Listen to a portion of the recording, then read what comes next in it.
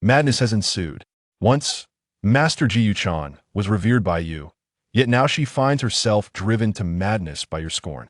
She never anticipated that the one who once showed her utmost respect would now dare to confront her in such a rebellious manner. At this moment, Jiang has entirely forgotten that you are no longer her devoted disciple. She raised her hand to retrieve a long whip. Her face darkened as she turned her gaze towards you. I fear you have forgotten the taste of this soul-chilling whip. Allow me to remind you vividly. Do you dare? Thundered Lei Qingchuan, his entire being surging with an overwhelming aura. Jiang, dare you make a move? Today, even if it costs me my very life, I shall ensure that you remain. As soon as the words fell, several figures suddenly descended from the sky, swiftly encircling the members of the Ling Tian sect. As the identity of the approaching figure became clear, the expressions of Ji Yu and the others instantly shifted to one of alarm. One who has attained the pinnacle of transformation, and three who are in the midst of their transformation. She gazed at Lei Qingchuan.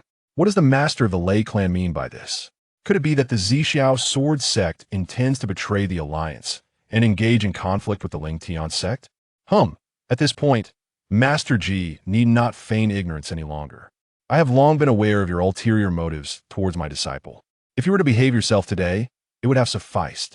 Should you dare to harbor any treacherous thoughts, I shall exert every ounce of my strength to annihilate the entire Ling Tian sect. You must understand that I am a person of my word. Ji Yuzhen was astonished. She never anticipated that it was because of you, all for the sake of a mere Jiang Han. Lei Qingchuan was actually willing to turn against her. As he lost his mind, her complexion turned ashen. This was the first time she had been threatened, and it was by the very sword cultivator she held in the lowest regard. Jiang Han, how dare you conspire with outsiders against me? She cast a malevolent glance in your direction. Ah, the outsider. You are indeed the true outsider. My master acts in this manner.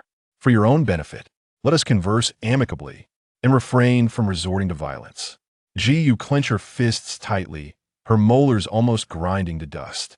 She never anticipated that you would be so audacious as to provoke Lei Qingchuan into taking action against her. The betrayal of one's mentor and ancestral teachings. I merely spoke a few words to you, and you responded in this manner. If things were otherwise, you might well lose your temper and resort to violence once more. Is it not rather fortunate? My master and his esteemed peers would certainly not engage in rational discourse with you. Should you dare to unleash your wrath again, do not be surprised if my master and his colleagues take action against you. The whip in Ji Yu's hand cracked ominously as it was gripped tightly. She wished fervently to strike you down on the spot. You scoundrel. Collet and a few others stared at her, leaving her seething with anger and nowhere to vent her frustrations. Jiang Han, please do not act this way. Let's converse properly. Mo Qiu Shuang suddenly spoke, her expression filled with concern as she gazed at you.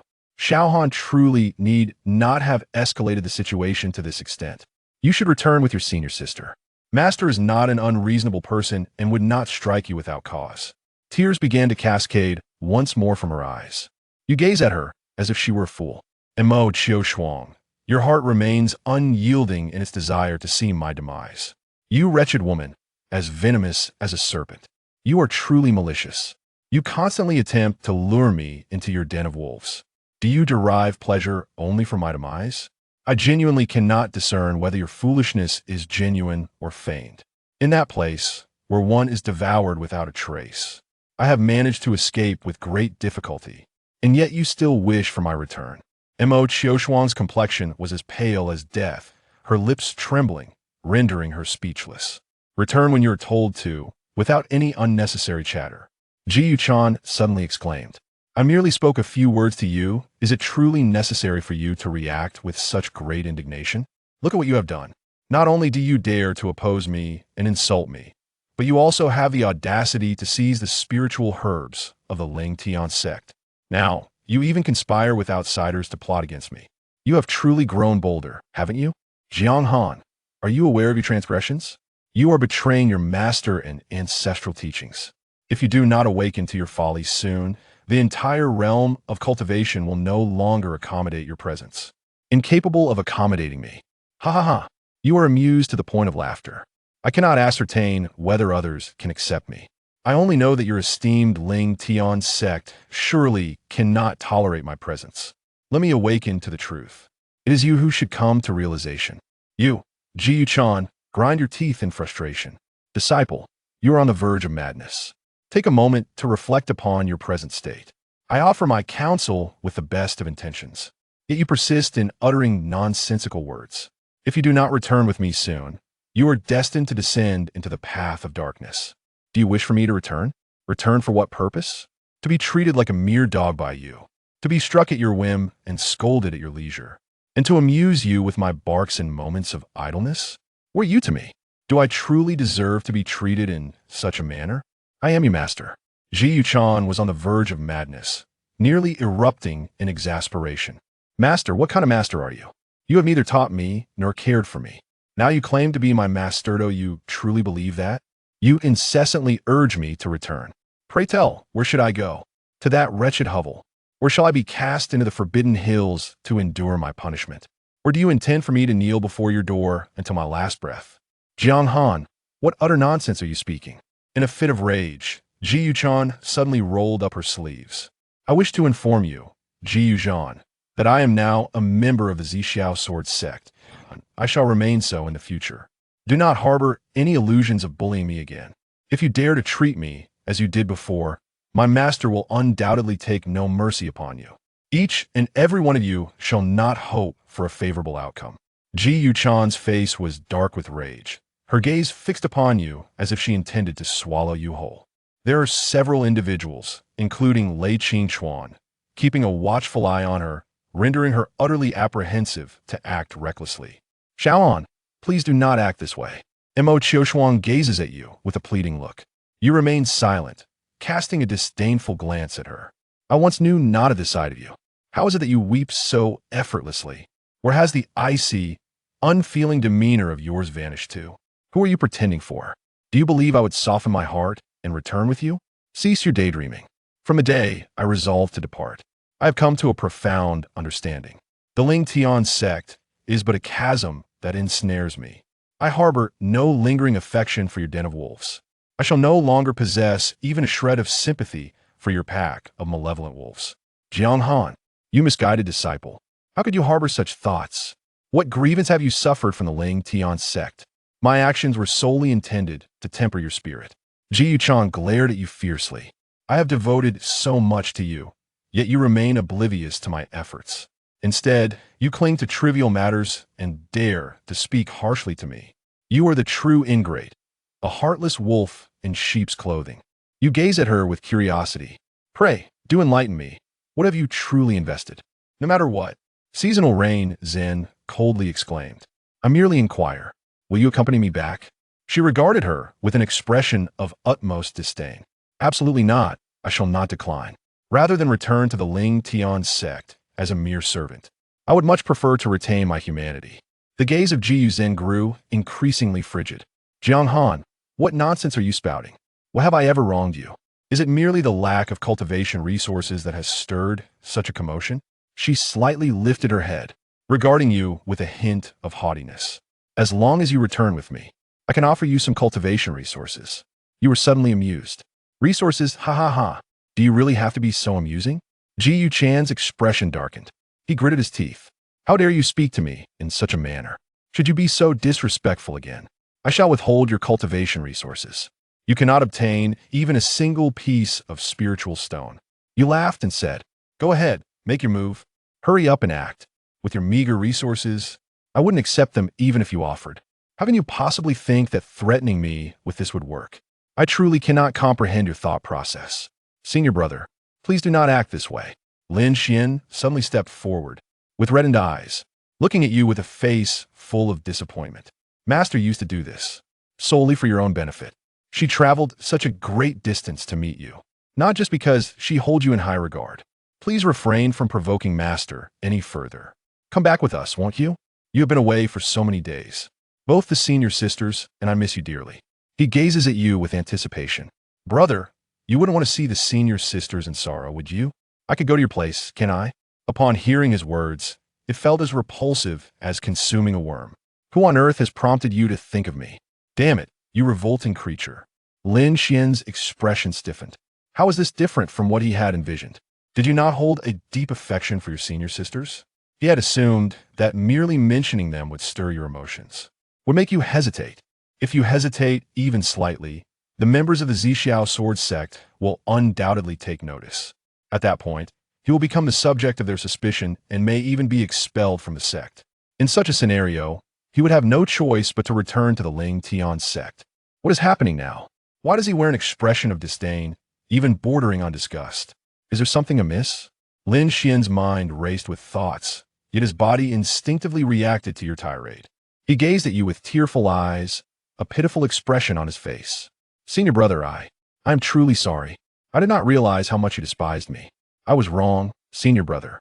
Please do not strike me. As he spoke, he retreated while running backward, inadvertently colliding into Ji Yuzhan's embrace. Xian, what troubles you? Ji Yuzhan hurriedly supported him, casting an angry glare in your direction. Jiang Han, what are your intentions? What have you done to Xiao Xian? Mo Qiushuang hastily approached, concern etched on her face as she gazed at Lin Xian. Lin Xian collapsed in Ji Yuchan's embrace, struggling to lift his head upon hearing the voice. Tears brimmed in his eyes. His eyelids reddened. He bit his lower lip with great force, looking particularly aggrieved.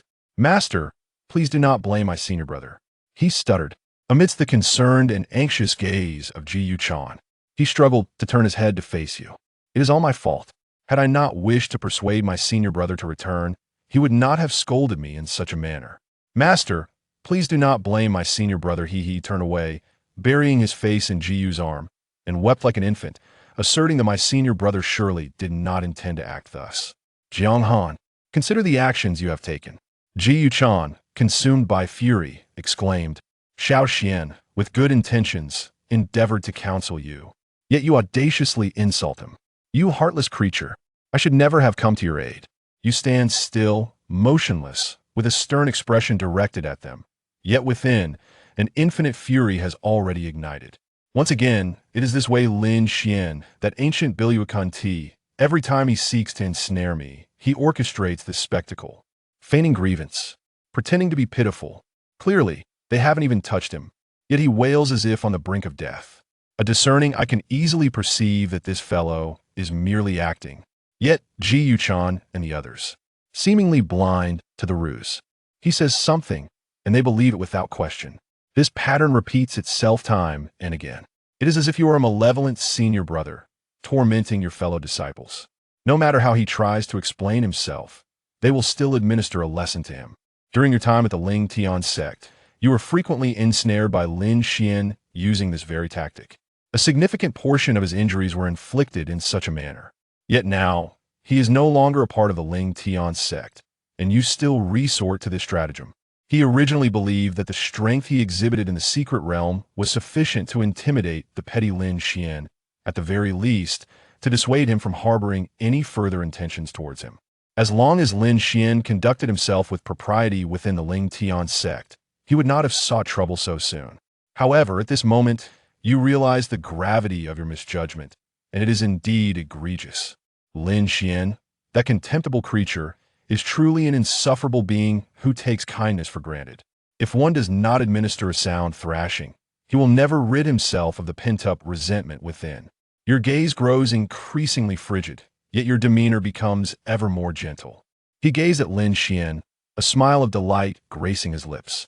Lin Xian, could you come here for a moment? Lin Xian paused in surprise. At this moment, shouldn't you be in a state of panic, hurriedly explaining to your master and the others? But what does this mean? Why is he not following the usual course? What is he urging himself to do? Lin Xian felt that the situation was slipping out of his control, and for a moment, he was at a loss for how to respond. Jiang Han, what are your intentions? Ji Yuchan observed you with caution. She always sensed that you harbored ulterior motives. Her gaze shifted to the ground beside her, and with a hint of embarrassment, she spoke. I realized that I was mistaken earlier, and I wish to extend my greetings to Xiao Xian. However, the presence of many people here makes it difficult. I long to speak with Xiao Xian in private. He bows his head, concealing the coldness in his eyes, mimicking the manner in which Lin Xian once approached him to request items. With her right hand clenched into a fist, she gently tugged at her sleeve. Seeing your bashful demeanor, Jiang felt a wave of relief wash over her. "Umph, at least you possess a semblance of conscience," she remarked, lightly patting Lin Xian on the shoulder. "Go on, little Xian. Your senior is rather shy. Come a little closer, so he can sincerely apologize to you." After saying this, she gazed at you with pride. "Jiang Han, let me clarify. Only when Xiao Xian forgives you will there be resolution. Only then can you return with me.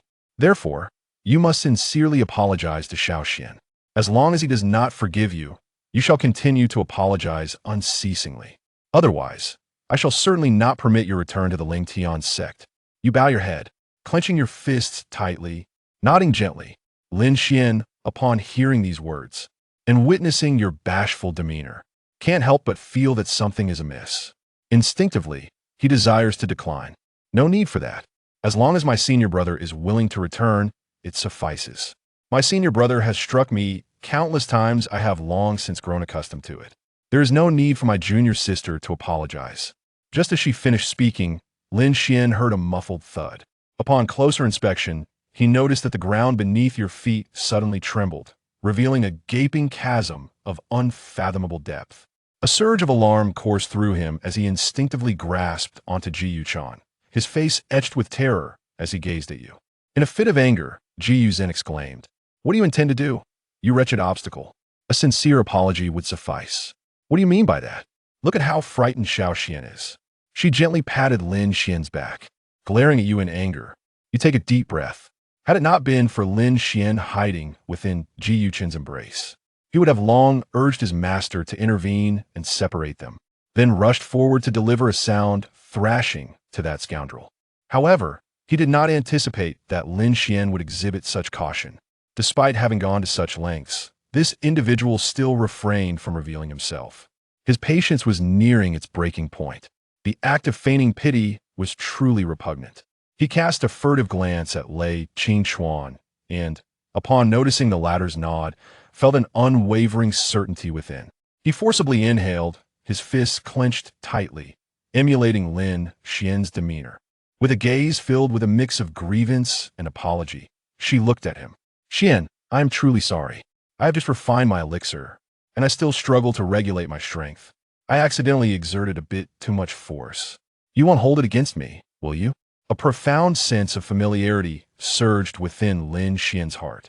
Yet, he could not recall what this sensation truly was. He gazed at you, a stirring occurring within him.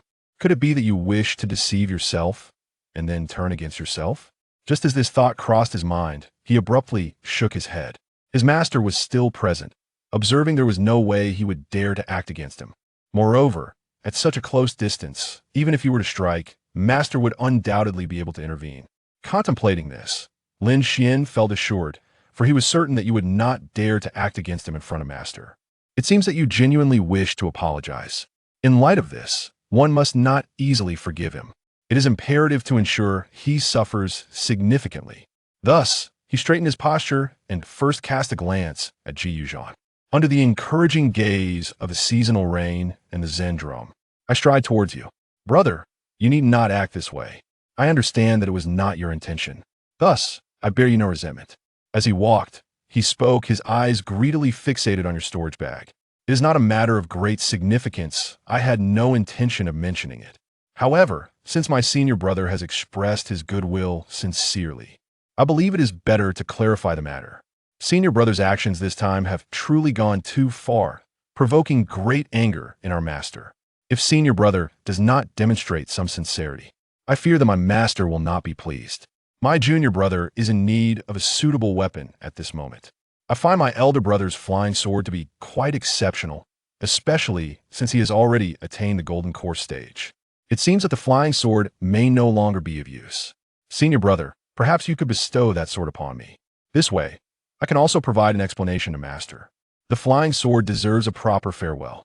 You observe Lin Xian drawing ever nearer. His gaze grew increasingly radiant. He raised his hand to summon the Thunderbolt sword. Gazing at Lin Xian, he softly inquired, "Is this the flying sword you spoke of?" Upon seeing the Thunderbolt sword, Lin Xian, his eyes widened in astonishment, greedily scanning every inch of the thunderblade before him. He had witnessed the formidable power of this sword with his own eyes. With a single stroke of your sword, you obliterated a practitioner of the false Dan realm, leaving not a trace behind, as if turned to dust. Such a formidable flying sword is a treasure only I am worthy of possessing. Lin Xian suppressed the glimmer of greed in his eyes and smiled as he spoke. Indeed, senior brother, it is this very flying sword. If only you would bestow it upon me. The master shall undoubtedly forgive you. Ah, your right hand gently grips. The thunder sword swiftly enlarges. In the blink of an eye, it transforms into 3 feet and 7 inches, gracefully descending into your palm. Within him, spiritual energy surged wildly, transforming into countless bolts of lightning that coursed through his right hand and infused into the thunderbolt sword. Countless electric serpents swiftly coiled around the blade, producing a series of crackling sounds. At this moment, Lin Xian was a full 5 zhang away from Ji Yuchan. You could no longer contain yourself. He suddenly lifted his head, letting out a resounding shout. The voice of the master was profoundly loud.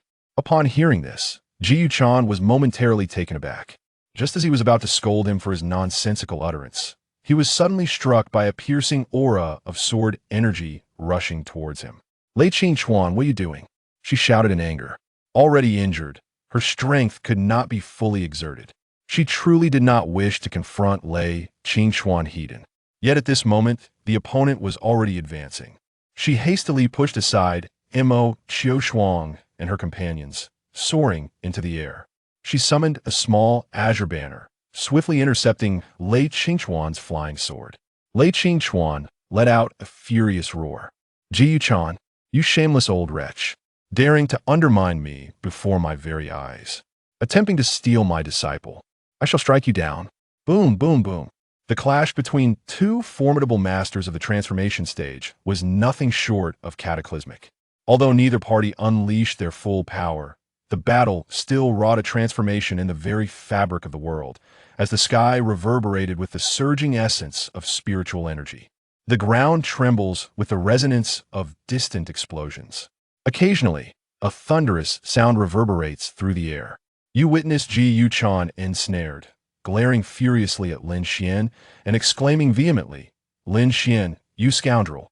In the past, you seized my belongings. Now that I have departed, you still dare to covet my treasures. He responded with a cold smile. Since you desire them, I shall grant you your wish. Only by looking at you. Can you withstand this? Having said that, he brandished his sword and charged towards Lin Xian. Lin Xian was taken aback. He never anticipated that you would truly dare to take action against him. Upon seeing you charge with your sword, he was so frightened that he turned and fled. Senior brother, do not act rashly. I no longer desire this. You lifted your sword and pursued him. He pointed at Lin Xian and wrote grandly. Now he knows fear. But it's too late, don't you dare run. I will slay you, you scoundrel. Chapter 55. Behold, you are but a waste. Lin Xian, merely at the foundation stage, found himself at a considerable disadvantage against Jiang Han, who had already entered the core formation stage, his speed surpassing Lin Xian's by an immeasurable margin. Given their proximity, escape was futile. Master, save me. Senior sister, help. Lin Xian cried out in a state of panic, turning to see Jiang Han drawing ever closer, desperately calling for aid. Mo Qiushuang and the others were not far off.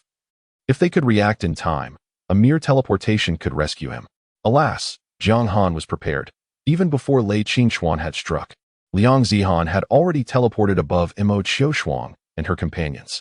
With a cold gaze, she observed them, her divine pressure pinning them down, while a sharp sword aura locked onto each individual below, inflicting a piercing pain at their brows that rendered them motionless. Xiao Xian, Mo Qiushuang exclaimed, her eyes wide with desperation as she turned to Jiang Han. Xiao Han, please don't act rashly. It's all my fault. I am to blame. If you seek vengeance, direct it at me, not at Xiao Xian. He is innocent. Jiang Han cast her a disdainful glance, noting her swollen, tear-streaked eyes. A wave of contempt washing over him. Now you wish to play the good person? Where were you when I was being attacked? You seem to take great pleasure in it. I, too, am curious to experience the joy of inflicting pain. For now, let me collect some interest on this distasteful encounter. Mo Qiushuang, do not fret. You cannot escape. With that, a flash of lightning sparked beneath his feet as the wind thunder boots activated, propelling him instantly before Lin Xian. His sword raised and poised to strike. Too swift. Lin Xian could barely register the movement. It felt as though a flash of lightning had illuminated his vision, and suddenly, A long sword was slicing down toward him. "Spare me, senior brother." The sword bore an unmatched momentum, its force seemingly immense.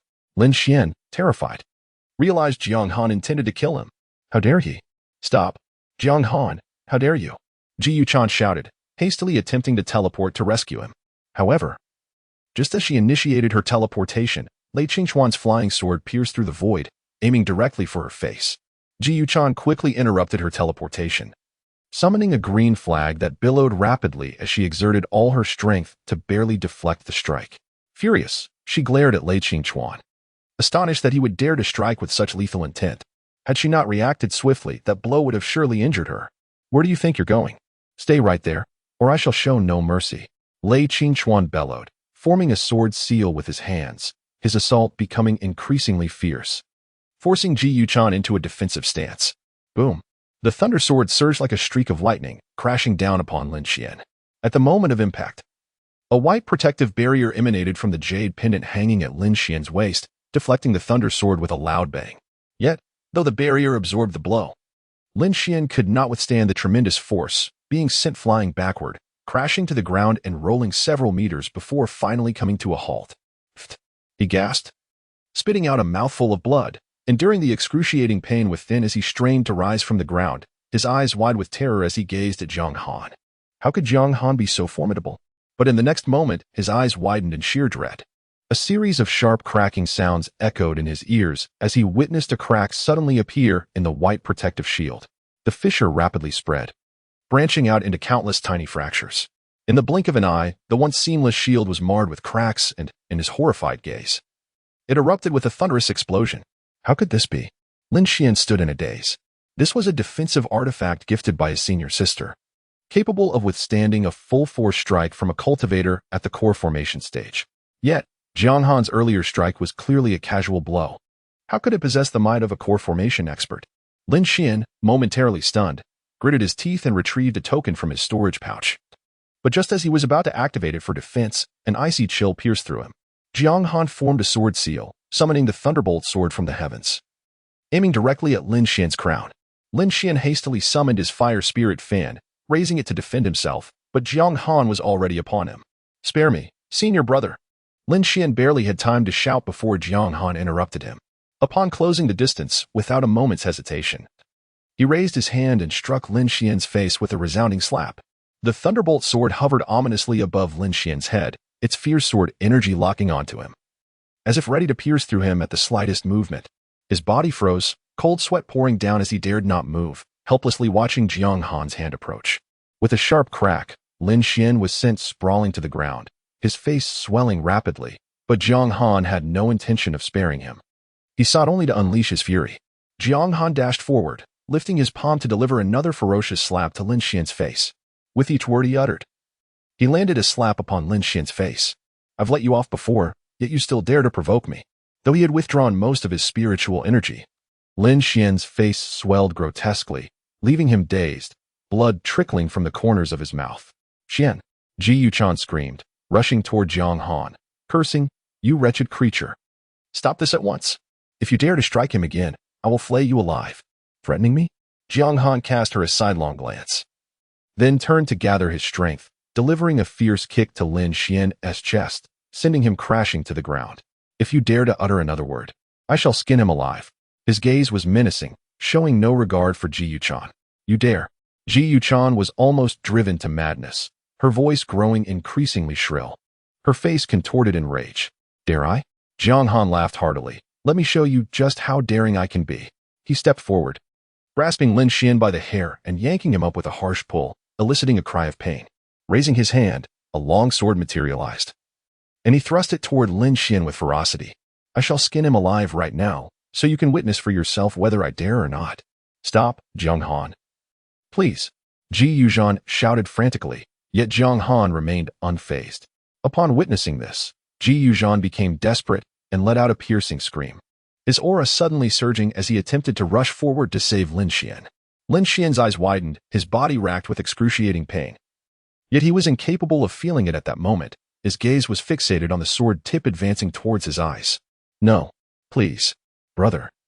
I swear I won't do it again," he cried in desperation. "Jiang Han, release him." Imo Qiushuang shouted, tears streaming down her face as she instinctively moved to intervene, only to be repelled by a flash of sword light. Jiang Han's expression was cold and indifferent, not even sparing her a glance as he unleashed his spiritual energy, causing the sword to accelerate further. Lin Xian's pupils constricted sharply, the sword tip magnifying in his sight, engulfed by overwhelming terror. His body convulsed suddenly, a foul stench swiftly permeating the air. A gust of wind brushed against his face, and the swiftly approaching sword tip abruptly halted, hovering perilously close to his eye. Its chilling gleam almost touching his cornea. A mere inch forward would pierce his skull. Is this what frightens you? Jiang Han scoffed disdainfully, the sword tip still poised before Lin Xian as he grinned mockingly. With such cowardice, who bestowed upon you the audacity to provoke me? How dare you challenge me? With a gentle tap of his left hand on Lin Xian's face, Jiang Han's touch was light yet sufficient to instill fear. Lin Xian dared not move, terrified that even the slightest motion might result in the sword grazing him. Tears streamed down the corners of his reddened eyes as he trembled, stuttering, "Brother, I apologize. I truly did not realize what I had done to offend you. I beg for your forgiveness. I promise I won't dare again. Please, spare me." Jiang Han retorted, "At this juncture, why do you continue to feign innocence?" Observing Lin Xian's pupils shrink once more, he chuckled lightly. "What you choose to do is of no concern to me, nor do I wish to involve myself. However, do not provoke me, or else." Suddenly, a bolt of lightning erupted from the sword tip, flickering erratically and instantly consuming Lin Xian's entire field of vision. Staring blankly at the dancing sparks, he flinched as they nearly invaded his eyes multiple times, yet he dared not move, not even to blink, fearing the sword might descend without warning. Jiang Han sneered, "A waste is merely a waste. This is but the beginning, and you are already reduced to such terror. What sort of genius are you? With your chaotic spiritual roots, you dare to forcibly elevate your cultivation with pills? Your foundation is already in disarray. I wonder how you shall achieve the golden elixir. If you cannot attain the golden elixir, do you think Ji Yuzhan and the others will still keep you around? What purpose do they have for a failure like you? Even if you manage to please them, perhaps for a year or two, it may hold for a decade or so. Yet, should you remain incapable of achieving the golden elixir, will they continue to favor you, Lin Xian? Will they not treat you as they do with me, this waste? In that case, you shall find yourself expelled from the Ling Tian sect." Jiang Han rose, sheathing his sword, casting a disdainful glance at Lin Xian. "Waste is but waste. You shall never dream of redemption. My decision not to end your life is not born from an inability to do so, but rather from a desire to witness the depths of your despair when they cast you out from the sect." Lin Xian felt a chill deep within, lost in thought, his eyes vacantly following Jiang Han's retreating figure, leaving behind only a silhouette. It was not until the sound of thudding footsteps reached his ears that he became aware of his racing heart, the tremor in his chest as if it were on the verge of leaping forth. "Jiang Han, scoundrel, what nonsensical drivel are you spouting?" Ji Yuchan seethed with anger, wishing she could strike him down for his words. "Xiao Xian, do not heed his foolishness. Your innate talent is far from lacking. You are absolutely capable of forming a core. Do not allow this wretch to corrupt your resolve." Lin Xian's complexion turned ashen, his gaze vacant. "Xiao Xian, do not overthink this. The Ling Tian sect possesses an abundance of resources. If you dedicate yourself to your cultivation, not only will you form a core, but even the attainment of the nascent soul and ascension to divine transformation is within your grasp." Ji Yuchan's tone softened, her gaze gentle as she faced Lin Xian while subtly employing her calming technique to stabilize his mind. Gradually, under her soothing voice, Lin Xian found tranquility, color returning to his cheeks, and a flicker of vitality rekindling in his eyes. "Humph," Jiang Han scoffed lightly, turning to Lin Xian with a mocking tone. "You see, she wishes for you to rely on spiritual herbs to break through, but can you depend on them indefinitely? Even if spiritual herbs can help you form a core, can they truly aid you in birthing a nascent soul? Ultimately, she still deems you inadequate. In her eyes, you are but a useless being reliant on external aids." Chapter 56. Disgraced? "Scoundrel, silence. You are the worthless one. Should you dare to speak again, I shall not spare you." "Worthless, am I?" Jiang Han shook his head, raising his hand to summon back the thunder sword hovering above Lin Xian's head. "I have not relied on elixirs. I achieved the foundational stage in merely 2 months. Despite this, do you still perceive me as worthless?"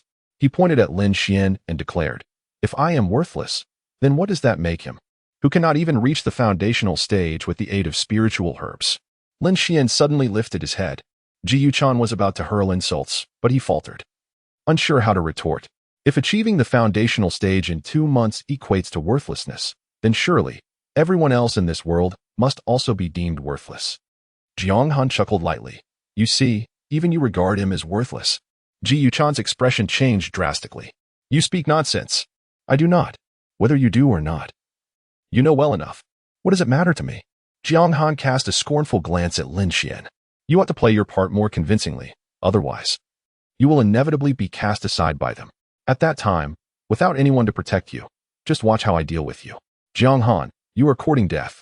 Ji Yuchan regained his composure, his gaze cold as he regarded Jiang Han. Jiang Han shrugged. You may certainly try, exchanging your entire Ling Tian sect for my life. Ji Yuchan's expression darkened, and he fell silent. Jiang Han soared into the air, landing beside Lei Qichuan. Ji Yuchan, during my time in the Ling Tian sect, I have never used anything of yours. I owe you nothing. Although I do not comprehend why you insist on shamelessly compelling me to return. It would be best for us to part ways. Mind your own people and refrain from troubling me. Having spoken, Jiang Han followed Lei Qichuan toward the battle vessel. Shaoan, do not leave. Mo Qiushuang stepped forward, her eyes pleading as she gazed at Jiang Han. For reasons unknown, she simply wished for him to stay. Am I to remain and be a dog? Jiang Han halted, casting her a cold glance. I truly cannot fathom your thoughts. Time and again, you implore me to return.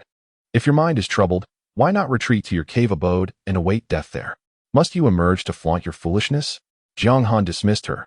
Regarding this group of foolish women, devoid of sense, he was eager to see how long they could survive under Lin Xian's command. He was genuinely curious whether, at present, they would still willingly be devoured by Lin Xian. Mo Qiushuang trembled at his words, bewildered by the animosity Jiang Han harbored towards her. She genuinely wished to make amends. Yet Jiang Han granted her no opportunity, resolutely unwilling to let her approach. Mo Qiushuang pressed her hand against her chest, allowing tears to trace down her pale cheeks. Her heart tumultuous like waves upon a lake, a lone blue lotus swaying precariously. Xiao Xian, are you all right, Xiao Xian? With Lei Qichuan no longer restraining him, Ji Yuchan swiftly moved to support Lin Xian, his face etched with worry as he channeled spiritual energy into him. The swelling on Lin Xian's face quickly subsided, and his complexion visibly brightened. He weakly shook his head, his eyes glistening with unshed tears as he murmured, Thank you, master, I am fine. That wretched scoundrel. He better never emerge from the Purple Sword Sect, lest I find the opportunity to eradicate his corporeal form and extract his soul, subjecting him to the eternal agony of celestial flame. Master, do not blame senior brother, it is all my fault. Lin Xian instinctively interjected. Had I not been so weak, senior brother would not have acted against me, and you need not worry about me. Jiang Han, Ji Yuchan ground her teeth in fury. He dares to bully you. I shall ensure he pays dearly for it. With that, she rose, glaring fiercely at Jiang Han. In a moment of panic, Lin Xian hastily grasped her sleeve.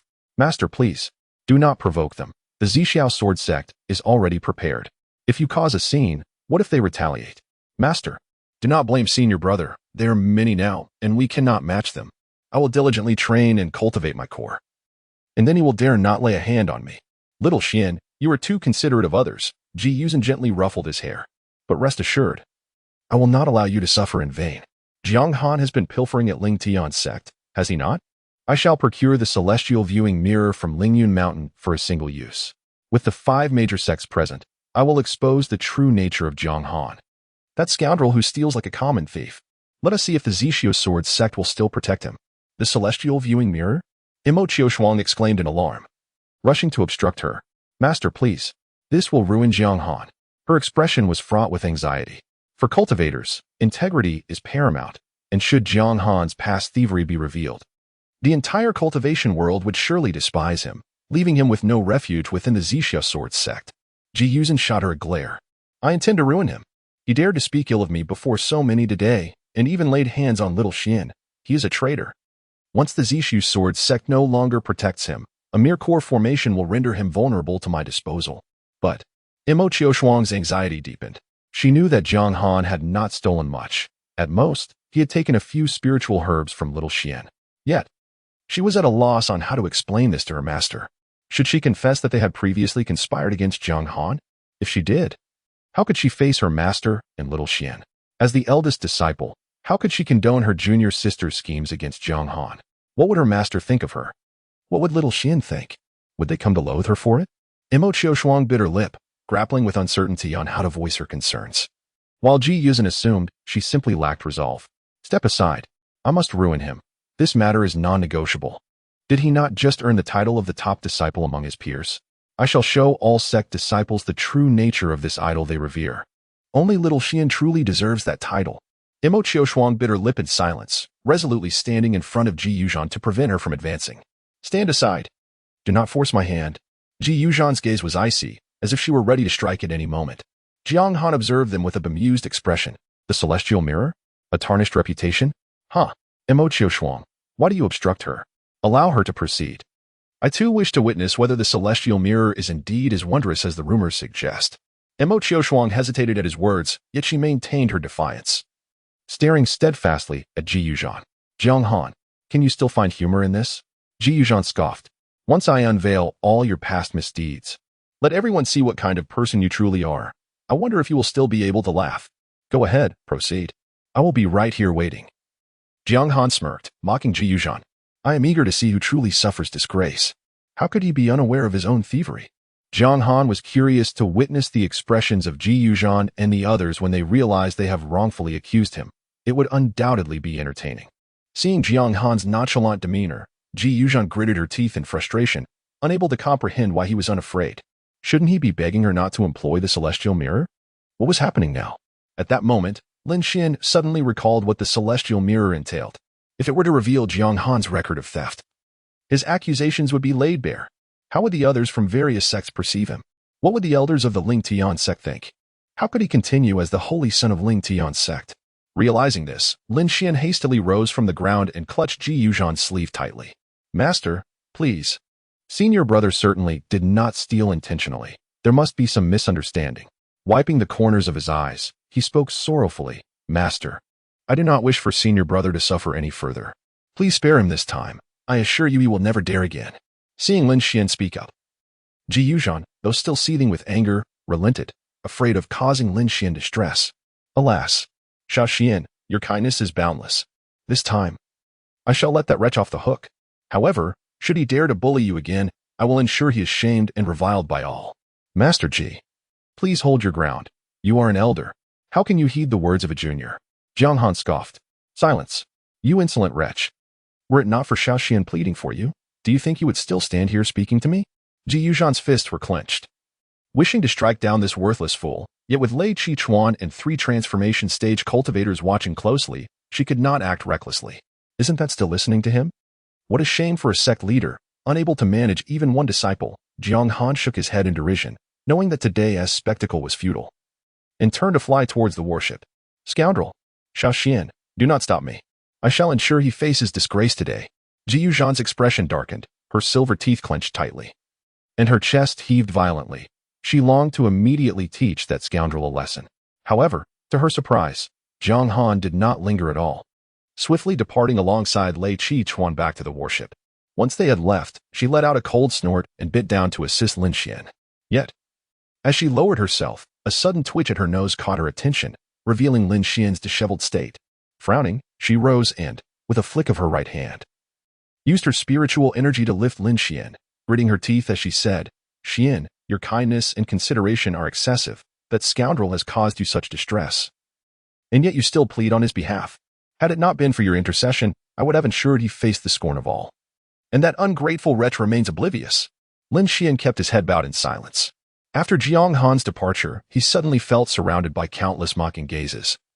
And coupled with his disheveled appearance, he found it impossible to lift his head.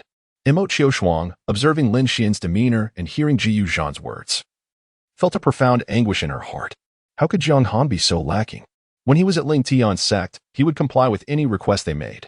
Even when they playfully teased him, he never dared to utter a complaint, instead striving to accommodate them wholeheartedly.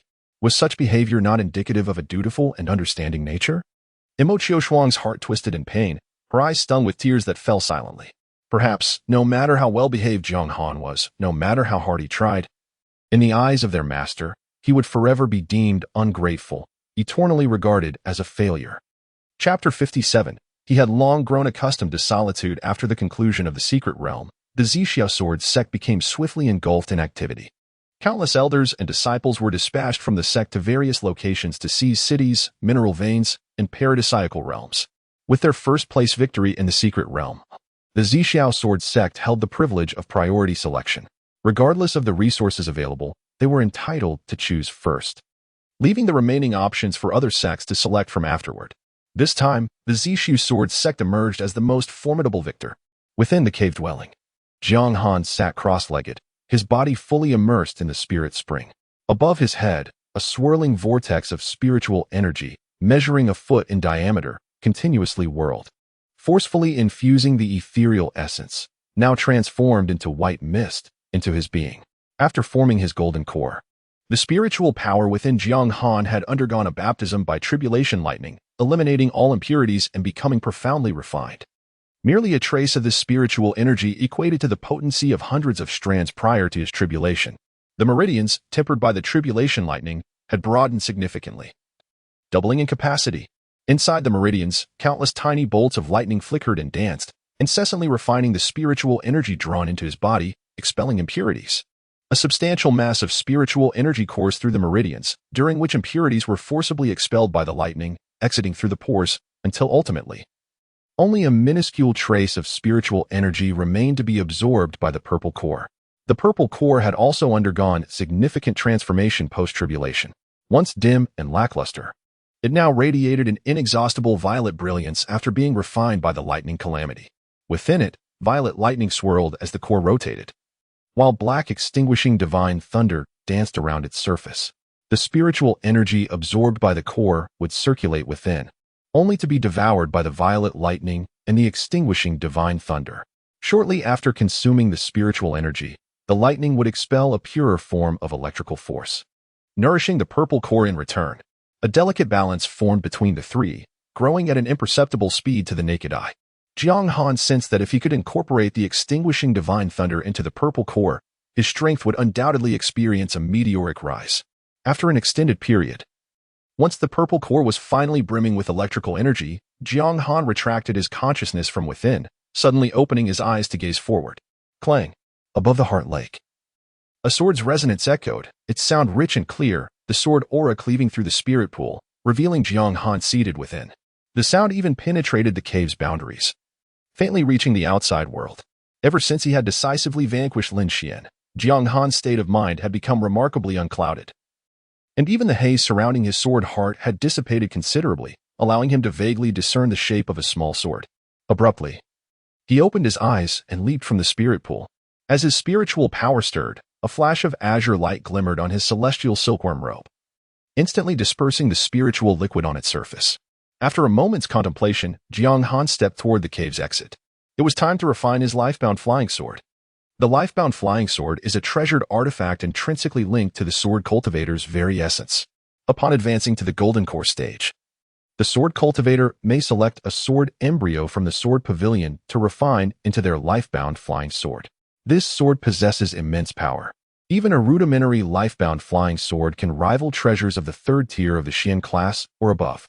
Moreover, through nurturing and the continuous amalgamation of countless materials, the lifebound flying sword can further elevate in rank. As long as there is sufficient material, combined with the sword cultivator's comprehension of the sword path, it is entirely possible to ascend to heavenly grade treasures or even higher level law treasures. The sword pavilion is situated atop the heavenly sword peak, nearly a few hundred miles from Jiang Han's cave abode. Transforming into a streak of light, Jiang Han soared towards the sword pavilion. After achieving the golden core stage, his spiritual consciousness underwent a significant enhancement. Where it once could only encompass a radius of 10 miles, it now extended to 100 miles.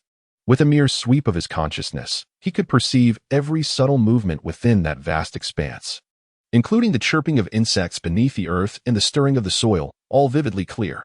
Jiang Han's speed of escape was astonishing, and in no time, he arrived at the sword pavilion. Numerous disciples were bustling in and out, and as soon as he landed, he was quickly noticed.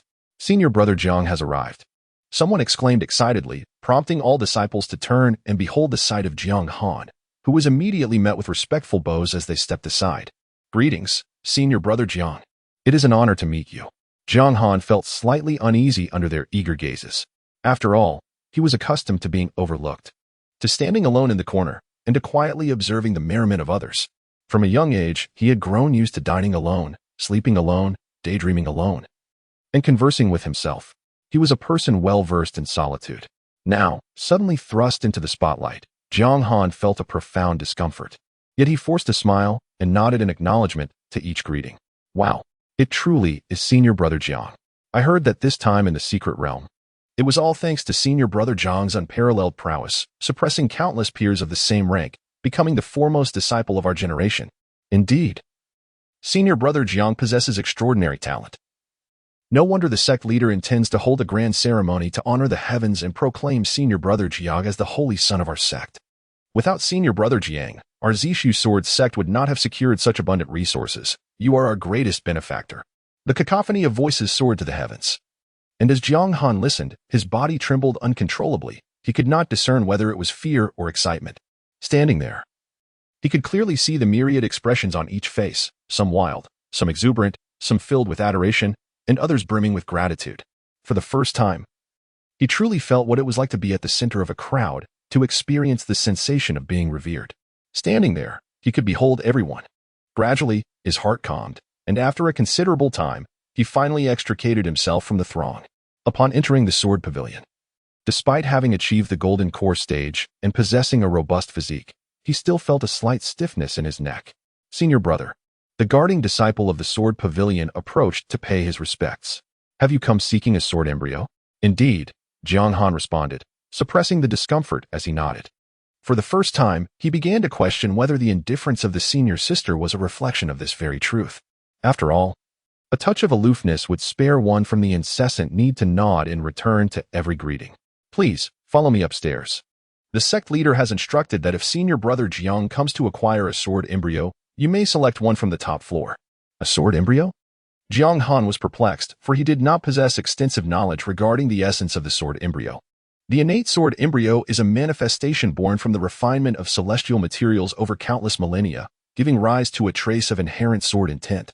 Certain formidable materials can even generate a sword soul, making them the most suitable for crafting one's life sword. However, innate sword embryos are exceedingly rare throughout the millennia. The Zishu Sword Sect has tirelessly searched, and to this day, only 9 remain, of which merely 2 have birthed sword souls. As they conversed, the 2 had reached the top floor. The space within was modest, measuring merely 20 zhang, yet it was suffused with an abundance of spiritual energy, far more potent than that of Jiang Han's own cave abode. In midair, 9 orbs of varying colors floated, encircled by a multitude of formidable restrictions. Senior Brother Jiang. The guarding disciple pointed to a purple orb and spoke. This sword embryo is derived from a segment of the divine thunderwood, aged 100,000 years, and possesses a hint of the essence of divine thunder. When our ancestral master transcended and ascended, the tribulation thunderstorm affected this divine thunderwood, imparting a semblance of the path of destruction within it.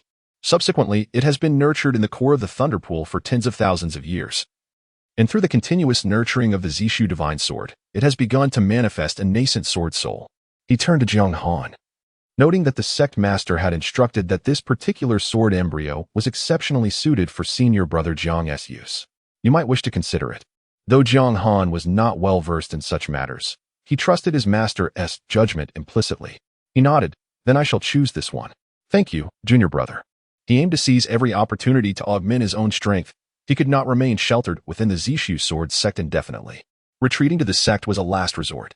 Confronting Ji Yuchan and her companions head-on had already laid everything bare, and he was acutely aware that they would undoubtedly seek vengeance against him. Jiang Han understood well the formidable power of the Ling Tian sect. It was a pinnacle he could only aspire to at present.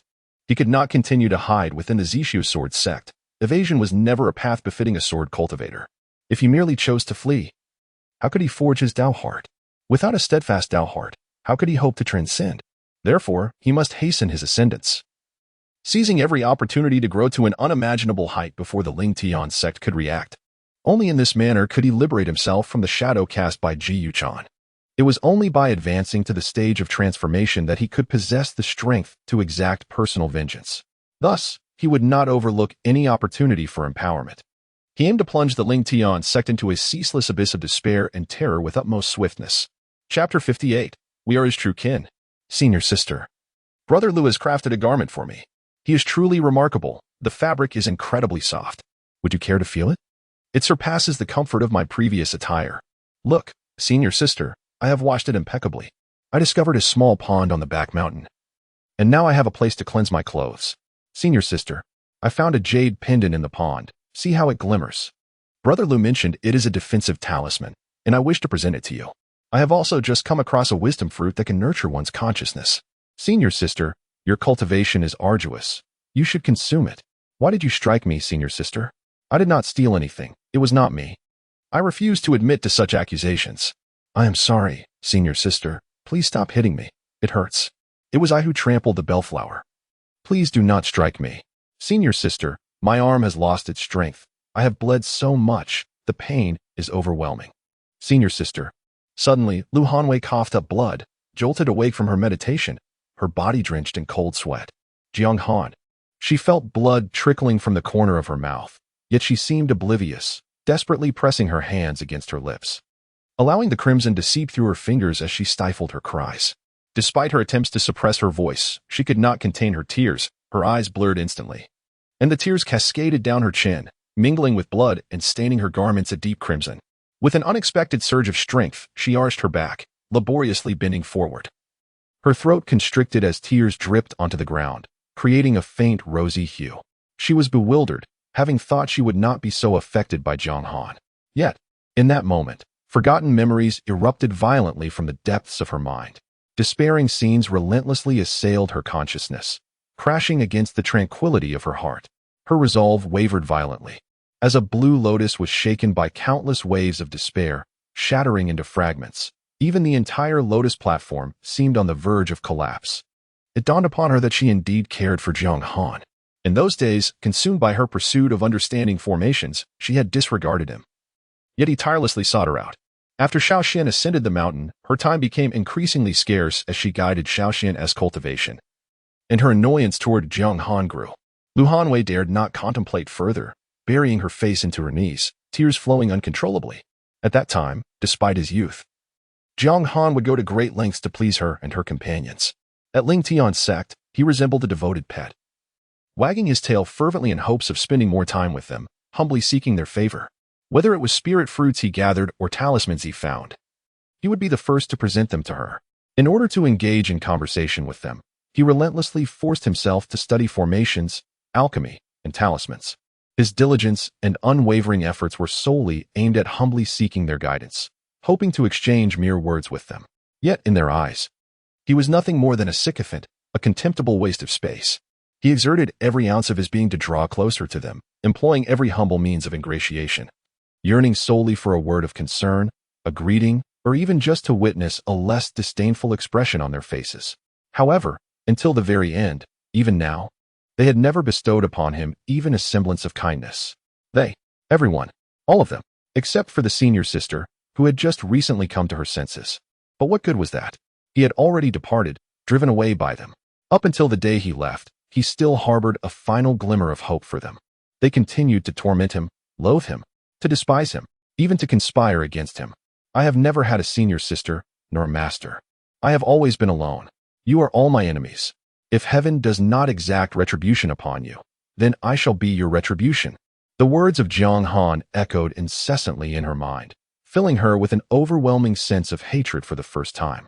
Lu Hanyue stared blankly at the ground, gazing at the reflection of her somewhat fractured face in the pool of blood. Perhaps that was her retribution, their retribution. Hanyue, what is wrong? Are you crying? The voice of Mo Qiushuang drifted in from outside the cave, startling Lu Hanwei, who hastily suppressed her sobs, drawing in deep breaths to forcefully calm her emotions. She cast a spell to conceal the tears and blood on her clothes and the ground, wiped her eyes, and then rose to approach the entrance. Senior sister. As the cave door opened, Mo Qiushuang stood outside with a worried expression, visibly relieved upon seeing her. Hanyue, what is the matter? She gently inquired. Senior sister. Lu Hanyue could no longer contain herself, and threw herself into Mo Qiushuang's embrace, weeping. Jiang Han, he. Just as she began to speak, Mo Qiushuang covered her mouth. She glanced around, waved to close the cave door, and activated the formation. Once these measures were taken, she looked at Lu Hanwei with red-rimmed eyes. Quickly tell me, what has happened to Jiang Han? Tears streamed down Lu Hanyue's face like pearls falling from a broken string as she looked up at Mo Qiushuang. Her voice choked with emotion. Jiang Han used to suffer so much, sob. I was so cruel. We were so cruel. He was so young. And we began to bully him. He only wished to speak with us, to simply be with us. Why did we have to hurt him? How old was he then? He was merely 8 years old. Just a child, living alone in the mountains, so lonely, so pitiful. He wanted to play with us. Was that not natural? She buried her head in Mo Qiushuang's chest, lamenting. Why did we not notice back then? Why did we despise him so? He was clearly just normal. What is truly abnormal is us. We are the ones who ought to be despised. Mo Qiushuang gently patted her back, her eyes gradually misting over. Indeed, he was the one who was normal. A bittersweet sensation filled her heart as her voice trembled slightly. He merely wished for me to teach him the art of cultivation. As his senior sister, it was my duty to guide him in his practice, was it not? Yet, I drove him away. I found him bothersome and preferred to meditate in silence rather than converse with him. I personally cast him out. And I still recall the despair and pain reflected in his eyes. He gazed at me blankly, tears brimming in his eyes, perhaps unable to fathom that his beloved senior sister would actually strike him. Since that moment, he rarely spoke of cultivation in my presence. Her voice caught in her throat. If only I had guided him in his practice back then, would he have chosen not to leave? Lu Hanyue looked up at her. Senior sister, if I had taught him the formations, would he have felt less despair? Would he have harbored less hatred towards me? However, Mo Qiushuang's body trembled. Yet, he has already departed, and he does not intend to return. Hanyue, Jiang Han has no plans of coming back. It is all my fault. If I had stood up for him when he was wronged, if I had shown him more care, perhaps he would not have left. Senior sister. Lu Hanyue wiped her tears and straightened her posture to face Mo Qiushuang. Senior sister, let us bring Jiang Han back. Bring him back? Mo Qiushuang's expression was filled with grievance. Yet, he does not wish to return. I do not care. I want to bring him back. Regardless of how he may seek revenge against me. I have come to terms with my own heart. I cannot bear to see him suffer out there. Lu Hanyue's expression was resolute. However, bringing him back would only cause him greater suffering. Hanyue, you know that Master has always held disdain for him. Mo Qiushuang's expression was conflicted. She too wished to bring Jiang Han home, but with Master's attitude, there will be a solution. Lu Hanyue wiped her tears. Master cannot evade forever. She will eventually understand. We cannot allow Jiang Han to endure hardship any longer. I want him to know that Ling Tian sect is his true home, and that we are his family. She tightly grasped Mo Qiushuang's hand, her tone unwavering. Senior sister. Together, let us bring him home. Chapter 59. Evasion is futile atop Ling Tian Peak. Lu Hanyue diligently inscribed a formation plate, a gift intended for Jiang Han. Even if he were reluctant to return, accepting the plate would bring her some solace. Senior sister. Lu Jingxue suddenly descended from below, seizing Lu Hanyue's hand and turning to soar towards Ling Tian Palace. Xiao Xian has been in low spirits since his return. Master has instructed us to take him out to refresh his mind. Lu Hanyue's complexion appeared somewhat pallid as she allowed Lu Jingxue to pull her into the sky. Having suffered a blow to her Dao heart just yesterday, her cultivation was on the brink of decline. She had not yet rested properly before she began carving the formation plate for Jiang Han, leaving her utterly fatigued. Though reluctant to go, she was at a loss as she observed Lu Jingxue's joyful demeanor. Lu Jingxue possessed exceptional talent in alchemy, after only several decades of practice. She had already attained the rank of a 4th-tier alchemist, poised to ascend to the 5th tier. Once she achieved that rank, she could commence refining the conception pill. Garnering considerable attention from the elders of Tianhua Peak, frequently assisting in the preparation of high-grade elixirs. Her innate gifts and temperament were splendid. Her heart was pure, devoid of malice. She pursued what she deemed right with unwavering conviction. It was precisely this quality that had inflicted the deepest wounds upon Jiang Han. Lu Hanyue felt a pang of discomfort. It was only until yesterday that she truly recognized herself and understood the extent of her own malevolence. Even now, recalling those past actions seemed unfathomable, yet her third junior sister had committed far worse transgressions. Taking Xiao Xian out for a breather? Her gaze dimmed slightly. Master indeed dotes on Xiao Xian. Whenever he faces any slight grievance, Master finds ways to cheer him up.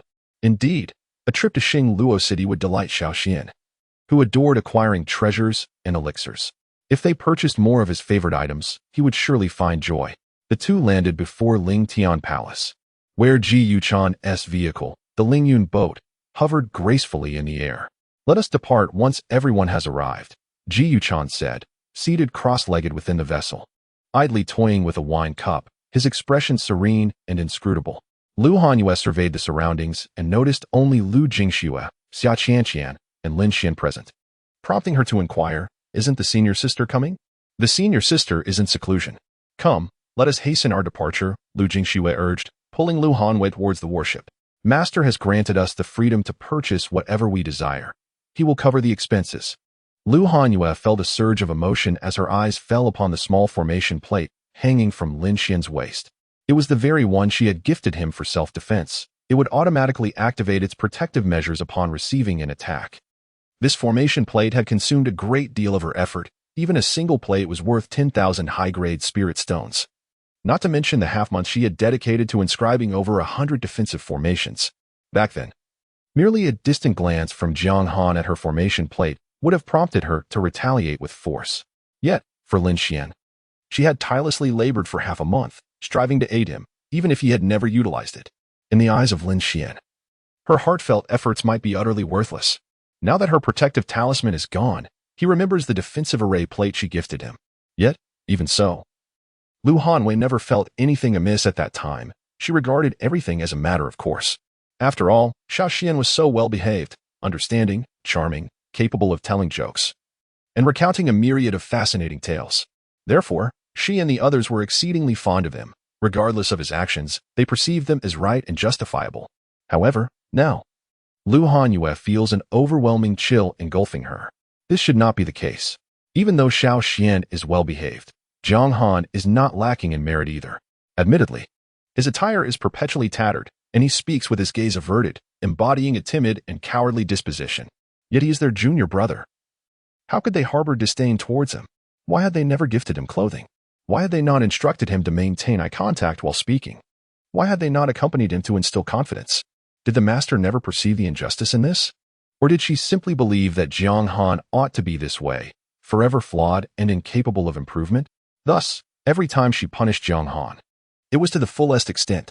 She confined him to the dark room for 3 days, made him kneel outside the hall in reflection, and compelled him to receive lashes at the law enforcement hall. Should he display even the slightest reluctance, a far harsher punishment awaited him. If he dared to struggle, it was deemed a sign of disrespect, warranting a beating. What she offered Jiang Han was nothing but disdain and loathing.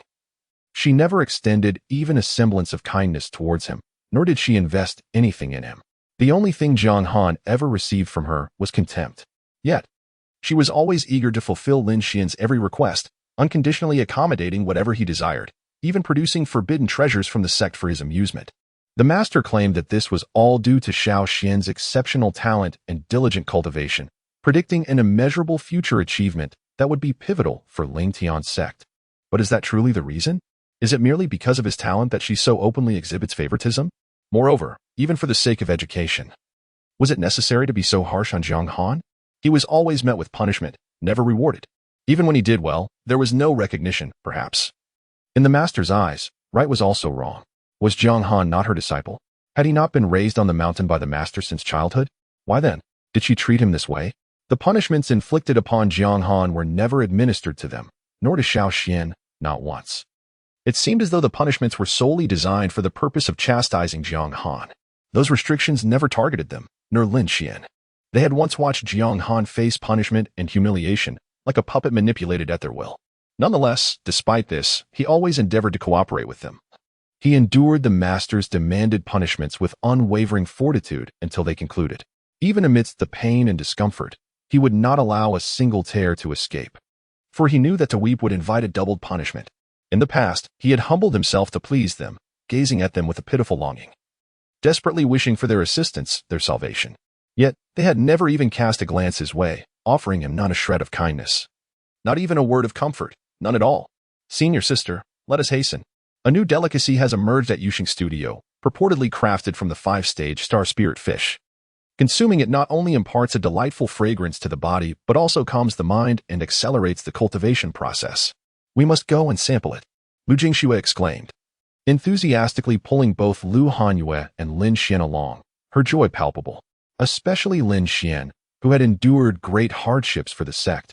He could indulge himself without hesitation, never minding the expense. "Very well." Lin Xian nodded, appearing genuinely pleased. Since the conclusion of the secret realm, he had maintained this cheerful facade, though Lu Hanwei could discern that he was merely masking his true feelings. Perhaps it was the sting of Jiang Han's words that had wounded him. Or perhaps the humiliation he had suffered had prompted him to subconsciously retreat into himself. Or perhaps it was due to their master. Lu Hanwei glanced at him, her heart heavy with sighs. Jiang Han's remarks, while harsh, were not entirely unfounded, forcibly enhancing one's cultivation with elixirs, even those without side effects, still resulted in a foundation built upon artificial means. Little Xian may indeed have been frightened by Jiang Han, although he was aware of the elixir's safety. The fear of damaging his foundation and the anxiety of failing to form a core plagued his thoughts. Such turmoil could easily breed inner demons, detrimental to his cultivation. Yet, their master refrained from elaboration, perhaps possessing a method to alleviate little Xian's inner turmoil, or perhaps unwilling to revisit the events of that day, unwilling to recall Jiang Han. But can one truly evade such matters? Lu Hanwei believed that avoidance was futile. Only by confronting their fears could they hope to uncover a solution, lest they remain forever unable to face themselves. She yearned to voice her desire to summon Jiang Han to join them for a stroll, as he had once longed to be with them, regardless of the activity. Gathering her courage, she turned towards her master, prepared to speak. However, the words that escaped her lips were, "Master, this delicacy is delightful. Let us procure some to share with senior sister." Indeed, Master Ji Yuchan nodded, appreciating Hanwei's thoughtfulness. "Let us acquire more, so your junior sisters may also partake." "Master, this delicacy truly is exquisite. You must try it," Lin Xian offered, presenting a piece to her. With a smile illuminating her face, Ji Yuchan reached out, but as her nose twitched, memories of Lin Xian's earlier disarray outside the secret realm resurfaced in her mind, causing her expression to shift and her appetite to vanish. Slightly turning her head, she picked up a jade bracelet from the tray of a nearby attendant. "I do not fancy this. Little Xian, please take it to your senior sister." Upon witnessing his master's reaction, Lin Xian's gaze dimmed, and he turned to Lu Hanwei. His lips pressed together. "Senior sister."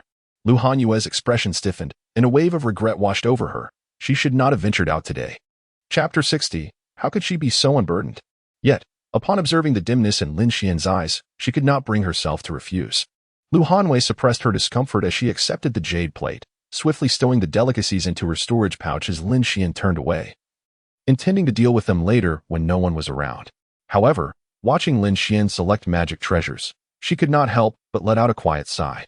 How wonderful it would have been if Jiang Han were still here. He had always longed to accompany them on their outings. Yet, in his disheveled state, no one was willing to take him along. Each time they ventured out, Jiang Han could only hide in the distance, secretly watching them, needing to remain concealed to avoid yet another scolding if they happened to discover him. Sometimes, when they returned, Jiang Han would wait for them, eyes filled with envy as he beheld their newly acquired garments, jewelry, and various treasures. He must have yearned for their companionship, longing to share in their joy and to receive their affection. Perhaps he was also hoping for the gifts they might bring him. Yet, at that time, it seemed she could not perceive any of this, not just her, but everyone else as well, for Jiang Han had no place in their eyes. A pang of pain gripped Lu Hanyue's heart. She was unaware of the many cruel deeds she had inflicted upon Jiang Han in the past. How she wished he were still alive, for then she could take him out to play, teach him the intricacies of formations, and guide him in his cultivation. "Senior sister, what are you daydreaming about?" Xiao Xian has taken a liking to a set of formation flags. "Your skills in formations are exceptional. Could you help assess their suitability?"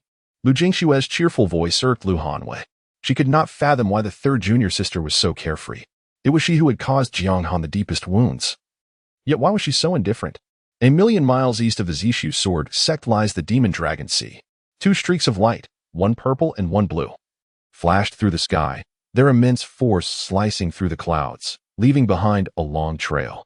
Du Yuqing's expression was bright, seemingly reveling in the thrill of flight.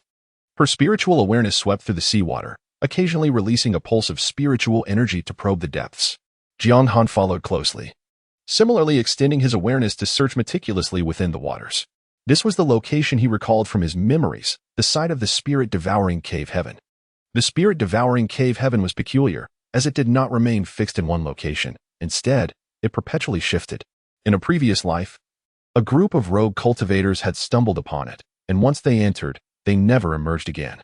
Only one who had guarded the entrance managed to escape. And upon the spreading of the news, countless cultivators flocked to explore.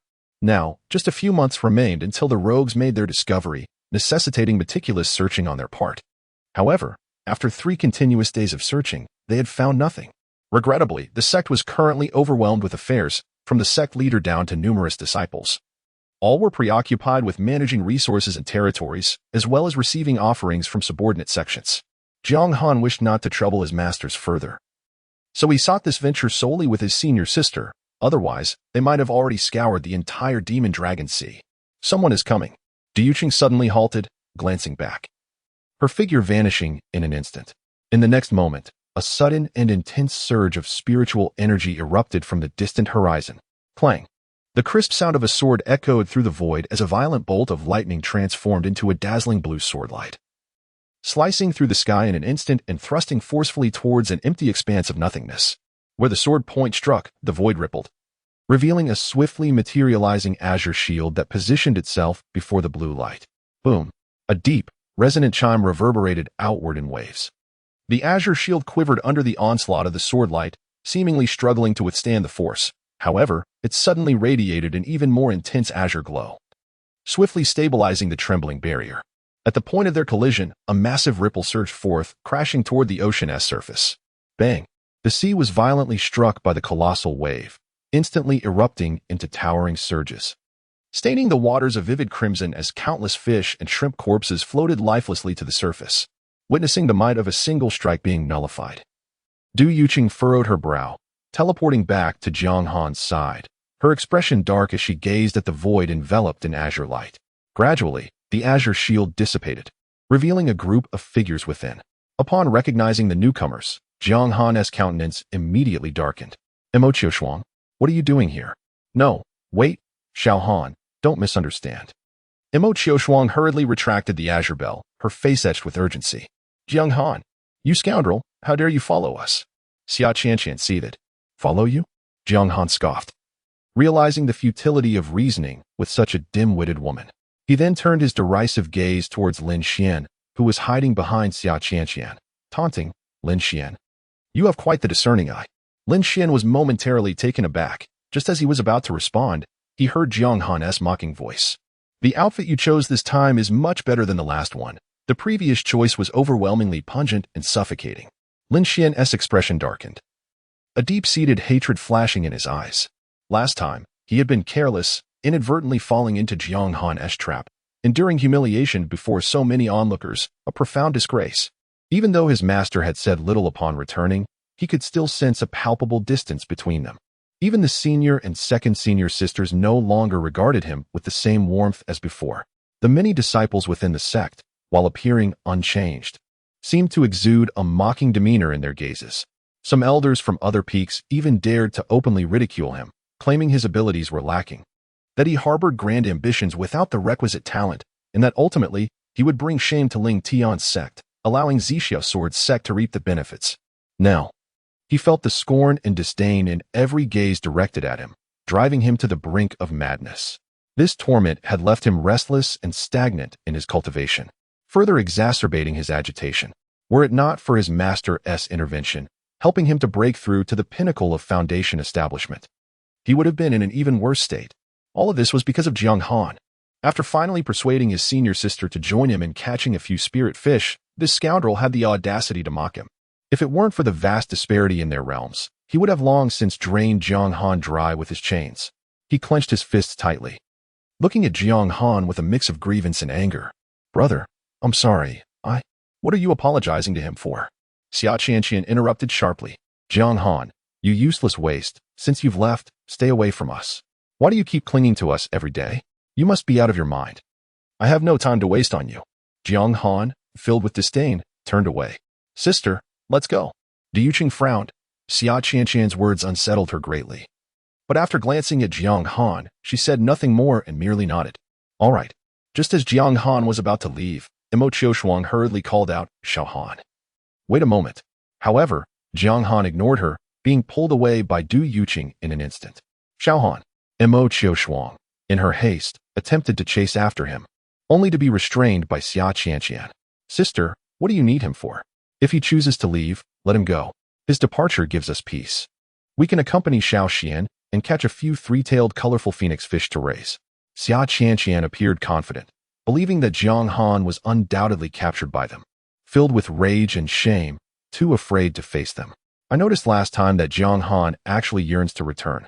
What did you say? Imo Qiushuang looked at her in shock. Sister, you still don't understand him. Jiang Han is quite petty. He has always wanted to come back. But he simply cannot swallow his pride.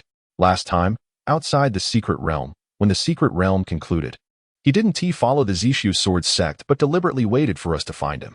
Do you know why? He was waiting for us? Imo Qiushuang felt something was amiss, but after pondering for a long while with her brows furrowed, she remained clueless and asked with confusion, why? Xia Qianqian smiled triumphantly. He wanted to put on a show in front of the master, hoping the master would plead for his return. Humph, such delusions. The master is not someone who can be coerced.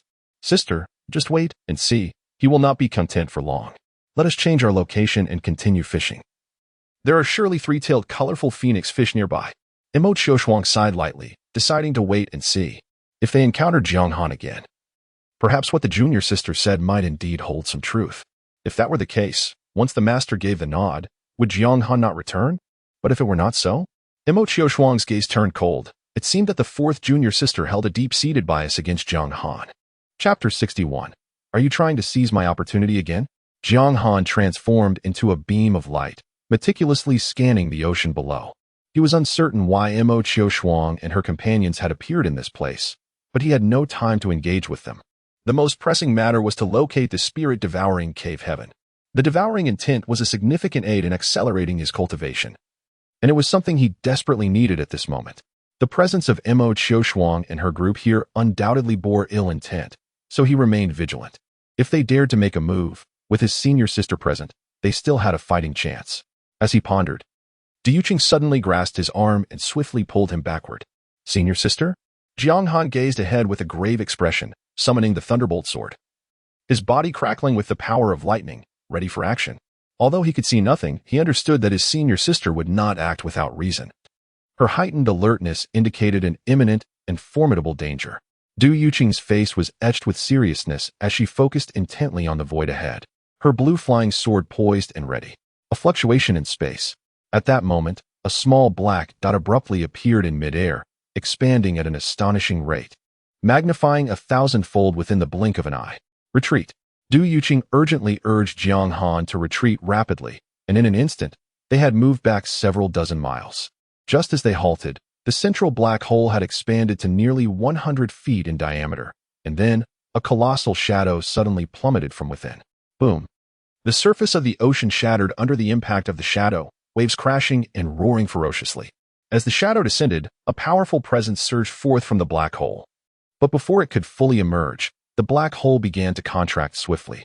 No, a thunderous roar erupted from within the black hole, a voice that was far from human, imbued with tremendous authority that sent tremors through their very souls. Who is there? I promise, as long as. But the black hole shrank with alarming speed, cutting off the voice before it could finish. What was that?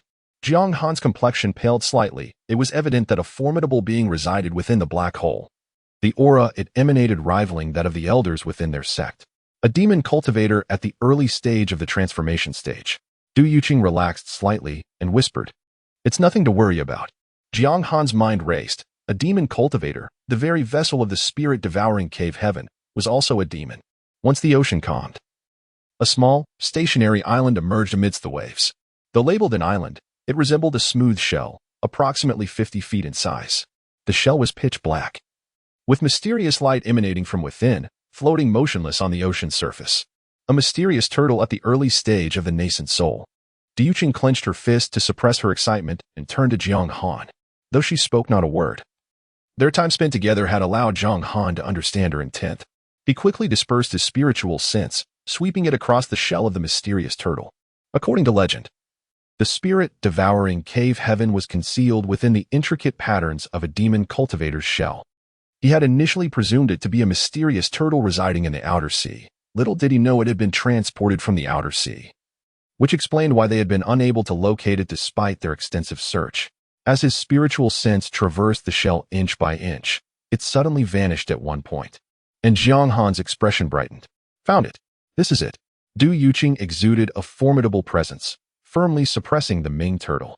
Subsequently, she meticulously scanned the creature with her divine consciousness, ensuring it posed no threat before guiding Jiang Han to land upon its carapace, standing on the intricate patterns. Jiang Han cast a surge of spiritual energy toward the shell, only for the connection to sever abruptly upon contact. At that moment, a wave of exhilaration surged within him. After days of searching, he had finally located it. In his previous life, the devouring intent had been acquired by a disciple of a prominent family, who rapidly advanced to the god transformation realm within merely a century, thanks to its power. Alas, his ostentation led him to plunder resources from various minor sects, thereby exposing the potency of the devouring intent. Upon learning this, Lin Xian discreetly dispatched numerous god transformation experts from the Ling Tian sect to eliminate him, absorbing his primordial spirit to comprehend the devouring intent, which significantly accelerated his cultivation speed. In the end, he had even utilized the power of devouring to consume and refine all of them. This time, Lin Xian would undoubtedly not be able to acquire the devouring intent again. Senior sister, please guard outside. Understood. Diyu Qing nodded, casting several array plates that transformed into a yellow protective barrier, within which a golden dragon spiraled, thoroughly safeguarding the Ming turtle. Xiao Han. A gentle call caused Jiang Han's expression to darken, as the joy of discovering the devouring cave heaven evaporated in an instant. He turned to the sky. Missouri Qiushuang, you truly are relentless. Why do I encounter you wherever I go? Mo Qiushuang hovered outside the formation, accompanied by Lin Xian and Xia Qianqian, her gaze scrutinizing the carapace before Jiang Han with a serious demeanor. Xiao Han. That appears to be a spatial array set by a powerful being. Do you intend to enter? There may be dangers within. Jiang Han frowned. What business is it of yours? Jiang Han. How dare you speak to your senior sister in such a manner? A mere commoner, even after reaching the core formation stage, remains so uncouth. Xia Qianqian retorted disdainfully. This spatial array, crafted by a formidable entity, might harbor their legacy, which is beyond your reach. Even if you were to enter, it would be a waste of such a legacy. Let the talented Lin Xian enter and comprehend it. Only he possesses the extraordinary gifts to grasp the legacy of the powerful. Enough. Jiang Han raised his hand, brandishing the thunder sword. If you wish to fight, then let us. Without any further ado, he cast a cold glance at them. Lin Xian had just attained the peak of the foundation establishment stage, his aura fluctuating dangerously, clearly not yet stable in his realm, and thus easily disregarded. Xia Qianqian had merely reached the peak of the core formation stage, although she possessed numerous magical artifacts. If she deployed the Annihilation Divine Thunder, he was confident he could vanquish her. However, should he resort to such actions, Ji Yuchan would undoubtedly become furious, potentially dragging the Zishu Sword Sect into conflict, which could escalate into a major battle between the two sections. He exhaled a breath of frustration. This was not the outcome he desired, at least not at this juncture. Jiang Han fixed his gaze on Mo Qiushuang, his voice icy. Mo Qiushuang. Are you attempting to seize my opportunity once more? Mo Qiushuang was taken aback, a bitter sensation rising within her. She had not anticipated Jiang Han's intense hostility. Little did she know that Xia Qianqian was displeased by his words. Who is attempting to rob you of your opportunity? This is clearly Xiao Xian's opportunity. Yet you have been tracking us. Before Xia Qianqian could finish her sentence, she felt a sudden weight on her shoulder and a lump in her throat, rendering her speechless. Mo Qiushuang cast a spell, sealing her lips, and just as she was about to speak, she felt a gentle tug on her sleeve. Confused, she turned to Xiao Xian, asking, "What is the matter?" Lin Xian's eyes sparkled with greed, nearly bursting forth. The entrance to this space emanated a powerful aura of fortune in his eyes. No wonder Jiang Han could stumble upon such a treasure while wandering the seas. The potent aura of fortune could yield at least 300,000 points of fortune value. With that amount, he could ascend to the peak of the Golden Core stage and even have enough left over to exchange for a fate chain. With the fate chain in his possession, he could suppress Jiang Han's strength and bind him forcefully, ensuring that escape would be impossible. Jiang Han could not possibly survive another tribulation in such a short time. As long as there was no tribulation, the heavenly path would not manifest, and the fate chain would not be annihilated by it. He felt an urgent desire to enter this space and claim it as his own. However, he was at a loss for words. If he demanded it outright, it might provoke the elder sister's displeasure. Yet, he could not bear the thought of relinquishing it. He tugged at Mo Qiushuang's sleeve, his tone tinged with grievance. "Elder sister, please do not be angry." The fourth senior sister merely spoke offhandedly. "Even though this treasure is quite significant to me, but since senior brother Jiang has already claimed it, I shall concede it to him." I can endure a little grievance, as long as you do not quarrel with senior brother Jiang. Imo Qiushuang's heart sank, her expression turning grave. Xiao Xian, do you know what lies within this space? Lin Xian shook his head. I merely stumbled upon a jade slip that mentioned this place as a blessed land, potentially holding a cultivation method left by a powerful being, capable of enhancing the chances of forming a golden core. He wiped the corner of his eye, adding, I came here hoping to find the entrance. But I never anticipated that senior brother Jiang would have also received the news and seized the entrance in advance. Elder sister, please do not be angry with senior brother. If he desires it, let him have it. I can bear a little grievance. Lin Xian lowered his head slightly, concealing the pride in his eyes. Since encountering Jiang Han, this tactic had proven unfailingly effective. Whenever Jiang Han acquired something of value, a few tears would suffice for the elder sister and master to wrest the treasure from him, aside from a small portion of stolen fortune value. The fortune value gained from such opportunities constituted the bulk of his income. Since Jiang Han's departure, he had not seen a significant influx of fortune value, as the others within the sect were all struggling financially, barely acquiring enough for their cultivation needs. This time, a rare opportunity to seize fortune value from Jiang Han had to be grasped with determination. Jiang Han, oh Jiang Han. With my master and elder sister standing by my side, I wonder what you will use to contend against me. Even if you escape the sect, it matters not. As long as you remain in this world, I will find you. You shall never escape from the palm of my hand. He lowered his head and cast a provocative glance at Jiang Han, yearning to witness the familiar rage and despair etched upon Jiang Han's visage. However, as his gaze swept across, he was met only with a chilling smile upon Jiang Han's face. Almost immediately, the voice of Imo Qiushuang, filled with excitement, reached his ears. Is it true, Xiao Xian? Are you truly willing to relinquish this precious opportunity to Xiao Han? Startled, Lin Xian pondered, what is happening? What foolishness is my senior sister uttering? How could I ever consider yielding to him? He hastily raised his head. Yet all he could see was the delight and anticipation radiating from Imo Qiushuang's expression. A wave of panic surged within him, rendering him unable to articulate his rebuttal. And he stammered in response, I am willing, as long as my senior brother. Before he could finish his sentence, Imo Qiushuang reached out and affectionately ruffled Lin Xian's hair, saying with satisfaction, Xiao Xian, it truly warms my heart to hear you say that. Then, let Xiao Han enter this precious opportunity. As for the cultivation method that can enhance the chances of forming a core, I will assist you in finding it once we return to the sect. What? Lin Xian felt a sudden halt in his breath, questioning whether he had misheard. Senior sister. What did you just say? Chapter 62. No, something must be amiss. Imo Qiushuang, perplexed, thought he might not have heard correctly, so she reiterated. What I meant to say is, since you are willing to relinquish this precious land to Xiao Han, I will assist you in finding a method to enhance the chances of forming a core. Lin Xian's heart trembled. This couldn't be right, could it? What was happening? Why did the senior sister agree so readily? Wasn't she supposed to be upset? Praising her own understanding while scolding Jiang Han for being ungrateful and daring to compete with her for resources, ultimately reclaiming the treasure for herself? But how could she genuinely allow him to give up the precious land? This was unacceptable. He was merely speaking in jest. He had no intention of yielding to Jiang Han. That was at least 300,000 points of luck value. How could he possibly part with it? Yet, gazing into Imo Qiushuang's eyes filled with delight and reassurance, he found himself at a loss for words. Should he express his unwillingness? What would his senior sister think of him then? Would she feel disappointed, believing he was ungrateful? All of his previous efforts would be in vain. A surge of fury coursed through Lin Xian. His eyes reddened, and his body trembled slightly.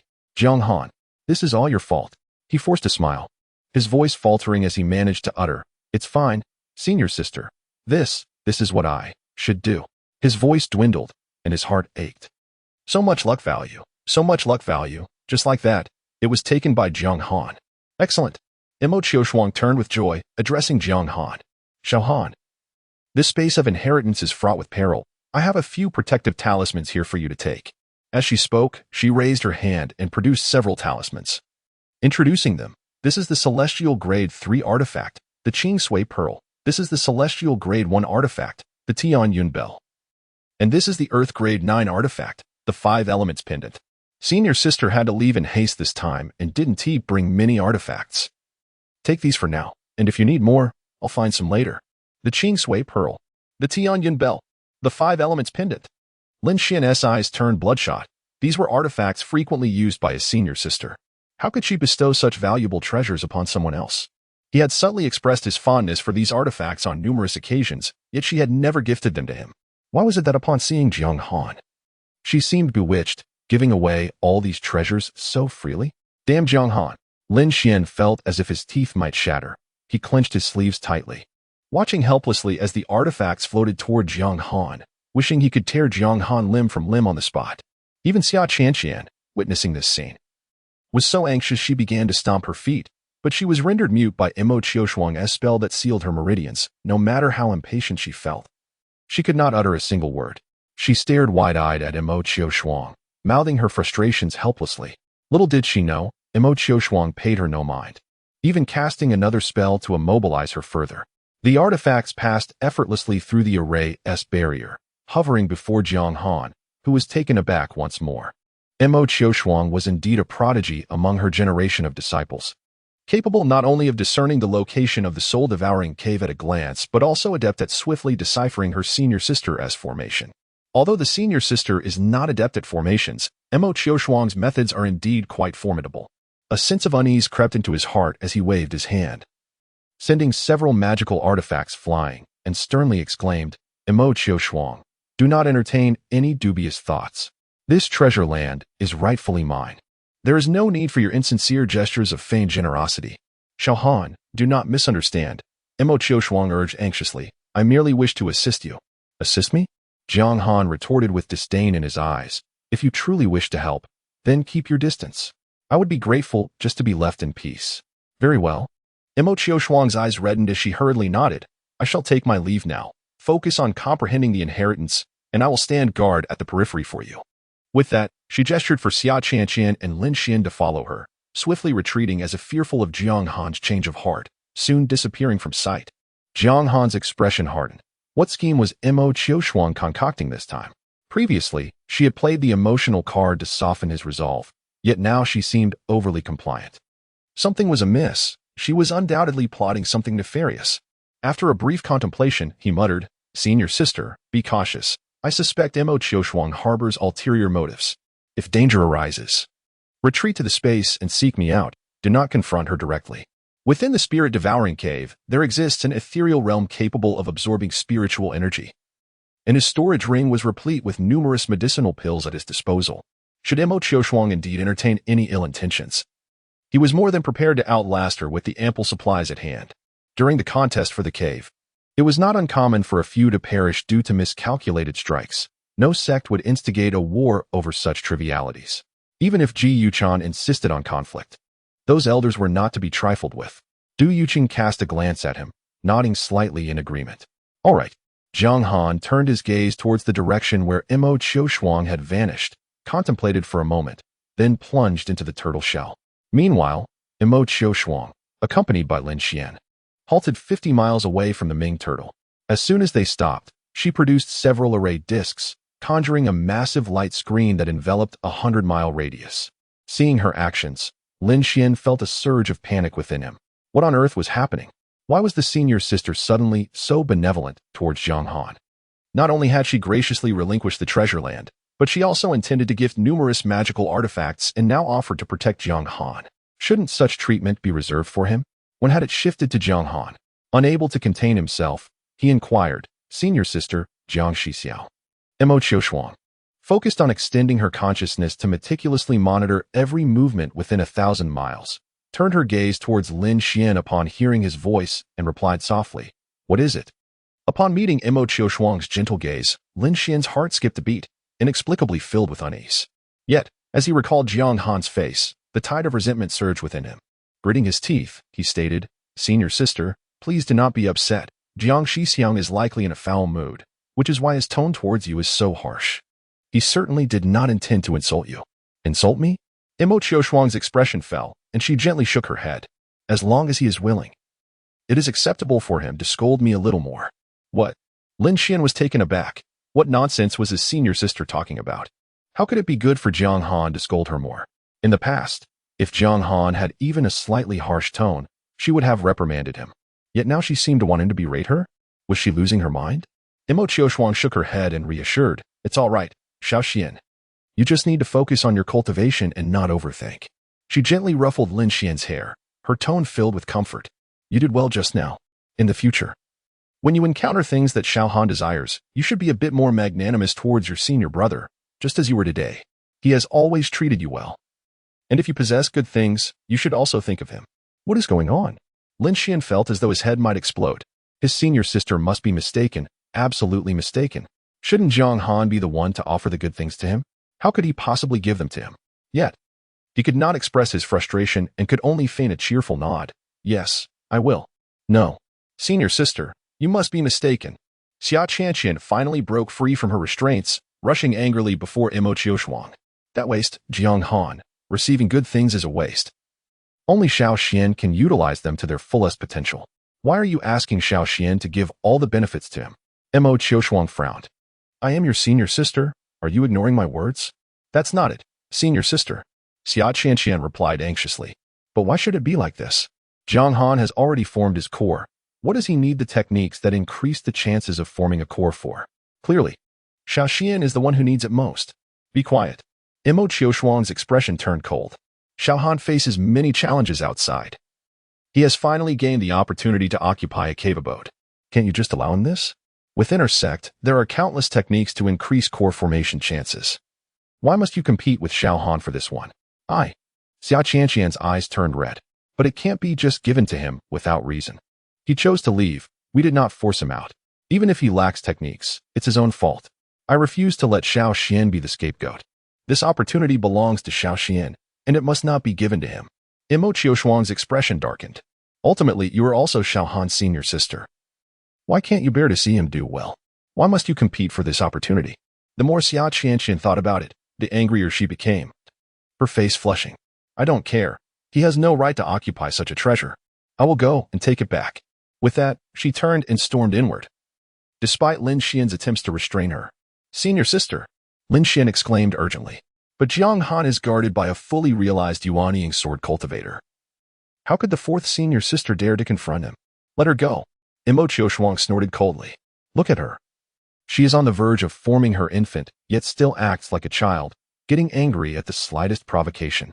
If she doesn't refine her mindset properly, I wonder how she will solidify her Dao heart. Without a Dao heart, how can she possibly form her infant? Chapter 63. Actions speak louder than words in the depths of darkness. An unexpected thunderclap erupted, illuminating the somber visage of Jiang Han with a flicker of violet light. This luminous energy seemed confined within a radius of 3 feet around him. Any attempt to extend it beyond this boundary resulted in immediate obliteration, be it a magical artifact or the very thunder itself. Even as he contained the lightning within the palm of his hand, it could only dance feebly for a brief moment before waning into insignificance. In haste, he retrieved a medicinal pill, swallowing it whole. Yet before he could assimilate its spiritual essence, the lightning in his grasp had already dissipated. Truly, the devouring realm, famed for its insatiable appetite, could consume not only spiritual energy but also thunder, artifacts, and even light itself. Activating another bolt of lightning, he cautiously advanced, seizing the fleeting illumination to navigate. He remained oblivious to his surroundings. Since his arrival, he had been engulfed by the pervasive darkness, relying solely on the sporadic flickers of lightning to discern the crumbling stone steps beneath him and the myriad scars of battle etched into the adjacent walls. As he traversed the steps, the force of devouring intensified, and after 3 hours, he found himself unable to project any spiritual energy outward. Even the power of thunder could only manifest briefly in his palm before being consumed entirely. Where, he pondered, lay the elusive principle of void? Why had he journeyed so long without revelation? Restlessness crept into Jiang Han's heart. He wondered what tricks Imo Qiushuang was playing and whether his senior sister remained vigilant outside to safeguard him. The uncertainty of his prolonged absence weighed heavily upon him. In that moment of contemplation, a spark of insight ignited within him. The omnipresent force of devouring. Overwhelmed by a sudden clarity, he succumbed to the urge to sit cross-legged, extending his consciousness outward, keenly attuned to the all-encompassing devouring energy. His complexion paled as his consciousness, upon its emergence from his body, was swiftly engulfed by the insatiable force. Yet, this engulfment brought with it an even more profound understanding. Frowning slightly, he concentrated, shaping his consciousness into a thread, directing it forcefully into the void. Boom. It was as if he had shattered a colossal barrier. His sea of consciousness trembled, and a violent wave of dizziness plunged his mind into chaos. When he finally opened his eyes again, he found himself suspended in an expanse of nothingness. Though darkness enveloped him, countless shattered stars emitted a dim glow, allowing him to discern his surroundings. Everything around him moved in accordance with a peculiar rhythm. Suddenly, a thunderous roar erupted behind him. He turned in alarm to witness a colossal star hurtling towards him with a destructive force capable of annihilating worlds. The magnitude of this celestial body rendered Jiang Han inconceivably insignificant, akin to a mere speck of dust before its grandeur. As he surveyed the boundless expanse, he realized he could not even glimpse the edges of this star. All that met his gaze were the infinite contours of its form. A chill surged from his feet to the crown of his head, for the weight of mortality bore down upon him for the very first time in his life. However, his body was suppressed by an overwhelming force, rendering him immobile as he could only watch helplessly as the celestial bodies thundered towards him. The resounding crash echoed loudly, causing his eardrums to ache and plunging his mind into chaos. It was over. A profound sense of unwillingness filled Jiang Han. There were still many things he wished to accomplish, and he could not simply perish here. He summoned all his strength, intending to channel his spiritual energy into the celestial armor, hoping to withstand the impending impact for just a moment. Yet, as he attempted to harness his energy, he realized that not a trace of spiritual power remained within him. Not only was the celestial armor absent, but even his life-bound sword had vanished from his dantian. With no time to ponder further, the celestial bodies loomed ominously close, their immense pressure shaking him to his core. He found himself utterly powerless, merely a bystander as the stars collided with him. The thunderous roar consumed him, and for what felt like an eternity, he experienced no pain. Unable to resist the urge, he opened his eyes, astonished to find himself still standing in place. The celestial bodies had passed through him without inflicting any harm. Yet, their sheer magnitude was staggering. The process of their passing lasted a full half-hour. Apart from the overwhelmingly potent aura surrounding them, he felt no tangible essence of the stars. Were they mere phantoms? Jiang Han's complexion paled slightly. Although the stars had not harmed him, their presence was palpably real. The immense aura was beyond anything even his master could rival. It was an existence magnitudes more powerful than the transformation stage. He turned to follow the shifting celestial bodies, and upon glimpsing the culmination of their journey, his body shuddered. His gaze momentarily vacant. Was that the source of the devouring power? For the first time, he beheld the entirety of the celestial body. But what lay opposite was an even more terrifying and colossal entity. A gargantuan black hole loomed silently above, and as the immense star approached it, it diminished to the size of a mere speck of dust. Jiang Han watched in as the star plunged into the black hole, akin to a grain of sand falling into the desert, vanishing without a ripple, merely dissipating into the abyss. Surrounding the black hole were countless other stars, like moths drawn to a flame, continuously rushing into its depths, only to disappear quietly. An indescribable sensation enveloped him, a peculiar feeling of emptiness. A void that left his heart feeling hollow, as though it contained everything yet simultaneously nothing. Was this what it meant to be devoured? Just as Jiang Han contemplated this, his consciousness suddenly slipped from his grasp, and his body was ensnared by an invisible vortex, swiftly drawn toward the black hole. He exerted every ounce of strength to break free, but despite his efforts, his body could not resist in the slightest. Rendered immobile, he could only watch as the colossal black hole rapidly consumed his entire field of vision. Jiang Han, you scoundrel! Useless! Little beast! Come out at once! Xia Qian. Consumed by fury, soared above the Ming turtle, hurling vehement accusations through the barrier. Look at what you've done. This is a precious opportunity for Xiaoxian. As an elder brother, it would suffice if you merely refrained from claiming it for yourself, yet you even dare to compete with your junior? You are utterly outrageous. Come out at once. If you relinquish the treasure to Xiaoxian, I shall spare you this time. Otherwise, prepare to face my wrath. Du Yuqing sat cross-legged at the entrance of the spatial realm, gazing at Xia Qian with a mix of confusion and disbelief. She couldn't fathom the source of the woman's ire. Was she truly so foolish? A perfected golden core cultivator. How dared she raise her voice before a Yuanian grandmaster like herself? How audacious to scold her junior in her presence. She was even more mindless than the fox raised by Master Wu. After a moment of contemplation, unable to find the right words, she flicked her finger. A sharp sword light, as vibrant as spring foliage, shot forth with blinding speed, aimed directly at Xia Qian's brow. Not one for idle arguments. And lacking the inclination to engage in verbal sparring, she opted for action instead. The sword Qi transformed into a brilliant blue streak, slicing through the void in an instant, reaching Xia Qian in the blink of an eye. Enraged, Xia Qianqian was in the midst of a tirade, trying to coax Jiang Han out with her vitriolic words. Suddenly, she felt a sharp sting at her brow. Upon focusing her gaze, she saw the blue radiance racing toward her. The overwhelming aura and swift approach sent a tremor through her heart. "You dare to kill me," she bellowed, swiftly conjuring a shield to safeguard herself. Channeling her spiritual energy into it, the shield expanded in the wind, growing to a formidable 3 meters, enveloping Xia Qianqian securely behind it. In mere moments, the sword she struck with unrelenting ferocity against the shield. The 5th-grade Earth-tier defensive treasure crumpled before the brilliance, akin to fragile parchment, collapsing as it made contact. Astoundingly, the sword light, having shattered the shield, continued unabated, showing no sign of wear or hesitation, hurtling towards Xia Qianqian's brow with relentless speed. She truly meant to kill me. Xia Qianqian's mind spun, nearly overwhelmed. It dawned on her that this deranged woman was indeed intent on her demise. She was audacious enough to follow through. She had yet to employ her defensive treasures, gifts from her master that would surely protect her. If only she could activate them in time. Alas, the sword she was far too swift. There was no opportunity to summon her treasures. As the lethal force approached, she felt as though it were already piercing her brow. An excruciating pain erupting within her skull. Sister. Despite her anger at her sister for yielding the treasure to Jiang Han, the urgency of the moment eclipsed her fury. She sensed the boundless murderous intent within the sword light, with no intention of holding back. If she hesitated even for a moment longer, she would surely perish. With a desperate cry, her voice, piercing and anguished, erupted forth, "Save me."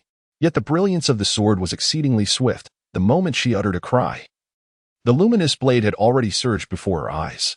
In the sudden constriction of her pupils, only a dazzling array of blue light remained, while the sword's tip, exhaling and inhaling its fierce aura, pierced her forehead with excruciating agony. Chapter 64.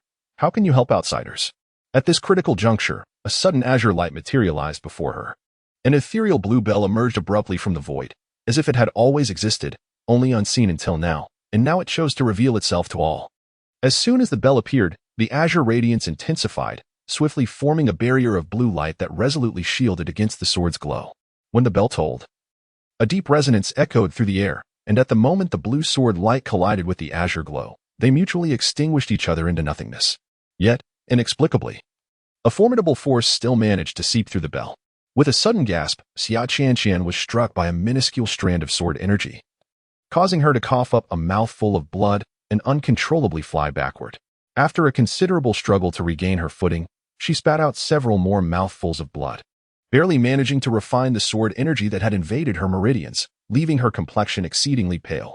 Then, Mo Qiushuang's figure appeared abruptly. She cast a glance at the disheveled Xia Qianqian, and then at the meditating Du Yuqing, a flicker of deeply concealed jealousy flashing in her eyes. It was evident to her that Du Yuqing's resolve had somehow become significantly more stable than before. The former madwoman, notorious for her volatility, was said to engage in life-or-death battles at the slightest provocation.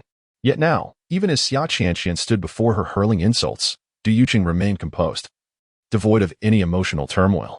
A bitter resentment brewed within Mo Qiushuang. After decades of solidifying her own resolve, she had only recently begun to see slight progress. Yet this seemingly deranged woman had managed to recover so swiftly. How could this be? Just days ago, Du Yuqing was in disarray, exuding murderous intent at the slightest disturbance. And now, her resolve appeared to be almost fully restored. Moreover, Mo Qiushuang had persistently obstructed any interaction between Du Yuqing and Jiang Han. If only an opportunity arose. Mo Qiushuang scoffed inwardly, feeling her emotions surge unpredictably until she repeated the calming mantra 9 times to regain her composure.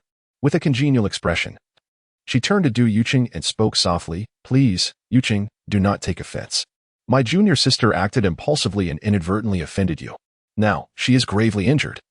So I hope you will show her some leniency." Du Yuqing opened her eyes to meet Mo Qiushuang's gaze, confusion evident in her large eyes. She found it puzzling that Mo Qiushuang had suddenly become so agreeable. After pondering for a moment without reaching a conclusion, she dismissed the thought. Her gaze fell upon Xia Qianqian, whose face was pale and filled with terror, and a sense of regret welled up within her. Although her junior brother had previously advised against easily eliminating the bothersome women of Ling Tian's sect, if the adversary provoked her first and she accidentally exerted too much force, then killing her would merely be an unfortunate accident. Alas, Mo Qiushuang had arrived too swiftly. Otherwise, this annoying and dim-witted woman could have been dealt with today. With a soft sigh, she turned her eyes back to Mo Qiushuang and coldly uttered a single word, leave. Mo Qiushuang's expression hardened. After years of cultivation, no one had dared to speak to her in such a manner. Not even her master had ever chastised her in front of others. Now is not the time to fall out with Du Yuqing. She can only grit her teeth and swallow her indignation, forcing a smile back onto her face. Why should Yuqing be angered? Senior sister. Xia Qianqian finally regained her composure, the terror in her eyes dissipated, replaced by an overwhelming sense of dread. Had it not been for the precious spiritual jade armor bestowed by her master, which activated at a critical moment to deflect most of the force, she would have been gravely injured, if not dead. Weak and trembling, she flew behind Mo Qiushuang, her eyes ablaze with boundless hatred directed at Du Yuqing. Senior sister. Kill her. Quickly kill her. That madwoman tried to take my life. Silence. Mo Qiushuang admonished sharply. Are you aware of your own capabilities? You have merely reached the peak of the core formation stage, yet you dare provoke a fully realized nascent soul swordsman? What were you thinking? Senior sister. Xia Qianqian's face turned even paler. She had thought her senior sister had come to her aid, but what was happening now? Her senior sister was scolding her. Even if she had indeed acted impulsively, wasn't her senior sister supposed to be on her side? How could she defend an outsider? Jiang Han's form gradually became indistinct, the darkness that had previously isolated him now engulfing him entirely.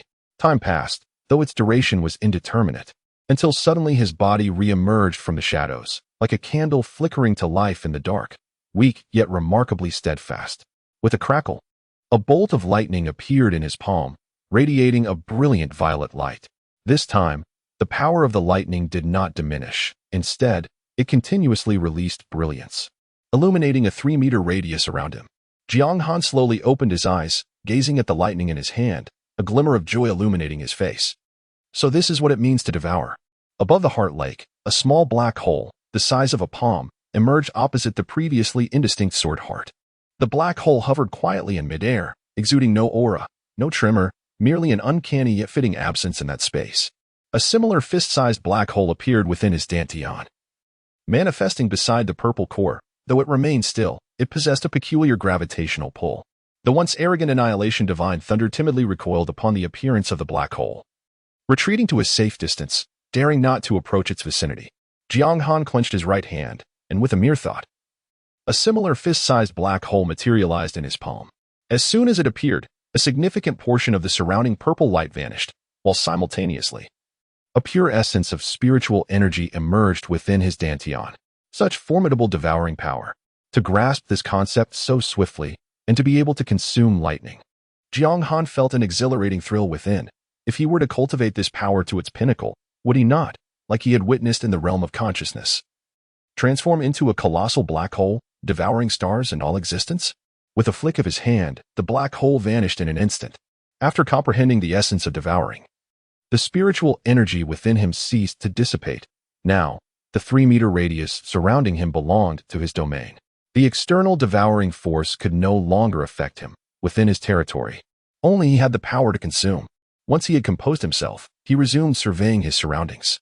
What lay at the end of these stone steps? He gazed down at the steps beneath him, hesitating for a moment before deciding to turn back, preparing to leave. His senior sister was still waiting outside. He would step out first and address matters later. Yet, in the next instant, as his foot descended, an unexpected burst of white light appeared before him. Jiang Han was taken aback. When he had arrived, there had been no trace of illumination, but now, upon turning back, a gentle radiance had materialized seemingly out of thin air. A sense of vigilance crept into his heart as he retrieved a high-grade spirit stone to activate his celestial armor. Only when the golden barrier enveloped him did he feel a modicum of reassurance. After traversing for approximately 2 hours, he finally reached the source of the light. However, upon clearly discerning the scene before him, Jiang Han was momentarily rendered speechless. Before him stood a stone platform measuring 10 feet on each side, and most astonishingly, a breathtaking young woman clad in black floated above it. For massive iron chains extended from the shadows, binding her limbs. The chains, forged from an unknown material, hovered in the air, utterly motionless, exuding a dark luminescence. Her eyes were tightly shut, her body curled into a tight ball, suspended in midair with no movement. Save for her long, azure hair that gently swayed. A small black orb hovered above her head, and upon seeing it, Jiang Han felt an overwhelming emptiness in his heart, an ethereal void that enveloped him instantly.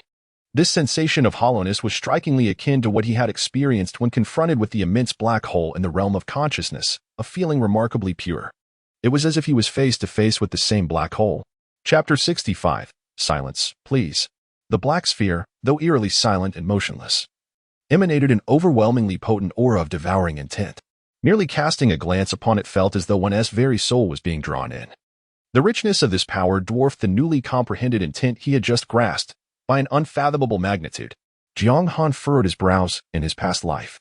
He had never heard of anyone residing within this devouring spirit realm, let alone a girl who exuded an air of profound complexity. The girl appeared devoid of any discernible aura, and had it not been for her slightly trembling eyelashes, Jiang Han might have mistaken her for a lifeless corpse. A surge of caution surged through Jiang Han's heart, prompting him to skirt around the stone platform and head towards the entrance from whence he had come. It was evident that this girl was no ordinary being.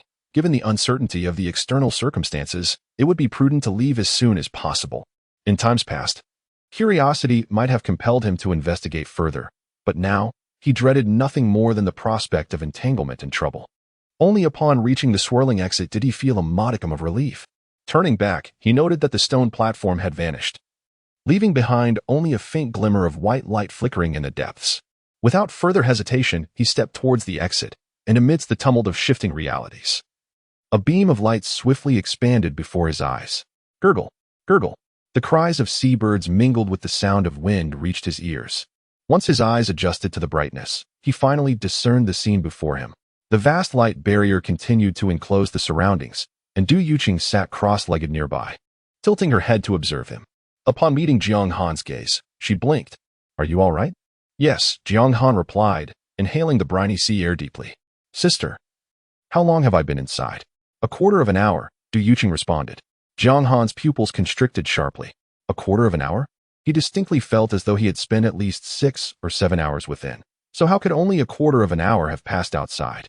Was the flow of time different within and without, or had his own time been consumed? Resolutely, he shook his head, vowing never to enter such an uncanny place again. At that moment, he finally turned his attention to the opposite side, where Mo Qiushuang and her companions hovered in midair.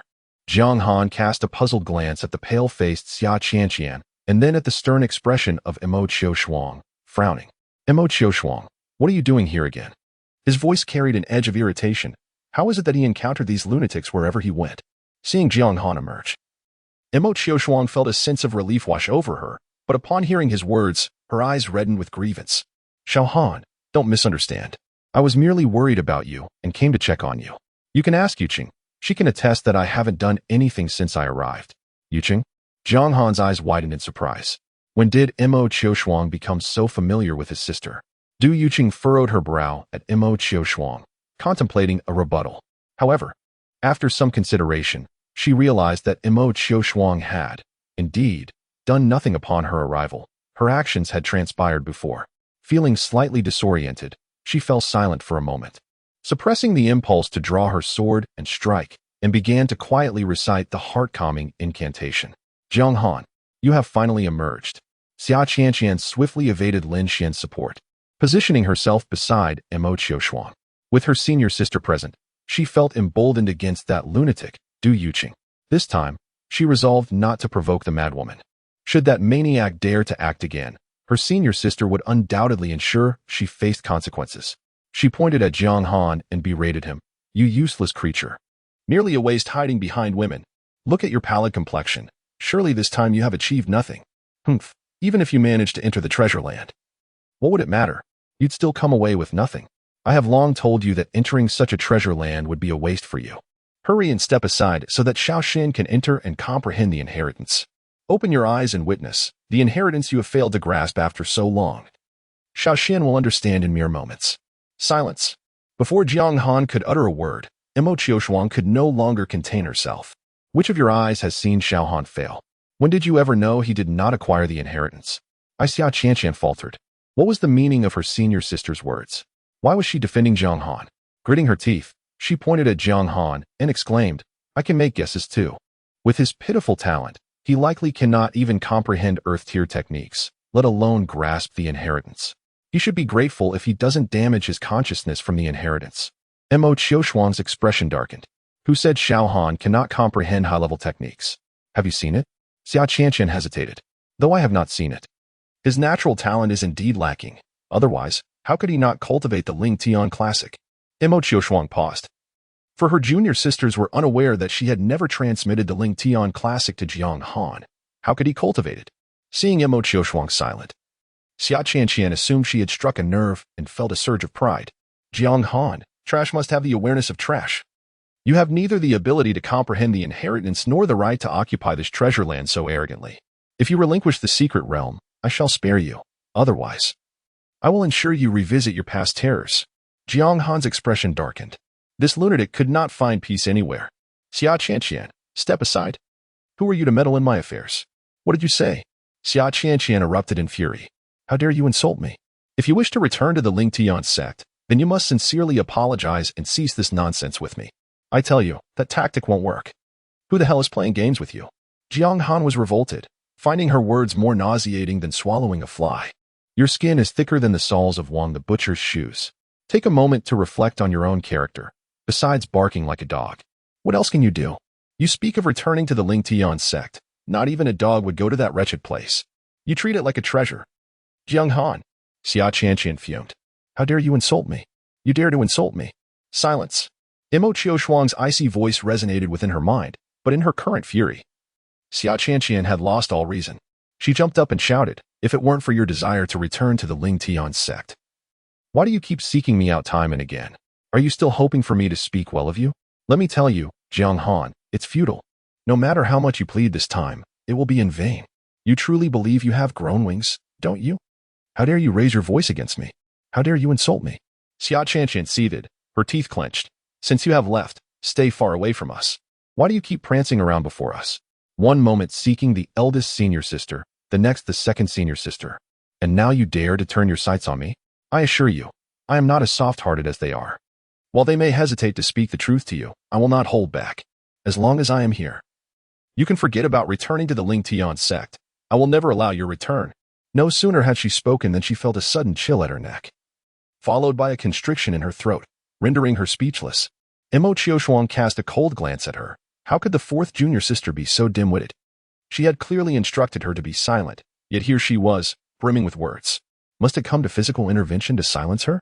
Xia Qianqian, startled by Mo Qiushuang's gaze, was reminded of the earlier moment when she had nearly been slain by Du Yuqing's sword, causing her heart to tighten. And she dared not utter another word. With a resentful glare directed at Jiang Han, she inwardly cursed him, hoping he wouldn't find an opportunity to retaliate. Otherwise, she would certainly beat him again. It had only been a few days since their last confrontation, only a few days. And he already dared to retort. He truly had some nerve. Jiang Han observed the suddenly subdued Xia Qianqian with a cold smile. You think I can't go back? How amusing. As if I even wished to return. It was one thing to be dim-witted, but was her sight also impaired? Which of your foolish eyes saw me wishing to return? Upon hearing this, Xia Qianqian nearly exploded with rage. How dare Jiang Han insult her yet again? However, her meridians were sealed, leaving her only able to glare at him, making muffled sounds of frustration. Yet, Jiang Han paid her no heed. He turned to Du Yuqing and said, Sister, let us depart. Du Yuqing nodded, taking his hand as they soared into the air. With utmost seriousness, she said, Wait a moment. As she spoke, she waved her hand, casting several spells at the dark turtle beneath them. Suddenly, the turtle quivered, its massive form rapidly shrinking. In a flash of black light, the island vanished, replaced by a young girl clad in black, with long, sea-blue hair. When Jiang Han beheld the girl, his mind was momentarily shaken, disbelief filling his eyes. The girl bore an uncanny resemblance to the one he had seen shackled by chains on the stone platform in the spirit-devouring cave. Chapter 66. Keep your distance. Yet, this abyssal turtle was merely a demon cultivator at the initial stage of the nascent soul realm. However, the girl he had encountered within the cave of spirits possessed an insatiable power of devouring that could potentially consume even this world. He stared blankly at the unconscious girl, apprehensively captured by Du Yuqing, who had cast several binding spells to confine her by his side, feeling a sense of unease. He was uncertain whether harboring this demon cultivator within the Purple Cloud Sword Sect was a prudent decision. After all, the sheer terror of her devouring power was daunting. Should it erupt within the sect, the consequences would be unimaginable. Nonetheless, if he could refine this formidable energy, the strength of the sect would surely experience a significant enhancement. Most importantly, the Cave of Spirits must not fall into Lin Xian's hands. Sighing, he resolved to consult his master, who was well versed in such matters and would likely possess the necessary knowledge. If all else failed, sealing her away was a viable option. She certainly could not be allowed to roam freely.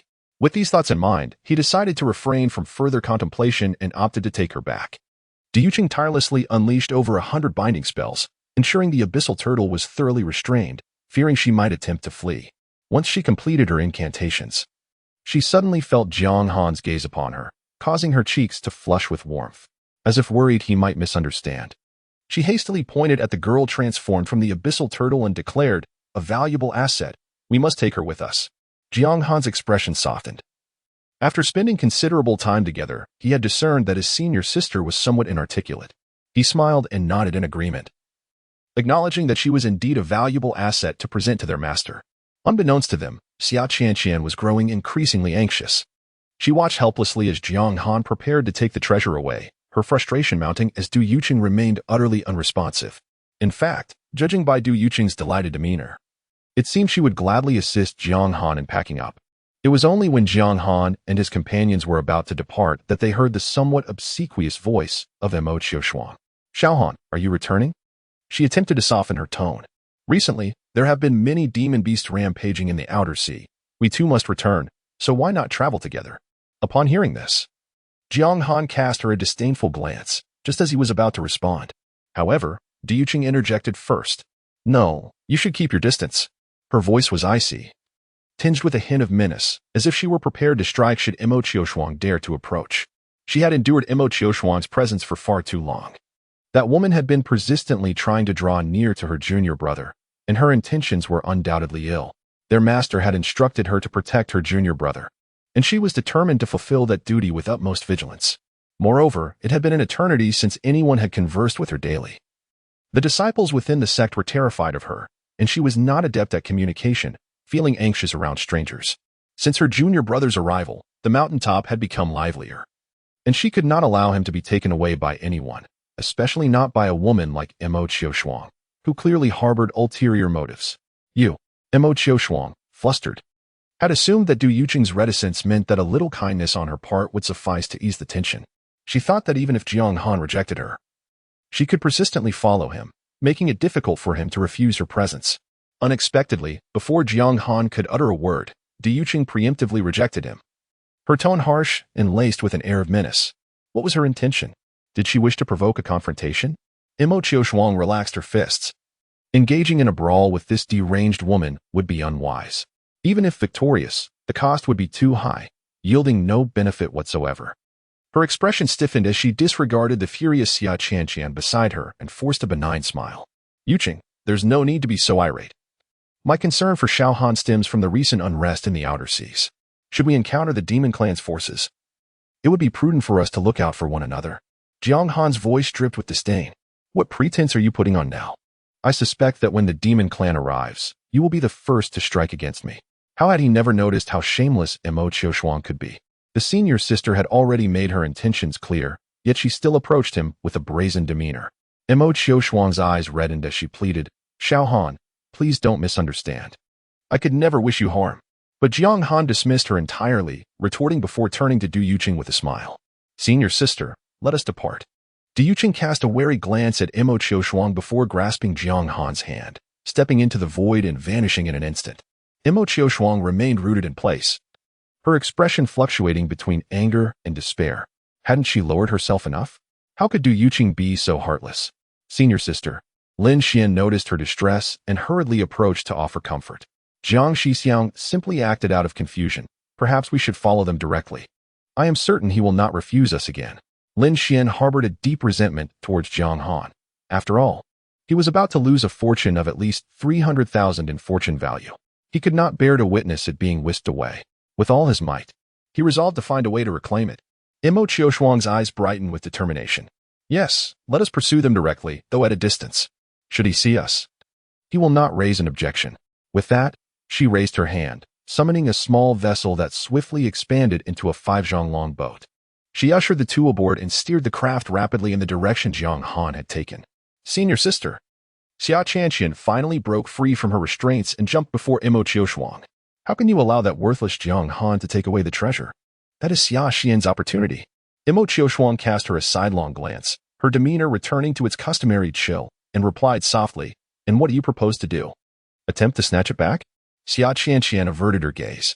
With that mad woman Du Yuqing around, always threatening violence, how could she dare to reclaim it? I simply cannot swallow this resentment, she declared through gritted teeth. Resentment or not, you must endure it, Imo Qiushuang admonished sternly. I fail to comprehend how Xiao Han has offended you to elicit such animosity. From the outset, you have regarded him with disdain, finding fault in everything he does. You incessantly berate him as worthless. Pray tell, in what manner is he so lacking? Xia Qianqian was taken aback, surprised by her senior sister's passionate response. She quickly lowered her head in contrition. Senior sister, please do not be angry. I was merely speaking thoughtlessly. The senior sister was evidently in a fit of anger, unwilling to tempt fate at this moment. Upon witnessing her concession, Imo Qiushuang let out a cold huff, choosing not to elaborate further. If she could not awaken to her own realizations regarding such matters, any additional words would be in vain. When the time came for her to conceive, she would understand the gravity of her past misdeeds against Xiao Han. Whether she could successfully conceive was, perhaps, uncertain. Sigh. A light sigh escaped Imo Qiushuang's heart, a wave of inexplicable melancholy washing over her. She wondered how preparations were faring on Han Yu's side. Suddenly, she caught a glimpse of resentment in Xia Qianqian's eyes, and an unbidden surge of anger welled within her. Coldly, she remarked, just casually mentioning it? Then, pray, enlighten me as to why you consistently bullied Xiao Han in the past? Each time you were displeased, you would lash out at him. Over the years, can you even recall how many times you have struck him? And each time, your blows were the most severe. Even our master was less brutal than you. I did not strike him that hard. Xia Qianqian's voice diminished considerably. Not that hard, Imo Qiushuang exclaimed, slamming her hand on the table. His limbs have suffered countless breaks at your hands, and now you tell me you didn't use excessive force. Her eyes blazed with indignation. Did it require him to be beaten to death for it to be considered excessive? Xia Qianqian, with a defiant posture, retorted, it was merely breaking his limbs. It's not as if he can't recover. Why are you making such a fuss, senior sister? Chapter 67. What does it matter to me? Is he not simply too weak? What did you say? Imo Qiushuang exclaimed in astonishment. What kind of words were those from the fourth junior sister? Could a person truly utter such things? Well, it's not my fault. I was merely careless, Xia Qianqian replied, her voice tinged with grievance. He constantly wanders around the mountain, which annoys me, so I thought to tease him a little. Who knew he was so fragile? I just gave him a gentle nudge. And he broke. No wonder Xiao Han was so unwilling to return. It turned out that aside from their master, the fourth junior sister was even more ruthless. How could she behave this way?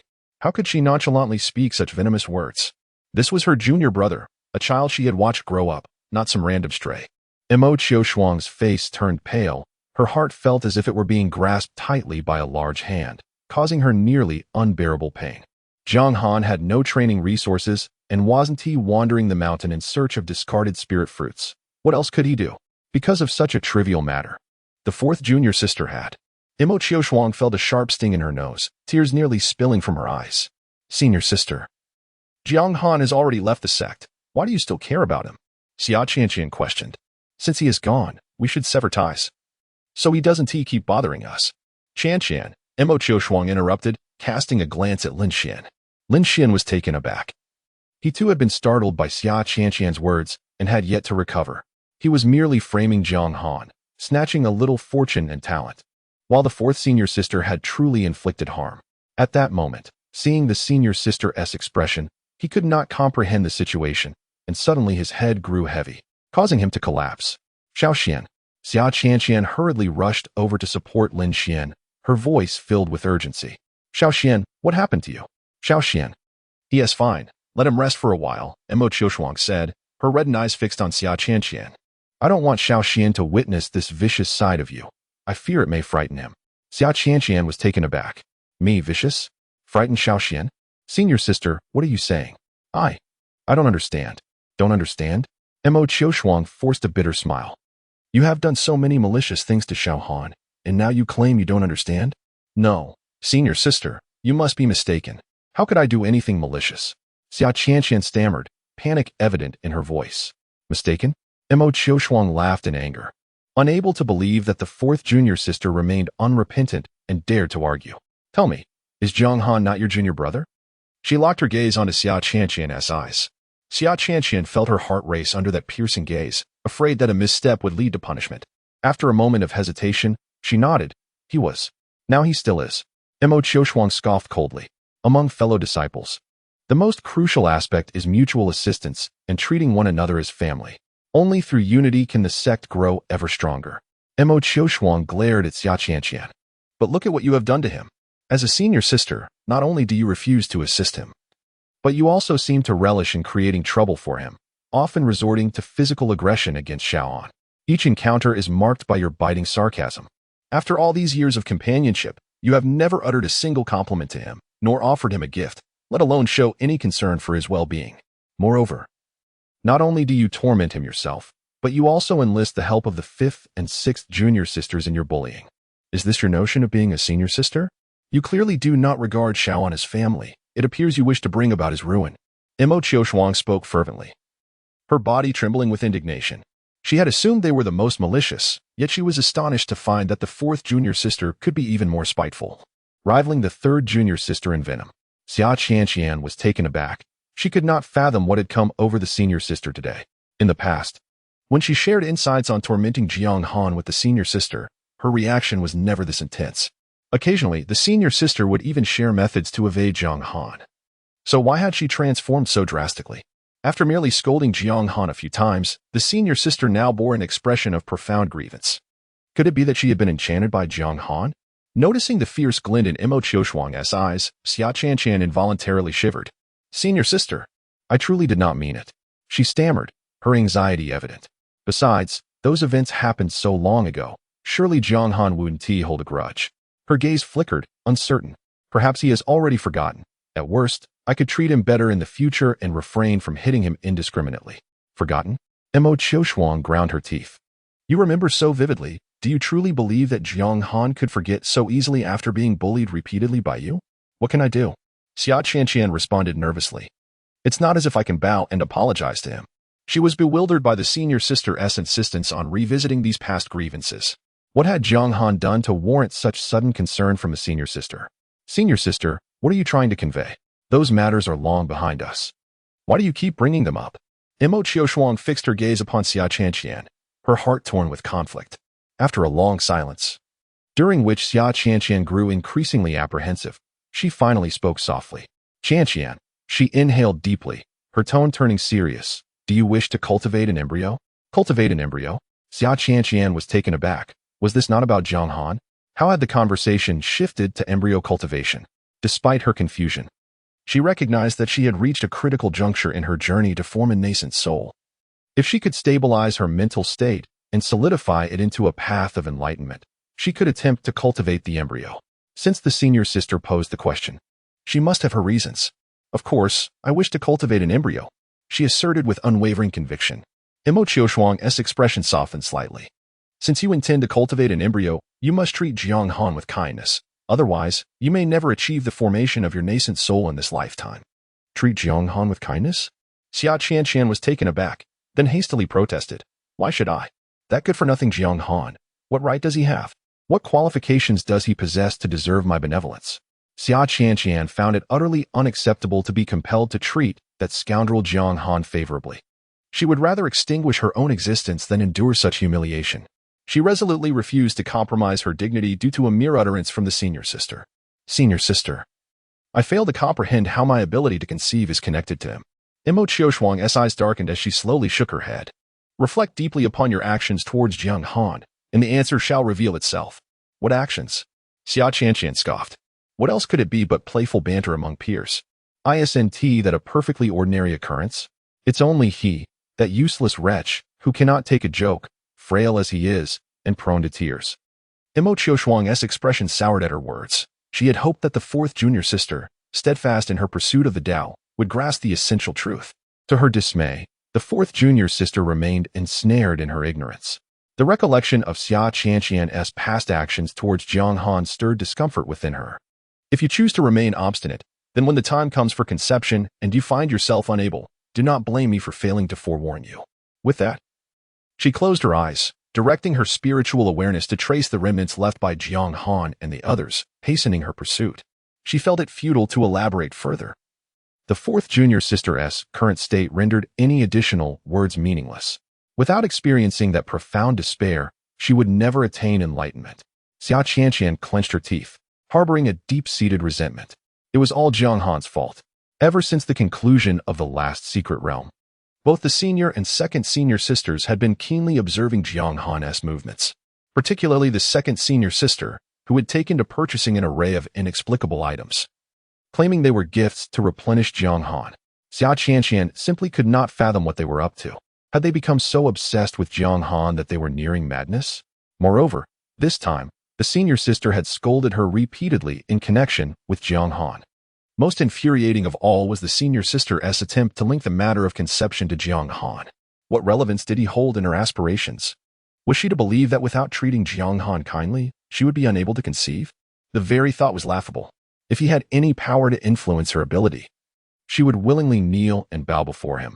But was that even plausible?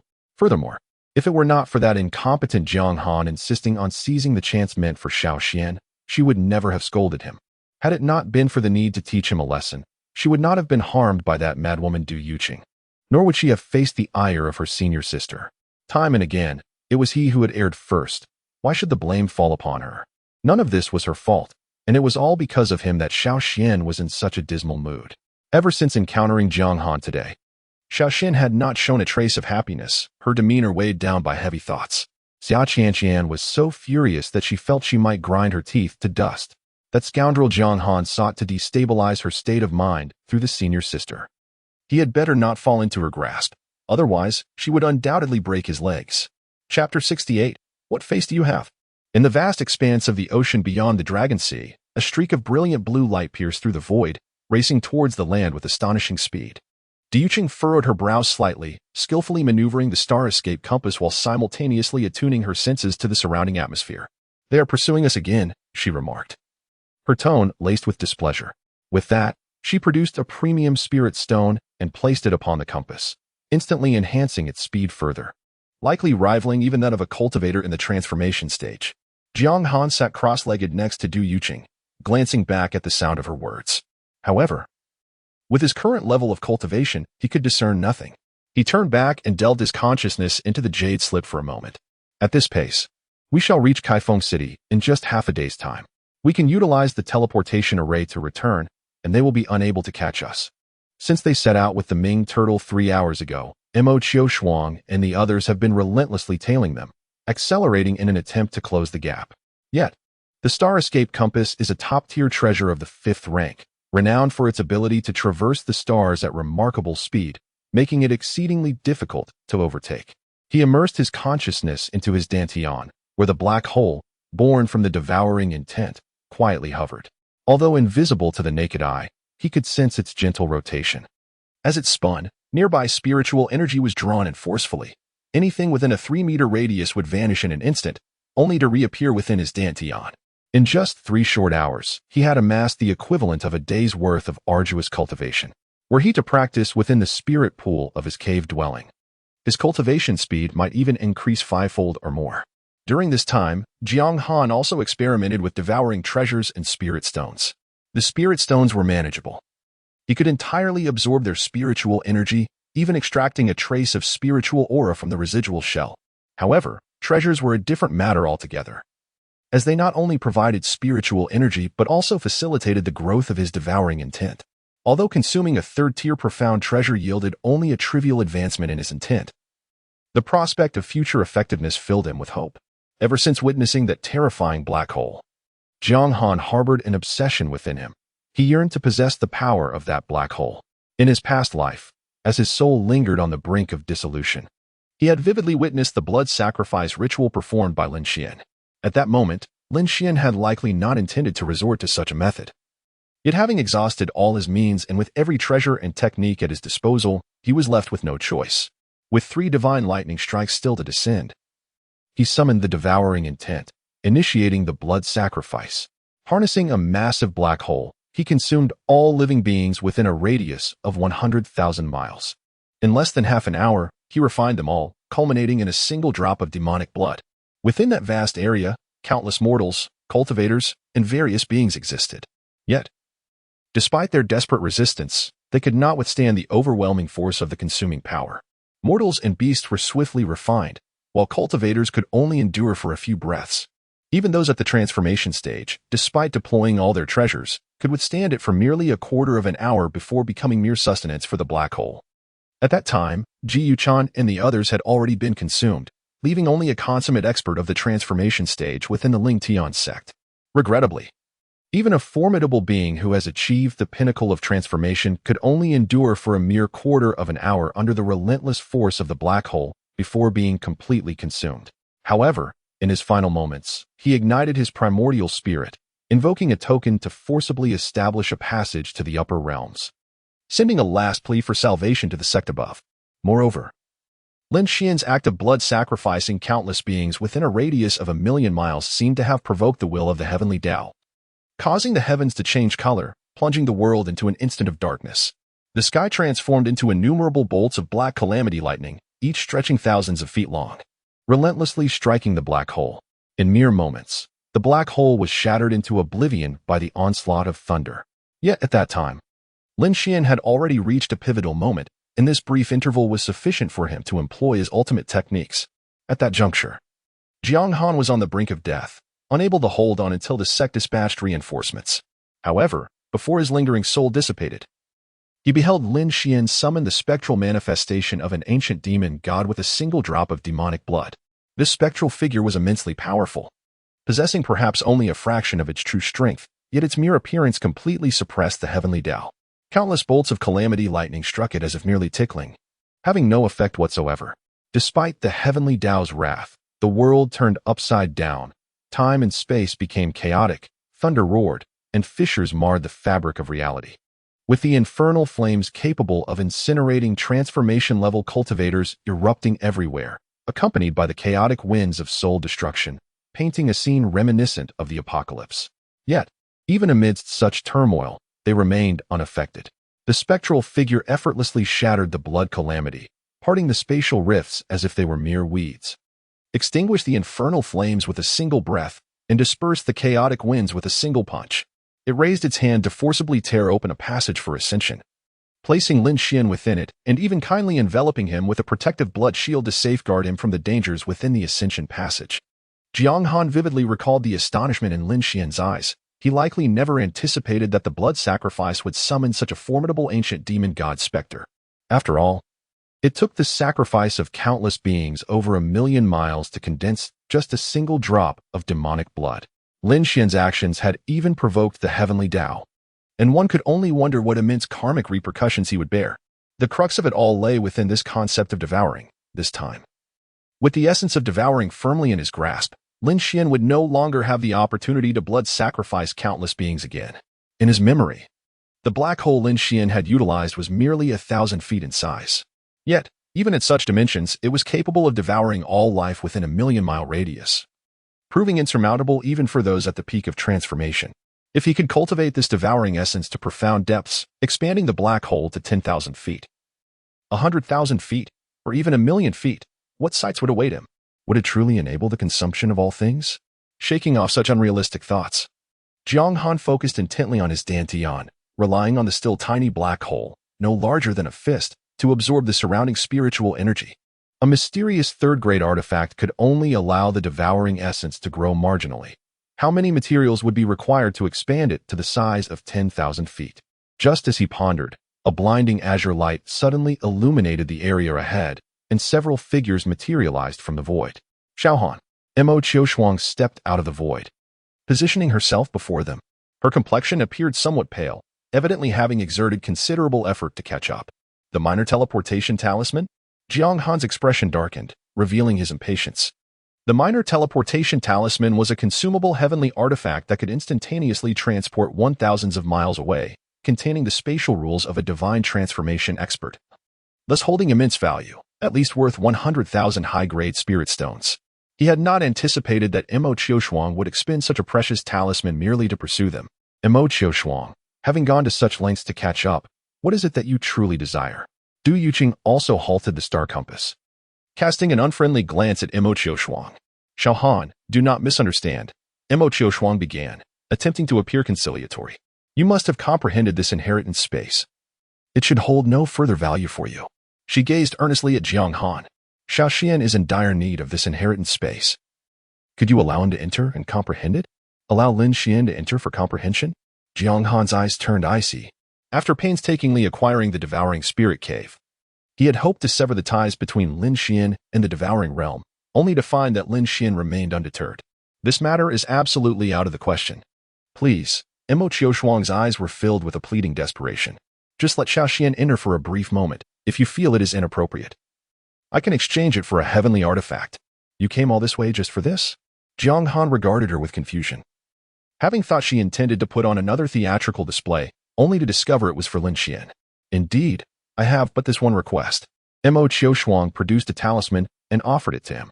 I hope that, considering our senior sister's reputation, you might allow Xiaoxian to enter for a moment of comprehension. Impossible. Jiang Han resolutely declined. You have no standing with me. Chapter 69. Spare her? A sharp pain pierced through Mo Qiushuang's chest as Jiang Han's words struck with devastating force, resonating like the sound of a heart shattering. She had anticipated a potential rejection. Yet she never fathomed that Jiang Han would respond with such coldness and cruelty. Jiang Han, you heartless wretch. How dare you speak to your senior sister in such a manner when she approached you so amicably? Xia Qianqian, already brimming with anger towards Jiang Han from earlier encounters, seized this opportunity to unleash her fury, especially after he had been reprimanded by their senior sister. You little wretch. A thankless wolf. What wrong has your senior sister ever done to you that you would dare to insult her in such a vile way? Is it merely asking for a chance for Xiaoxian to gain insight? Look at your miserly, pitiful demeanor. Can you truly not spare a moment? I ask you plainly, will you lend it or not? If you dare refuse, just watch me as I come at you. She glared fiercely at Jiang Han. And had it not been for her respect for Du Yuqing, she would have charged at him without hesitation. Suddenly, the skies darkened ominously. And Du Yuqing soared into the air, her gaze icy as she fixed it upon Xia Qianqian. This audacious woman dared to insult her junior disciple in her presence. This time, her wrath was palpable. The atmosphere thickened with an aura of menace, thunder rumbled, and the sea fell eerily silent, the cries of seabirds vanishing in an instant. With her power surging, her flying sword remained poised, ready for a confrontation with Mo Qiushuang. Sister. Jiang Han felt a warmth in his heart, recognizing that his senior sister intended to defend him, even though this was not the moment to confront Ling Tian's sect directly. Yet, with his senior sister prepared to strike, he found his own courage rising. Mo Qiushuang. He ascended, brandishing the thunder sword, his posture resolute as he cast a cold glare at Mo Qiushuang and her companions. Control your hound, or I shall take it upon myself. His expression remained frosty, his own aura of menace swirling around him. The strengths of both sides were comparable. Should a conflict arise, as long as his senior sister could hold Mo Qiushuang at bay, he was confident he could eliminate Xia Qianqian and Lin Xian. Regrettably, the Zixio Sword Sect was still in a phase of rapid development. If only they could stabilize first, his chances against Ling Tian's sect would be far greater. However, with the enemy already at their doorstep, he could not afford to hesitate. To dwell on the past would only hasten one's demise. Xia Han. Mo Qiushuang was taken aback. She had not anticipated Xia Qianqian's thoughtless remarks, nor Du Yuqing's fierce reaction. Had she not already mended most of her Dao heart, rendering her less prone to anger? Previously, when the fourth junior sister had confronted them, there had been no repercussions. Why was this reaction so intense? Merely a few words, and she was ready to resort to violence. Repeatedly threatened by Du Yuqing, a surge of fury welled within her. However, this was not the time for conflict. She could not afford to leave a negative impression on Jiang Han. You wretch, who are you calling a dog? Xia Qianqian erupted in fury, also taking to the skies, brandishing a golden flying sword, her eyes ablaze with rage directed at Jiang Han. I am your senior sister. You should show respect upon seeing me. It is enough that you do not bow, yet you dare to insult me before our senior sister. She waved her hand and scattered dozens of talismans, which swiftly formed several gleaming sword formations, her mouth ceaselessly cursing. You worthless thing, do you dare to challenge me? I shall see just how formidable your wings have become. Xia Qianqian, have you lost your mind? Cease this at once. Mo Qiushuang shouted, incredulous at her junior sister's reckless behavior. Did she not comprehend the gravity of the situation? In the brief moment of distraction, Her junior sister was already preparing to strike. With a single palm, Imo Qiushuang shattered Xia Qianqian's sword formations, even seizing her flying swords with a flick of her hand. The backlash from the formation and the confiscation of her treasures left Xia Qianqian pale, a mouthful of blood spewing forth. Sister. She gazed at Imo Qiushuang in disbelief, as if struggling to accept the reality before her. Was it not her elder sister's intention to restrain Du Yuqing, to punish Jiang Han, and then seize the Ming turtle? What did this mean? Why was she attacking her instead? Silence. Imo Qiushuang shot her a glare filled with frustration. Having toiled for so long to lessen Jiang Han's aversion towards her, only to have her junior sister provoke him anew, she unleashed a series of incantations. Golden light enveloping the space as countless runes materialized, wrapping Xia Qianqian in layers, completely concealing her pallid visage. You will be dealt with later. After sealing Xia Qianqian, she coldly commanded, disregarding Lin Xian's astonished expression, and turned her gaze gently towards Jiang Han. Xiao Han, if you are unwilling to lend your aid, it matters not. Qianqian acted impulsively. I have already punished her. Please do not hold this against her. Jiang Han frowned, utterly perplexed by Imo Qiushuang's intentions. Was she attempting to ingratiate herself with him? But for what reason? She had always treated him with indifference, even disdain. How could her demeanor have shifted so drastically? Furthermore, was her response not excessively forceful? Xia Qianqian was her junior sister with whom she had shared decades of companionship. And yet she had ruthlessly beaten her to the point of bloodshed? While the motivations behind Imo Qiushuang's actions eluded him, a sense of foreboding arose within Jiang Han. Her actions must harbor significant ulterior motives, necessitating a greater vigilance on his part. Indeed, she proved to be a remarkably selfish individual, should anyone obstruct her path. Even the closest of junior sisters would be cast aside. What if it were Lin Xian who stood in her way? Would she be willing to cast him aside as well? Not enough. Du Yuqing's voice was icy, carrying an air of undeniable authority. Imo Qiushuang furrowed her brow. Xia Qianqian had sustained considerable injury today, and any further aggression would complicate matters with her master. Xiao Han. She gazed at Jiang Han with a look of helplessness. Qianqian is still your senior sister. Could you not show her some mercy? Du Yuqing also turned to Jiang Han, her icy demeanor unwavering. Holding the bin lei sword, with thunder crackling around him, Jiang Han sneered. Spare her? His gaze remained unmoved by Imo Qiushuang's pleading expression. When she had once turned against him, had she shown him any mercy? Imo Qiushuang faltered. Xiao Han, indeed, my junior sister was somewhat reckless in the past. But she is gravely injured today. Could you not let this one instance slide? I am willing to compensate you with treasures. There is no need for compensation.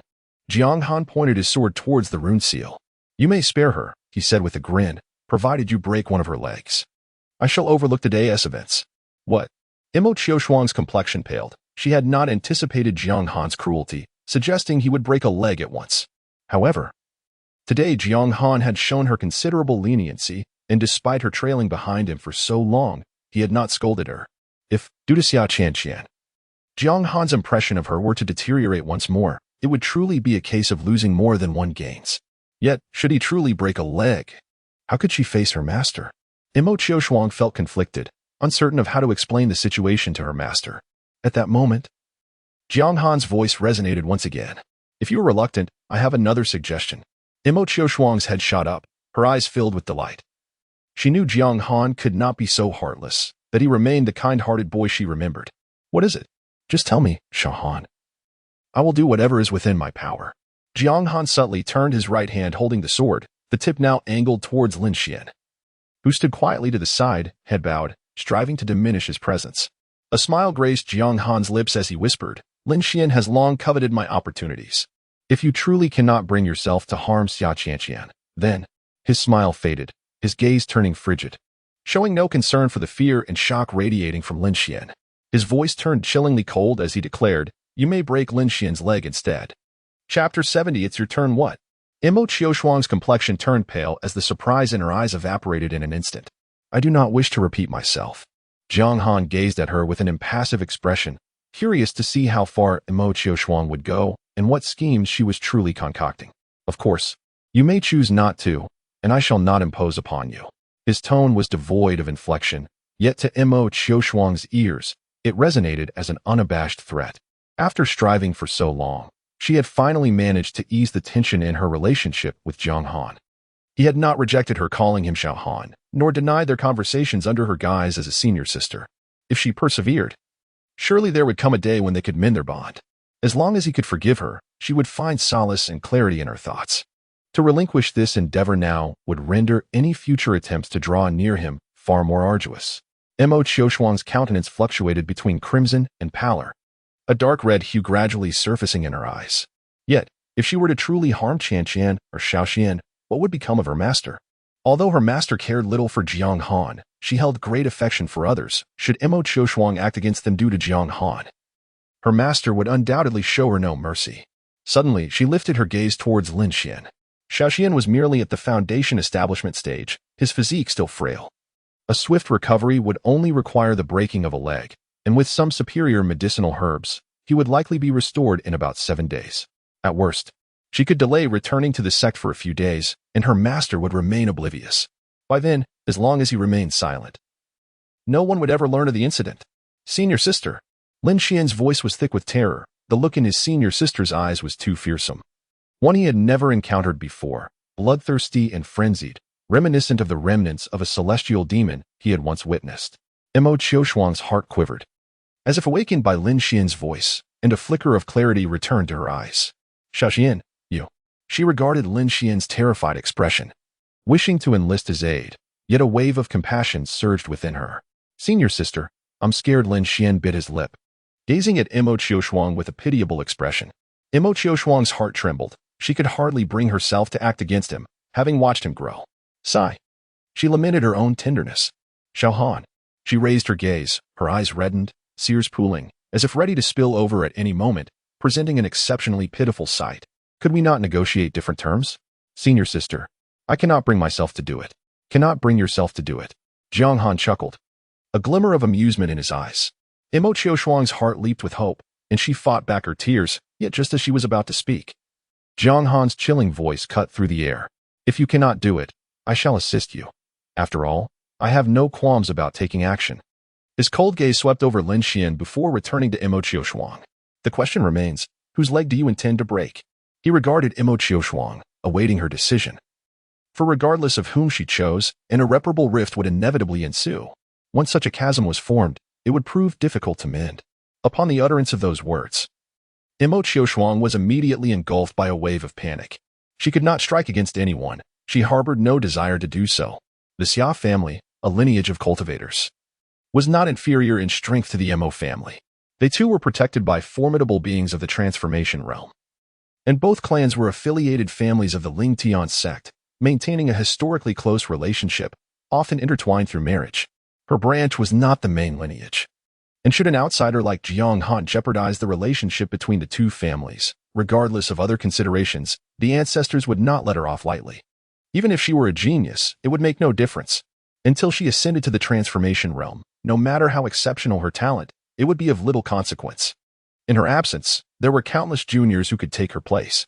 This world is replete with talent, yet it is the top-tier geniuses and resources that are truly scarce. Moreover, Xiaoxian was the apple of her master's eye. Should she dare to lay a hand on him, her master would undoubtedly impose severe punishment upon her. She realized she had momentarily lost her senses. Otherwise, how could she have even considered agreeing to Jiang Han's unreasonable demands? Furthermore, Jiang Han must not act against Xiaoxian and Qian. How could he return thereafter? If her master learned of it, he would not spare him. No, Xiao Han, you must remain calm. Mo Qiushuang's tone turned stern, shedding any semblance of the gentleness she had previously displayed. Qian merely spoke out of turn, and I have already taught her a lesson. You cannot cling to this single error. If you desire to fight, then direct your wrath at me. Her eyes reddened once more, a tear cascading down her cheek. Ah, how noble-hearted you are. What is this? Do you wish to impress Lin Xian, to earn his gratitude? Jiang Han's body crackled with thunderous energy, dark gleams flickering in his eyes as he sensed the increasingly potent killing intent emanating from Du Yuqing. He bellowed. Since you refuse to choose, allow me to make the selection for you. Let us shatter both. That way, you need not be troubled. Xiao Han, do not act irrationally. Mo Qiushuang's complexion turned ashen, tears streaming down her face without restraint. Jiang Han raised his sword skyward, and an explosive clap of thunder resounded in the air. As a lightning bolt that seemed to pierce the heavens descended, striking the sword's tip with a resounding boom. The thunder on the thunder sword thickened by threefold, its momentum surging. Clang! A clear, melodious sound of the sword echoed in her ears as a flash of blue light sliced through the air, causing Du Yuqing to vanish in an instant. Jiang Han, I implore you not to do anything reckless. Crash. A small azure bell appeared abruptly, intercepting Du Yuqing's strike. Yet, Mo Qiushuang's face turned pale, and she coughed up a mouthful of blood, retreating swiftly into the distance. Du Yuqing, you are truly serious, she cried out, brandishing several array flags. A colossal phantom of a ding flashed through the air, her aura surging as her figure suddenly vanished. Crash. A tolling of a bell resonated from 10 miles away as Du Yuqing's flying sword pierced through the void, forcibly drawing her out. Du Yuqing, do not push me. Mo Qiushuang's complexion was ghostly, blood still lingering at the corners of her mouth, her voice piercingly anguished. The azure bell continually flickered around her, staunchly blocking the onslaught of the blue flying sword, the sounds of clashing reverberating incessantly. Du Yuqing grinned, her eyes emanating 2 beams of crimson light. She formed a sword seal and pointed to her brow, from which a blood-red flying sword was slowly summoned forth. As the sword was drawn, the very heavens and earth transformed. Amidst the ominous clouds, a vivid crimson hue emerged from thin air. Blue lightning writhed and roared, swiftly coalescing into a thunderous dragon of immense proportions, its eyes ablaze with blood-red fury. With a fearsome roar, the thunder dragon ascended, causing the surrounding storm clouds to churn violently as a rain of ethereal droplets, tinged with red, began to cascade down. Is this your true sword? Exclaimed Mo Qiushuang, her expression shifting dramatically. Have you lost your mind? Yet, Du Yuqing paid her no heed, raising her sword skyward and commanding fiercely, Go! In a flash of crimson, the flying sword shot towards the heavens at an astonishing speed, cleaving through the rain and momentarily halting the downpour. The 100-foot-long thunder dragon surged downward in response. And in an instant, the two collided, the minuscule blood-red sword effortlessly engulfing the colossal beast. As the sword consumed the dragon, its power surged exponentially, the scarlet hue becoming even more resplendent, transforming into a brilliant stream of blood-red light. With a mere thought from Du Yuqing, the sword vanished, only to reappear instantaneously before Mo Qiushuang. With a resounding thud, a small azure bell materialized just in time, desperately blocking the sword's assault. Yet the overwhelming force sent the bell flying several dozen miles away. Despite her prior preparations, Mo Qiushuang tasted blood, nearly succumbing to her injuries. Du Yuqing, you have forced my hand, she bellowed, invoking a black pagoda that emanated a weighty aura, momentarily stalling the blood-red sword, causing its speed to noticeably diminish. As the azure bell was summoned back, she unleashed several other artifacts, engaging Du Yuqing in a fierce struggle. In an instant, the atmosphere shifted, dark energies enveloping the two combatants, within which golden and crimson lights flickered incessantly, accompanied by the melodious ringing of bells that stirred the very essence of the world, creating tumultuous waves upon the sea. Such power. This is my senior sister's true sword. With it alone, she can dominate Mo Qiushuang, Jiang Han murmured enviously, as his own sword had yet to reach its full potential, leaving him to rely on the thunder sword for now. Observing the blood-red sword forcing Mo Qiushuang into a defensive retreat, he felt a surge of confidence. Now, it is our turn, he declared, casting a glance at the somewhat flustered Lin Xian. With a decisive gesture, he unleashed the thunder sword, propelling it forward with great haste. Brother, let us discuss this. Lin Xian's face paled as he felt a tremor from the jade pendant at his waist, which transformed into a barrier of light before him. In a flurry, he retrieved several artifacts to reinforce his shield, applying talismans to bolster his defenses, and promptly turned to flee. However, in the blink of an eye, Jiang Han's figure vanished, and a chilling gust of wind whispered ominously past Lin Xian's ear. Not good. His expression shifted drastically as he attempted to evade, but his body lagged in response. With a resounding clash, Jiang Han struck the barrier with his sword, causing it to tremble, and Lin Xian was thrust forward from the impact. Simultaneously, the light of the thunder sword raced forward, piercing the barrier with a sharp clang. With a shattering sound, the barrier fragmented into countless shards, and Lin Xian executed a swift spin to avoid the thunder sword, propelling himself into the sea. The moment he submerged, his presence vanished entirely, evidently employing an artifact to conceal himself. A faint smirk of derision played on Jiang Han's lips. Indeed, this lad remained as he always was, timid and evasive, retreating once more.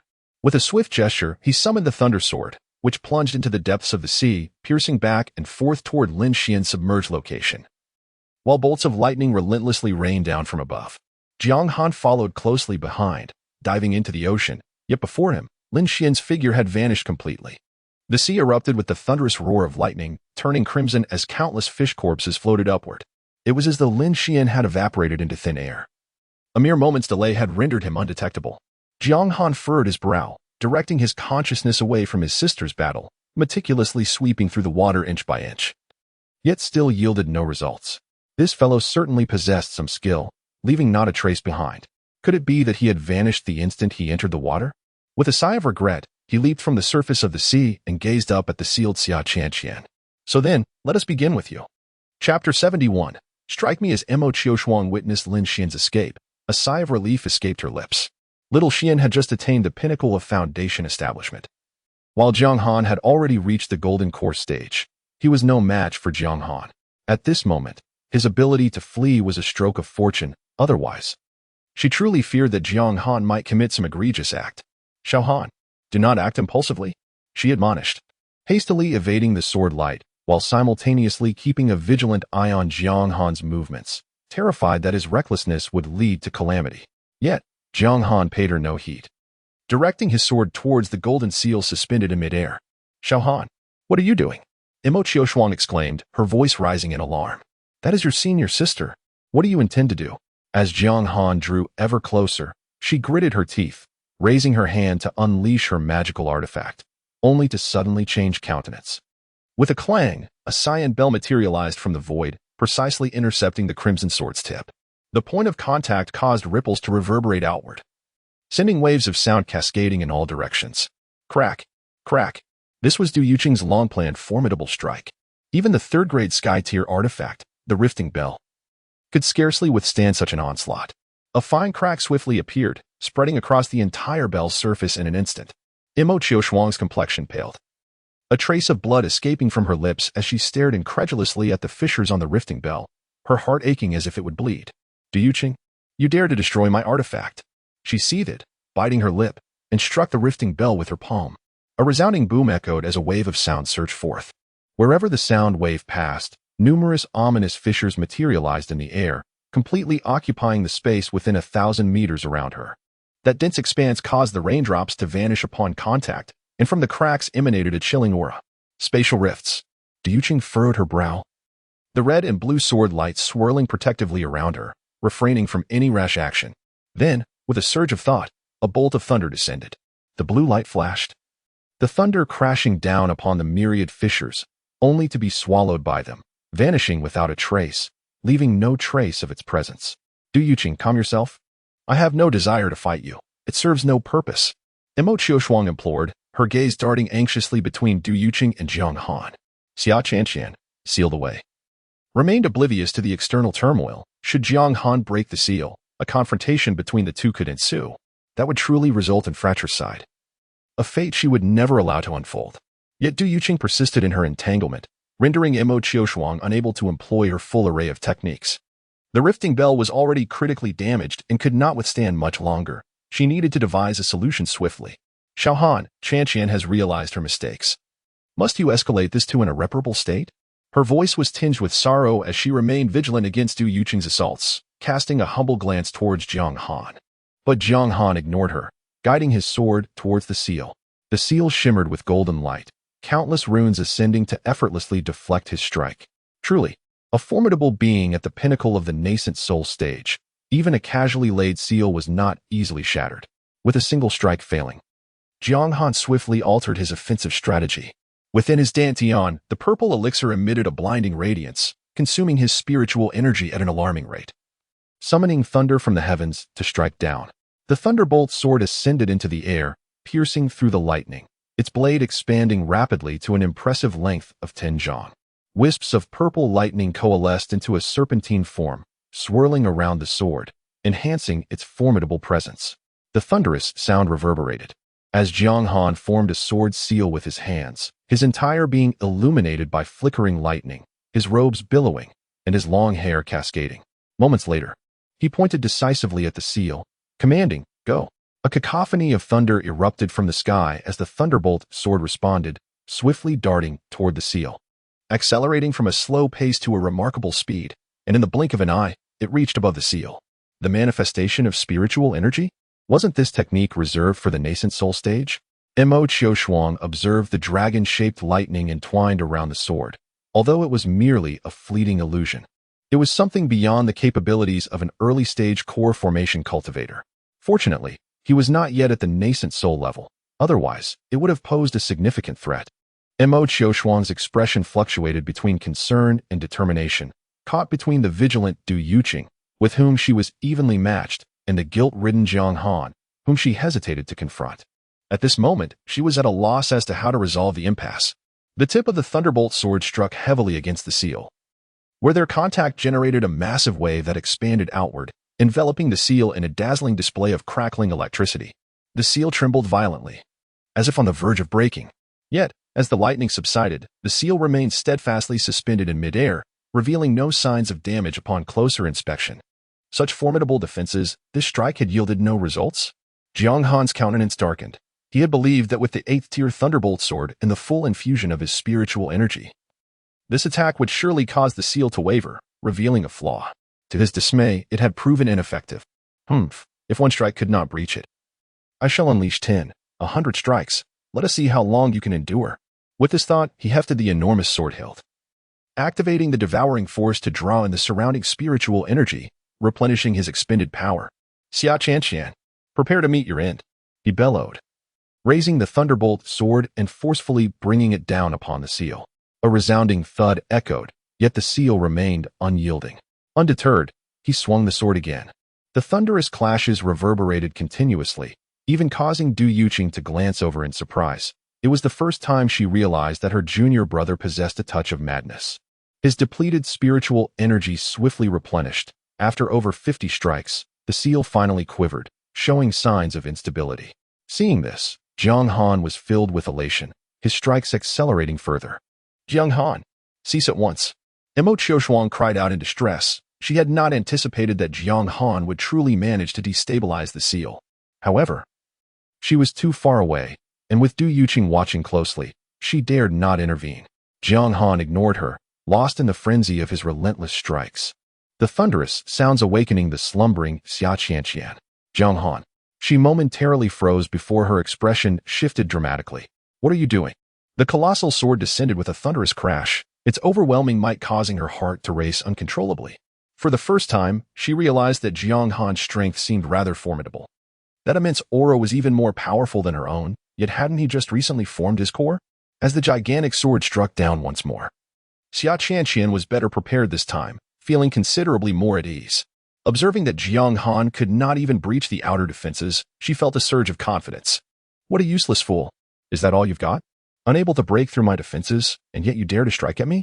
With her arms crossed defiantly, she regarded Jiang Han with scorn, although she was uncertain of the circumstances. Nevertheless, she had already seen her senior sister.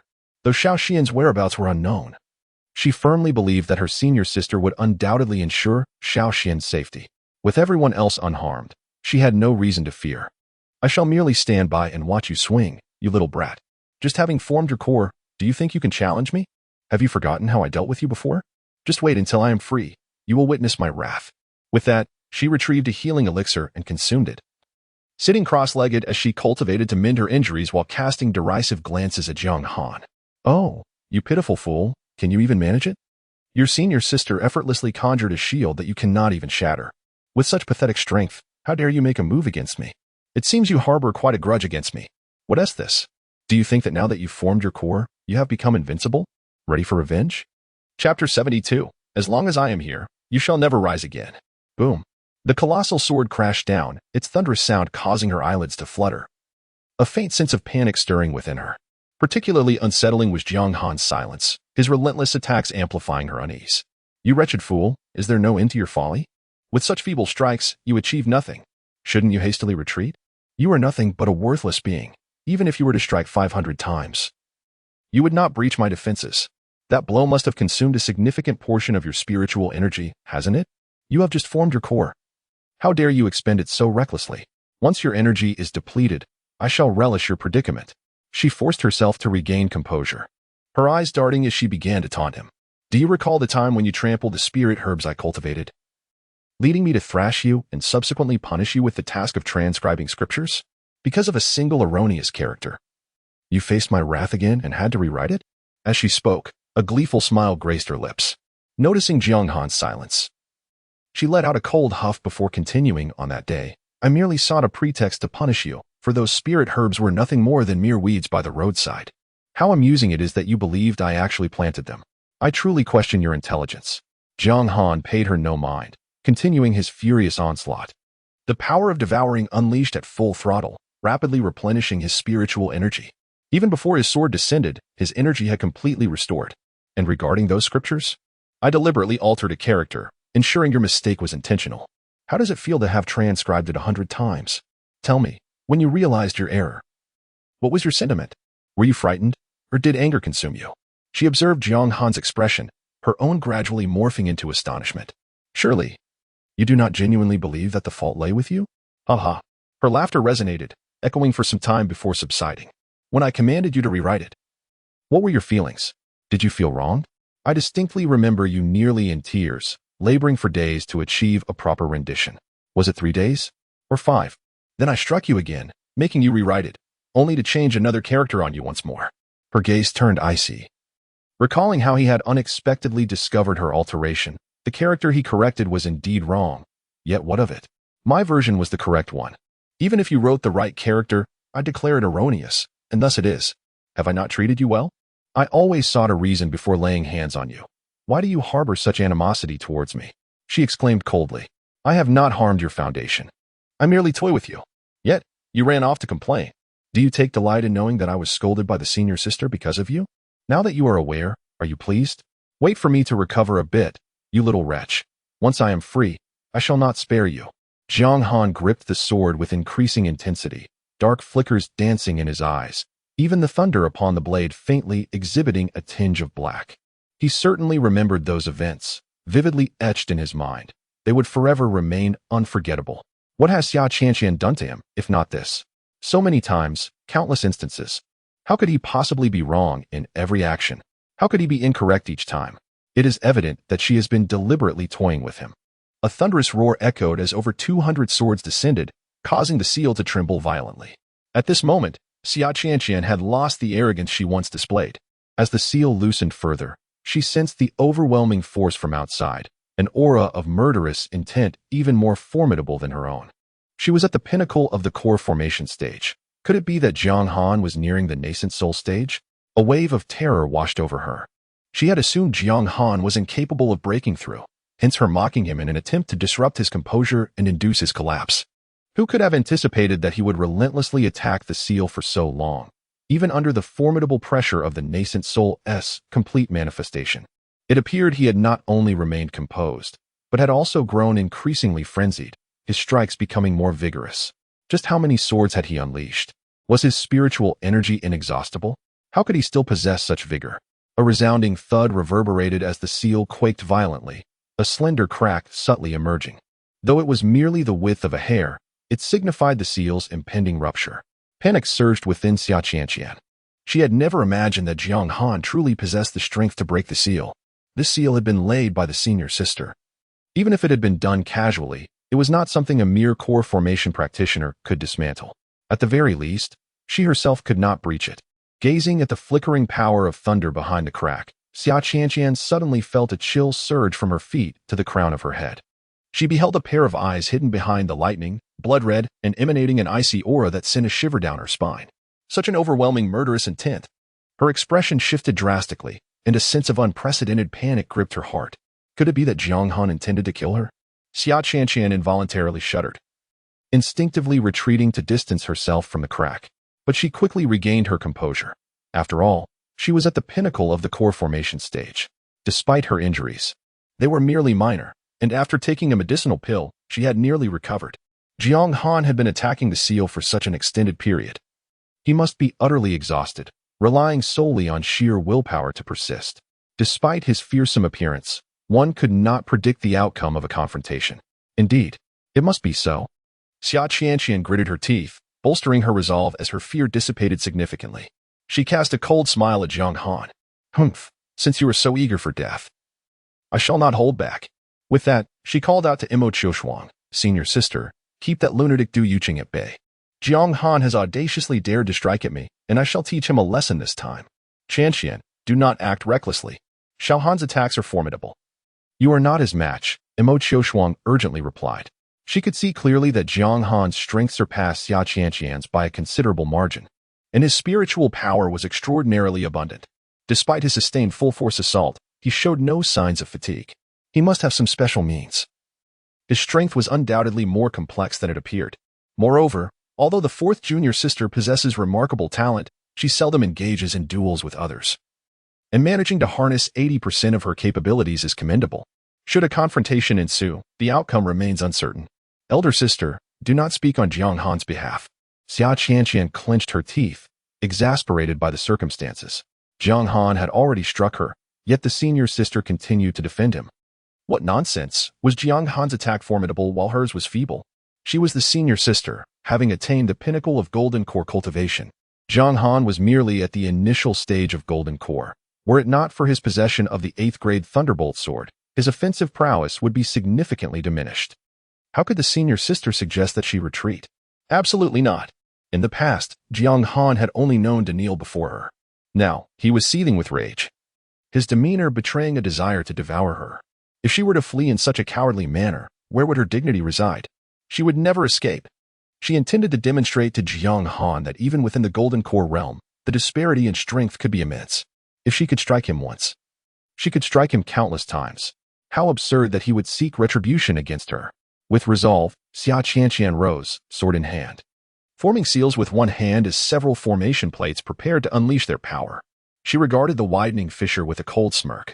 You little wretch today. I shall make you aware that the senior sister will forever be the senior sister. Her voice dripped with iciness and veiled derision. And you, nothing but a useless waste. I will ensure that you vividly recall the terror of once kneeling at my feet. Today, I shall bring you to your knees, begging for mercy, so that you shall never again harbor thoughts of resistance. A waste will always remain a waste, and you shall never rise again. Chapter 73. It's you, Qianqian. Do not act recklessly. Imo Qiushuang's heart was filled with anxiety. She could not fathom where Xia Qianqian derived her confidence, especially when Jiang Han had the power to break the seal she had laid. What could she possibly use to confront him? Did she truly believe that her mere cultivation, devoid of substantial combat experience, would suffice? Yet, as she witnessed Xia Qianqian's unwavering resolve, she fell silent. Perhaps this was for the best. Had not the fourth junior sister always looked down upon Jiang Han, it would be more enlightening for her to personally experience Jiang Han's strength, for he was no longer the child she could bully at will. After all, with her watching closely, Jiang Han would not dare to go all out. At most, he might only break a leg. She had cautioned her, and if she chose to disregard it, there would be little to reproach her for, even if their master were to find out. Moreover, given the fourth junior sister's temperament, should she truly suffer at Jiang Han's hands, she would likely refrain from revealing it, in order to preserve her own pride. In this way, it was not altogether unfavorable. After witnessing Jiang Han's prowess, perhaps the fourth junior sister would come to her senses. Imo Qiushuang remained silent for a moment, gritting her teeth as she turned her gaze toward Du Yuqing. She must prevent Du Yuqing from intervening. She could not disrupt Jiang Han and his companions. Boom. With each swing of the colossal sword, golden runes dissipated, and the fissures in the seal grew ever larger. The ferocious energy of thunder surged violently through the cracks. Xia Qianqian trembled at the overwhelming force. In prior duels with her peers, there had always been a sense of decorum, with everyone displaying great courtesy, fearful of causing her harm. How different was Jiang Han? Who unleashed such madness? Yet, she steeled herself. It was merely the aura of someone in the early stages of core formation. How formidable could it truly be? Humph. She watched as the seal neared its rupture, her own power swelling within her. It was merely an aura. I possessed that too. With a dazzling flash of golden light. The final barrier before Jiang Han shattered into countless fragments. The seal was broken. He lifted his gaze to Xia Qianqian, whose expression still bore the condescension and mockery he had witnessed countless times before. Yet this time, he discerned something different.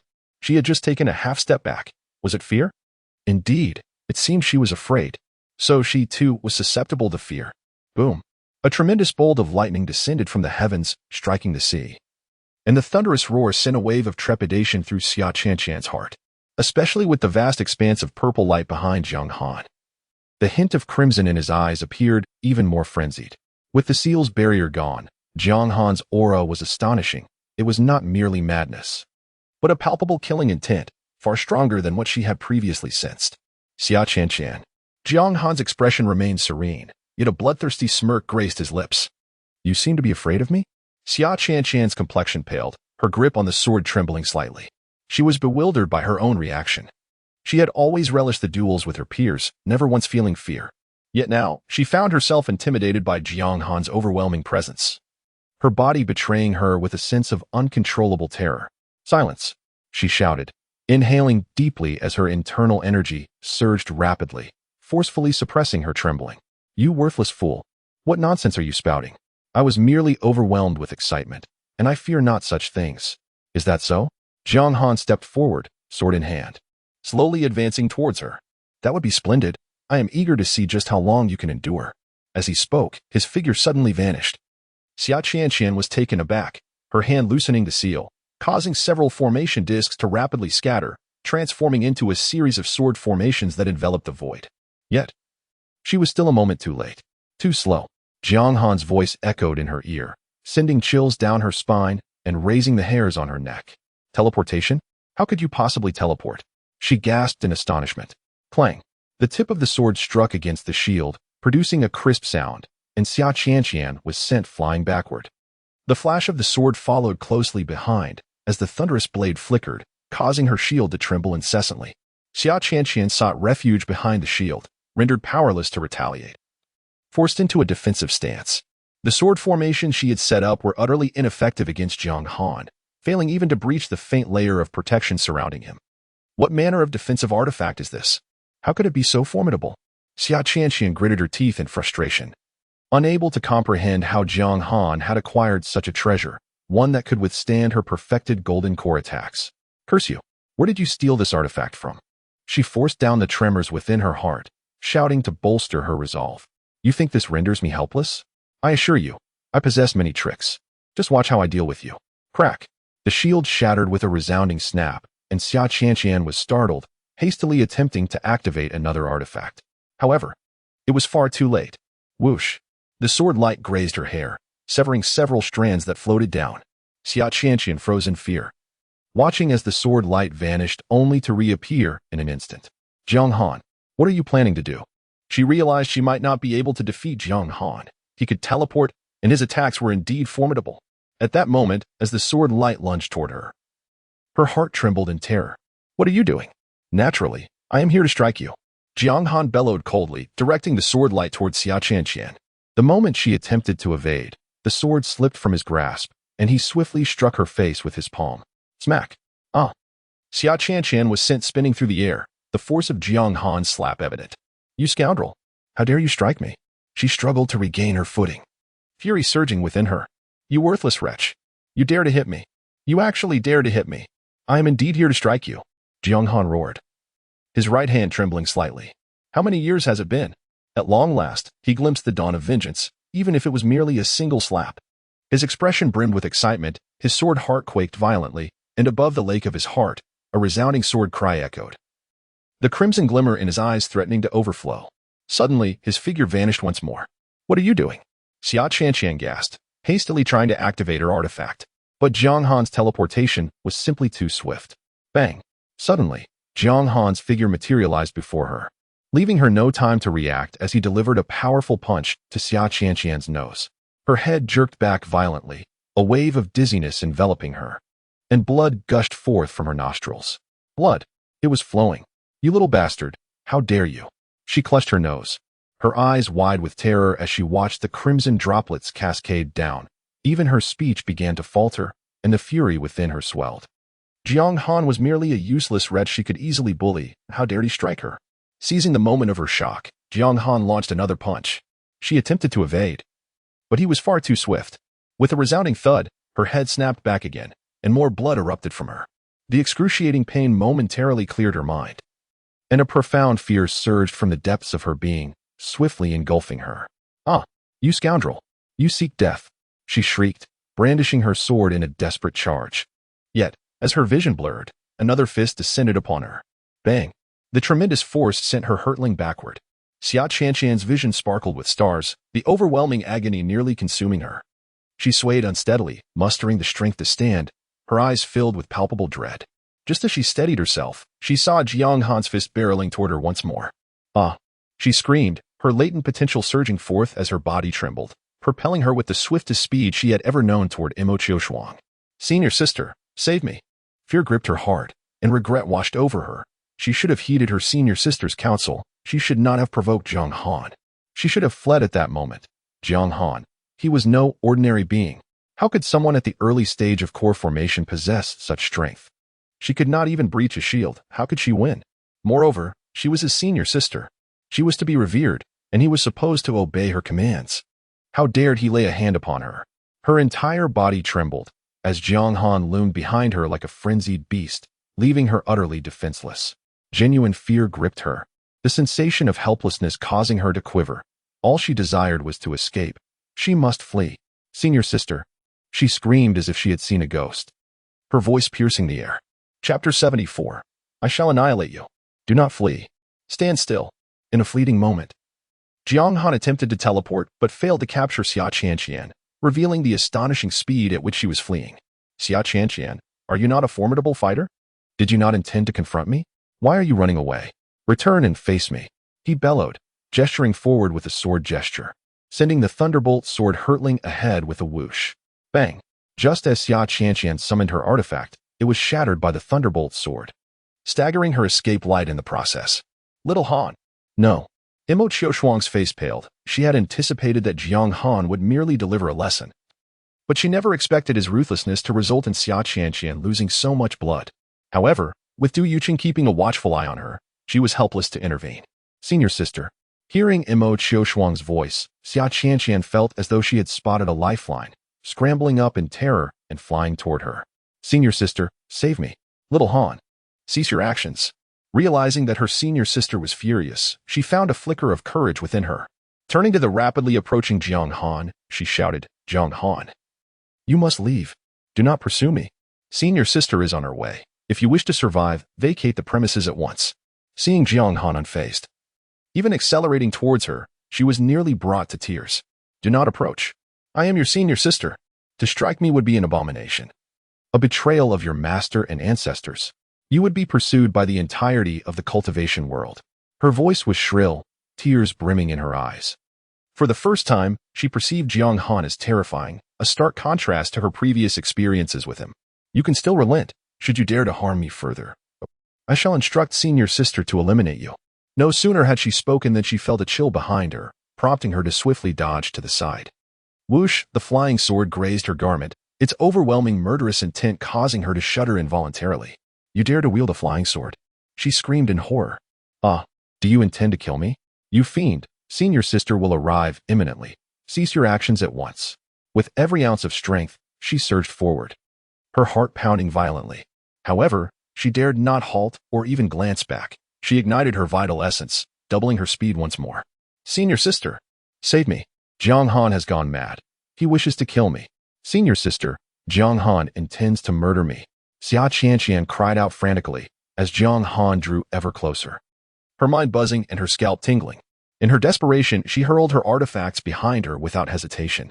I offer you my artifacts, Jiang Han. Please, do not pursue me. I give them all to you. Who in the world desires your worthless trinkets? Jiang Han ground his teeth, summoning the flying shuttle, rapidly closing the distance to Xia Qianqian.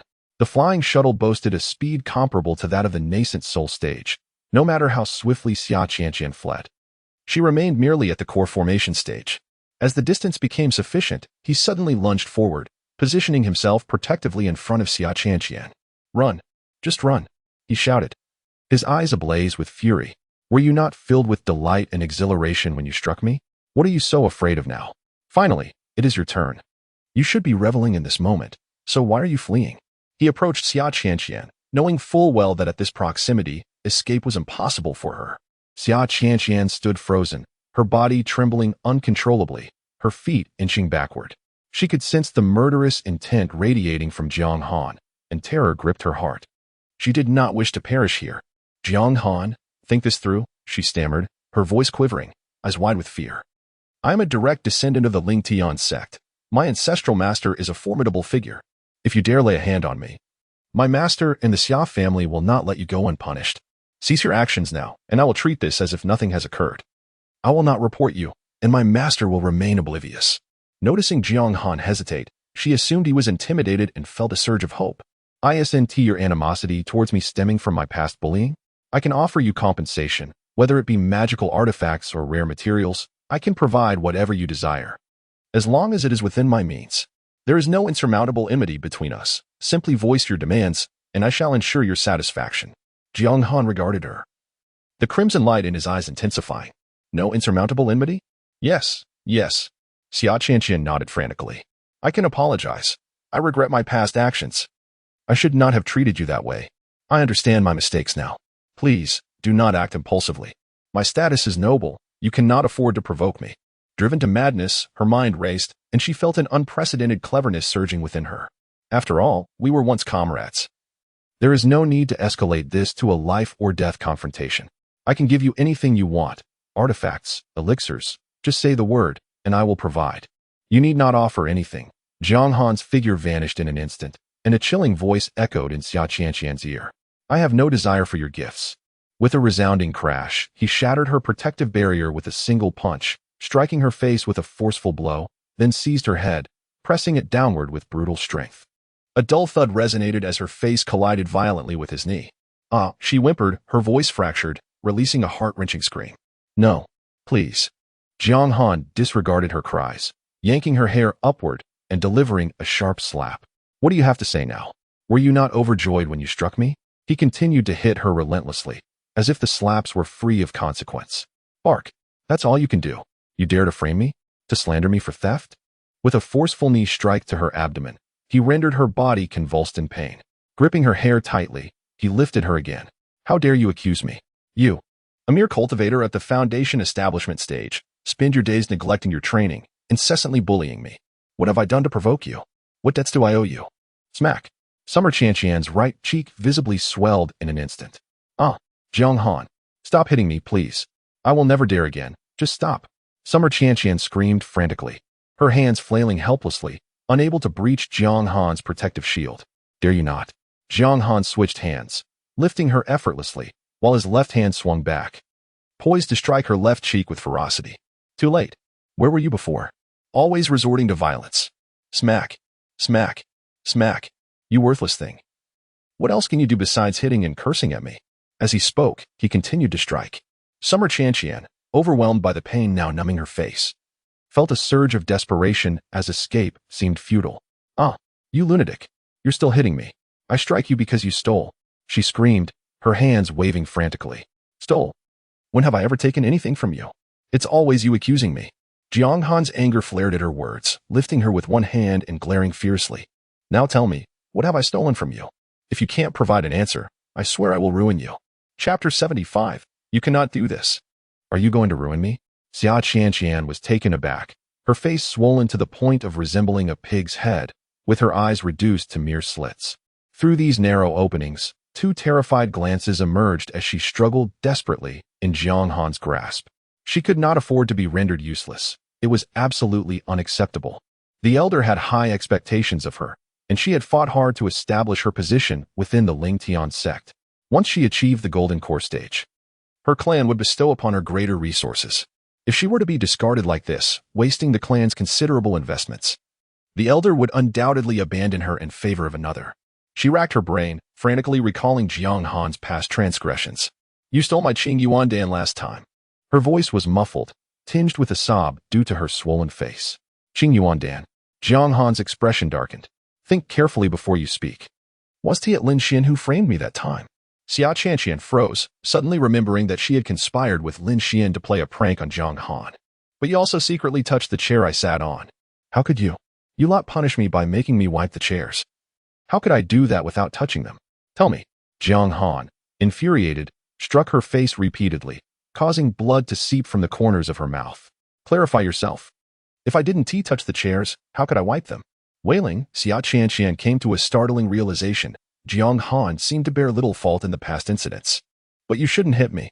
She kicked out wildly, attempting to free herself from Jiang Han's grip, yet her entire body ached. And the spiritual energy enveloping her from Jiang Han sealed her meridians, rendering her powerless. I am your senior sister. You cannot treat me this way. Even if it is not your fault, you must respect me. You cannot strike me. Jiang Han trembled with rage, astonished by her shamelessness. Even in this dire moment, she remained obstinate. I want to kill you. Senior sister, save me. I am going to die. I am going to die. Xia Qianqian cried out in despair, her voice growing weaker, her throat becoming hoarse. Jiang Han. Imo Qiushuang's voice was filled with terror. She could not believe Jiang Han would resort to such brutality. Xia Qianqian was already on the brink of collapse. How could he continue to strike her? Let her go. You cannot kill her. Calm down. She must not die. Must not die? Jiang Han glanced at her. I am eager to see what happens if she does. With that, he gathered strength in his right fist, violet lightning crackling around it. In the face of Xia Qianqian's growing terror, he brought it down mercilessly toward her right leg. This punch is just the interest. Don't. Jiang Han, no, please, no. With a sharp crack, silence enveloped the world. For a fleeting moment, confusion flickered in Xia Qianqian's eyes. Her mouth opened wide in a silent scream that never escaped. Imo Qiushuang looked at Jiang Han in horror, unable to fathom his ruthlessness. Meanwhile, Du Yuqing watched the scene with palpable excitement, a glimmer of eagerness in her eyes. Moments later, Xia Qianqian seemed to regain her senses, taking a deep breath before unleashing a piercing scream that echoed through the heavens. The sound was akin to that of a slaughtered pig, and she struggled to reach her right leg, only to find it limp and devoid of strength. Drawing in another breath, she cried out once more, her entire body trembling violently, her gaze fixed upon Jiang Han, the agony and terror within her almost palpable. Jiang Han, you have gone too far. Imo Qiushuang clenched her right fist, her eyes locked onto Jiang Han. Realizing that she had been caught off guard earlier, she would not allow him to strike again. Have I gone too far? Jiang Han shot a glance at Imo Qiushuang. When I had my limbs broken, it was far worse. I did not hear you claim that she was overstepping. That was. Imo Qiushuang hesitated, at a loss for words. What was it then? Please, continue. I am all ears. Jiang Han regarded her with amusement, watching her feign righteousness. Imo Qiushuang fell silent, unsure of how to respond. If you choose not to speak, I shall proceed. Jiang Han turned his attention back to Xia Qianqian, a flicker of red igniting in his eyes as he remained silent, permitting her to continue her shrill cries. It was not until a considerable time had passed that Xia Qianqian's voice finally subsided. She dared not meet Jiang Han's gaze, her body quaking with dread, emitting muffled whimpers. Does it hurt? Jiang Han inquired softly. It hurts so much. She believed Jiang Han's heart had softened and urgently pleaded with him. Jiang Han, spare me. I swear I shall never dare again. I truly shall not. Back then, I thought your silence meant you were unhurt. I had no inkling it would be this painful. Senior sister was wrong. I truly acknowledge my faults. It was wrong of me to strike you. Please forgive me. Jiang Han regarded her with a slight smile curving at his lips. Pain is precisely what you deserve. He tightened his grip slightly. I was in far more agony than you are now. Leaning in closer, he locked eyes with Xia Qianqian and gently asked, Do you know why? She shook her head frantically, pleading ignorance. I don't know, Xiao Han. Please spare me. She was genuinely terrified. Jiang Han appeared so fearsome, and she was overwhelmed with fear. For the first time, she understood the excruciating pain of having one's leg broken. Jiang Han was not merely feigning tears. He had genuinely cried out in pain. Because. Jiang Han leaned closer to her ear and whispered softly. I had 2 legs broken by you. Xia Qianqian's eyes widened in shock as the memories flooded back. She recalled the incident vividly. She had attempted to break Jiang Han's right leg, but had inadvertently struck his left leg instead, to rectify her mistake. She had then broken Jiang Han's right leg as well. No, Xiao Han, please do not do this. I will give you anything you desire. I beg you. Do not strike me again. I recognize my faults. I truly do. It hurts so much. I am in real pain. Xiao Han, please do not hurt me any further. Acknowledge your mistakes? Yes. Xia Qianqian nodded fervently, terrified that Jiang Han might overlook her desperate plea. I truly acknowledge my mistakes. Please, have mercy on me, Xiao Han. Senior sister, I implore you, spare me. Jiang Han chuckled lightly, but lamentably, it is too late. Xia Qianqian's eyes widened in horror as she watched Jiang Han raise his right fist once more, her body thrashing in a desperate struggle. No. She shook her head, tears streaming down her face as if they were worth nothing. 13 years.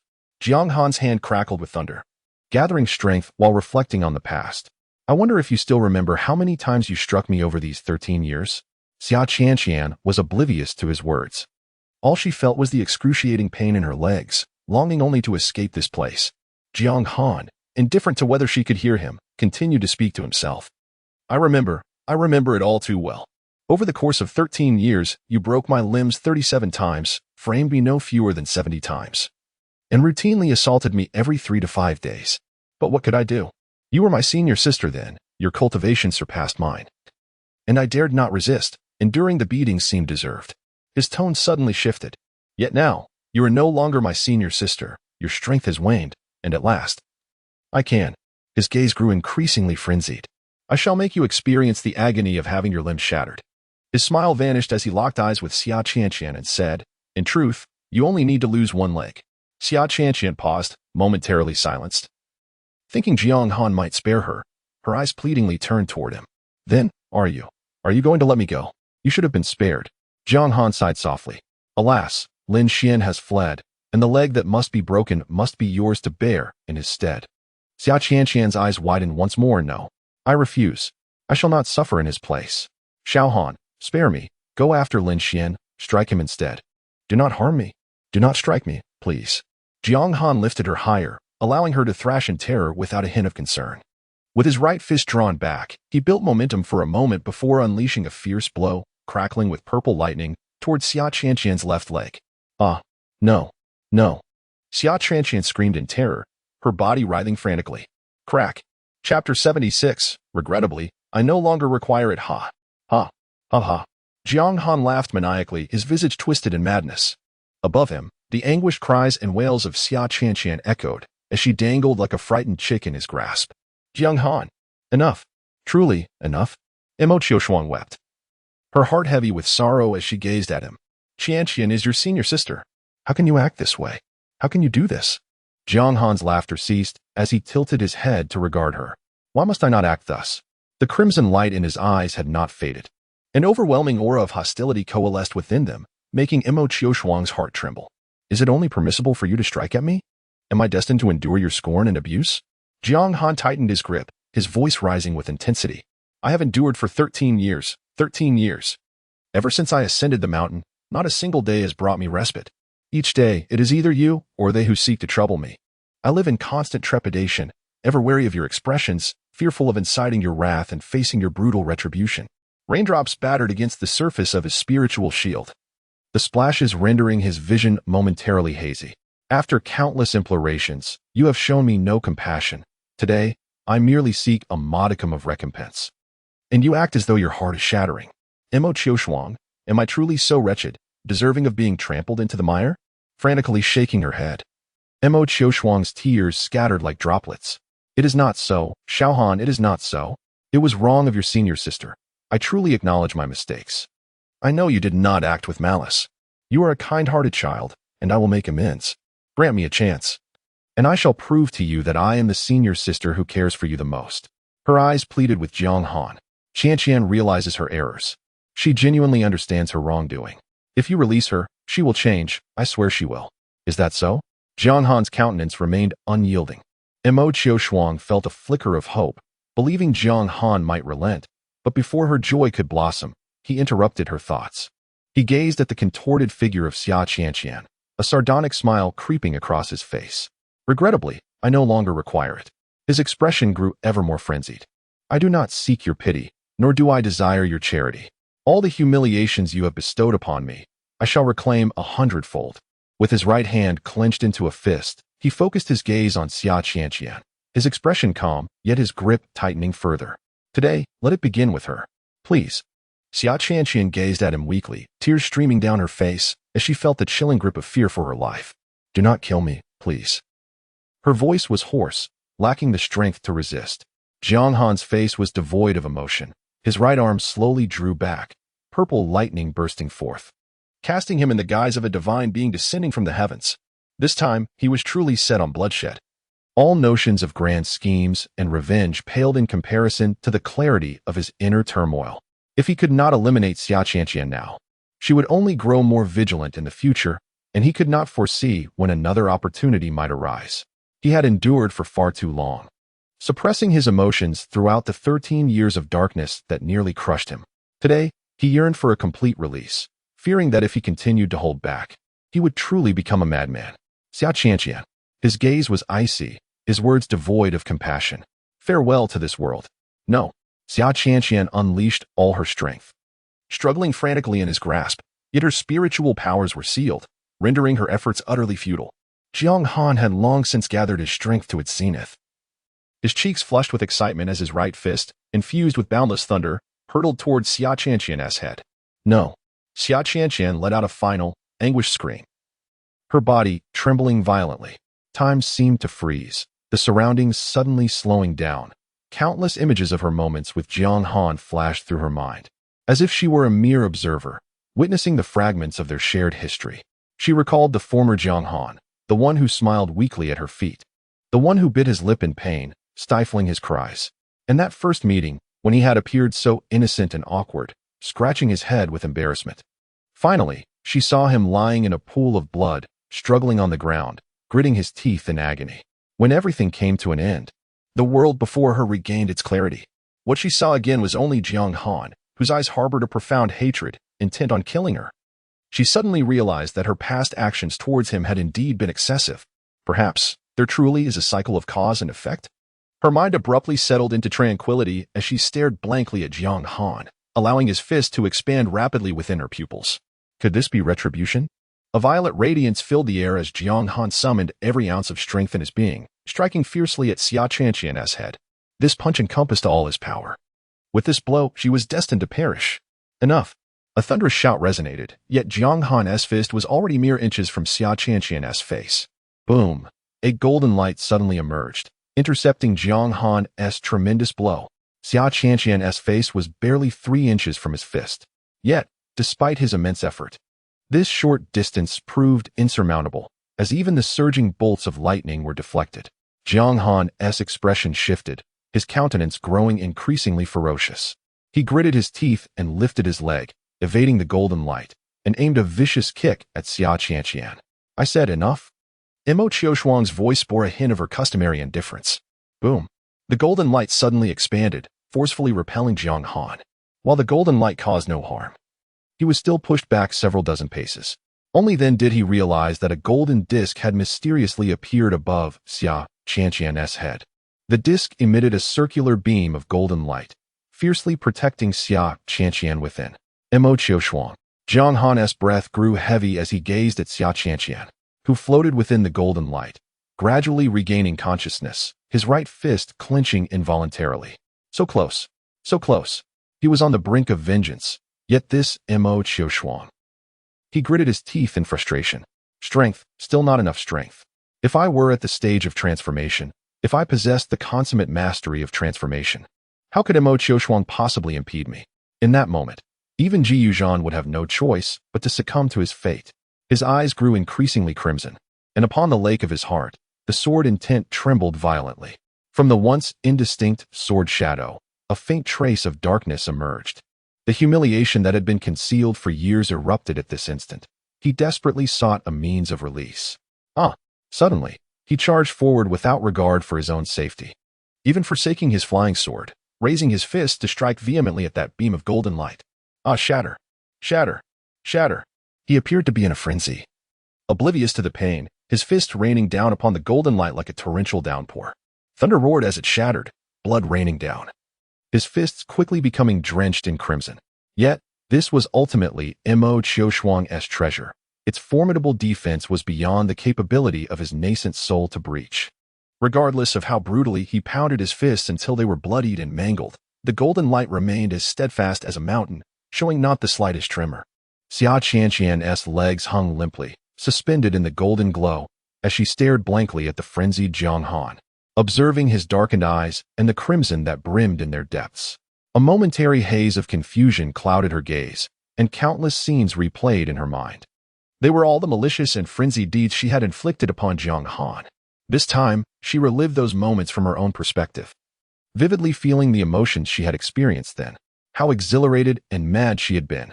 Yet, it should not have been this way. She had received a superior education from her family since childhood, every word and action meticulously taught by her instructors.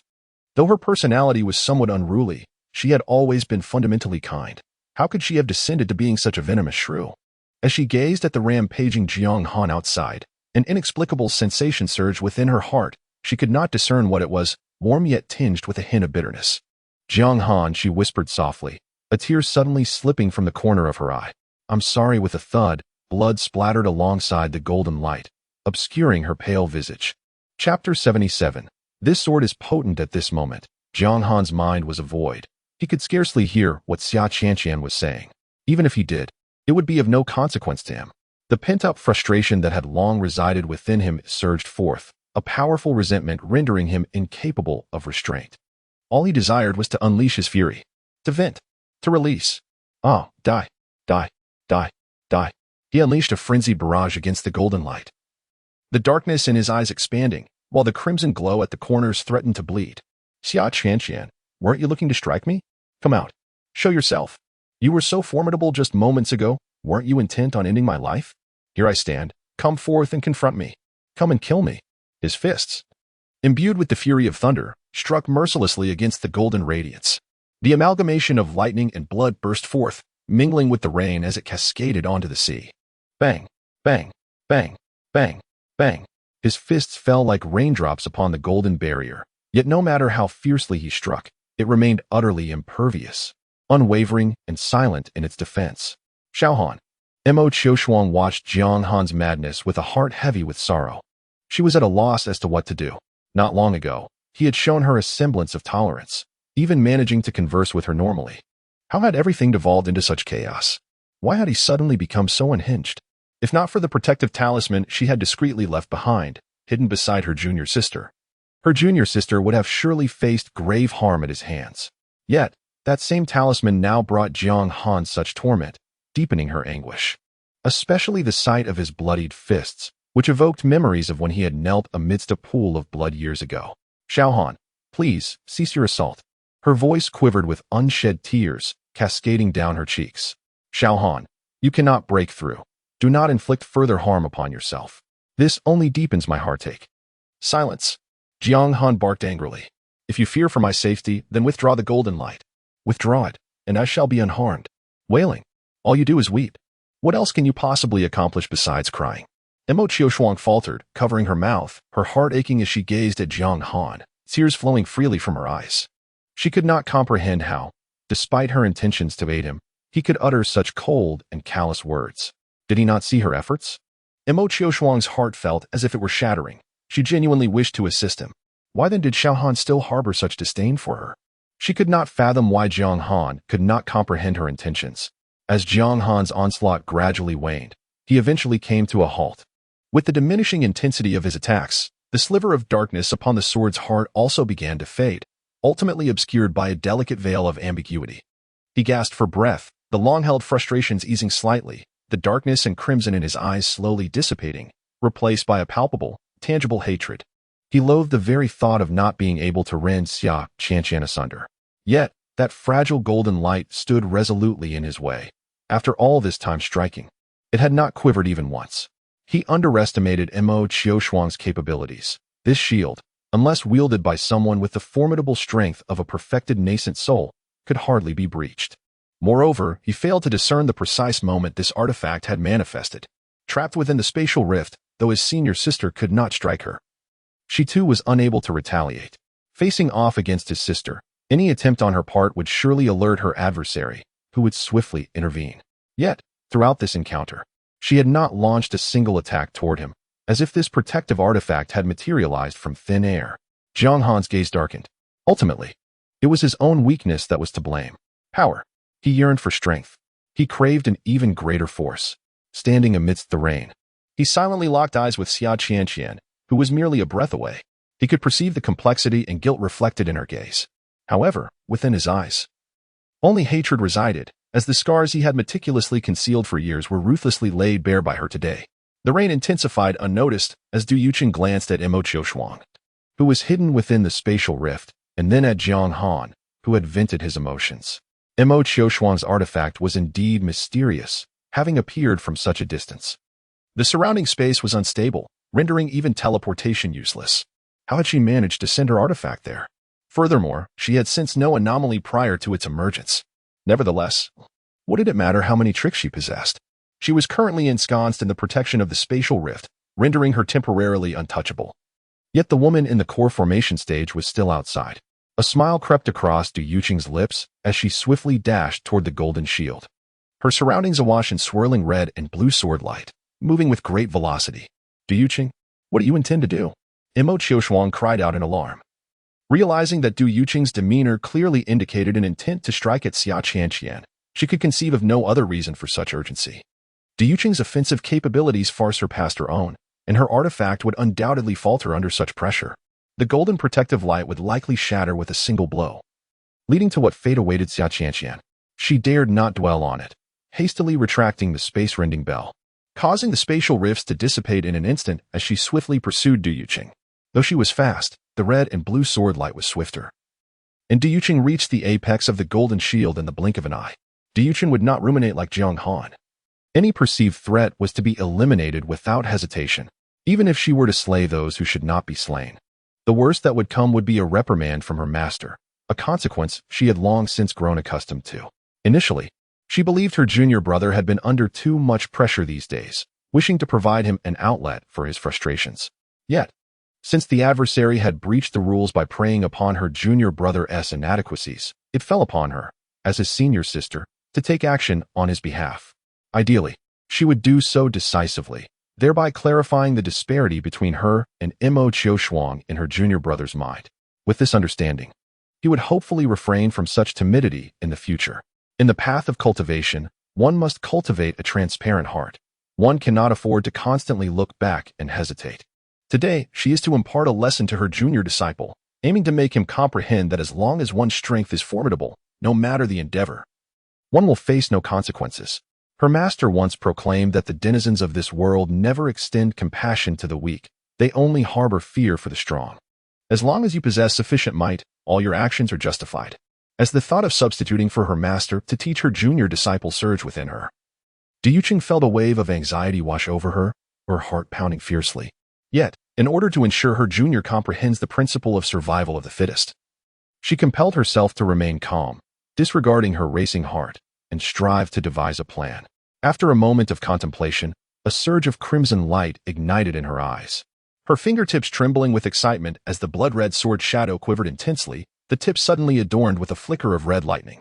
Then, she resolved to unleash her full power, to demonstrate to her junior disciple that she too is formidable. Otherwise, he would forever hesitate to engage in combat. Clenching her left fist tightly, she formed a hand seal with her right, her body quivering with exhilaration. It was a rare opportunity to emerge. How could she refrain from fighting? She cast a glance at the somewhat weakened Jiang Han, her excitement intensifying. I shall employ this technique, she thought, which I have secretly practiced for a long time. It should be quite impressive, and now is the perfect moment for my junior to witness it. Her eyes curved into a smile, yet the crimson glow within them intensified, adding an element of bloodlust.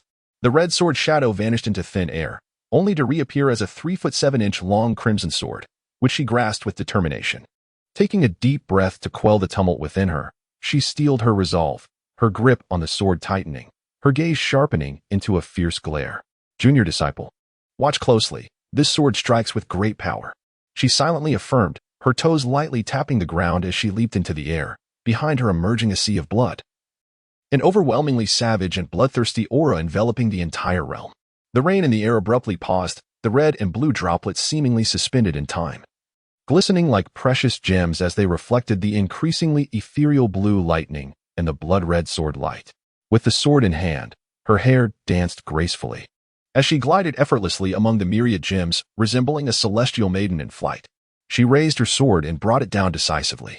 As the rain had yet to make contact with the blade, it was cleaved apart by an unseen force, splitting into quivering droplets that ricocheted to the sides. The sword emitted a blood-red light, rushing forward with an aura that sent chills down the spine. The oppressive force seemed poised to transform the entire realm into an endless sea of blood. The sword light sliced through the rain, cleaved through the thunder, and obliterated all obstacles in its path, surging forward. Although the sword light appeared to move slowly, in the blink of an eye, it reached the front of the shield, leaving behind a narrow, chilling black trail. Chapter 78. Who was excessive? The rift in space. Mo Qiushuang exclaimed in astonishment as the attack tore through the rift in space, a feat achievable only by those at the transformation stage. Previously, she had invoked the rift with the might of the Void Bell, which relied on the power of spatial rules, complemented by a protective shield, to generate such fluctuations. Additionally, she had utilized an array to facilitate the use of the treasure with ease. But what was the situation with Du Yuqing?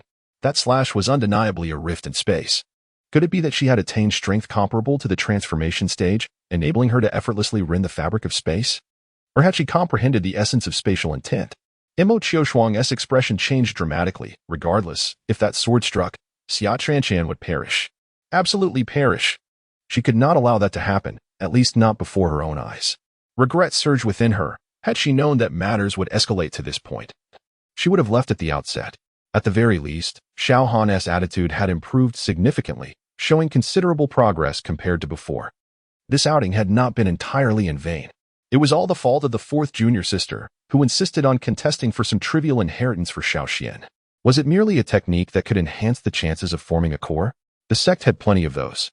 She could not fathom why her sister was so adamant about this. Mo Qiushuang felt profound regret, vowing never to indulge the fourth junior sister again. She truly was thoughtless. Yet, at this moment, her sister was in grave danger, and she had to rescue her. Otherwise, she would have no way to account for it upon returning. Du Yuqing's offensive was swift, and the only means left to save her was perilous. Should she proceed, the cost to herself would be immense. As her thoughts raced, she beheld the sword light growing ever larger. Time was of the essence. There was no opportunity for further contemplation. Resolutely, she clenched her teeth, her eyes suddenly blood-red. She raised her right hand and forcefully grasped the Void Bell. When? The Void Bell emitted a chilling wail before shattering into countless fragments. A thread of spatial rule power erupted swiftly, directly impacting the space around Du Yuqing and the sword light, all under Mo Qiushuang's command. At that moment, Du Yuqing's sword light had already advanced, trailing a long, dark streak, eagerly aimed at the shield. She maintained her stance, eagerly anticipating the sword light as it cleaved through every obstacle in its path. This was the first time she had unleashed this technique. She could not see her own form, but a furtive glance revealed the astonishment on Jiang Han's face. That was sufficient. Thus, her sword accelerated further. Stop! Mo Qiushuang cried out, channeling all her consciousness into that thread of spatial rule. Her entire being trembled as her mind erupted with power, her hands gripping fiercely. A peculiar wave resonated through the void, and the space surrounding Du Yuqing suddenly warped. Her figure vanished, along with the sword light and dark trace, all disappearing from sight. Sizzle! A tearing sound echoed, its sharpness sending chills to the core. In the distance, the sea and sky abruptly transformed into a crimson expanse, followed by an even more brilliant flash of blood red. The space seemed to pause for a brief moment, and then the sky suddenly tore open, revealing a colossal black rift. It was a tremendous fissure, stretching 500 feet in length, connecting heaven and earth, as if the very fabric of the universe had been rent asunder. Within the rift lay an abyss of darkness, from which emanated an endless, chilling cold.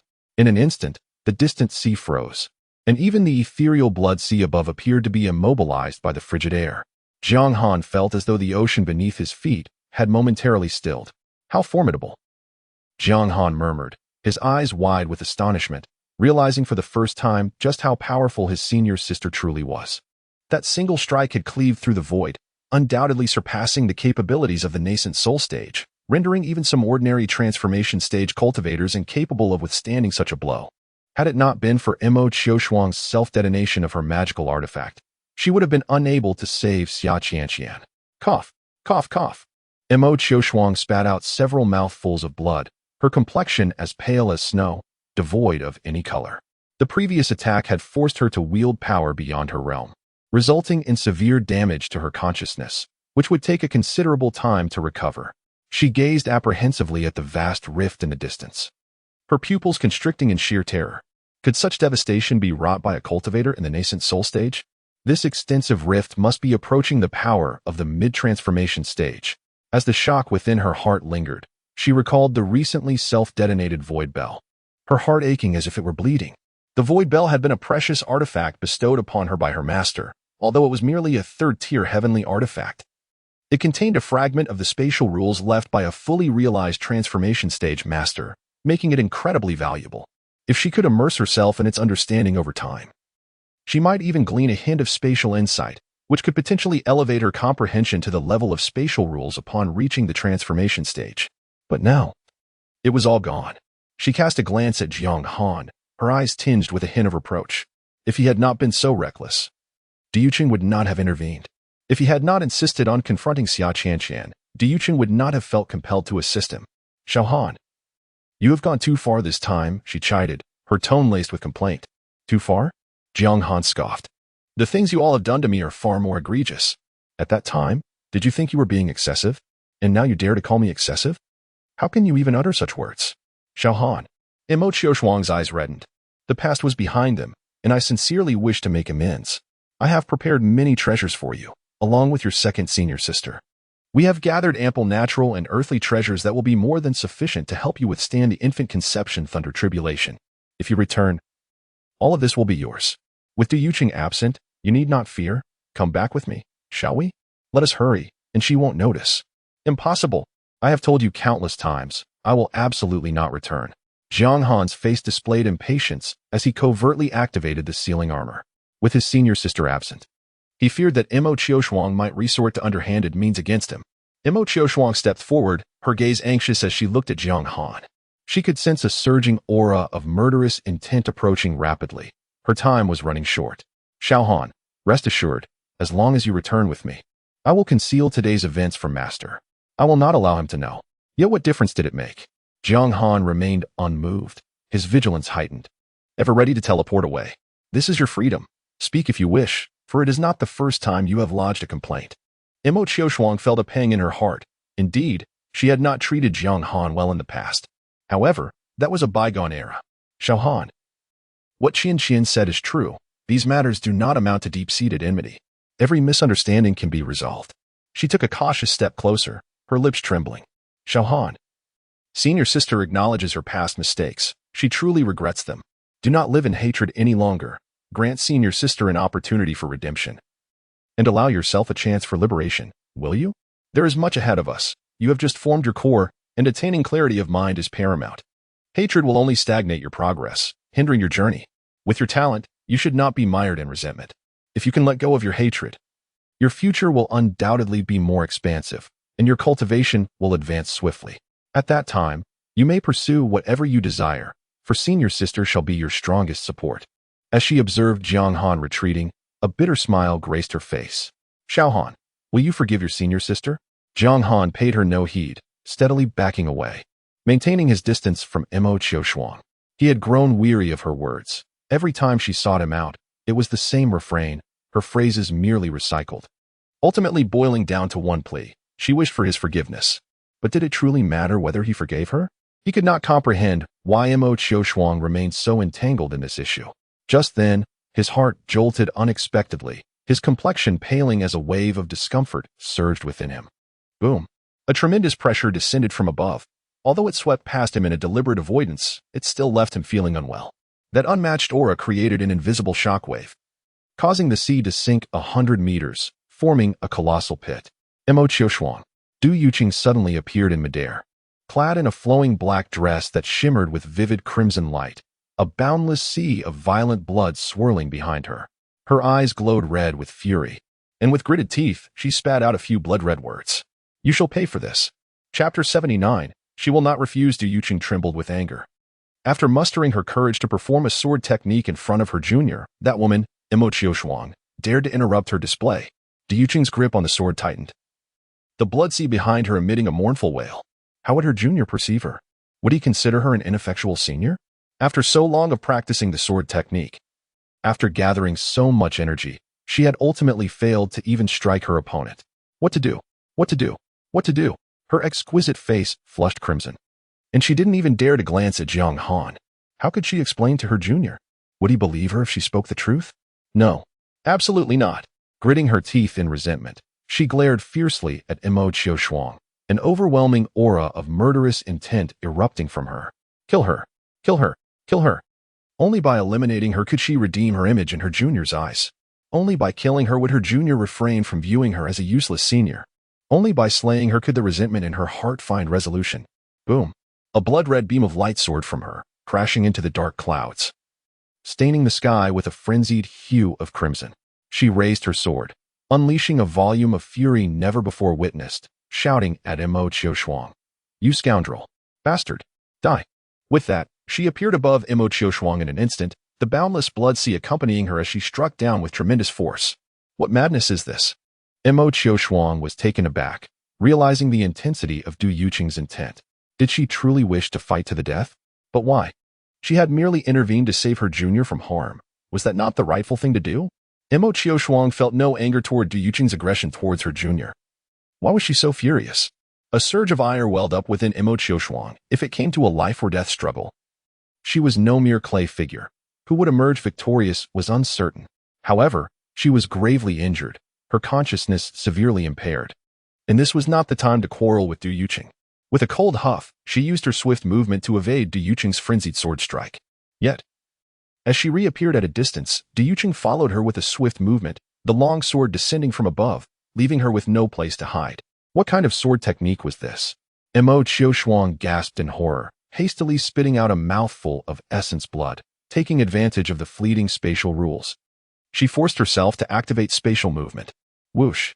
Her figure vanished in an instant, and this time Du Yuqing could not follow her, striking only at empty air. The black fissure flickered and vanished, and a moment of confusion crossed Du Yuqing's eyes before she abruptly turned to gaze at Jiang Han's position. Imo Qiushuang emerged from the void, her lips turning pale, her breath exceedingly weak. Let us go. She seized the still-dazed Xia Qianqian and plunged into the sea, retrieving a stone slab that had sunk to the ocean floor. Just before Du Yuqing's strike could land, she spat blood again, forcing the last remnants of spatial rules into action, vanishing with the two of them in an instant. Splash! The blood-red sword light flashed, cleaving through the seawater, and a deep chasm opened in the ocean floor.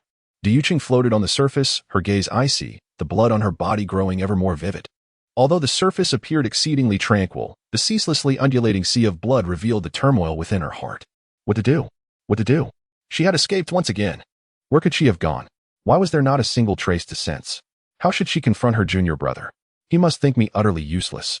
Incapable of handling even this minor affair, I am unworthy of being his senior sister. Indeed, it seems I am incapable of accomplishing anything. The stormy waves surged in her heart's lake, her thoughts oscillating incessantly, her face flushed, at times filled with anger, at times with worry, at times with self-reproach. Senior sister, are you unhurt? Jiang Han's urgent voice echoed from afar, and inexplicably, Du Yuqing felt a surge of reassurance. Her heart's lake eerily calmed, and in an instant, tranquility returned, dispelling all tumult.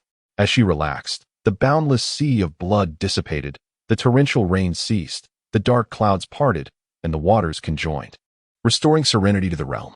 Upon seeing Jiang Han approach, her face reddened, and she cast her gaze downward at the surface of the sea, her heart racing tumultuously. Yes, I'm sorry. She grasped the hilt of her sword tightly, her voice tinged with remorse. What?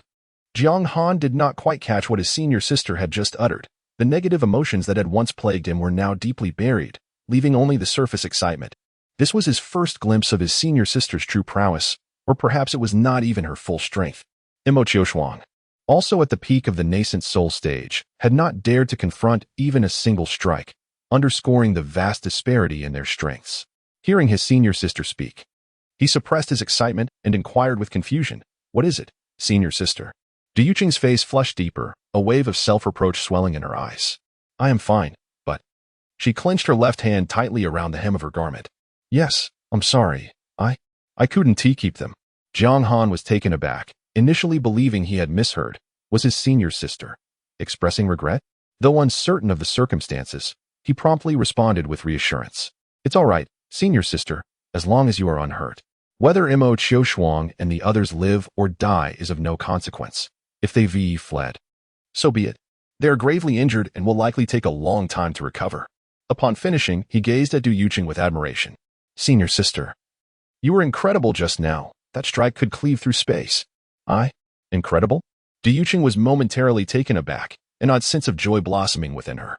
"Indeed." Jiang Han nodded vigorously. "Your strike caused the very heavens to tremble, ripping apart the fabric of space.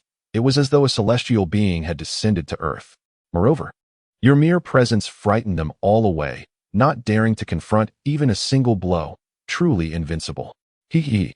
The negative emotions that had once weighed heavily on Du Yuqing vanished in an instant, and she smiled bashfully. "Well, it's not too bad, he. Seeing this, Jiang Han felt a wave of relief. It seemed the master's counsel was indeed wise. If the senior sister was in a foul mood, showering her with compliments would surely uplift her spirits. Though the reasons remained elusive, all that mattered was her happiness. Moreover, he genuinely believed that the senior sister was remarkable. Her ability to tear apart space with such formidable force was truly difficult to withstand, especially for those beneath the divine transformation stage. Had it not been for the sword cultivator's singular focus on mastering a single flying sword, Mo Qiushuang might have sustained far graver injuries today. Furthermore, was the stone that Mo Qiushuang ultimately retrieved from the depths of the sea none other than the concealed Lin Suin, transformed into a mere rock. Devoid of any aura, what kind of technique was this? Such a phenomenon had never been encountered in his previous life. Jiang Han shook his head, regardless of the circumstances. It was likely that Lin Suin had overheard everything that Xia Qianqian had said today. With a rift now between the two, upon his return, it would be exceedingly difficult for them to regain the intimacy they once shared. One could only observe how Lin Suin would stir the Ling Tian sect, perhaps. Without needing to intervene himself, they would bring the sect to disarray. Di Yuqing's cheeks flushed, lost in her own thoughts, unable to suppress her laughter. Upon noticing this, Jiang Han recalled his master's words. If your senior sister becomes ensnared in her inner world, unable to extricate herself, then simply request her assistance with a task, and she will promptly awaken from her reverie. 4. She cannot refuse a plea for help, unless she harbors a particular aversion towards that individual. With this in mind, he quickly expressed his admiration. Senior sister, was that sword strike you executed just now your own creation? He chuckled. That sword move was incredible. Might you teach me? Di Yuqing was taken aback but joyfully nodded in agreement, of course. Chapter 80. The moment of softness above the endless expanse of the forest sea. A flash of azure light streaked by, disappearing in the blink of an eye. Mo Qiushuang sat cross-legged within the cabin, her complexion having improved considerably. Yet she still bore a hint of pallor, her eyes closed in silent meditation. The furrowed brows revealed that her mind was far from tranquil. Xia Qianqian lay on the couch, her face as pale as snow, staring vacantly at the clouds racing past the window. Senior sister, you should take the elixir, Lin Xian said, holding a pill as he sat beside her. Xia Qianqian turned her head, her brow slightly furrowing at the sight of Lin Xian. An instinctive urge to refuse bubbling within her. For reasons unknown, ever since departing from the demon dragon sea, she felt a profound discomfort each time she encountered Lin Xian. Although he remained his usual self, obedient and caring, she could not shake off the unease that lingered within her. Was it possible that she had been poisoned? Nevertheless, observing Lin Xian's worried expression, she refrained from voicing her rejection, enduring the discomfort as she accepted the elixir and swallowed it. Brother Jiang has gone too far. How could he treat senior sister so harshly? Lin Xian said, his eyes reddening with indignation. A sob escaped him as he continued, it's all my fault. If I hadn't insisted on catching the colorful phoenix fish, we might have found the treasure of inheritance by now, and brother Jiang wouldn't he have gotten ahead. And senior sister wouldn't he lowered his head, tears welling in his eyes, appearing profoundly sorrowful. Xia Qianqian felt a pang in her heart. About to offer words of comfort, but a faint wave of aversion surged within her. Had he not fled at that crucial moment, she would not have suffered so greatly. With that thought, the words of solace she intended to utter vanished from her lips. It is not your fault. Mo Qiushuang opened her eyes. Gazing at the weeping Lin Xian with a complex expression, she was uncertain whether this incident would sow seeds of resentment in Lin Xian towards Jiang Han. Please, do not speak of this matter to anyone. If Master finds out, he will not spare Xiao Han. Understood. Senior sister, rest assured. I shall never speak a word of it. Lin Xian nodded vigorously, fully aware that revealing this incident would be unwise. Though he could not fathom Jiang Han's erratic behavior this time, he hoped that senior sister and the others would bring Jiang Han back to Ling Tian's sect. As long as Jiang Han returned, he would have ample opportunity to drain all of Jiang Han's fortune. However, should this incident provoke Master's wrath, it would be nearly impossible for Jiang Han to return, thereby jeopardizing his own prospects entirely. If all else fails, Lin Xian's gaze darkened. I shall adopt a different identity and infiltrate the Zishu Sword Sect. I refuse to believe that Jiang Han can escape once more. Yet, such a course of action would come at a great cost. He had invested years into Ling Tian's sect, and the current situation was promising. Had Jiang Han not abruptly fled, he might have already reached the stage of forming his core. Reflecting upon this, Lin Xian felt a deep regret, as if his heart were bleeding. He should never have coveted Jiang Han's treasure. Had he known the extent of Jiang Han's desperation at that time, he would not have sought to take it from him. It is unfortunate that such a trivial matter has precipitated so much turmoil. Qian, what do you think? Imo Qiushuang turned her gaze towards Xia Qian, her greatest concern being the latter. Lin Xian, with his kind heart, would undoubtedly not harm Jiang Han. However, Xia Qian was a different story. She had always held Jiang Han in disdain. The mere act of him stealing a glance could serve as her justification for retaliation, let alone the grave matter of his legs being broken. Imo Qiushuang's eyes lowered slightly, pondering what she would do if Qian truly refused to let Jiang Han off the hook. A sigh escaped her heart. If necessary, she might relinquish her resources for the year to her. Such an abundance of resources could surely compensate for the loss of his 2 legs. It was a pity, though, that despite her efforts, this excursion had yielded little progress and only deepened Jiang Han's aversion. Upon hearing Imo Qiushuang's words, Xia Qian turned pale. The mere mention of Jiang Han's name sent her spiraling into a whirlwind of chaotic memories, causing her heart to ache. As for reporting to her master, she had indeed contemplated it during the time Jiang Han had assaulted her, even wishing for her master to exact vengeance upon him. Yet now, her thoughts had shifted. She harbored no desire for retribution. Suddenly, she began to understand her senior sisters, realizing why they frequently sought out Jiang Han, often with red-rimmed eyes and tears in tow. Perhaps they had been the first to awaken to their feelings. This heartache was reminiscent of the time she felt distress for Lin Xian. But now, just the thought of Jiang Han brought her unbearable pain, leaving her breathless. Thoughts of revenge faded into oblivion. If it could bring Jiang Han joy, if it could ease his grievances, she would willingly endure any punishment, even if it meant shattering her own being. After all, the harm she had inflicted upon him was far too great, far beyond the restitution of 2 legs. She gently shook her head, reassuring her senior sister, "Do not worry. I shall remain silent." Imo Qiushuang was taken aback. She had prepared to make significant sacrifices in terms of her cultivation resources. Never did she anticipate that Xia Qian would agree so readily. How could the 4th junior sister consent so easily? Did she intend to take matters into her own hands? Yet her expression did not suggest such a thing. Imo Qiushuang furrowed her brow momentarily before a light of realization dawned upon her. Could it be that the 4th junior sister had also awakened? With this thought, her face brightened, and she nodded vigorously. "Very well. We shall put this matter to rest for now and take some time to recuperate in Hufeng City. Qian's injuries are not too severe, although her legs are broken. I have dispelled the thunderous energy that resided within her meridians. Her meridians remain unscathed, and with some high-quality spiritual herbs, she should fully recover in about a month.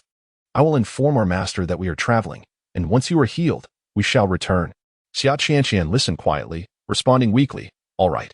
Imo Qiushuang gazed at her, momentarily lost in thought as she seemed to glimpse the girl who had first arrived at the mountain. Back then, Xia Qian, much like now, exuded a serene and gentle exterior, yet within her, there lay a vibrant spirit. Perhaps she truly had awakened. Imo Qiushuang felt a sense of relief deep within her heart. It appeared that this outing had not been entirely fruitless. Once the 4th junior sister had regained a bit more strength, it would be the appropriate moment to share certain truths with her. If only the other junior sisters could awaken to their circumstances as well.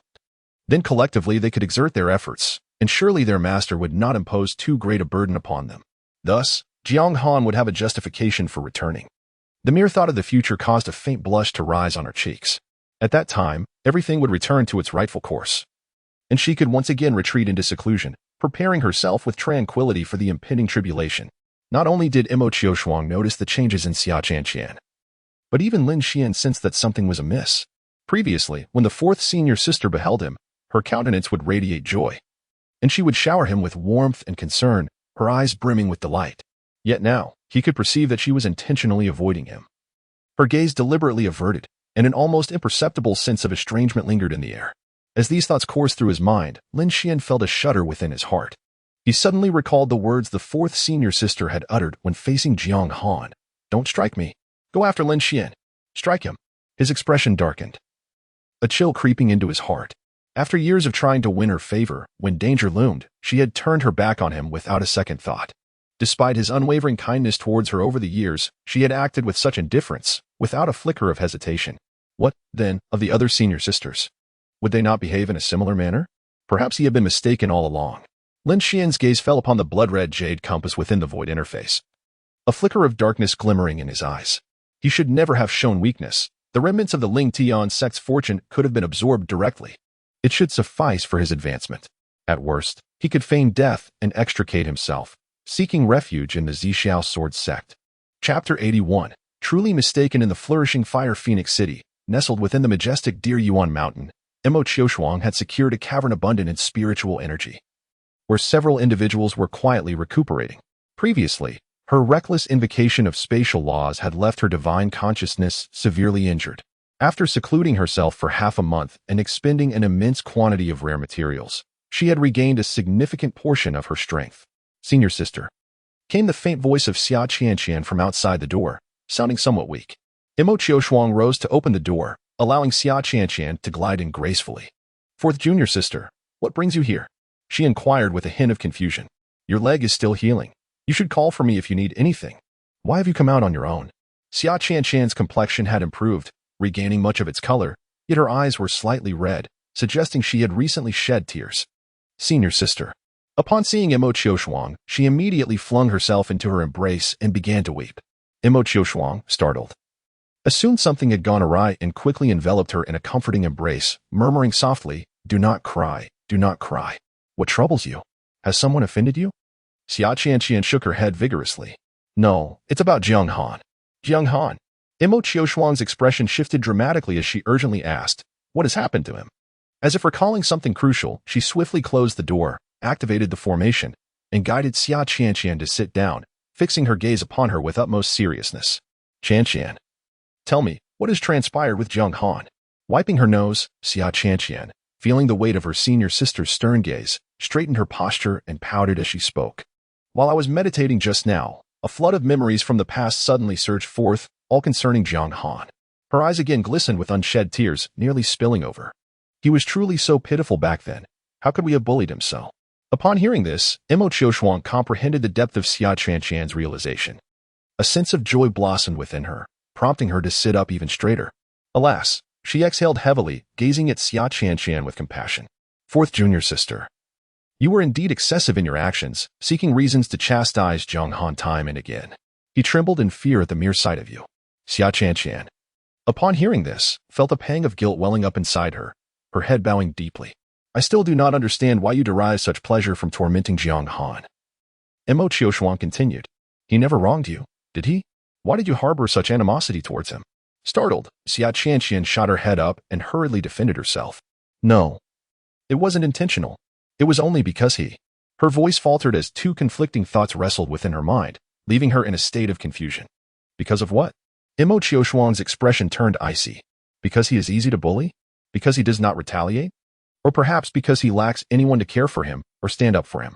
At this, Xia Qianqian felt a rush of heat in her mind, her face flushing as she instinctively retorted, "But that is not my fault. It was he who insisted on provoking me. I am not someone who enjoys bullying others. If he had not annoyed me, why would I strike him and not anyone else?" "Qianqian," Mo Qiushuang shouted, her brow furrowed. "What is the matter with you? I had thought you might have recognized your mistakes and sought to atone to Jiang Han. But now, what is this? Why do you still hold grievances against him?" Xia Qianqian was momentarily taken aback. She was unsure of why she felt this way. She clearly did not mean it, yet those words slipped from her lips. Her eyes reddened, and she murmured, "I don't know. I don't wish to. He's your junior brother." Mo Qiushuang retorted coldly. "Regardless of your feelings towards him, Jiang Han is still your junior brother. You treat him with nothing but disdain, inflicting harm upon him at every turn. How can you claim ignorance now?" Memories of Jiang Han's past suffering flooded her mind, and her eyes glistened with unshed tears. "Xia Qianqian, how can you be so heartless? He is your fellow disciple. Have you discarded all semblance of upbringing?" "No, I haven't," Xia Qianqian exclaimed vehemently. "It's just that he constantly lingers on the mountain. If he would only keep out of my sight, I wouldn't have to resort to violence. I would never seek him out." "What did you just say?" Mo Qiushuang's expression darkened. She had initially believed Xia Qianqian had come to her senses, but now it seemed she remained as confused as ever. "He resides on the mountain. He must gather spiritual herbs and fruits and find sustenance. Where do you expect him to hide? Should he confine himself to that wretched dog hole and never emerge?" Xia Qianqian faltered, as if a string within her mind had suddenly tightened. "Consider this. When have you seen him without striking him?" Mo Qiushuang continued. "Even if he were to simply seek out a bird's nest, you would still punish him. I must ask, what harm would it do if you were to eat a few bird eggs? Even if you were to consume an entire nest of birds? What difference would it make to you? How has he obstructed your life? As Mo Qiushuang's frustration mounted, she felt an overwhelming urge to strike Xia Qianqian on Jiang Han's behalf, had she not been aware of her injuries. You are merely bullying him. You cannot bear to see him thrive. Xia Qianqian, you are unworthy of being Jiang Han's senior sister. Xia Qianqian trembled, her complexion pale, as the tension in her mind reached a breaking point. I do not know why, she admitted, her voice barely above a whisper. As if speaking became a Herculean task. Back then, just the sight of him would infuriate me. He made me uncomfortable, and I simply wanted to hit him. Have you lost your mind? Mo Qiushuang snapped. He has done nothing to provoke you, so what is the source of your ire? At that moment, a bittersweet smile crossed her lips. Ultimately, it seems you look down upon him, deeming him inadequate in every regard, and thus you cannot tolerate anything he does. No, I do not look down upon him. Xia Qianqian's heart tightened, and she hastily attempted to clarify. Mo Qiushuang scoffed. Then explain why you accused him of theft? Why did you frame him for damaging the master's spiritual herbs? And why humiliate him before so many witnesses? With each word Mo Qiushuang uttered, Xia Qianqian's heart constricted further, vivid images from her memory resurfacing rapidly. The images, all of her heinous deeds against Jiang Han, flooded her mind. These were the visions that had disrupted her tranquility during meditation over the past few days, as well as the truths she had been reluctant to acknowledge and confront, truths that were utterly unacceptable to her. It was not until Mo Qiushuang uttered her final words that the delicate thread of tension within her heart reached its breaking point. With a resounding thud, a deep resonance shattered her thoughts, and an overwhelming force emerged from the void, instantly stirring her already barren heart like a tempest. A resonant hum surged from the depths of her being, draining the color from Xia Qianqian's face. With a sudden gasp, she expelled a mouthful of blood. As an indescribable sorrow welled up from the depths of her heart, engulfing her like a raging tide, her eyes brimmed with a prickling sensation, and it felt as though a vast emptiness had suddenly opened within her, leaving her in profound pain and despair. She looked up at the astonished and indignant expression on Mo Qiushuang's face, her voice trembling as she confessed, Senior sister, it seems I have truly erred. Chapter 82, Calamity, yet opportunity. The memories of past events weighed heavily on Xia Qianqian's heart, leaving her in a state of turmoil. She had never anticipated that she had committed such numerous malevolent deeds. Even now, as she reflected upon her actions, she found them utterly absurd, struggling to fathom how one could be so malicious. What was even more shocking to her was the realization that this vile individual was none other than herself. On one occasion, when Jiang Han failed to greet her promptly, she resorted to physically assaulting him. On another instance, she chanced upon Jiang Han trying to catch small beasts in the mountains to alleviate his hunger. Disdainful of his efforts, she criticized him for lacking ambition, claiming he only bullied these innocent creatures instead of diligently honing his skills. In a fit of rage, she released the small beasts he had painstakingly captured, berating him and warning him against further bullying, declaring that they were the property of the sect and that he had no right to mistreat them. Yet, Jiang Han was a member of the Ling Tian sect. What harm was there in him catching a few small beasts? These creatures were hardly precious treasures, and within the sect, they were of little value. In truth, she was merely seeking an excuse to vent her frustrations upon Jiang Han. At the time, she had perceived no wrongdoing in her actions. However, upon revisiting these memories, an overwhelming sense of sorrow engulfed her. But why? She had no justification for her actions. She had no reason to deliberately torment Jiang Han. Overcome with emotion, Xia Qianqian burst into tears, her sorrow cascading down her cheeks. Sister, I do not wish to be this way. I truly do not. There must be something wrong. I could not have done such things. Mo Qiushuang regarded her with pity. Perhaps your actions were unintentional, yet the pain you inflicted upon Jiang Han was all too real, and those wounds are irreparable. Her voice grew increasingly stern. In all these years, you have accomplished nothing. How could you, born into a noble family, stoop to such despicable acts, even towards a criminal? There is a limit to cruelty. You resorted to violence and verbal abuse. He was just a child then. I cannot comprehend how you could have acted so ruthlessly. Beyond physical assault, you have even framed him without cause, maligning his character in his presence. If he dared to defend himself, you would subject him to further brutality. Mo Qiushuang's ire intensified. Those who are aware know that Jiang Han is your junior brother. Those who are unaware might believe he is your slave. No, he is even worse than a slave. At least a slave is provided for and may receive rewards for good service. Under your treatment, Jiang Han is fortunate to have survived it all. Xia Qian. To put it plainly, you have regarded Jiang Han merely as a vessel for your frustrations. You have never considered him as a human being. Xia Qian trembled with dread. She wished to retort, yet the multitude of facts lay bare before her, leaving her at a loss for words. No matter how she defended herself, no matter how she protested, the truth remained. She had indeed committed those acts with her own hands. But there are no buts. Mo Qiushuang shouted vehemently. At this moment, you still seek to evade responsibility. Can you not confront your own transgressions? She suddenly grasped Xia Qian's hand, her voice calming somewhat. Qian, it is not a grave matter if you have erred. What is most vital is the ability to acknowledge and amend one's mistakes. Xia Qian lifted her head, a glimmer of hope appearing on her tear-streaked face. Senior sister, please allow me to speak. Mo Qiushuang interrupted her words. First, you must understand that Jiang Han is our junior brother. Regardless of past events, he remains our junior brother, and that fact cannot be altered. Do you comprehend? Xia Qian nodded dazedly, wanting to mention that Jiang Han had already left the sect, but upon seeing the senior sister's somewhat somber expression, she swallowed her words. Seeing her nod, Mo Qiushuang's tone softened. Therefore, since he is our junior brother and a direct disciple of Ling Tian's sect, whatever he does, as long as it does not harm the heavens or the earth, is permissible. Do you agree? Yes, Xia Qian nodded, somewhat perplexed about what her senior sister was trying to convey. But think carefully about it. Have you and the others treated him as a junior brother in the past? Have your actions reflected the way one should treat a junior brother? Mo Qiushuang's eyes glistened with tears every time she spoke of this. She recalled the darkness Jiang Han had endured, a chasm too profound for even her to bear. You have been excessively harsh on him. Even trivial matters have become your reasons to humiliate him. You have only ever harbored disdain, even hatred towards him. Everything he does is deemed wrong. The master has even withheld resources for his cultivation. Tell me, does that resemble the treatment of a junior brother, of a direct disciple? Xia Qian shook her head, beginning to grasp something. Yet, throughout it all, not a single person, remember, not one, has considered this behavior to be unjust. You all believe this to be natural, treating the slander, humiliation, and abuse directed at Jiang Han as something entirely justified. Xia Qian's eyes widened in shock. Qian, what do you think could be the reason for this?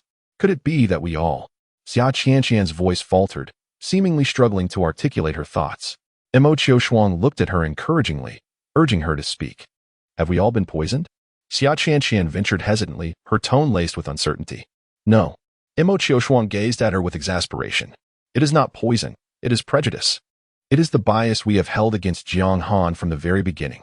He has never harmed us, nor has he ever disrespected us. He has not stolen or taken anything. He has merely strived to survive, fighting earnestly for his existence. Yet, despite this, we still label him as useless, as mere refuse that can only wallow in the mud. She fixed her tear-filled eyes on Xia Qian and gently said, "This is the result of prejudice, Qian. Awaken to the truth, confront yourself. It is not that others have poisoned you. It is your own inherent bias that has led to all of this. It is your fault.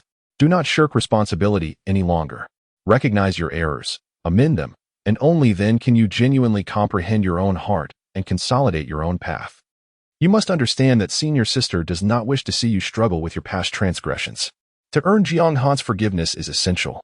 Only then can you truly become the person you are meant to be." Xia Qian's eyes reflected a hint of confusion. To obtain Jiang Han's forgiveness? She murmured hesitantly, gazing at Mo Qiushuang. But I have committed so many wrongs and harbored such malice towards him. Will Jiang Han ever forgive me? Regardless of whether he forgives you or not, you must take action.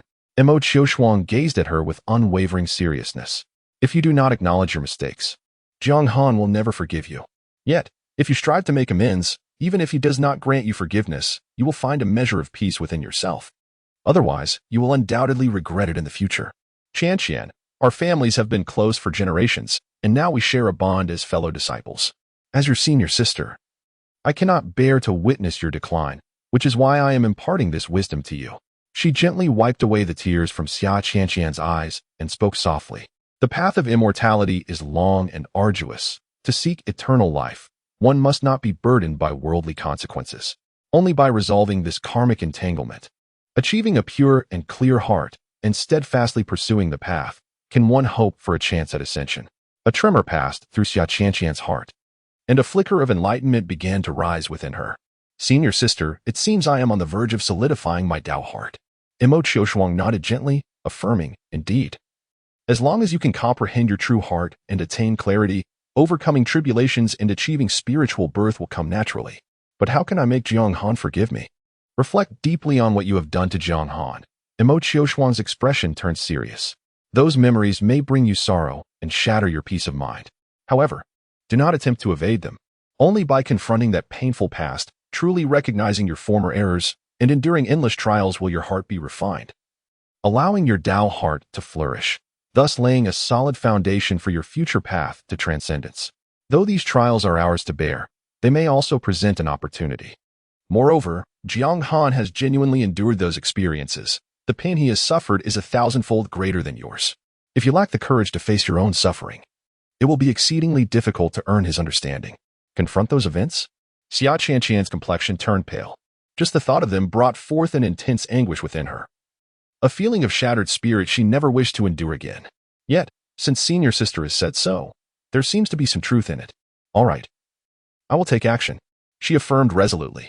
Imo Qiushuang nodded with satisfaction, relieved that her efforts to bolster her weakened spirit and invoke the demanding Tao heart incantation had finally prompted her junior sister to awaken.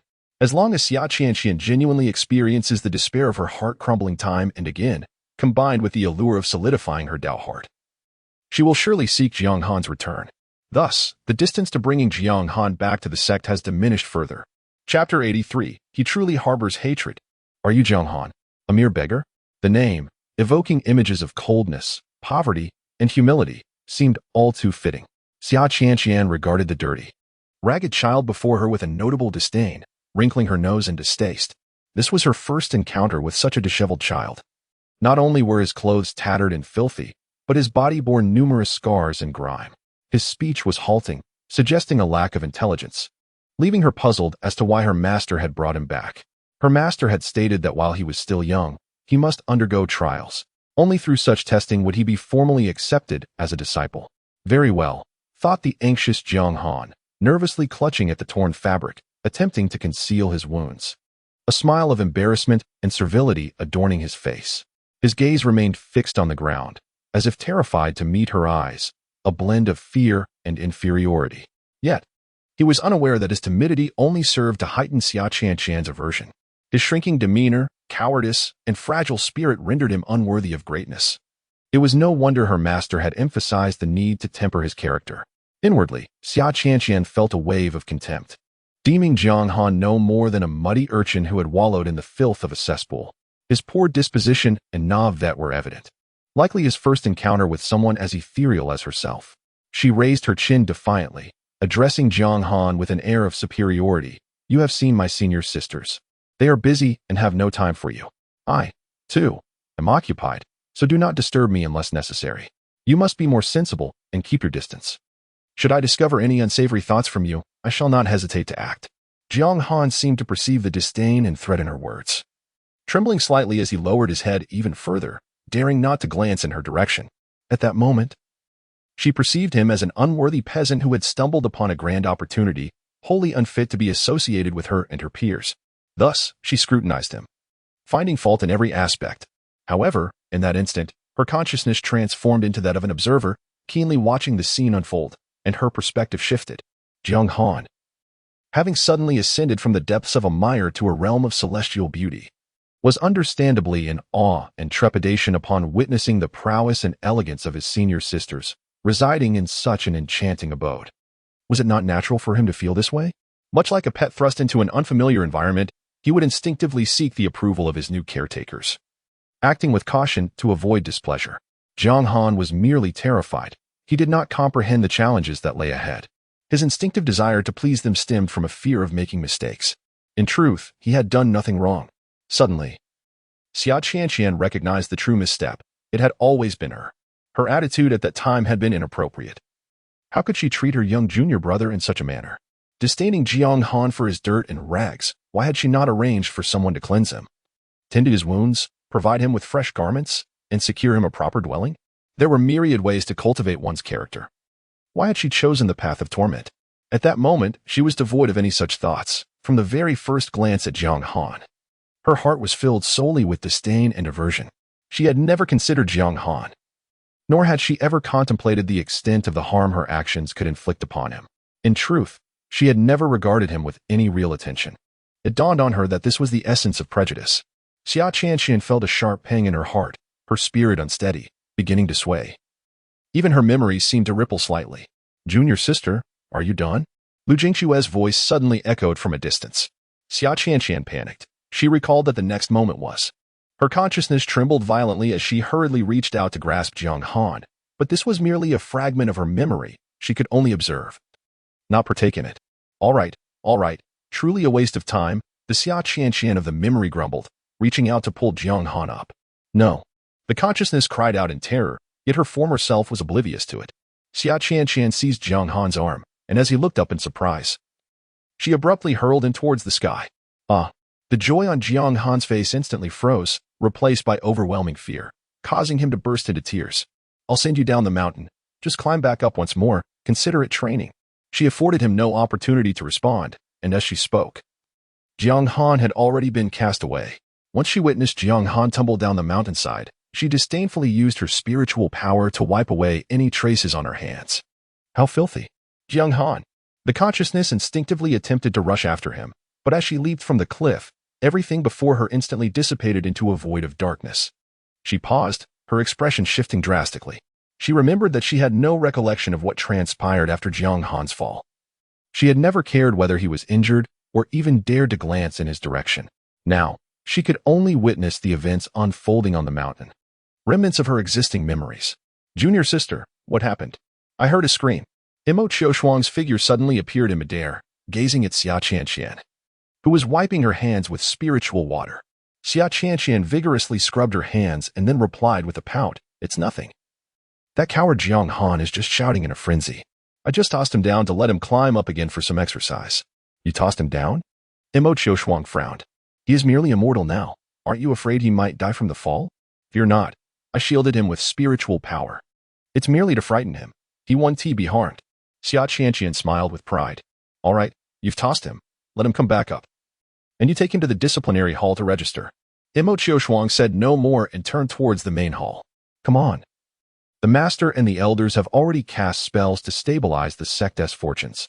The main hall will soon erupt with a tidal wave of spiritual energy. Let us hurry to cultivate. Perhaps we can even break through to a minor realm." "Fine, but senior sister, why must I take him to the disciplinary hall? Can't we just find any disciple to take him?" Xia Qianxian caught up, her face a picture of reluctance. The master remarked that Jiang Han's cultivation was woefully inadequate, and for his safety he must remain within the confines of the Ling Tian sect for 5 years. You should inform the elder in charge to impose restrictions on his identity token.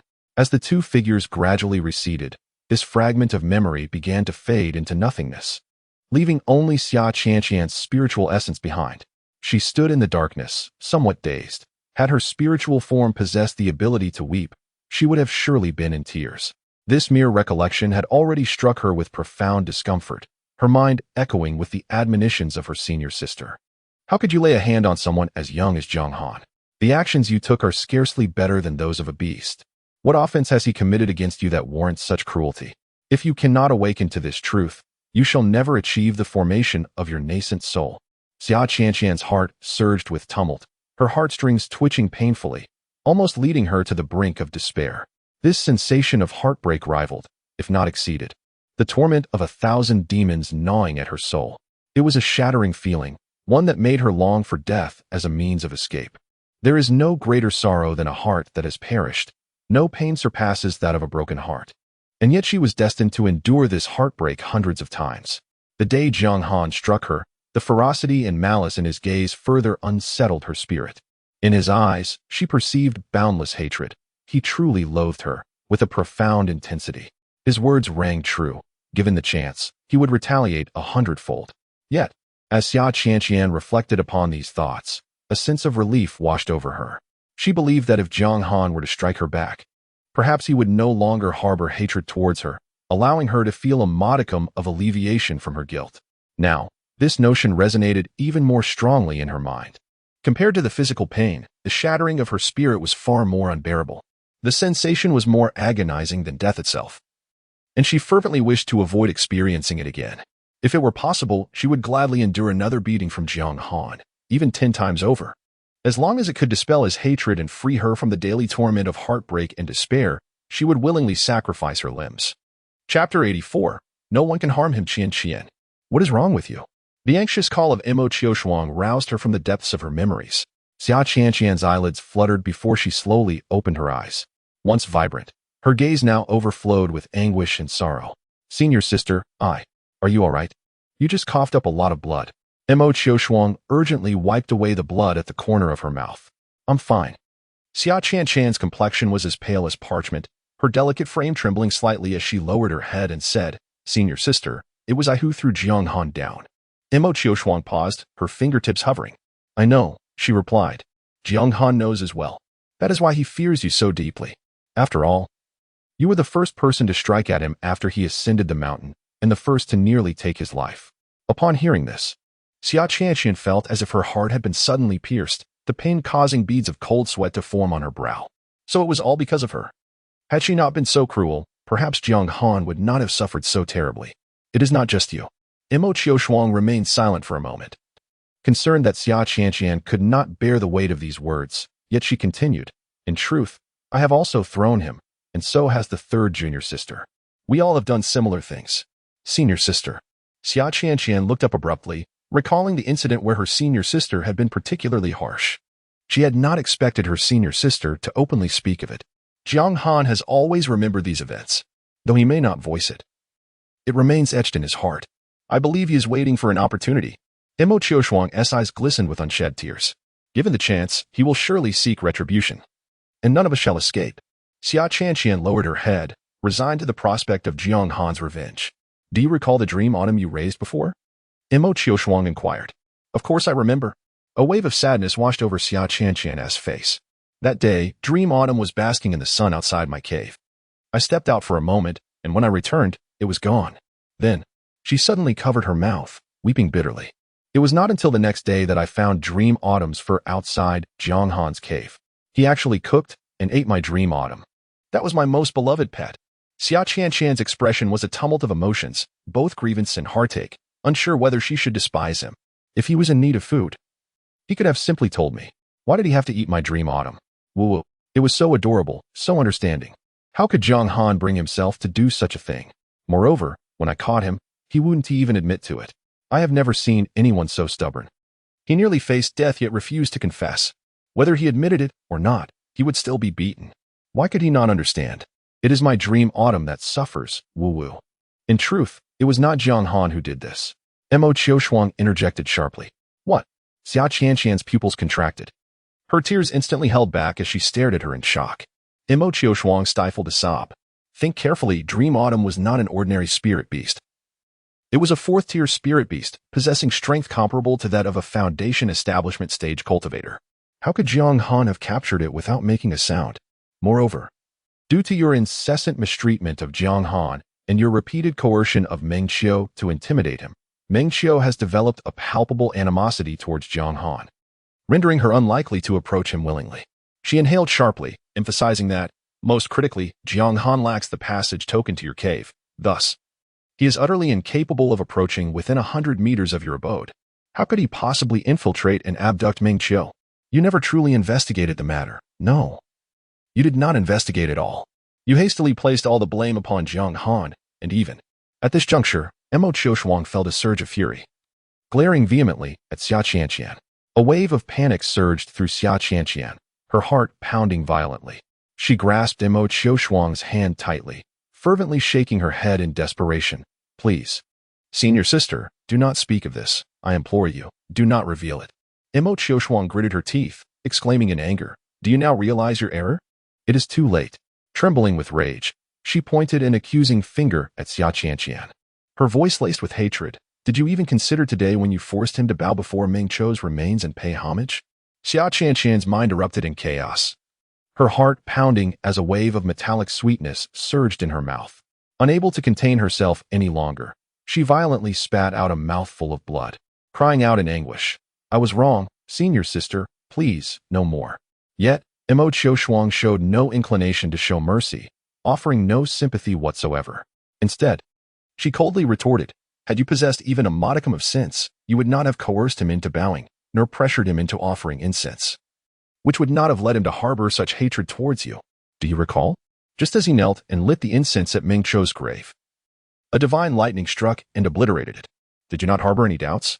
Even more infuriating are our junior sisters, the third and fifth, who stood by, mere spectators, as you bullied Jiang Han, none of them questioning the situation. Meng Qiu, despite her virtues, was merely a pet, a mere beast. Even if Jiang Han had been responsible, what of it? She was but an animal, not a match for our junior brother. Xia Qianqian was at a loss for words, drowning in her sorrow. She could not fathom why she had acted as she did. She had never doubted the situation at the time. But reflecting now, the inconsistencies were glaring. With so many wild beasts in the mountains, why would Jiang Han endeavor to capture Meng Qiu, who was of a higher cultivation? Why was Meng Qiu's fur discarded so close to Jiang Han's cave? If he had indeed committed this heinous act, why not dispose of the evidence farther away? But if it were not him, then who could it possibly be? Xia Qianqian choked back her words, her voice rising in indignation. Someone must have deliberately framed Jiang Han. It must be so. I shall unmask the true culprit and compel him to kneel before Jiang Han and apologize.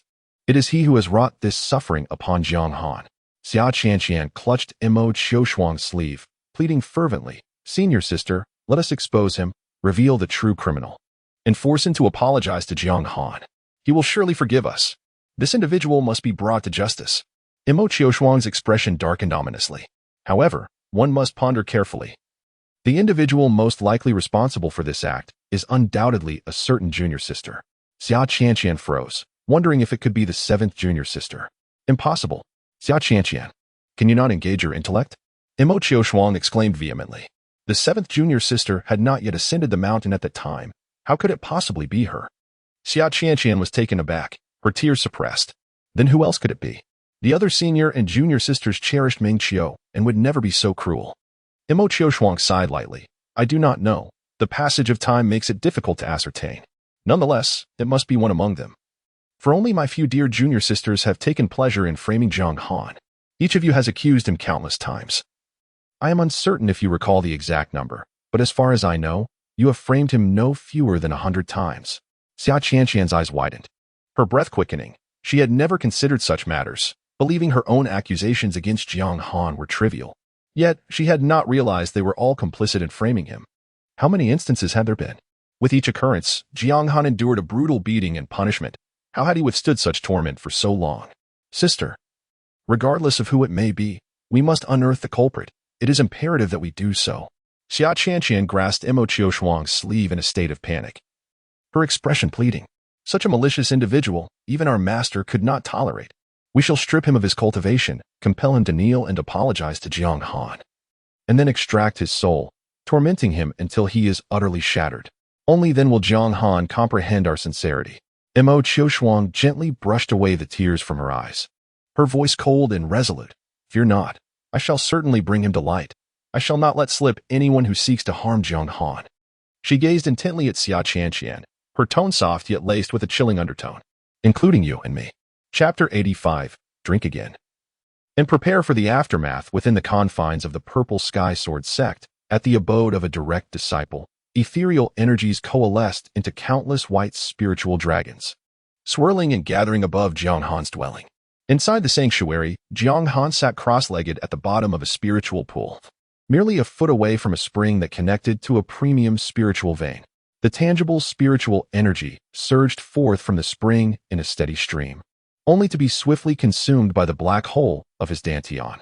As the spiritual power continuously flowed into him, the purple Dan suddenly vibrated, emanating a wave imbued with spiritual essence that rapidly coursed through his meridians.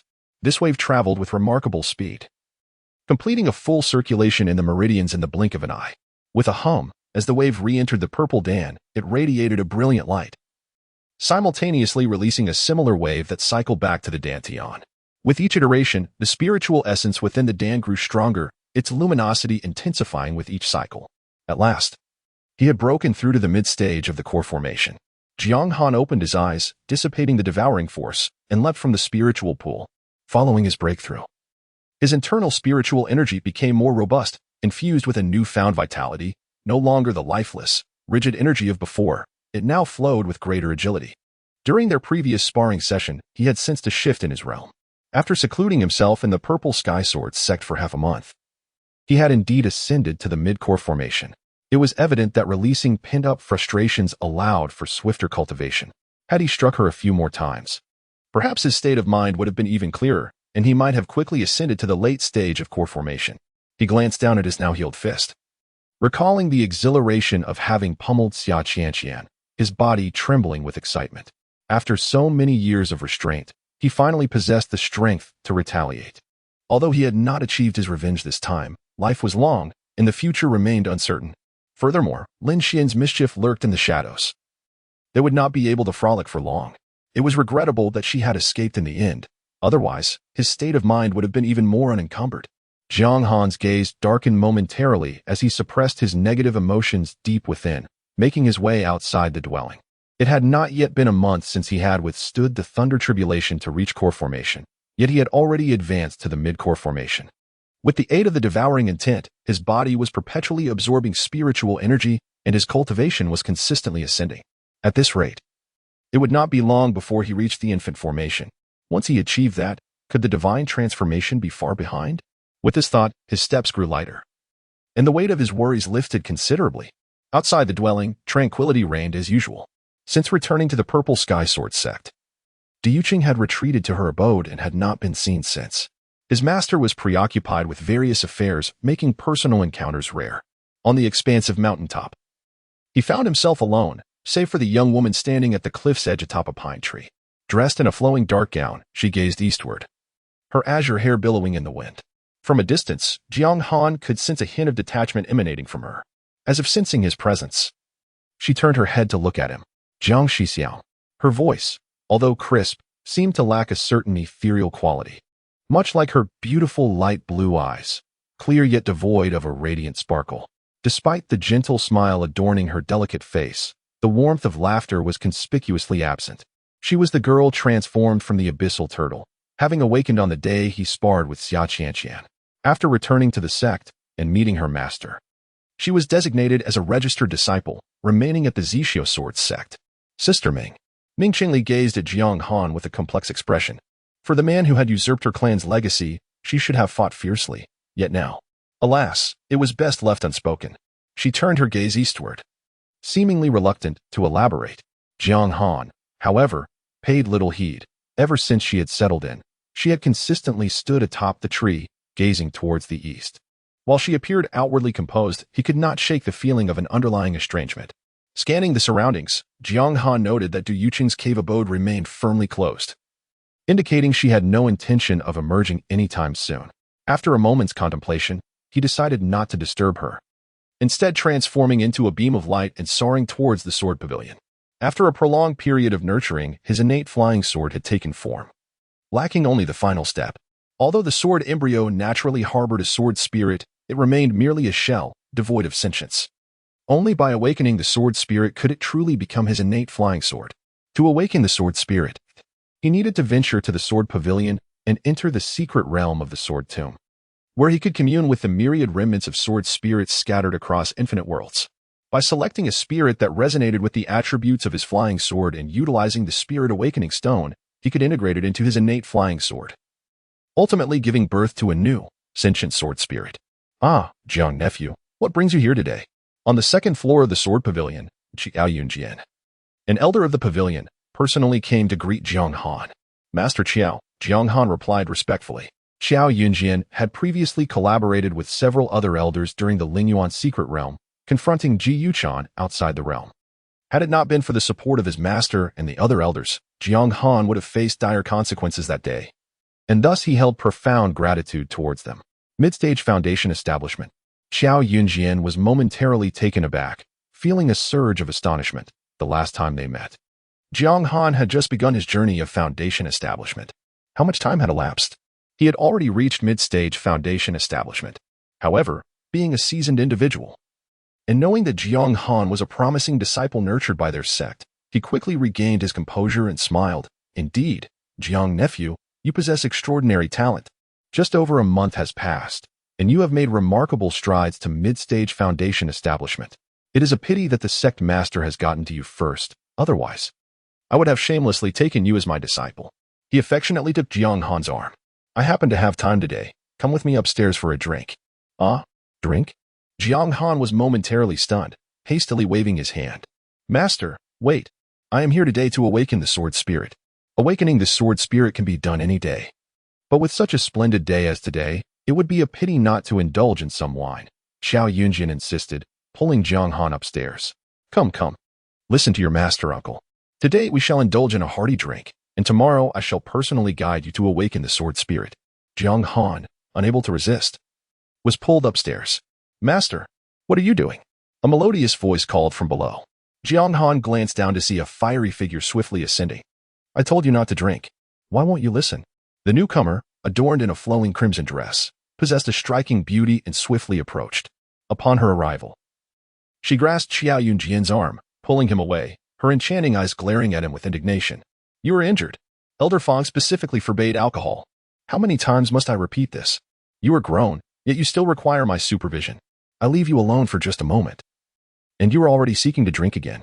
Xiao Yunjian showed no semblance of authority as an elder, casting his gaze aside in silence, obediently enduring the reprimand. If you were merely indulging in common wine, it might be tolerable, but you insist on consuming potent spirit liquor, resulting in your vomiting blood each time. Su Zhiyun's voice quivered, laced with frustration. If you dare drink again, I shall wash my hands of you. When you meet your demise, I shall return merely to collect your remains. Chapter 86. Alas, it is too late to him. Very well, I shall abstain. With you, Jiang Shiji, present. I must retain some dignity. Xiao Yunjian coughed lightly, extending his hand to gently push aside her right hand, managing a somewhat awkward smile as he spoke. Jiang Shiji. This is my disciple, Su Zhiyun, who also happens to be your senior sister. Zhiyun, this is the esteemed Jiang Han, the newly accepted disciple of our sect leader whom I previously mentioned. Su Shiji, Jiang Han offered a respectful greeting. The anger on Su Zhiyun's face dissipated, though she still pouted slightly, looking somewhat aggrieved. She delicately tucked a strand of hair behind her ear. Her curiosity piqued as she scrutinized Jiang Han. However, as she continued to observe him, a flicker of wariness ignited in her gaze. Jiang Shiji, she returned the greeting. My master has quite a penchant for alcohol. Should he behave inappropriately, I kindly ask for your understanding, Shiji. Her voice was gentle, devoid of the earlier sharpness. Not at all, Shiji, you exaggerate. Jiang Han felt a twinge of nervousness under her meticulous scrutiny. Zhiyun, please attend to your matters. I shall escort Jiang Shiji to awaken his sword spirit. Xiao Yunjian suggested, moving to take Jiang Han by the arm. Yet, before he could reach them, Su Zhiyun stepped forward, interposing herself between the two. A frown creasing her brow as she addressed him. This trivial matter does not require Master-S involvement. I am free at present, and would be honored to take Jiang Shiji to the sword tomb. Xiao Yunjian rubbed the tip of his nose, intending to refuse. But upon seeing Su Zhiyun's stubborn demeanor, he could only acquiesce with a reluctant nod. Very well, you may proceed. With that, he turned to leave, albeit with evident reluctance. However, after taking a couple of steps, he could not resist calling back. Jiang Shiji, having at last broken through your realm. Do you not think a celebration is in order? Perhaps I could speak to the sect leader on your behalf? Master, Su Zhiyun exclaimed, stamping her foot in exasperation, sending Xiao Yunjian fleeing in an instant, vanishing before their eyes. Jiang Han stood awkwardly to the side, bemused by the fact that a disciple would reprimand their master, and that the master appeared to fear his disciple. This was a first for him, leaving him unsure of how to respond. Do not take offense, Jiang Shiji. Su Zhiyun offered an apologetic smile as she led him downstairs. My master is rather like this. Although he is not young, he still requires guidance, lest he inadvertently cause trouble. I see. Jiang Han chuckled softly, not particularly skilled in conversation, unsure of what to say next. The two walked in silence for a while, until they reached a more secluded area. Suddenly, Su Zhiyun halted, turning to face Jiang Han with a serious expression. Jiang Shiji, she began, her tone grave. Though it may not be pleasant to say, I believe it is necessary to inform you. Jiang Han paused, mirroring her seriousness. Please, Shiji, continue. My master has suffered injuries that have lingered over the years without improvement. Elder Fong has specifically instructed that he must never drink again, for it would only exacerbate his condition. Should he indulge excessively, it could even damage his internal organs. Therefore, she bowed earnestly towards Jiang Han. If master invites you to drink, I kindly ask that you refuse on his behalf. Understanding dawned upon Jiang Han, a quiet sigh of relief escaping him. He had initially thought her grave demeanor indicated something more dire. Very well. He nodded earnestly, returning her bow. Sister Su need not be so formal. In truth, I am not adept at drinking either. Even if Master Qiao were to invite me, I would be unable to partake, uncertain of what he had done wrong. Jiang Han looked at Su Zhuyun, who suddenly let out a soft giggle. Believing there to be something on his face, Jiang Han quickly wiped it, perplexed, and asked, "What is the matter?" "It's nothing, nothing at all," Su Zhuyun replied, suppressing her laughter as she bowed once more. "I must first express my gratitude to you, junior brother." Her tone had lightened considerably, and without waiting for Jiang Han's response, she turned and walked toward the mountains. The sword tomb is just beyond the back mountain. Please follow me. After a few steps, her pace gradually slowed, and before long, they were walking side by side, perhaps feeling more at ease. Su Zhuyun appeared considerably more vivacious. She snapped a slender bamboo twig, playfully flicking it while engaging Jiang Han in a light conversation. The sword tomb is, in essence, a secret realm inherited from the ancestors of the Purple Sword Sect over countless generations. Within it lie remnants of swords forged by numerous predecessors of the sword path over endless ages, nurtured over time to give rise to countless formidable sword spirits. Jiang Han listened intently, occasionally nodding in agreement. The sword tomb of our Purple Sword Sect is merely a projection of the main sect's sword tomb. It houses not only sword spirits born within this realm, but also countless spirits from other worlds. Furthermore, it is said that there exist sword spirits formed from the essence of powerful beings from the main sect. Each of these spirits possesses at least one aspect of the power of rules. Should one be fortunate enough to acquire such a sword spirit, their innate flying sword would have a significant chance of being elevated to the rank of a treasure of rules. With a gentle sigh, she continued, "Alas, such sword spirits have never been seen, and it is likely that only those with extraordinary fortune may have the privilege of obtaining a sword spirit imbued with the power of rules." A sword spirit imbued with the power of rules?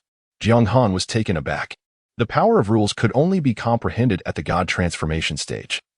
Any form of such power would greatly enhance oneself, potentially amplifying a cultivator's strength severfold. If one could indeed acquire a sword spirit imbued with the power of rules during the core formation stage, it would not only enhance their combat prowess significantly, but also greatly deepen their understanding of the laws of heaven and earth, much like the Purple Sword Sect's treasured artifact. The Zishu Divine Sword, which is said to be a treasure of rules, overseen by successive sect leaders. They arrived. Su Zhuyun abruptly halted her steps before a cliff. She raised her hand and cast forth a black token.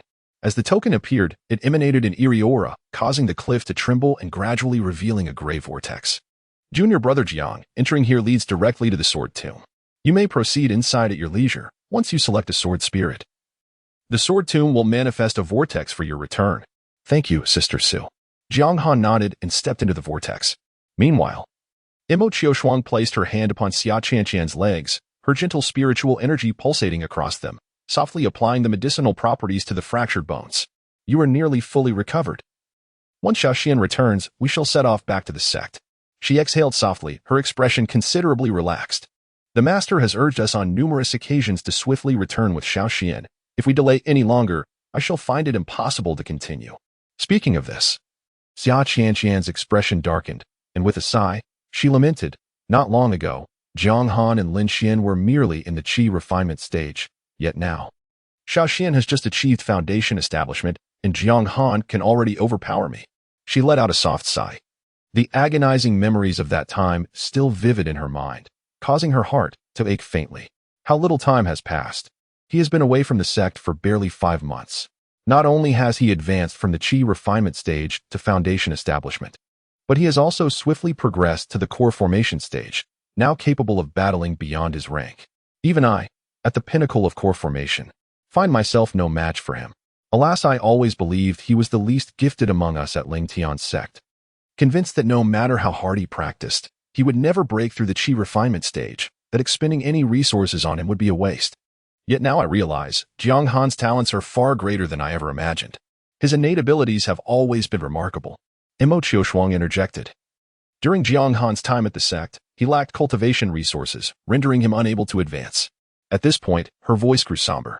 Moreover, whenever he found superior spiritual herbs or fruits, he was unwilling to use them for himself, choosing instead to gift them to us.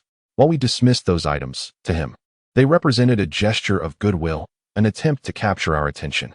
Perhaps he yearned for our praise, or maybe he simply wished to share his treasures with us. Regrettably, at that time, we failed to recognize his intentions, not only showing him no kindness but also squandering the spiritual treasures he had labored to obtain. Mo Qiushuang sighed heavily, her eyes welling with tears, her heart twisting in anguish. If only I had treated him better back then. Perhaps it would not have escalated to this point. Alas, I have come to this realization far too late. Chapter 87. All excuses upon hearing those words. A sharp pain pierced through Xia Qianshan's heart. Sister, as long as we can come to an understanding, it is not too late. There is still an opportunity for redemption. We must seize the moment. If we wait until Jiang Han completes his transformation, he may never forgive us. Previously, Xia Qianshan had never contemplated anything concerning Jiang Han. In truth, she had never truly faced him. As long as he remained out of sight, he was out of mind. The memories associated with him seemed to be locked away deep within her heart, surfacing only when specifically sought. However, ever since that day of awakening, every time she meditated, closing her eyes would conjure the image of Jiang Han. In the chaotic recesses of her memory, Jiang Han appeared eternally subdued, seemingly bearing wounds that slowed his every step, evoking a sense of urgency within her. Since the last time she had experienced heartbreak and bled, she had refrained from cultivation for a considerable time. Now, her mind was awash with thoughts of Jiang Han, images looping incessantly, forcing her to relive the torment she had inflicted upon him. This time, however, she was the one suffering. Every punch and kick she had delivered to Jiang Han echoed back, landing heavily upon her heart, leaving it marred with scars. Perhaps the pain of those scars was but a fraction of what Jiang Han endured, yet even so, she found it increasingly unbearable. It felt as if her heart was perpetually on the verge of shattering, each breath becoming a laborious task. To escape this anguish, there was but one solution: Jiang Han must forgive her. Xia Qianshan's voice trembled slightly, her eyes glistening with unshed tears. Sister, Jiang Han will forgive me? Wantihi? Mo Qiushuang's expression was complex. In truth, she was uncertain if forgiveness was forthcoming. Yet, upon seeing the plea in her junior sister's eyes, she could not bear to let her feel sorrow or despair.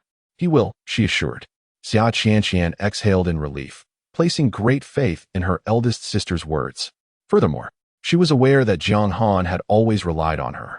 When he first arrived at the mountain, the other sisters had shown him little kindness. It was she who had instructed the servant disciples to keep an eye on him, ensuring his safety. Because of her, those disciples had taught Jiang Han to identify spirit herbs and fruits, guiding him on what was edible and what was poisonous. Without her, Jiang Han might not have survived that winter.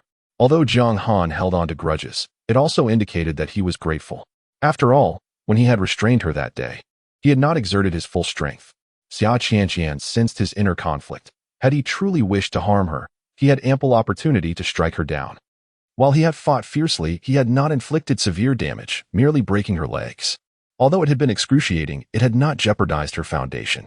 This suggested that he still held some regard for her as his sister. With her heart steadied, Xia Qianshan found solace in the thought that Jiang Han remained the kind-hearted boy he had always been. Perhaps he did not wish to turn against her. If only he could unleash his frustrations upon her a few times, he might find it within himself to forgive her. After all, ever since he settled on the hillside all those years ago, he had persistently trailed after her, calling her senior sister. Jiang Han undoubtedly harbored feelings for her. He was not the heartless type. Although at that time, she found him irritating and could hardly be bothered to engage with him, there were reasons behind her behavior.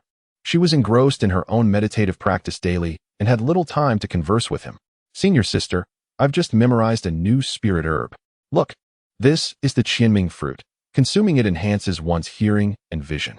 Senior sister, I sensed spiritual energy just now, and within a day, I've already reached the first stage of qi refinement. Brother Lu even praised me earlier. What was there to boast about concerning the first stage of qi refinement? It seemed she had indeed been too lenient. Bring me the vine whip. I shall teach you a lesson. Xia Qianshan felt her heart lurch painfully, as if a significant part of it had been abruptly severed, causing her to nearly cry out. She suddenly realized how unfair she had been during that time. Jiang Han merely wished to share his joy, yet she had willfully ignored him. No matter what he said, she acted as if she were deaf. And when his persistence became unbearable, she activated the formation to drive him away. Furthermore, whenever the opportunity arose, she sought excuses to punish him. Yet, despite all this, Jiang Han had endured her for such a long time. Even after being hit or scolded, within a few days, he would eagerly approach her again. Did he not know he would be punished? Did he not feel pain? But was Jiang Han truly at fault? Was it wrong for him to wish to share his happiness? He had never erred. The one at fault had always been her. If only she had been a bit more patient, listened to him share his joy, and offered him a compliment, saying how impressive he was. It would have brought him immense happiness for a long time. She claimed that her meditation was disturbed, leading to her irritability and disregard for him. But what was the reality? Was it impossible to spare a moment during meditation to praise him? Would a brief wait to speak not suffice? Was there truly no time for a single word? Xia Qianqian pressed her hand against her chest, the pain in her heart surging to her mind. And tears cascaded down her cheeks. She had never contemplated those matters back then. She had only ever sought to punish, and punish again. When Jiang Han spoke those words, how joyful he must have felt. He must have longed for her praise. He was unaware of how long he had labored in silence before finally succeeding, nor did he realize the courage it took to approach her and share his joy. When he sought her out, he must have felt a sense of trepidation, yet he ultimately came to her. Why was that? Xia Qianqian felt as though her throat were being constricted. Each breath required immense effort. Why? Because she was the one responsible for tempering Jiang Han, often assigning him tasks, making her the person he interacted with the most. In his heart, she was the closest person during that period of his life. But what had she done? She had never offered him a single word of praise. Instead, she had only expressed disdain, criticizing his character and seizing the opportunity to impose punishment. After prolonged discipline, that vine whip had turned a dark crimson, soaked with Jiang Han's blood. Fortunately, the master spoke of the ominous nature of bloodstains and took it away, casting it into the forbidden grounds of the back mountain. Otherwise, she truly would not have known how to confront it. A mere glance could drive her to the brink of madness. Qianqian, what is wrong?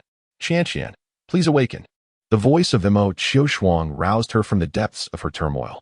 With a sudden gasp, Xia Qianqian expelled a mouthful of dark blood, her body trembling with cold. She shook uncontrollably, allowing her tears to soak her garments. Yet, she paid no heed to this, frantically grasping Imo Qiushuang's hand, her voice quivering as she implored, "Senior sister, we must return. We must hurry back. I cannot bear this any longer. I need to find Jiang Han. I must see him. Qianqian, please remain calm." Imo Qiushuang felt a pang of discomfort at the sight of her distress. She had not anticipated such a profound reaction from Xia Qianqian. Wasn't the fourth junior sister the most merciless? When she struck Jiang Han, there was no sign of pain. How had her resilience diminished so dramatically? Thankfully, she had yet to solidify her Dao heart, or it might have shattered in an instant. "Senior sister, we must leave at once. I need to find Jiang Han." Very well. Do not rush. We shall depart immediately," Imo Qiushuang reassured her, allowing Xia Qianqian to cling tightly to her hand as she gathered her belongings. She used her spiritual sense to locate Lin Xian, who was still wandering about, and forcefully transported him back. "Senior sister? What has happened to the fourth junior sister?" "She is fine. We must return to the sect," Lin Xian replied, bewildered. Before he could ponder further, the scenery around him shifted, and they arrived at the central teleportation array of the city. "We shall use the teleportation array to return swiftly." Imo Qiushuang gently patted Xia Qianqian's back, offering soft reassurances. Xia Qianqian shuddered, clinging to Imo Qiushuang's arm, her eyes filled with terror. Chapter 88. Fears abound beneath the overcast sky lay an endless expanse of dark earth, punctuated by countless broken swords protruding at various angles.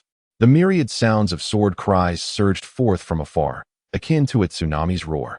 Jiang Han wandered aimlessly among the fragments of swords. Wherever he tread, the swords within 100-yard radius would emit a resounding cry, their blades trembling incessantly until he departed, leaving them to settle in disappointment. A small, black flying sword floated beside him, advancing slowly in tandem with his steps, crafted from the ancient divine thunderwood.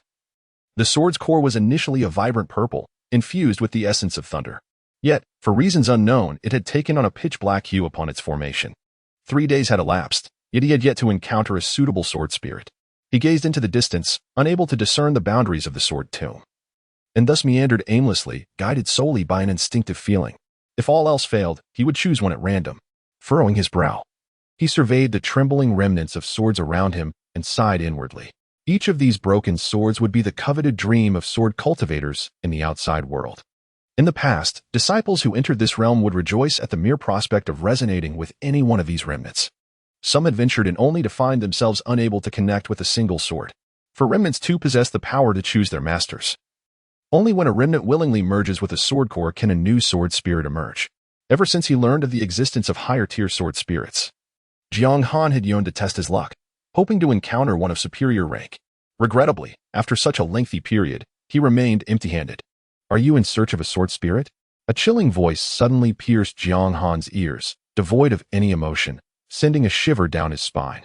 The abrupt utterance extinguished the lingering echoes of sword cries, replaced by an almost imperceptible chill that surged toward his heart. Every hair on his body stood on end as he swiftly turned to face the source of the voice. Yet, upon seeing clearly, his pupils constricted in shock. The once crowded remnants of swords had entirely vanished, replaced by an empty, crimson-stained expanse of earth. Standing at a distance was a woman clad in a black and white Taoist robe, her gaze fixed calmly upon him. She appeared to materialize from thin air. Yet her presence felt both natural and jarringly out of place, instilling a sense of unease in Jiang Han. Although her eyes mirrored a tranquil surface, he sensed a sharpness akin to a blade, slicing through him, raising goosebumps upon his skin. The frigid aura paralyzed him in place, as if any movement would result in immediate annihilation.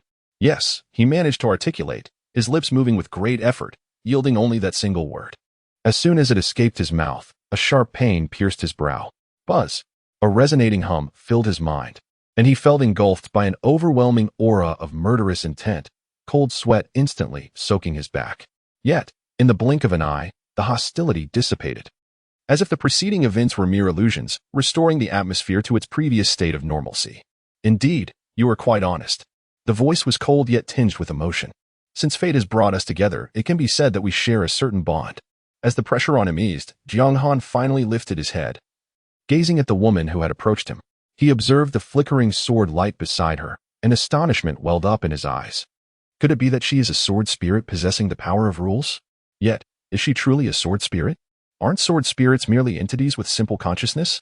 With such a formidable intellect, one could justifiably call her a cultivator. Lost in thought, the woman stepped closer, and an icy aura began to envelop Jiang Han. As she drew near, he noticed her eyes, one a deep black, the other a stark white, resembling the shape of a sword. She looked at him and softly proposed, "Why not allow me to be your sword spirit?" Jiang Han was taken aback. He had not anticipated that this woman was indeed a sword spirit, and, according to her words, she wished to merge with his sword embryo and henceforth become his sword spirit. He felt the chilling presence close at hand. Yet his heart ignited with fervor. If he were to acquire such a powerful sword spirit, how formidable would his destined flying sword become? His mouth felt dry, making speech somewhat difficult. "Why?" he inquired. She smiled radiantly. "You maintain your composure in my presence. Quite impressive." With that, she reached for Jiang Han's sword embryo, pouting slightly. "I've lingered here too long. I yearn to see the world outside." She looked down at him. "Would you take me out?" Jiang Han's heart trembled. He found it hard to refuse. A surge of fiery passion welled within him, and he nodded vigorously, "I am willing." Upon his words, the world fell silent, and the gray sky suddenly dissipated, revealing an intricate intertwining of black and white colors. The sword spirit smiled faintly in that case. "I shall refine this sword embryo once more." With a wave of her hand, she declared, "You have waited here for many years. Today, lend me your strength, and it shall be considered a noble deed." As she spoke, countless remnants of swords materialized in the desolate expanse, as if all the remnants from the sword tomb had converged, resonating with a thunderous clang that echoed through the heavens. Before anyone could protest, with a gesture from the sword spirit, the remnants of swords instantly shattered and dissolved into countless particles that filled the air. Jiang Han watched in awe as a flame of intertwining black and white emerged from the sky, transforming the myriad particles into a radiant black light. She tossed the sword embryo into the luminous glow, intensifying the black radiance. Jiang Han felt a jolt. He could distinctly sense the aura of the sword embryo rapidly surging. Time passed, and when a black flying sword finally emerged, the world fell silent once more. These ancient beings have lingered here far too long, their energy nearly depleted. They can only ascend to the 5th tier of the heavenly realm. She surveyed her surroundings, concluding, "Other matters are too distant. I shall not pursue them for now. This will suffice." After her words, the sword spirit glanced at Jiang Han and transformed into a stream of white light that swiftly entered the flying sword. As she merged within, the destined flying sword trembled momentarily before settling into a profound stillness. "All set, let us depart." As the flying sword descended, The voice of its spirit resonated, sounding considerably more cheerful.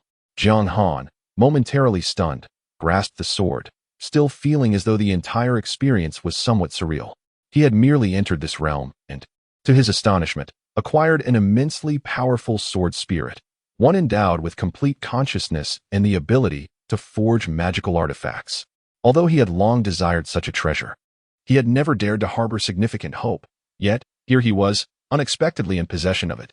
His heart raced with excitement until the sword settled in his hand, allowing him to experience a fleeting sense of reality. The moment the sword made contact, it swiftly traversed his meridians and burrowed into his dantian. What a chaotic assortment you have in here. My goodness. And you certainly have the audacity to desire everything. TSK, but they are all exquisite items. What are you still dawdling for? Hurry, we must leave this place at once. Suddenly, a vortex materialized before him. Jiang Han chuckled wryly, shaking his head as he stepped toward the swirling portal. Wasn't this supposed to be a stoic and aloof elder? The change in demeanor was rather abrupt. In the blink of an eye, as he opened his eyes once more, he found himself outside a precipice. Junior brother Jiang. The delighted voice of Su Zhuyan reached his ears from the side. Jiang Han turned to see her meditating atop a nearby boulder. He was taken aback and hesitantly inquired, Sister Su, were you waiting for me? Huh. No, don't misunderstand. I frequently meditate here. It's simply a habit. Su Zhuyan leaped down from the rock. Have you found the sword spirit? Yes, I have. Jiang Han nodded. That's wonderful. Now I can report back to Master with ease. Su Zhuyan sighed in relief. I almost forgot to bring you the spirit summoning stone, fearing your sword spirit might not awaken. I didn't realize junior brother Jiang was already prepared. The summoning stone? Jiang Han was taken aback, suddenly recalling that he hadn't utilized the stone at all. How had the sword spirit awakened without it? Yet, considering the might of the spirit, it seemed that a mere summoning stone was hardly of consequence. Very well, since you have awakened your sword spirit, I shall take my leave, Su Zhuyan declared, transforming into a streak of light as she soared away. Her spirited nature was truly enviable. Jiang Han sighed lightly, then smiled in understanding. As for my disposition, it seems unlikely to change in the near future. He had always admired those with vibrant personalities, individuals who spoke their minds freely and pursued their desires without hesitation. When faced with unwelcome situations, they could effortlessly decline, and if someone vexed them, they would respond with equal fervor. Should they find themselves wronged, there would be others to stand by them, to offer comfort and protection. They knew that even in making mistakes, they would not be chastised or blamed. They could boldly experiment and pursue their aspirations without fear. He, on the other hand, had not enjoyed such a carefree upbringing. From a young age, he had to tread cautiously, refraining from actions that might provoke reprimand or disapproval. He had lived in constant trepidation of making errors, receiving punishment, or causing trouble for others.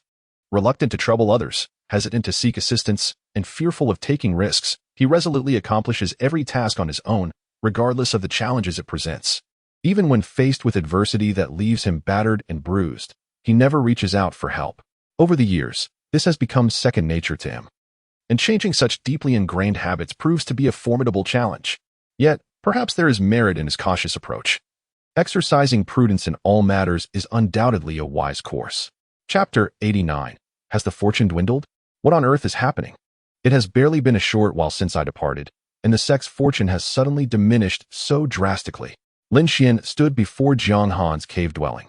His gaze filled with astonishment as he looked up at the sky, where a magnificent golden dragon of fortune, measuring 200 zhang in length, coiled menacingly. The dragon's body shimmered with golden light, its head raised defiantly towards the heavens, unleashing a furious roar. In Lin Xian's sight, a numerical value hovered above the dragon's head, fluctuating incessantly. The fortune value had plummeted to a mere 20 million, and it continues to decrease? Lin Xian rummaged through the grass, yet found nothing. The golden light seemed to dissipate into thin air, and even with his fortune-gazing technique, he could discern no trace. Where had the vanished fortune gone? Why was it not recoverable? His brow furrowed, as he seemed to uncover an incredulous reality. Why had the once hidden golden dragon of fortune, which resided in the back mountains, abandoned its sacred ground to hover ominously above Jiang Han's cave, and it had diminished in size so drastically? Could it be that this golden dragon was somehow linked to Jiang Han? When Jiang Han was still present, the dragon had been 1,000 zhang long. After Jiang Han broke free from his restraints and went to investigate the back mountains, he discovered that the dragon had inexplicably lost more than half its size, now measuring only 300 zhang.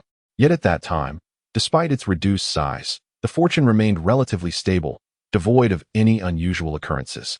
How unlike now, when the fortune value was continuously dissipating. Moreover, the rate of decline was alarming. Within just a month of his departure from the sect, the dragon had shrunk to a mere 200 zhong. A staggering 100 zhong of fortune vanished without a trace. Although it appeared to be a gradual decline, if this persisted, there would inevitably come a day when it would be entirely depleted. Where had the lost fortune gone? Surely, it could not have simply vanished into thin air. How unfortunate! What calamity had befallen the Ling Tian sect? As one of the 5 major sects in the cultivation realm, how could it be reduced to such meager fortune? His thoughts churned with a mix of anger and anxiety. He had initially believed that even if Jiang Han had absconded with 70% of the sect's fortune, the vast Ling Tian sect would surely possess means to replenish its fortune. Furthermore, the remaining fortune should suffice for a considerable duration. Not to mention, he was aware of several methods to augment fortune. For instance, recruiting disciples imbued with fortune, engaging in benevolent deeds, slaying demons, dispelling plagues, and providing disaster relief. With consistent efforts, the sect's fortune would inevitably see some growth. These were merely the simplest strategies. Such a large sect could not possibly lack knowledge on the subject. And perhaps they had even more effective methods. Yet now, not only was there no prospect of increasing fortune, but the golden dragon of fortune had also diminished by a third. Had the elder tasked with guarding the golden dragon met with misfortune? Such a significant event had transpired. Yet there was not a whisper of response within the sect. Lin Xian glanced at the dragon in the sky and then down at the blood-red jade disc in his hand, feeling an overwhelming sense of reluctance. With only a single swallowing spirit compass remaining and the Ling Tian sect possessing so little fortune left, should he even attempt to consume it? I fear that even if I were to consume everything, my strength would scarcely be enhanced. It truly seems a lamentable waste. He had initially resolved to decisively absorb all the fortune of the Ling Tian sect, intending to purchase a set of top-tier artifacts post-conception, acquire a new identity, exchange for a supreme cultivation technique, and procure a chain and a compass to join the Zishao Sword Sect, thus continuing his endeavors against Jiang Han. However, to his dismay, the once mighty Ling Tian sect had dwindled to such a meager amount of fortune that, even if he were to absorb it all, it would likely only suffice for his conception. The remaining fortune would be swiftly depleted in merely acquiring a compass, leaving no surplus to elevate his status, let alone to secure a new identity or chain.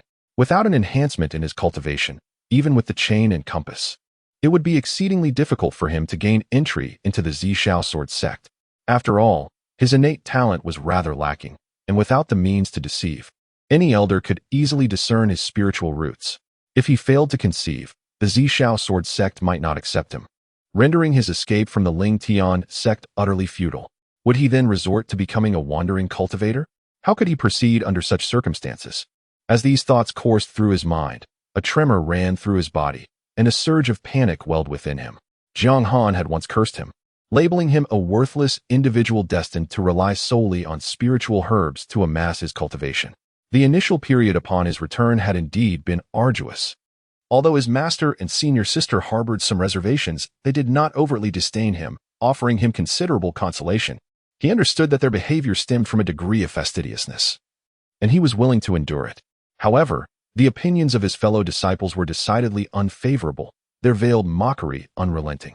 Had it not been for his master's instructions, they might well have begun to withhold resources from him. Even so, he often overheard their derision. It was evident they sought to disturb his mental state, attempting to lead him into despair. These were merely the remnants of his own discarded ploys, which he would regard as opportunities for tempering his resolve. Moreover, these ordinary mortals understood nothing. What if he were deemed worthless? He could still absorb fortune to elevate himself, irrespective of whether it stemmed from his own cultivation. Any means to enhance his prowess sufficed. As for inner demons, his cultivation was rooted in the absorption of fortune, not merely amassed through spiritual herbs. Thus, his mental state would remain unperturbed by such trifles. Aside from the disdainful glances and insulting remarks that irked him, all else was tolerable. Once he achieved conception, who would dare speak ill of him? With a mere wave of his hand, he could obliterate them. In that moment, he reassured himself, successfully suppressing the burgeoning of inner demons. Yet now, with fortune dwindling, not only was enhancing his cultivation a challenge, but even sustaining his daily needs had become problematic.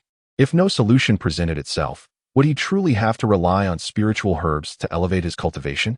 Given his current aptitude, even with an abundance of spiritual herbs. He could at best achieve the dance stage, as conception required immense willpower and fortuitous circumstances. Could he truly attain it? Would he become, as Jiang Han had foretold, eternally incapable of conception? A chill enveloped Lin Xian. He could not possibly squander his compass, risking everything to absorb the fortune golden dragon, only to use all his fortune to acquire a compass and a new identity. That would be an egregious loss. At that moment, he had not only offended the Ling Tian sect but had also irrevocably forfeited his long-held identity. Moreover, the Zhao Sword Sect might not even want him. Jiang Han truly possessed a ruthless heart. Did he foresee these events unfolding? Had he manipulated the sect's fortunes? Lin Xian clenched his teeth in frustration. The extraction of sect fortunes was inherently challenging. To consume 10 portions would deplete 4, and that shameless individual sought to consume an additional 3, leaving him with merely 3. The spirit-swallowing compass was exceedingly costly. If it involved a 300 zhang fortune golden dragon, he could enhance his own capabilities with the remaining fortune value. But now, with so little left, what could he possibly accomplish? Crucially, sect fortunes were always immensely valuable, and excessive consumption would undoubtedly attract attention. If they dissipated naturally, it could be attributed to fate, but if someone discovered him devouring the sect's fortunes, it would spell his doom. He would be utterly finished. And even Ji Yuchan would be unable to protect him. Although the spirit-swallowing compass claimed to be undetectable, what if? Absorbing the fortunes of individual cultivators posed little risk, as the majority of them could not perceive the existence of fortune values. As long as he refrained from targeting transformation realm cultivators, he could absorb as much as he liked without drawing suspicion. However, if a significant portion of sect fortunes vanished, it would inevitably raise alarms, leading to chaos within the sect. The risks outweighed the benefits. This endeavor was simply not worth it. Lin Xian felt an overwhelming sense of agitation. He had not anticipated such turmoil arising from a mere outing. He longed for the days when Jiang Han was still present, when he bore no burdens. All he had to do was find an opportunity to sabotage Jiang Han, engage in some petty schemes, and frame him, causing Jiang Han's fortune value to plummet, allowing him to effortlessly collect the spoils. There were times when Jiang Han acquired rare treasures, and with a slight maneuver, he could seize the treasures in exchange for fortune values, unlike now, when he had to absorb each one himself. Those days of effortlessly accumulating fortune values were truly delightful. Yet now, after all these days, aside from absorbing a bit from the 7th junior sister, the fortune values from others were practically non-existent. Even if he devoted all his spiritual energy to absorb a complete portion, by the time it reached him, it would amount to no more than a fraction. Those fortune values were as diluted as water, hardly worth mentioning. How peculiar it was. Could they truly be so exceptional that even their fortunes differed from others? Chapter 90, A Prelude to Trouble. It seems that my 7th junior sister has grown wary. Perhaps due to excessive indulgence, she has taken to seclusion, leaving me with no opportunity to act. Xian, what brings you here? The voice of Lu Hanyue resonated from afar, followed by her graceful descent beside Lin Xian. 2nd junior sister, Lin Xian's melancholic expression lingered, and upon seeing Lu Hanyue, a pang of sorrow shot through his heart. It was all because of them. Had it not been for the excessive actions of these senior sisters towards Jiang Han, he would not have felt compelled to flee. And that useless Jiang Han, what was merely a bit of physical suffering to him? His endurance was appallingly weak. After a few strikes, he ran away, devoid of any resilience. Truly, he was nothing but a waste. Contemplating this, Lin Xian's discontent deepened, mingled with a tinge of resentment and indignation. Had he known, he should have fostered a better relationship with Jiang Han from the outset. At the very least, when he decided to escape, he might have confided in him. Perhaps they could have fled together. But now, because of these thoughtless senior sisters, Jiang Han had come to resent even him. Lin Xian's heart brimmed with hatred, regretting his previous insistence, while also blaming his senior sisters for their harshness. He even cursed his master for not intervening to prevent Jiang Han's departure. And he loathed the short-sighted elder of the law enforcement hall for allowing Jiang Han to slip away, without a new identity to utilize. There was no way he could escape. He could only devise a plan to bring Jiang Han back. Thankfully, it seemed that both the eldest and 2nd junior sisters shared this sentiment. Perhaps they could offer their assistance. Lin Xian's expression shifted continuously, revealing a complexity that Lu Hanyue misinterpreted. Xian, are you thinking of Xiao Han again?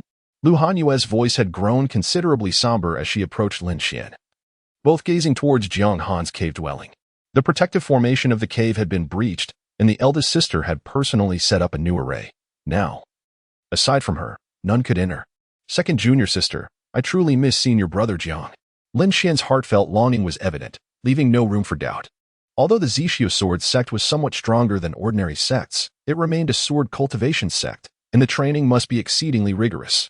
One could only wonder if senior brother Jiang would adapt to the demanding curriculum of the Zixia sword sect. Jiang Han. Lu Hanwei felt a pang in her heart. She too missed Jiang Han. It had been nearly a month since their last parting. Previously, she had heard that the Zixia sword sect intended to designate Jiang Han as their holy son, yet so much time had passed without a whisper of progress.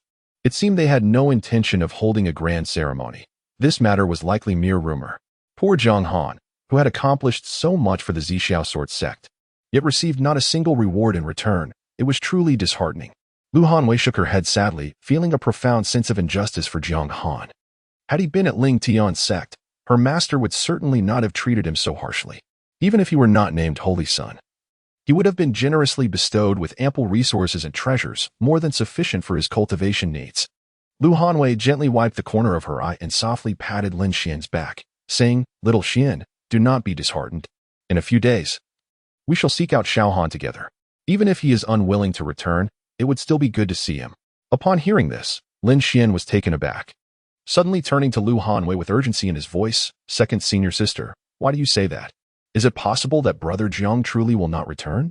Even if we personally invite him, he still wants to come back? That cannot be the case, can it? Jiang Han merely seeks to gain a few more advantages.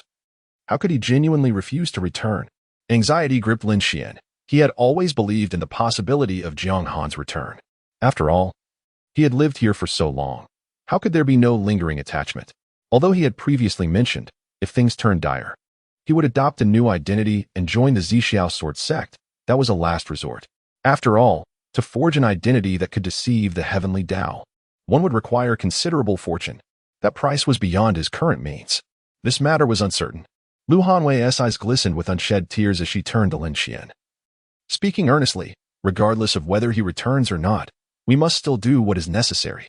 Your relationship with Xiao Han has always been good. His previous actions were merely a result of momentary anger. Do not take it to heart. This time, let us bring some gifts to see him. And you must sincerely apologize. Xiao Han has a kind heart. He will surely forgive you. Lin Xian stared at her in a daze, completely unaware of what she was saying. As the Qi observation technique was still active, he suddenly noticed that the golden fortune dragon, which had been swirling above her head, had vanished. All that remained was a dim yellow numerical value. 280,000. Lin Xian murmured softly. 7,000 had disappeared. Why was his senior sister's fortune diminishing? Why had it vanished so suddenly? At that moment, the numerical value above Lu Hanwei's head flickered and, in the blink of an eye, decreased by 100 points. A chill ran through Lin Xian. The decline was alarmingly rapid. No. Such a swift drop in fortune could only mean one thing. Something grave was about to happen at the Ling Tian sect. He could not afford to accompany them on such a perilous venture. He had to find a way to escape. Little Xian, what is wrong? Lu Hanwei's anxious voice jolted Lin Xian from his thoughts. I am fine, he replied, glancing at his own panel and secretly sighing in relief. Fortunately, his fortune had not dwindled. Otherwise, he would genuinely be at a loss. As long as his fortune remained intact, he could afford to take some risks to accumulate enough fortune to acquire a new identity, thereby finding an opportunity to flee. Without a new identity to disguise himself, there would be no means of leaving the Ling Tian sect. He would be trapped here indefinitely. After all, he was not like Jiang Han, the worthless individual who went unnoticed. He had ascended the sect's jade tablet and had even lit the lamp of longevity for his soul. As long as he did not betray the sect, there was simply no way for him to extricate himself from Ling Tian. And as for the consequences of betrayal, should one dare to betray, not only would their soul be extinguished, leading to severe spiritual damage, but even if they survived, they would be gravely injured, forever losing their cultivation potential.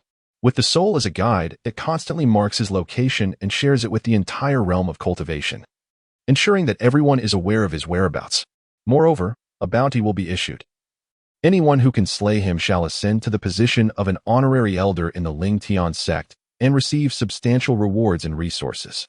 One might ponder, under such immense pressure, who could withstand the relentless pursuit of the entire cultivation world? There is no refuge, no escape, unless one possesses the strength to overpower all. The only fate awaiting them is death. Jiang Han, dismissed as inconsequential and not even recorded in the sect's jade tablet, has reportedly been struck from the lineage, which is a standard procedure. Thus, the law enforcement hall has not intervened on his behalf. Lin Xian sighed deeply, realizing that the only course of action was to find a way to accumulate more fortune. At the very least, he needed to gather enough to purchase an identity. The swiftest method to achieve this was to absorb Jiang Han's fortune, for his luck was exceedingly potent. In the future, it would be prudent to avoid binding fate chains. Instead, simply siphoning a portion would suffice. A slight loss would be acceptable, and should circumstances turn unfavorable, he could promptly flee. The Ling Tian sect seems to be suffering a misfortune, as its fortune inexplicably dissipates. It is undoubtedly being targeted by the heavenly Tao. Without a means of counteraction, it will not endure for long before calamity strikes. This is not a place to linger. It is wise to depart swiftly. Everything is fine. The master has summoned us. Let us return, said Lu Hanwei, pulling Lin Xian along as they soared like a beam of light towards the mountaintop. The sect has been quite busy lately. Concerning Jiang Han, it would be best to seek him out once the sect's affairs have settled. Lu Hanwei moved with remarkable speed, and in the blink of an eye, they arrived before the Ling Tian Hall. What had once been a relatively quiet hall was now bustling with activity.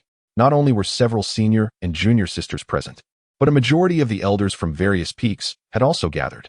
Before they could enter, the commotion inside became evident.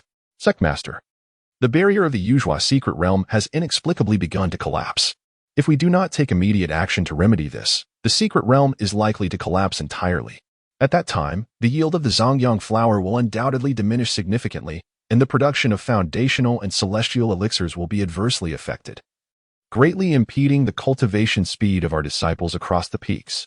Sectmaster, the upper-grade spirit vein on Lingyuan Peak inexplicably experienced depletion yesterday.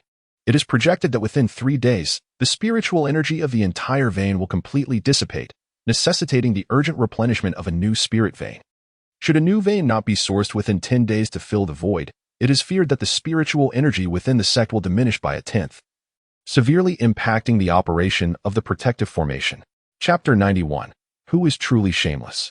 In the Spirit Beast Peaks Spirit Bird Garden, a large-scale death of windfire sparrows has occurred, suspected to be due to an unknown epidemic. It is imperative to seal off the Spirit Beast Peak to prevent the spread of this disease. We beseech the sect master to make a prompt decision. The hall of Ling Tian was filled with a cacophony of voices, creating a headache-inducing din. The once solemn and grand chamber now resembled a bustling marketplace, devoid of the decorum befitting a major sect. Elders from various peaks spoke over one another, eager to report urgent matters from their respective domains. Seated in the main position, Ji Yuzhan felt overwhelmed by the incessant buzzing in her ears. Her gaze, filled with ire, swept over the assembly.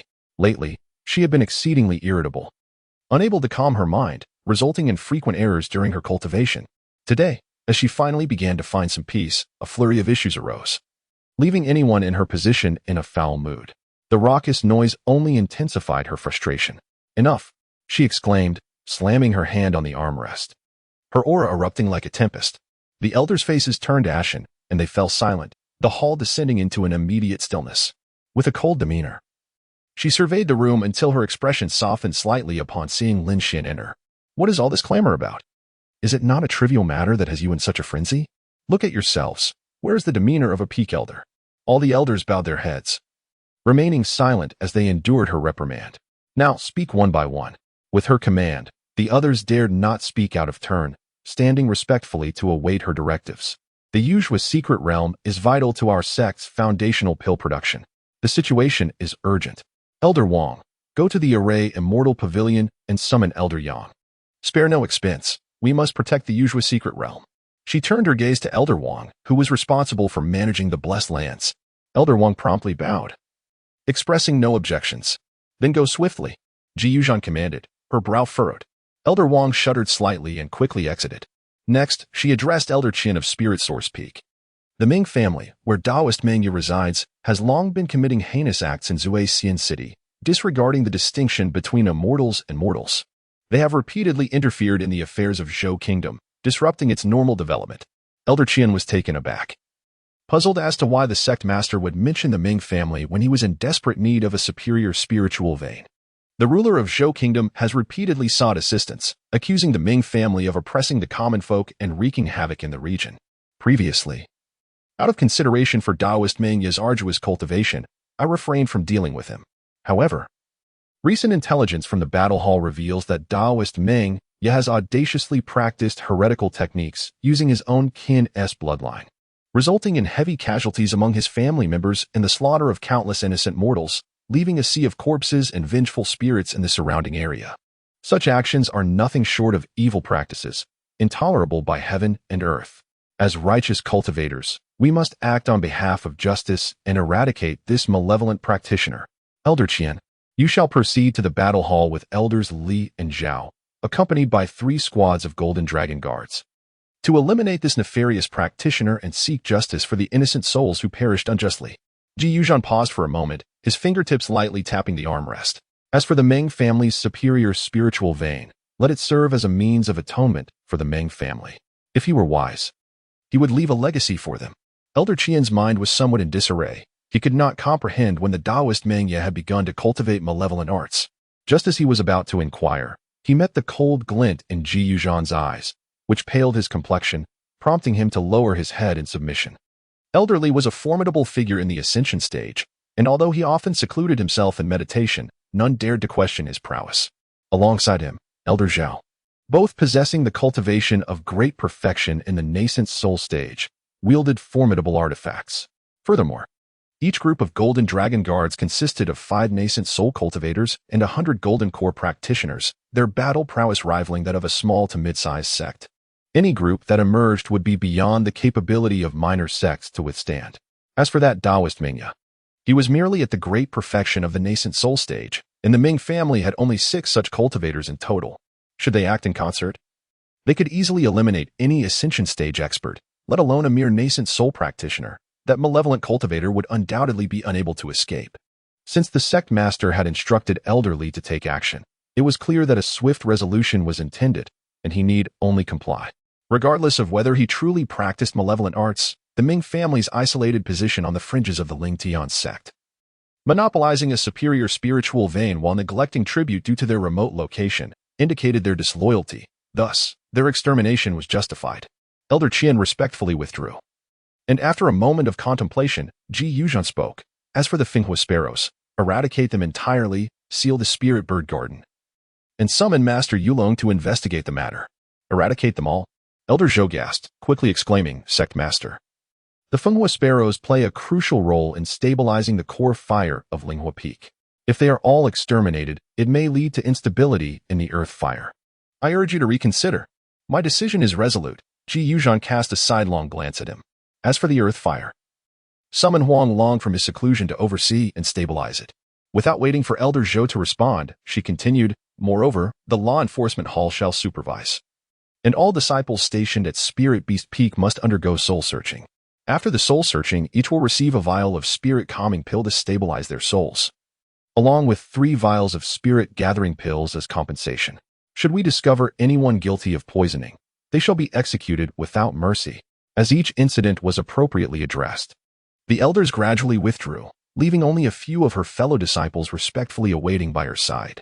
Ji Yuzhan rubbed her temples, leaning wearily against the chair's back, comfortably closing her eyes while Lin Xian massaged her shoulders.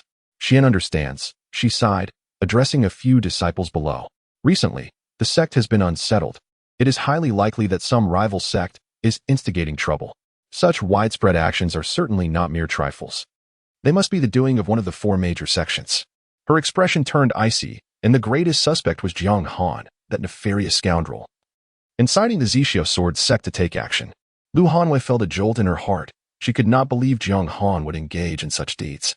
However, just as she was about to counter, she lifted her gaze to see Imo Qiushuang shaking her head at her. Do not act impulsively, Imo Qiushuang conveyed silently. Jiang Han is certainly not that kind of person. However, Master is currently in a fit of anger. If you dare to refute, it will only exacerbate the situation. Yet, senior sister, Lu Hanwei, in her urgency, was interrupted. What are you 2 doing? Ji Yuzhan's voice rang out sharply. Is there anything I cannot hear? Without lifting her eyelids, she absorbed all the commotion around her. Lu Hanwei, startled, hurriedly suppressed her anxiety and lowered her head, refraining from speaking further. Humph. Ji Yuzhan let out a cold snort, her tone laced with admonition. Usually, when you indulge in petty antics, I can overlook them. But this is a critical moment for the sect. You all need to behave yourselves and not create additional trouble. Imo Qiushuang felt a tremor in her heart and quickly bowed her head in agreement. Master, is there a misunderstanding? Jiang Han would never behave in such a manner. The sudden voice rendered the hall silent. Imo Qiushuang stiffly turned her head to see the flushed face of Xia Chanqian. She had always feared that Lu Hanwei might speak thoughtlessly, but unexpectedly, in her moment of distraction, she had overlooked the mindless Xia Chanqian. Now that Xia Chanqian had spoken, even if she wished to salvage the situation, there was no recourse. Ji Yuzhan slightly lifted her eyelids, fixing her cold gaze on Xia Chanqian. What did you say? The crowd felt a chill run through them, burying their heads deeper, not daring to meet her gaze. Xia Chanqian shrank back, the immense pressure rendering her momentarily speechless. Ji Yuzhan scoffed. Why is it not Jiang Han? Who else will commit such acts? As her words fell, her expression darkened, and the comfort she had just felt evaporated in an instant. She slammed the armrest with force. Xia Chanqian, how can you still not understand?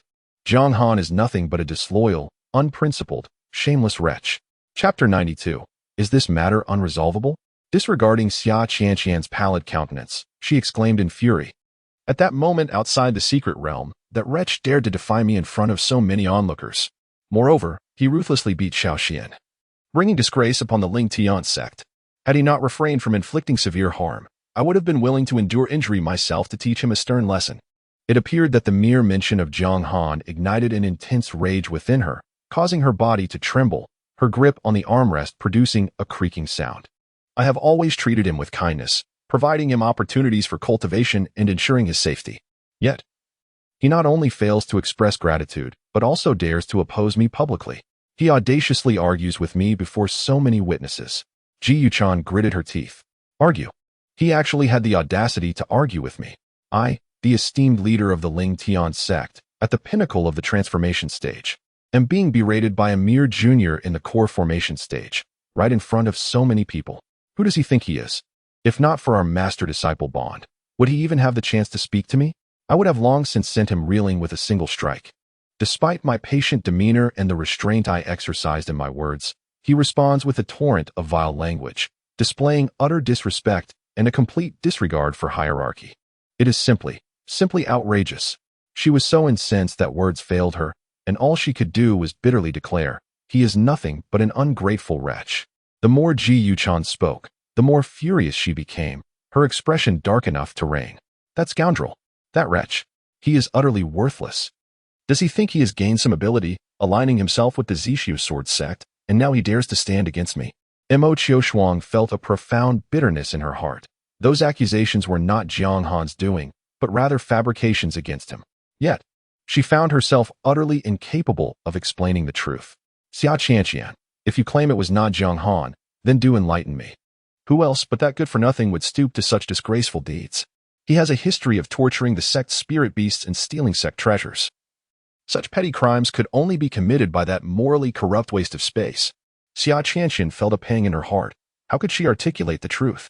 She was at a loss for words, believing that no matter how she tried to explain, it would not suffice. Weren't you just so formidable, daring to confront me? Why are you unable to speak now? Ji Yuchan sneered, her anger intensifying with every mention of Jiang Han's name, igniting a fire deep within her soul that once ignited could not be quenched.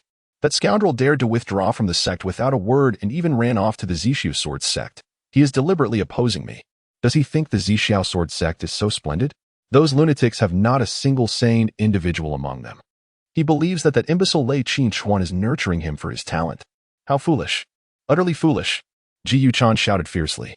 That old coot Lei Qinchuan is merely trying to provoke me by being kind to Jiang Han.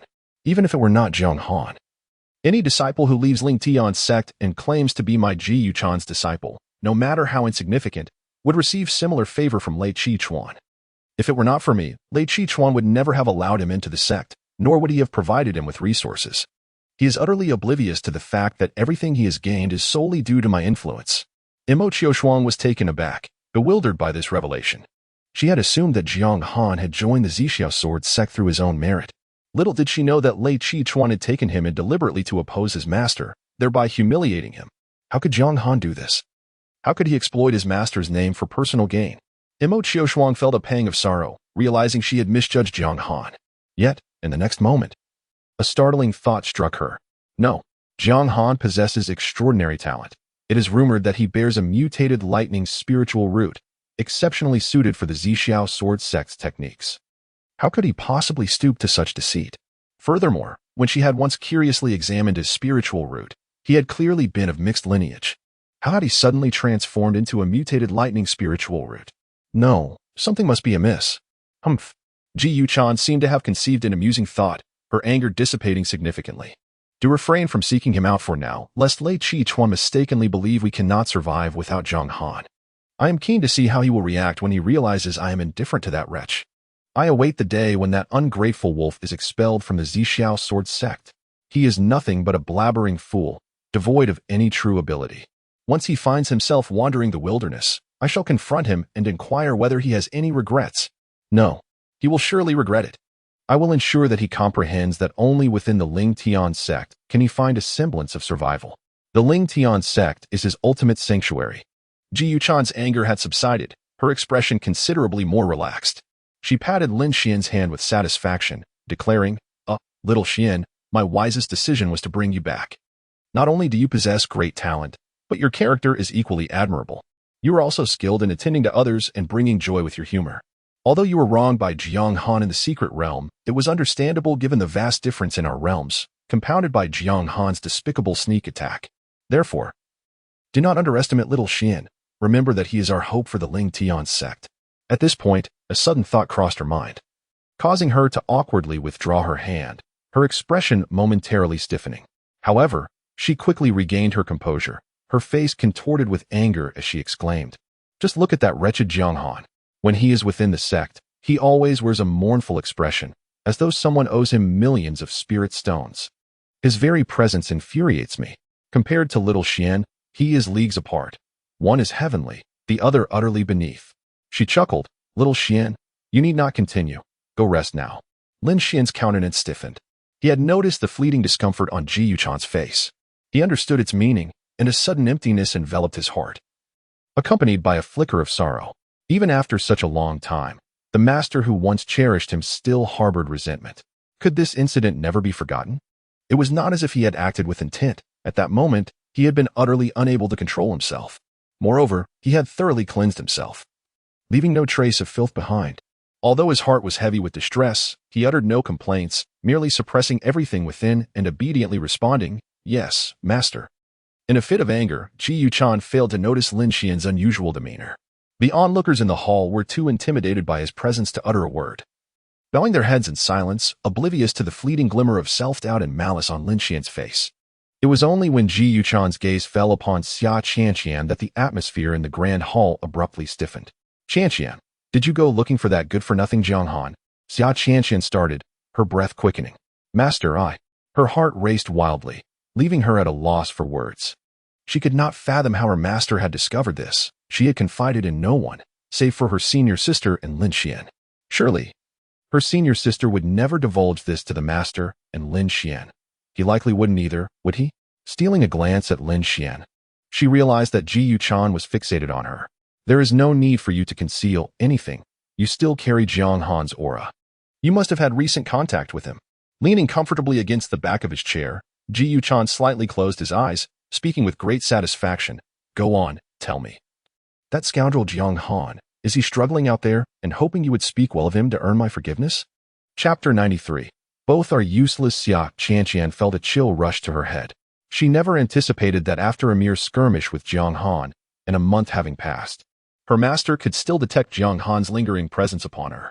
How formidable must one's spiritual awareness be? Could it be that even the faintest trace could not escape her scrutiny? "Do not be afraid," Ji Yuchan said, her mood considerably lightened. "I am a sentimental person. After all, I am his master. As long as that wretch shows a genuine desire for repentance, I shall grant him the opportunity to acknowledge his mistakes." She gazed at Xia Qianqian, a glimmer of light flickering in her eyes. "Even without your words, I sense that he is aware of his transgressions. Has he not knelt in supplication before you?" Xia Qianqian lowered her head, hesitant to speak. How could she tell her master that it was not Jiang Han who knelt and begged, but rather she who had been soundly beaten by him? How mortifying! What would her fellow disciples think if they learned of this? Not to mention the repercussions it would have on Jiang Han's impression in front of her master. If she were to confess, seeking Jiang Han's forgiveness would become an even greater challenge. Ah, Qian, why do you hesitate to speak? Is it so difficult to articulate what Jiang Han has uttered? Observing Xia Qian's reticence, Ji Yuzhan could not help but chuckle. Surely, he did not resemble a stray dog. Begging for mercy at your feet? No, Jiang Han. Xia Qian attempted to explain, but Ji Yuzhan would not hear it. Do not speak on his behalf. Ji Yuzhan interjected, glaring at her. He is unashamed of his actions. Why should you fear revealing them? That wretch is foolish, choosing to oppose me instead of cherishing his good fortune. Now, having faced adversity from the Purple Sword Sect, he only recalls our past kindness. No. Xia Qian suddenly shouted, forcefully interrupting Ji Yuzhan's musings. Her complexion was pale, her body trembling under immense pressure, yet she steeled herself and managed to speak. Master, please calm your anger. Jiang Han, She clenched her fists, her heart racing, her voice quaking. What is the matter? What are you so anxious about? Ji Yuzhan's displeasure was evident as Xia Qian interrupted her. Mo Qiushuang, looking down, was filled with trepidation. Fearing that Xia Qian would impulsively divulge the truth of her confrontation with Jiang Han. Given Xia Qian's navet, there was a significant chance she might do just that. However, she felt powerless to intervene and could only silently pray that Xia Qian would exercise caution and refrain from speaking carelessly. If all else failed, she would have to risk her master's ire and forcibly interrupt her. Xia Qian stammered for a moment, cold sweat beading on her forehead. Just as Ji Yuzhan began to grow impatient, she abruptly shut her eyes, her neck stiffening, and trembled as she exclaimed, Jiang Han did not plead for me. He did not kneel in supplication. He was not bullied at all. It was I. I encountered him by chance. Encountered by chance? Ji Yuzhan scoffed, clearly disbelieving this explanation. What is the meaning of the aura surrounding you? If it weren't for the proximity, he would never have left such a trace. Moreover, it is evident that the aura on your legs is the strongest. Was he kneeling at your feet, pleading desperately for mercy? Or perhaps, Ji Yuchen's expression turned icy. Are you concealing something from me? No, I am not. Xia Qian's face paled, her body trembling, thoughts racing chaotically. In a fleeting moment, a spark of realization illuminated her mind. With newfound excitement, she hastily replied, Master, please do not be angry. I merely stumbled upon Jiang Han engaging in a duel with someone. Out of mere curiosity, I approached to take a glance. As she spoke with increasing fluency, the pallor on her face swiftly faded. Perhaps, while observing the spectacle, she had inadvertently been affected by Jiang Han's aura. A duel? Ji Yuchen frowned, clearly displeased with this explanation. Given Jiang Han's timid nature, would he dare to challenge anyone? However, upon further reflection, she suddenly grasped the situation. This foolish individual, indeed, had become emboldened with a slight increase in strength, eager to assert himself by bullying others. She felt a deep disappointment towards Jiang Han. She had not anticipated that he would seek out a fight so soon after gaining a modicum of power. Truly, a petty person remains petty. And despite any facade he might present, his true nature never changes. Once an opportunity arises, he seeks to showcase his strength and oppress the weak, as if to prove his own superiority. Yet, what is there to boast about being merely at the initial stage of forming the core? With such meager skills, he could only bully those at the foundation establishment stage. How shameful. I thought that after mingling in the world for so long, he would have made some progress. But to my dismay, he remains as inept as ever. Ji Yuchen scoffed. It seems he had been plotting this all along, deliberately seeking out a duel upon seeing Qian pass by, hoping to demonstrate just how formidable he had become. He wants Qian to witness his prowess, to convince us of his strength, and to compel us to call him back. How juvenile. Ji Yuchen's cold laughter echoed, her words laced with scorn. Yet Xia Qian felt a twinge of discontent. She believed her master underestimated Jiang Han. Even she had been utterly powerless against him. How could he possibly only dare to bully those of lesser cultivation? Moreover, it was not Jiang Han who was waiting for her, but rather she who had approached him seeking a fight. Hesitating for a moment, she lowered her head and said, Master, Jiang Han did not bully the younger generation. The person he dueled with was. She paused briefly. That individual was at the peak of the core formation stage. The peak of core formation? Ji Yuchen looked astonished, clearly skeptical of this claim. Hadn't he just recently formed his core? How could he possibly dare to challenge someone at that level? Suddenly, as if struck by a realization, she inquired, what became of that wretched soul? Is he unharmed? Xia Qian was taken aback. Her master's words seemed laced with unexpected concern. Jiang Han is fine. He managed to defeat that core formation expert. As she spoke, a hint of guilt crept into her voice, which instinctively softened. As long as he is safe, that is all that matters. Ji Yuzhan sighed in relief. She had always known he would not perish so easily. However, she suddenly felt that her words were somewhat inappropriate and quickly added, regardless, he was once my disciple. If he were to be bullied by others outside, it would be an immense embarrassment for me. As she spoke, she suddenly paused, realization dawning upon her. Wait. Are you saying that he, at the initial stage of Foundation establishment, defeated a cultivator at the great perfection of Foundation establishment? This is impossible. That useless fellow could never fight beyond his level. Her eyes narrowed as she abruptly exclaimed, Xia Qianqian, did you assist him? What did I tell you? No matter how he behaves outside, do not concern yourself with him. This is the path he chose, and if he suffers, it is his own doing. Once he realizes how arduous survival is in the outside world, he will naturally return. Master, I did not help him. Jiang Han faced that cultivator at the great perfection all on his own. Xia Qianqian felt overwhelmed, regretting not having resolved matters thoroughly before returning. She had not anticipated that her master would detect Jiang Han's aura, thus complicating everything further. You did not assist him? Then how did he achieve victory? Ji Yuzhan was taken aback, yet her disbelief was palpable. Are you implying that he, at the initial stage of Foundation establishment, transcended 2 minor realms to defeat a cultivator at the great perfection? This is utterly impossible. Only the prodigies of various sects can engage in such battles. That worthless Jiang Han could never accomplish such a feat if what you say is true. Then that cultivator at the great perfection must be exceedingly incompetent to be unable to defeat someone at the initial stage of Foundation establishment. Or perhaps that scoundrel resorted to a sneak attack, employing underhanded tactics to achieve a stroke of luck? Chapter 94. Why the doubt? Xia Qianqian's complexion turned pale. She felt as if her master were berating her, yet she found herself unable to retort. Master, Jiang Han did not resort to a sneak attack. He triumphed through a direct confrontation, overpowering his opponent with sheer strength and shattering their treasured artifacts. Overpowering his opponent? Ji Yuzhan was taken aback. If it had been a sneak attack, she might have understood, as such tactics are often deemed underhanded. Even disregarding Jiang Han, any random disciple of the Golden Core stage from the 5 major sects, if adequately prepared and setting up traps, could easily defeat an enemy at the peak of the Golden Core stage through ambush. But to claim victory through direct confrontation? How could that be possible? The disparity was not merely 2 realms apart. It encompassed differences in spiritual energy purity, techniques, the strength of magical artifacts, the extent of consciousness, and battle experience, factors that made the notion of surpassing realms utterly implausible. In combat, any slight difference can prove fatal, let alone a gap of 2 minor realms. If this extraordinary feat had been accomplished by any prodigy from the 5 major sects, she would not have been so astonished. Yet, it was Jiang Han. The prodigies of the 5 sects cultivate the most elite techniques in this realm, receive the finest teachings from masters, and possess the most wondrous methods and the best, most comprehensive artifacts at their level. For them, battling across realms is a commonplace occurrence. It would be strange if they could not. But Jiang Han, with his inferior cultivation method, lacking combat training, and having little time to practice techniques, managed to fight across 2 realms and emerge victorious? What does that imply? Just a few months ago, he was merely at the Qi refinement stage, and only a month prior had he achieved the Golden Core stage. In a matter of months, he transformed from a bullied, insignificant ant into a figure comparable to the prodigies of the Golden Core stage from the 5 major sects. How is this possible? Ji Yuzhan's expression darkened.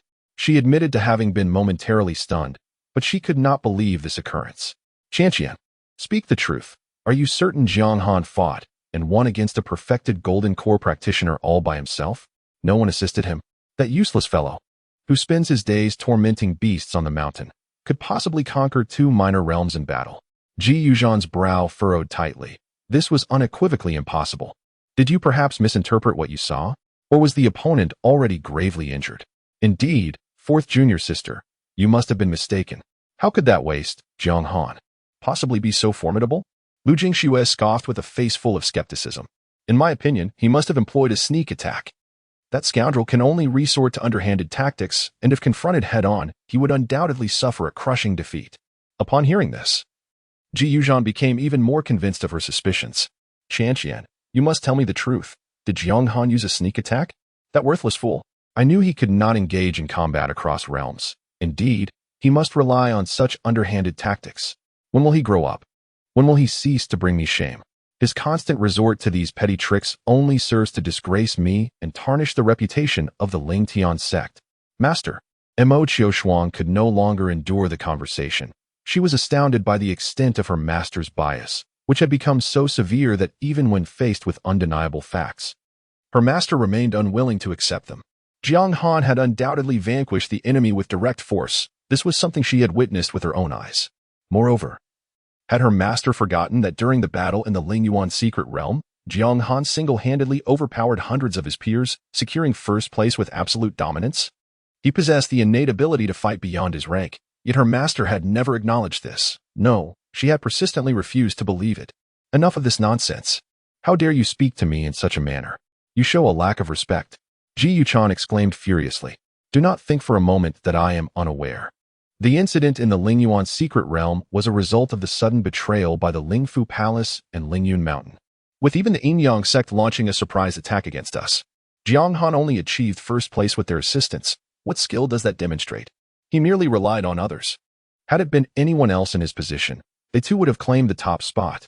Fury surged within her. She had not anticipated that even her own senior disciple had been deceived by Jiang Han. Such feats were beyond Jiang Han's capabilities, regardless of their arguments. She would never accept it. Mo Qiushuang paused, bewildered as to why her master was so obstinate. Was it truly so difficult to acknowledge Jiang Han's excellence? Xiaoxian had been present as well. He had witnessed it. Master, surely Xiaoxian cannot be lying? Upon hearing this, Ji Yuchan's gaze turned cold. Though it quickly softened as she gently inquired, Xiaoxian, is what your senior sister said true? Lin Xian nodded affirmatively, stating, Indeed, we saw it with our own eyes. Could it be that you fell victim to an illusion? Lu Jingxue suddenly interjected. At this, Mo Qiushuang shot her a furious glare. This Lu Jingxue had never contributed positively. She always seemed to be entangled in mischief. An illusion? Ji Yuchan's brow furrowed. It was indeed a possibility. If it were an illusion, everything would make sense. This wretched child had truly grown cunning. In his desperation to return, he would resort to any means, even employing illusions. How shameful. Could he not engage in a fair contest of skills? Instead, he resorted to underhanded tactics. Mo Qiushuang felt utterly disheartened, realizing that no matter what she said, her master would remain unconvinced. She only believed in what she chose to accept. As for everything else, it seemed she was entirely deaf and blind. In her master's eyes, the truth might not even matter. No amount of explanation would change her mind. Moreover, was her master not the one who placed utmost trust in Lin Xian? Yet even Lin Xian's words could be dismissed with excuses. It appeared her master could only hear disparaging remarks about Jiang Han, while any praise for him went unheard. For the first time, she comprehended Jiang Han's past helplessness. No matter what he said, no one believed him, and regardless of his actions, he was always in the wrong. That sense of powerlessness was utterly crushing. No wonder, when her junior sister wronged him later, Jiang Han ceased to defend himself. Alas, it seems her heart had long been shattered. She accepted whatever was said without resistance or debate, enduring punishment in silence and licking her wounds in quiet despair. It became evident that within the entire Lingtian sect, only Jiang Han was a true anomaly. For the first time, Mo Qiushuang felt a profound sense of helplessness. Even during the countless rejections from Jiang Han, she had never experienced such futility. She was weary of voicing her thoughts, for no matter what she said, her master remained unconvinced. If that were the case, what more was there to say? Master, why do you refuse to believe? Jiang Han is truly formidable now. He is genuinely capable of battling beyond his rank. Xia Qianqian, her face flushed with urgency, implored. Jiang Han has always possessed exceptional talent and wields numerous high-tier magical artifacts. Whether in swordsmanship or thunder techniques, his lethality is remarkable. He can indeed fight above his level. Moreover, Master, do not forget, Jiang Han is a sword cultivator. He is a sword cultivator. The might of a sword cultivator is inherently immense, especially with his 8th grade flying sword of heavenly tier. He has no rivals of the same rank. Sword cultivator? Ji Yuchan scoffed, disdain etched across her features. Merely a brash fool. Relying solely on the power of his flying sword, what else do they possess? Even if what you say holds some truth. Jiang Han merely depends on the prowess of that high-tier flying sword. Without it, what could he accomplish? It is no wonder he dares to fight beyond his rank. It is all due to the sword's might. Does he truly believe this reflects his own strength? She scoffed derisively. Worthless individuals depend on external forces for their power. Stripped of their magical artifacts and flying swords, they are nothing. This shameless wretch likely not only uses his magical sword to oppress the weak, but also exploits the name of the Lingtian sect to intimidate others. Such a cowardly disposition, bullying the feeble while relying on his own might. He is truly a disgrace. This reprobate. Does he even realize that his actions tarnish the reputation of the Lingtian sect? He brings shame upon me. Chapter 95. Why? Xia Qianqian was engulfed by a surge of anger, unable to comprehend the situation. Jiang Han had indeed become remarkably strong, rapidly advancing in his cultivation. Possessing both courage and wisdom, no longer merely a talent without substance. He was not the timid youth he once was. He now dared to speak with his head held high, his voice no longer tinged with self-doubt, and his gaze no longer evasive. Most importantly, he even dared to confront her and strike her in front of the senior sister. How could he be considered weak when he was bold enough to challenge a senior? He was now a prodigy of the Zixio Sword Sect, cherished and nurtured as a treasure by the sect. With a Yuanian-level expert safeguarding him, he had truly grown powerful. Yet, despite all this, the master still deemed Jiang Han a worthless individual. Did the master see him as forever confined to being that worthless being wallowing in the mud, regardless of his accomplishments? A fierce indignation surged within Xia Qianqian. She felt it was profoundly unjust for Jiang Han. Why was it that Lin Xian could simply act submissively, offer a few kind words, and receive accolades, while Jiang Han was forever branded as worthless, no matter his deeds? This was utterly unfair. Her fury flared, drowning her reason. Master, how could you be like this? She straightened her back, a wave of courage swelling within her, and declared loudly, Jiang Han has never relied on bullying others. He stands on his own merits. So what if he has a flying sword? So what if he possesses magical artifacts? The fact that he wields them is a testament to his own capabilities. Does using magical artifacts not signify his strength? Suddenly, a chill enveloped the hall. An intensified pressure causing her body to tremble uncontrollably. Yet, she could not afford to hold back. She was determined to voice her thoughts. You claim he relies on external tools, but does the master not use magical artifacts in battle? Do you engage in combat with bare fists alone? Enough. Qianqian. Silence yourself. Imo Qiushuang barked sharply. No. I must speak. Xia Qianqian's voice rang out, piercingly defiant. Jiang Han faced opponents 2 minor realms above him and emerged victorious. That is the mark of a prodigy. Why must you still label him as worthless, master? When you first formed your golden core, wham! Countless golden runes materialized out of thin air, sealing Xia Qianqian in an instant, silencing her audacious voice. Imo Qiushuang's forehead glistened with cold sweat. She had not anticipated Xia Qianqian's audacity to confront the master. Should she commend her for her bravery or chastise her for her folly? Did she not discern what should or should not be said? After sealing Xia Qianqian, she quickly bowed to Ji Yuchen, saying, Master, please quell your anger. The 4th junior sister must have strayed in her cultivation and has become somewhat possessed. The hall fell into an oppressive silence, with only Imo Qiushuang's voice breaking it. Her words were undoubtedly unintentional. She would ensure that the disciple received a proper lesson later, helping her regain her composure and dispel her delusions. I hope the master will not be angered. Release her. Ji Yuchen's voice remained calm, yet anyone could discern the fury simmering beneath that calm exterior. Imo Qiushuang trembled slightly, raising her gaze in a pleading manner toward Ji Yuchen. Master, let her speak. The tone of Ji Yuchen was imbued with an undeniable authority. Imo Qiushuang sighed internally, hoping fervently that her junior sister could maintain her composure.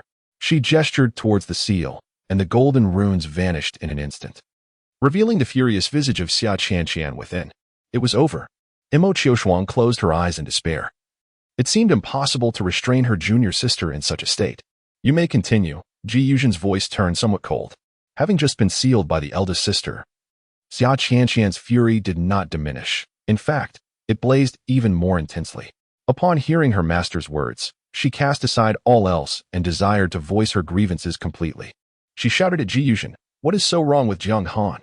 He is merely 18 this year and has already achieved the golden core stage. Such a rate of cultivation is undoubtedly exceptional in any sect. Moreover, the Zixio Sword Sect has long announced its intention to designate Jiang Han as their holy son. He is a holy son, master. In the annals of the cultivation world, which holy son has not been a paragon of talent and unparalleled strength? If all goes as expected, Jiang Han will undoubtedly reach the pinnacle of the god transformation stage, ascend to the spirit realm, and become a figure worthy of being inscribed on the monument of ascension. Even so, do you still consider Jiang Han a waste? If he is a waste, then what are we? We are not even as capable as this so-called waste. Xia Qianqian's voice was thunderous, her pent-up anger finally released, and her eyes reddened. Breath coming in quick gasps. Did Jiang Han instruct you to say these things? Ji Yuzhan's voice was filled with fury. He is a worthless piece of mud, incapable of rising to the occasion. He lacks the courage to converse with me, yet dares to oppose me?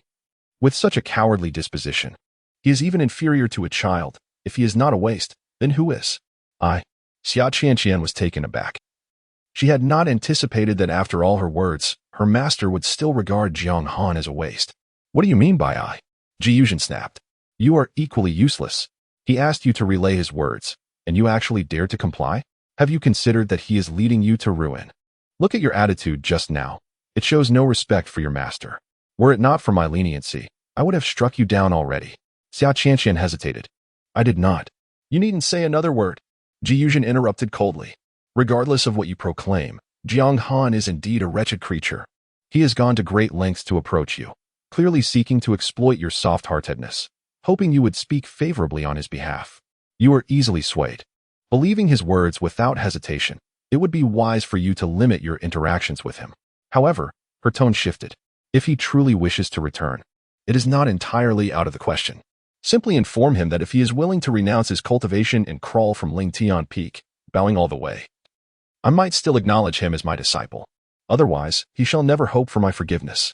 Xia Qianqian was taken aback. How could Jiang Han possibly undertake such a task? Her master was intent on driving him to despair. Furthermore, should you encounter him again, leveraging my status to bully the weak and tarnish my reputation in public, you must confront him decisively, sparing me the embarrassment he brings to Lingtian sect. With his behavior, should those unaware of the truth witness him, they would blame me for my ineffectual teachings. Xia Qianqian felt somewhat lost. Everyone outside only knew Jiang Han as a direct disciple of the Purple Sword Sect. Who would recall his past as a member of Lingtian sect? She sniffled, speaking with a hint of melancholy. Master, Jiang Han is no longer affiliated with Lingtian sect. What grounds do we have to concern ourselves with him? Chapter 96. He will certainly thank me. For what? Ji Yuzhan stiffened, then shouted furiously, simply because I am his master. No matter where he is now, whether alive or dead, this fact shall never change. Look at him now, so audacious before he has even achieved maturity. If we do not intervene, what chaos might he unleash when his powers grow? However, Xia Qianqian bit her lip, tears welling in her eyes. Jiang Han stayed on the mountain for so long, yet you never cared for him. He was doing just fine before. Why do you suddenly wish to intervene now that he has left? Xia Qianqian, have you lost your senses? Ji Yuzhan retorted. When have I not cared for him? Did I not ask you to help him cultivate his mind? Did I not provide him with food and shelter? Is that not enough? Had I not taken him to the mountain, he might have starved outside. This ungrateful wretch. I have treated him with such sincerity, and yet he dares to oppose me. Gratitude? Xia Qianqian was taken aback. Given the circumstances, Jiang Han had endured daily torment, had to heal himself, and struggled to find sustenance. That he survived at all was remarkable. How could the master demand gratitude? How can the master be so unreasonable? She was truly incensed. Her face flushed with indignation. Look at what that wretch has done to you. You are ensnared in delusion. Cannot you see that? Ji Yuzhan fumed. Even after leaving, he remains a source of turmoil. If I do not discipline him, he will surely create even greater disasters. Master, Xia Qianqian shouted, unable to contain herself. Jiang Han is now a member of the Purple Sword Sect. Even if he were to create a monumental mess, they would assist him. What concern is it of ours? The Purple Sword Sect? Ji Yuzhan scoffed. That band of brutes? They will only exacerbate the situation, and in the end, I will still have to intervene to resolve their chaos. Master, Xia Qianqian attempted to speak again. Enough. Ji Yuzhan's voice thundered. Do you even comprehend your actions? You are truly lost. How dare you speak to me in such a manner? But Xia Qianqian's face turned pale. She knew this was wrong, yet she felt compelled to speak. Jiang Han has suffered enough. If he were to return, could we not refrain from subjecting him to further trials? As she spoke, tears threatened to spill. Master, can we not spare him from losing his powers? I do not wish for him to suffer any longer. What do you understand? Ji Yuzhan replied, displeased. Everything I do is for his benefit. Do you think it is easy for me? I am not a malicious person. If it were not for his sake, would I act thus? Consider his former disposition. He could hardly speak to anyone. After such trials, has he not improved? Severe ailments require potent remedies. If I do not act this way, he shall forever remain a worthless shell. Look at him. He has only been gone for a few days, and he has already become a mere shadow of himself, disrespectful and devoid of decorum, his speech replete with foul language. Upon his return, I shall undoubtedly subject him to even more rigorous training. Master, Xia Qianqian cried out in despair. If this continues, how will Jiang Han endure? Silence. You useless wretch, do you not see what he has brought upon himself? Ji Yuzhan replied. It is settled then, rest assured. He simply does not yet comprehend the significance of all this, but in due time, he shall understand. As long as he perseveres, he will undoubtedly express his gratitude to me in the future. Enough. Having vented her frustrations, Ji Yuzhan appeared somewhat fatigued as she accepted the teacup Lin Xian offered, regardless of what may unfold. Irrespective of whether Jiang Han can engage in battles beyond his current capabilities, this is his present state, one mere stage of foundation establishment within our sect. There are countless nascent souls. Unless he ascends to the next stage, he shall remain a failure. He constantly tarnishes our reputation, bringing disgrace to the Ling Tian sect. Should any of you encounter him, ensure that you discipline him properly, lest others think I am incapable of guiding my own disciple. She sipped her tea and softly remarked, We shall discuss other matters upon his return. Times are turbulent outside. Be cautious, and refrain from wandering aimlessly. As she spoke, her gaze fell upon the tearful Xia Qianqian, her tone growing stern. Qianqian, I understand that your earlier words were not of your own choosing. You have been bewitched by Jiang Han, giving rise to dark thoughts. This time, I shall overlook it and allow your senior sister to assist you in dispelling those thoughts. With that, she waved her hand. Everyone, depart and focus on your cultivation. Do not squander your time in frivolity. Xia Qianqian wished to say more, but Mo Qiushuang firmly grasped her, signaling her to remain silent. Understanding the unspoken message, albeit still somewhat indignant, she dared not defy her master's wishes any further. With a respectful bow, she pouted and said, Thank you for your leniency, master. Ji Yuzhan did not glance back at her, merely offering a soft acknowledgement. Mo Qiushuang led Xia Qianqian outside the hall, only to collide with Lu Jingxue. Fourth junior sister, you startled me terribly just now. How could you for that wretch? Speak back to master? Third senior sister. Xia Qianqian's lips moved, yet she found herself at a loss for words. As far as she knew, third senior sister harbored a strong prejudice against Jiang Han. She had not uttered a single kind word during their previous exchange. Even if she were to speak the truth to third senior sister, it was likely her words would fall on deaf ears. We shall converse later, Jingxue. You return first while I take Qianqian to dispel her dark thoughts, Mo Qiushuang interjected. Lu Jingxue glanced at Xia Qianqian in surprise, in her memory. Fourth junior sister had always been forthright, expressing herself freely. She had never witnessed this shy demeanor from her before, finding it rather peculiar. However, she thought little of it and nodded. Very well, fourth junior sister, I shall seek you out another day. Senior sister, fourth junior sister. Just as Lu Jingxue departed, Su Lingxi's voice rang out from nearby. She hurried over, bowing respectfully, and with wide, innocent eyes, asked, Esteemed sisters, have you encountered brother Jiang? Jiang Han?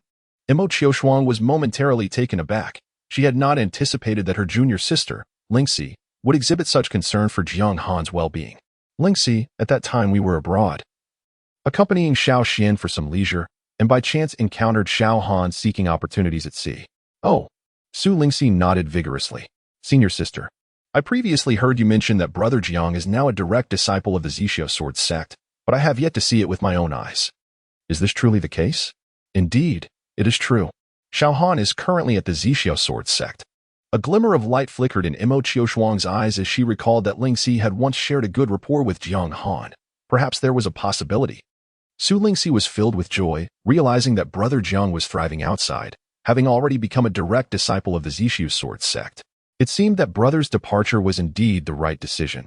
Had he remained at Ling Tian's sect, one could only speculate about the consequences. Judging by Master S' earlier demeanor, it would likely not have ended well.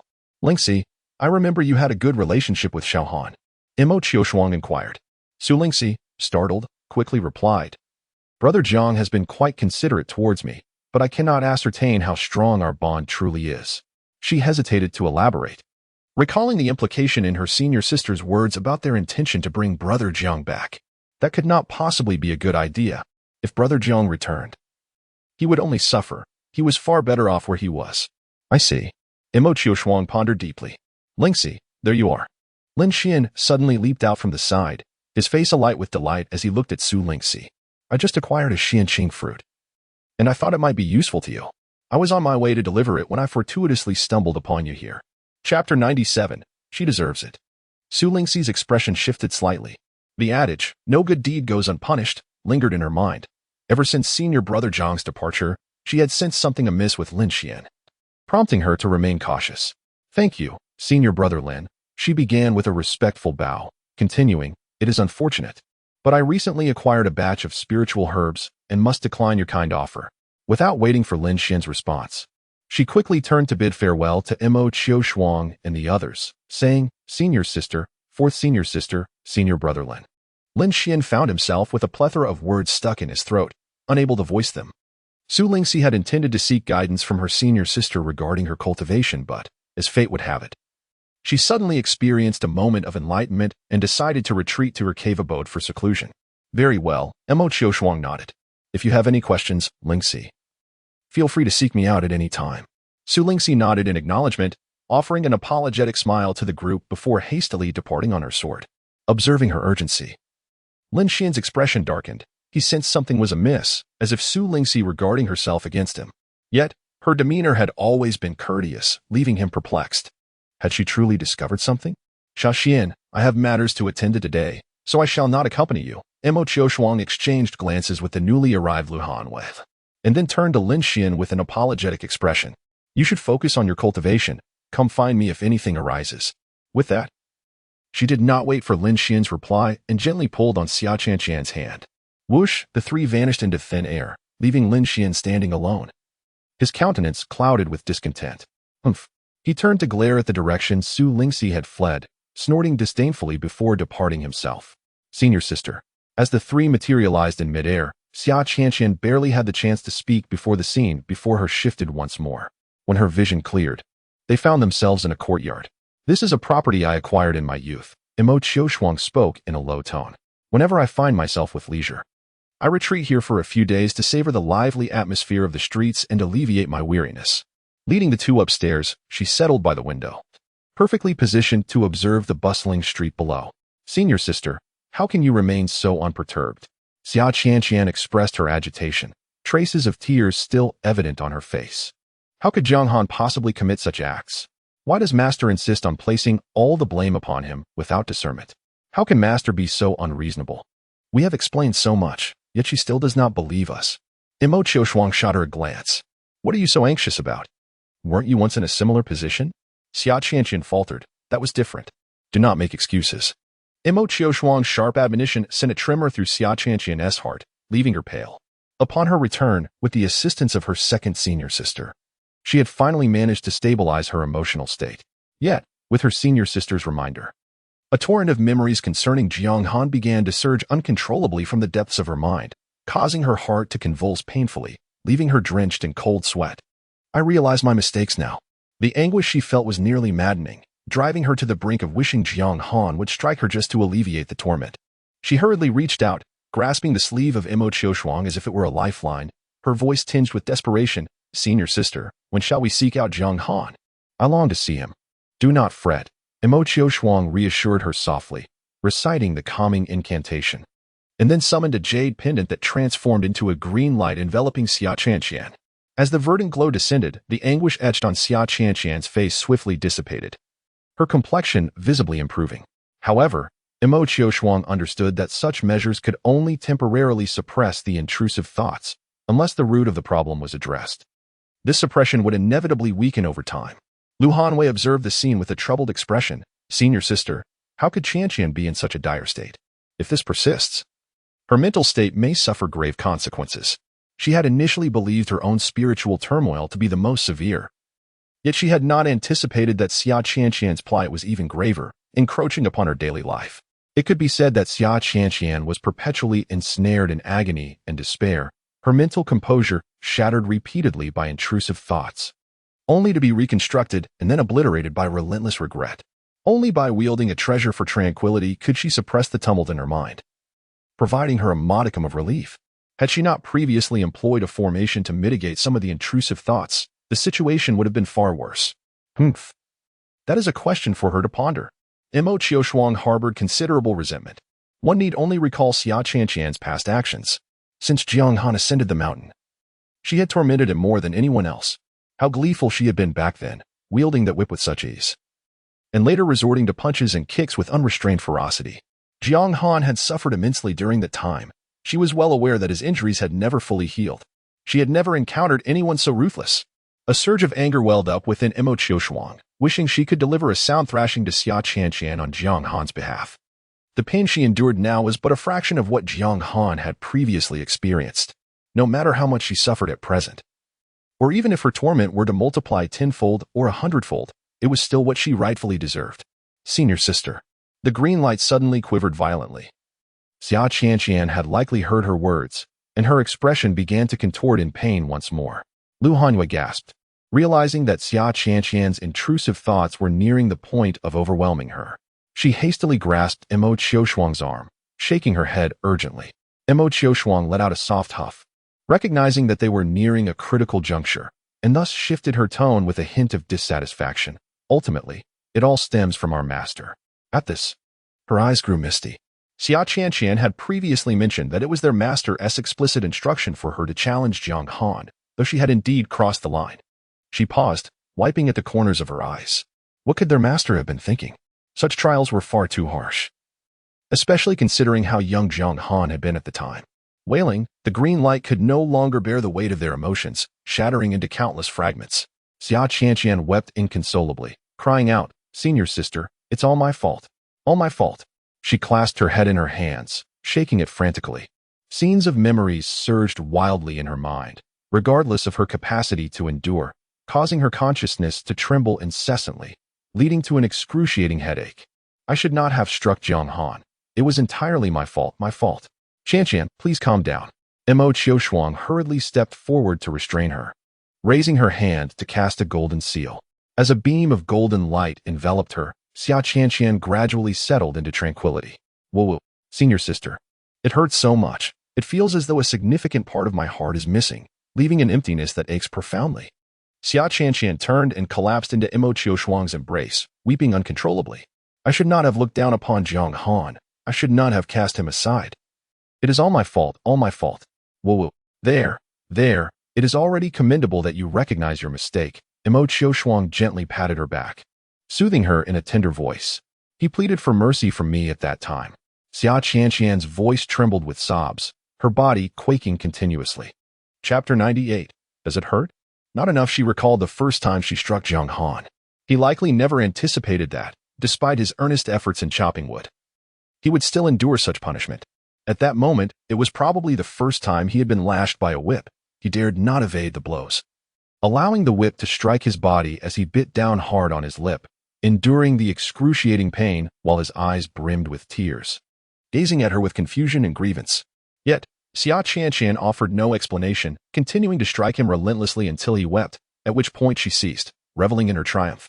Jiang Han had demonstrated remarkable fortitude. Even after 3 lashes, he remained stoic. In a fit of anger, she escalated her force. The whip, which had previously only left crimson marks, tore into his flesh with the 4th strike. The resounding crack still echoed in her ears, accompanied by the vivid imagery of blood droplets scattering and the sight of his small, trembling figure filled with terror. Nevertheless, Jiang Han persisted, bearing the pain with a gaze that combined confusion and fear, seemingly yearning to comprehend why she was inflicting such suffering upon him. Why did he not inquire? What was he afraid of? At that time, Xia Qianqian thought Jiang Han to be exceedingly timid. Even while being beaten, he dared not utter a sound.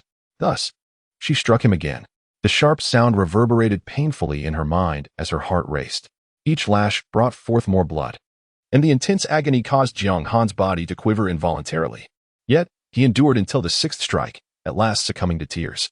By then, he was already drenched in blood, torn fabric mingling with flesh, as his tears fell upon the whip marks, sending tremors through his body. Senior sister, please. Don't hit me. What a useless wretch he was, so slow even at chopping wood. Look how much time had passed, and with such a small axe. Could he not find a larger one? As she spoke, seemingly unsatisfied, she struck him once more. The harsh sound pierced through her consciousness, causing her body to tremble violently, her heart seizing painfully. With a sudden cough, she expelled a mouthful of blood, collapsing weakly to the ground. "I'm sorry, I'm sorry, I'm sorry," she murmured, her heart still twitching erratically. She gasped, expelling another torrent of dark blood, her body curling in on itself as she sobbed uncontrollably. Why did I strike him time and again? Why did I not spare him when he pleaded for mercy? Why? Why? How could I be so heartless? Tears mingled with blood, splattering in all directions. He was so young then, such a small child, and I forced him to chop down trees. The trunk was thicker than his thigh, and he wielded a broken axe he had found who knows where. After laboring for what felt like an eternity, exhausted and drained, he had only managed to fell 2 trees. At that moment, she suddenly screamed, curling into a tight ball, frantically shaking her head in desperation. "No, don't come out. I don't want to see. All right, stop crying." Mo Qiushuang knelt down, embracing her softly in comfort. Listening to Xia Qianqian's words, her heart ached profoundly. She was aware that Xia Qianqian often struck Jiang Han, but she never anticipated that Xia Qianqian would be so ruthless as to hit him directly when he first ascended the mountain. No wonder her mental state was so shattered. No wonder she was in such agony. It seemed that all of this was truly what she deserved. She was worthy of such suffering. Yet now, gazing at Xia Qianqian's nearly broken demeanor, she could not help but whisper words of solace. "Since you have acknowledged your mistakes, there remains a glimmer of hope. From here on, you must sincerely repent and maintain your composure. I shall take you to meet Jiang Han." Yes, Jiang Han. Xia Qianqian suddenly lifted her head. "I must see Jiang Han. I need to meet him. As long as he can forgive me, I shall no longer suffer." Her eyes were bloodshot, filled with a certain frenzied obsession. "Regardless of whether he strikes me or scolds me, as long as he grants me the opportunity for redemption, I am certain I can earn his forgiveness." The whip, the whip. She broke free from Mo Qiushuang's embrace and dashed toward the door. He must be seeking revenge. I will go buy a whip. As long as he is willing, he can retaliate in any way he chooses. Stop. Mo Qiushuang's expression darkened as she observed Xia Qianqian's frenzied state. She felt both resentment towards Xia Qianqian for her cruel actions against Jiang Han and pity for her remorse. Albeit remorse that had gone too far. Going to him in this manner is utterly futile. She cast a spell, immobilizing Xia Qianqian in place, rendering her struggles ineffective. "Do you believe that everyone is as impulsive as you? Quick to resort to violence at the slightest provocation? Senior sister, I implore you, let me go. I truly cannot endure this any longer." Xia Qianqian's eyes were red as she gazed at her, her voice trembling. "Did he not hit me last time? And so fiercely? He must wish to strike me again. He certainly intends to retaliate in this manner. That is merely your one-sided assumption." Mo Qiushuang retorted sharply. "Xiao Han possesses a kind heart. Last time, had it not been for your ungrateful insults, he would not have laid a hand on you. Do not perceive him as violent. He is a good soul, and you must endeavor to touch his heart." As she spoke, she unleashed a stream of azure light that enveloped Xia Qianqian. Gradually, the tremors in her body ceased. Her breathing became more regular, and she soon settled into tranquility. Sighing softly, Mo Qiushuang retrieved a silk handkerchief and gently wiped away the blood and tears from Xia Qianqian's face. Senior sister, Xia Qianqian, feeling weakened, leaned against Mo Qiushuang, still quietly sobbing. "What should I do? I genuinely do not know what to do. Do not act impulsively. Follow my lead in all matters. For now, you must rest well. The moment there is news of Jiang Han, I shall take you to him." All right." Xia Qianqian nodded earnestly. "I will listen to senior sister." Mo Qiushuang nodded with relief, then gently patted Xia Qianqian a few times, allowing her to drift into slumber. "Senior sister, Qianqian." Lu Hanyue's eyes were slightly red, as though she had just wept. She has become ensnared in her anguish, and although she has come to a realization, the suffering she endures is unbearable. If she cannot see Jiang Han again, she fears she may truly lose her sanity. Lu Hanwei hesitated, torn between her desire to obey her master's command and the fear she felt upon witnessing Xia Qianqian's plight. After all, the torment Xia Qianqian is experiencing is one Lu Hanwei has also endured, and her own sense of regret is no less profound than that of her 4th junior sister. If this matter remains unresolved, might she too, like Xia Qianqian, find herself on the precipice where a single misstep could shatter her Dao heart, leaving her soul vulnerable to the ravages of inner demons? She dared not take that chance, and she genuinely sought Jiang Han's forgiveness. Having neglected her cultivation for far too long, each day she wrestled with the chaotic thoughts that plagued her mind. Yet, despite her efforts, she could only manage to maintain a semblance of normalcy, utterly unable to focus on her practice. If the thunder tribulation were to arrive, she truly would not know how to respond. Senior sister, when shall we seek out Jiang Han? Her voice grew progressively resolute. Surely, if she could attain a complete Tao heart, even if her master were to learn of her disobedience, he would not cast blame upon her. Soon, Emo Qiushuang replied, placing Xia Qianqian upon the bed before turning to sit by the window, watching the bustling street below. However, before we go to find him, we must wait for one more person. Wait for someone. Lu Hanyue inquired, puzzled. Who? Emo Qiushuang's eyes sparkled with a glimmer of light. 7th junior sister, Su Lingxi. Chapter 99. Why can't sword practitioners cultivate thunder? A thunderous explosion echoed, startling the creatures of the forest into a panicked flight. Jiang Han hovered in the air, gazing downwards in astonishment. The massive stone, akin to a grinding disc and previously resting at the epicenter of the explosion, had vanished without a trace, leaving behind a colossal pit measuring 100 meters in diameter. The surrounding area was shrouded in a charred black hue, littered with countless dark ashes, while purple lightning danced and flickered, intermittently crackling with sound. The power of this thunder clone is astonishing. Jiang Han's expression radiated excitement. My day spent in the transmission hall has not been in vain. I have finally grasped it completely. The self-detonation of just one clone possesses the might equivalent to a full-force strike from a late-stage core formation practitioner, coupled with the power of the annihilation thunder. Even a perfected core formation might struggle to withstand it, and to think that I can unleash 5 such clones at once. As he spoke, the spiritual energy within him had already replenished. He made a hand gesture and intoned, "Arise." Instantly, radiant lightning surged from his body, resembling a magnificent purple sun suspended in the sky, its brilliance so overwhelming that one could easily discern it from several dozen miles away.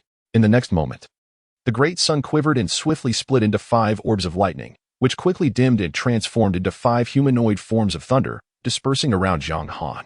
Having only cultivated to the 1st level thus far, if I were to reach the 9th level, with sufficient spiritual energy, I would be able to manifest countless clones simultaneously. What a sight that would be! With the addition of these 5, I now command 9 thunder clones. The clones demand a significant expenditure of spiritual energy. Each release drains his reserves entirely. Moreover, the thunder within the clones is perpetually consuming energy, allowing them to exist for only 3 hours. It is precisely due to these drawbacks that few choose to cultivate the thunder clone technique. However, for Jiang Han, these limitations are trivial. With the enhancement of the devouring realm, he requires merely a few breaths to completely replenish his spiritual energy, rendering the cost of releasing clones negligible. Alas, controlling clones also necessitates the expenditure of consciousness. With my current level of consciousness, I can only manage 10 clones simultaneously. Should my consciousness strengthen further? Commanding hundreds of clones to self-destruct would surely overwhelm even a nascent soul practitioner. Jiang Han silently lamented, resolving to seek out the transmission hall to acquire techniques that bolster consciousness. I have something even more entertaining. Would you care to try? The voice of the sword spirit suddenly resonated in his mind. Ever since the awakening of the sword spirit, it had been maneuvering the flying sword through his meridians, claiming it could help expand them while simultaneously nurturing the sword, 2 benefits in one. Yet, Jiang Han often felt the spirit was simply indulging its own boredom. Initially, he found it quite disconcerting to have a voice constantly speaking within his body, but after a few days, he grew accustomed to it. After all, having an experienced mentor to guide his cultivation was indeed a pleasant experience. What is this amusement you speak of? He inquired. Hiki, do you not possess the devouring realm? The sword spirit's voice brimmed with excitement. You envelop the essence of devouring within your doppelganger and commence the act of consumption. Jiang Han was momentarily taken aback, as an inkling of understanding dawned upon him. With a mere thought, a diminutive black hole materialized within his doppelganger. As soon as the black hole emerged, a powerful suction began to stir the surrounding spiritual energy, causing the doppelganger to rapidly expand amidst the influx of energy, growing significantly in stature, while the thunder within became increasingly resplendent. So, this is another application. Jiang Han's eyes brightened. The essence of devouring could consume spiritual energy, which in turn could replenish the doppelganger. If this continued, how formidable would it become? Alas, your essence remains too feeble. The suction is insufficient. The sword spirit expressed its dissatisfaction. Once your essence strengthens further, enveloping a radius of 100 miles with your devouring essence, any enemy ensnared within shall find no escape. Everything that can be consumed will be devoured, and that which cannot will be obliterated, if not killed, another attempt will ensue. The spectacle, just imagining it sends a thrill down the spine. Jiang Han stood in stunned silence, realizing he had merely thought of using spiritual energy to augment his doppelganger, forgetting that the essence of devouring could also consume enemies. But I am a sword cultivator. So what of being a sword cultivator? You may also embrace the path of thunder or the arcane arts. Do not allow worldly perceptions to constrain your thinking. Jiang Han found the sword spirit's words profoundly insightful, and he envisioned a future where he pondered how many of his doppelganger self-detonations the protective formation of Ling Tian's sect could withstand. If such a day were to come, indeed, it would be exhilarating. While lost in thought, he willed his communication jade slip to rise from his storage ring. Disciple, hasten to the Zishu Hall. The voice of Lei Qingchuan emanated from the jade slip. Jiang Han was somewhat astonished. The Zishu Hall was typically reserved for his master and the elders to deliberate significant matters. Under ordinary circumstances, disciples had no right to enter. Since he joined the sect, he had never set foot inside, for despite his exceptional talent, he was still merely at the mid-stage of the Golden Core realm. And matters of consequence were not his concern, nor were trivialities. He wondered what urgent matter had arisen. Jiang Han dispersed his doppelganger with a wave of his hand and transformed into a streak of rainbow light, swiftly darting towards the Zishu Hall. His speed was extraordinary, and he soon arrived at the hall. Inside, aside from Lei Qingchuan, 2 elders were seated nearby. From the moment Jiang Han entered, the 2 elders gazed at him with gleaming eyes, as if they beheld a great treasure, causing a shiver to run down Jiang Han's spine. Master, my dear disciple, come. Come, let the 2 elders have a good look at you. Lei Qingchuan appeared to be in high spirits. Jiang Han was puzzled. Look at what? He turned to see the 2 elders staring at him for a moment longer before slowly lifting their heads. Crack! 2 immense auras erupted explosively, instantly shattering the chairs upon which they sat. Jiang Han's expression shifted dramatically, and he hastily retreated, but before he could escape the onslaught of energy, he was halted by a wave of Lei Qingchuan's hand. What is happening? Lei Qingchuan furrowed his brow. These 2 elders held significant prestige within the sect and were formidable cultivators at the late stage of the divine transformation realm, well-versed in the world. Even during times when the sect's fortunes had waned, they had never displayed such a lack of composure. At this moment, the 2 elders appeared to be ensnared by an invisible force, their chairs having vanished, yet they remained rigidly seated, gazing upwards with an intensity that was almost alarming. Their eyes widened to an extraordinary degree, mouths agape, their beards trembling, as if they had beheld something utterly astonishing. Following their line of sight, Jiang Han raised his gaze towards the heavens, only to discern the divine thunderwood crackling with lightning, but nothing else was visible. Can the 2 elders see clearly? Lei Qingchuan called out, his voice resonating through the air. Despite the volume of his inquiry, the 2 elders seemed oblivious, continuing to stare in terror above. With a furrowed brow, Lei Qingchuan suddenly shouted, Elder Huang. Though his tone was not loud, it bore a haunting resonance that reverberated within the minds of the 2 elders, causing a tremor in their spirits. With a sudden gasp, they both expelled a mouthful of blood, collapsing weakly to the ground. Sect Master? One elder regained consciousness, turning to Lei Qingchuan with a look of bewilderment, as if struggling to comprehend the situation. Instinctively, he glanced upwards, but the moment he did, the elder beside him forcefully pressed his head down. Lei Qingchuan regarded the elder who had intervened with a look of confusion, unable to fathom what they had witnessed to provoke such a reaction. However, there was no time for inquiries. He furrowed his brow and asked, Elder Huang, can you see clearly now? Elder Huang retracted his hand, assisting the other elder to rise. He summoned 2 chairs and took a seat, then turned to Jiang Han, stating, Indeed, quite impressive. The sect master's judgment is sound. I have no objections. Though he feigned calmness, it was evident to all that Elder Huang was suppressing something profound within. Yet, Lei Qingchuan was unconcerned with the nuances of his demeanor. Elder Huang's endorsement sufficed for him, and everything else could wait. A smile gradually spread across his face, reflecting his uncontainable joy.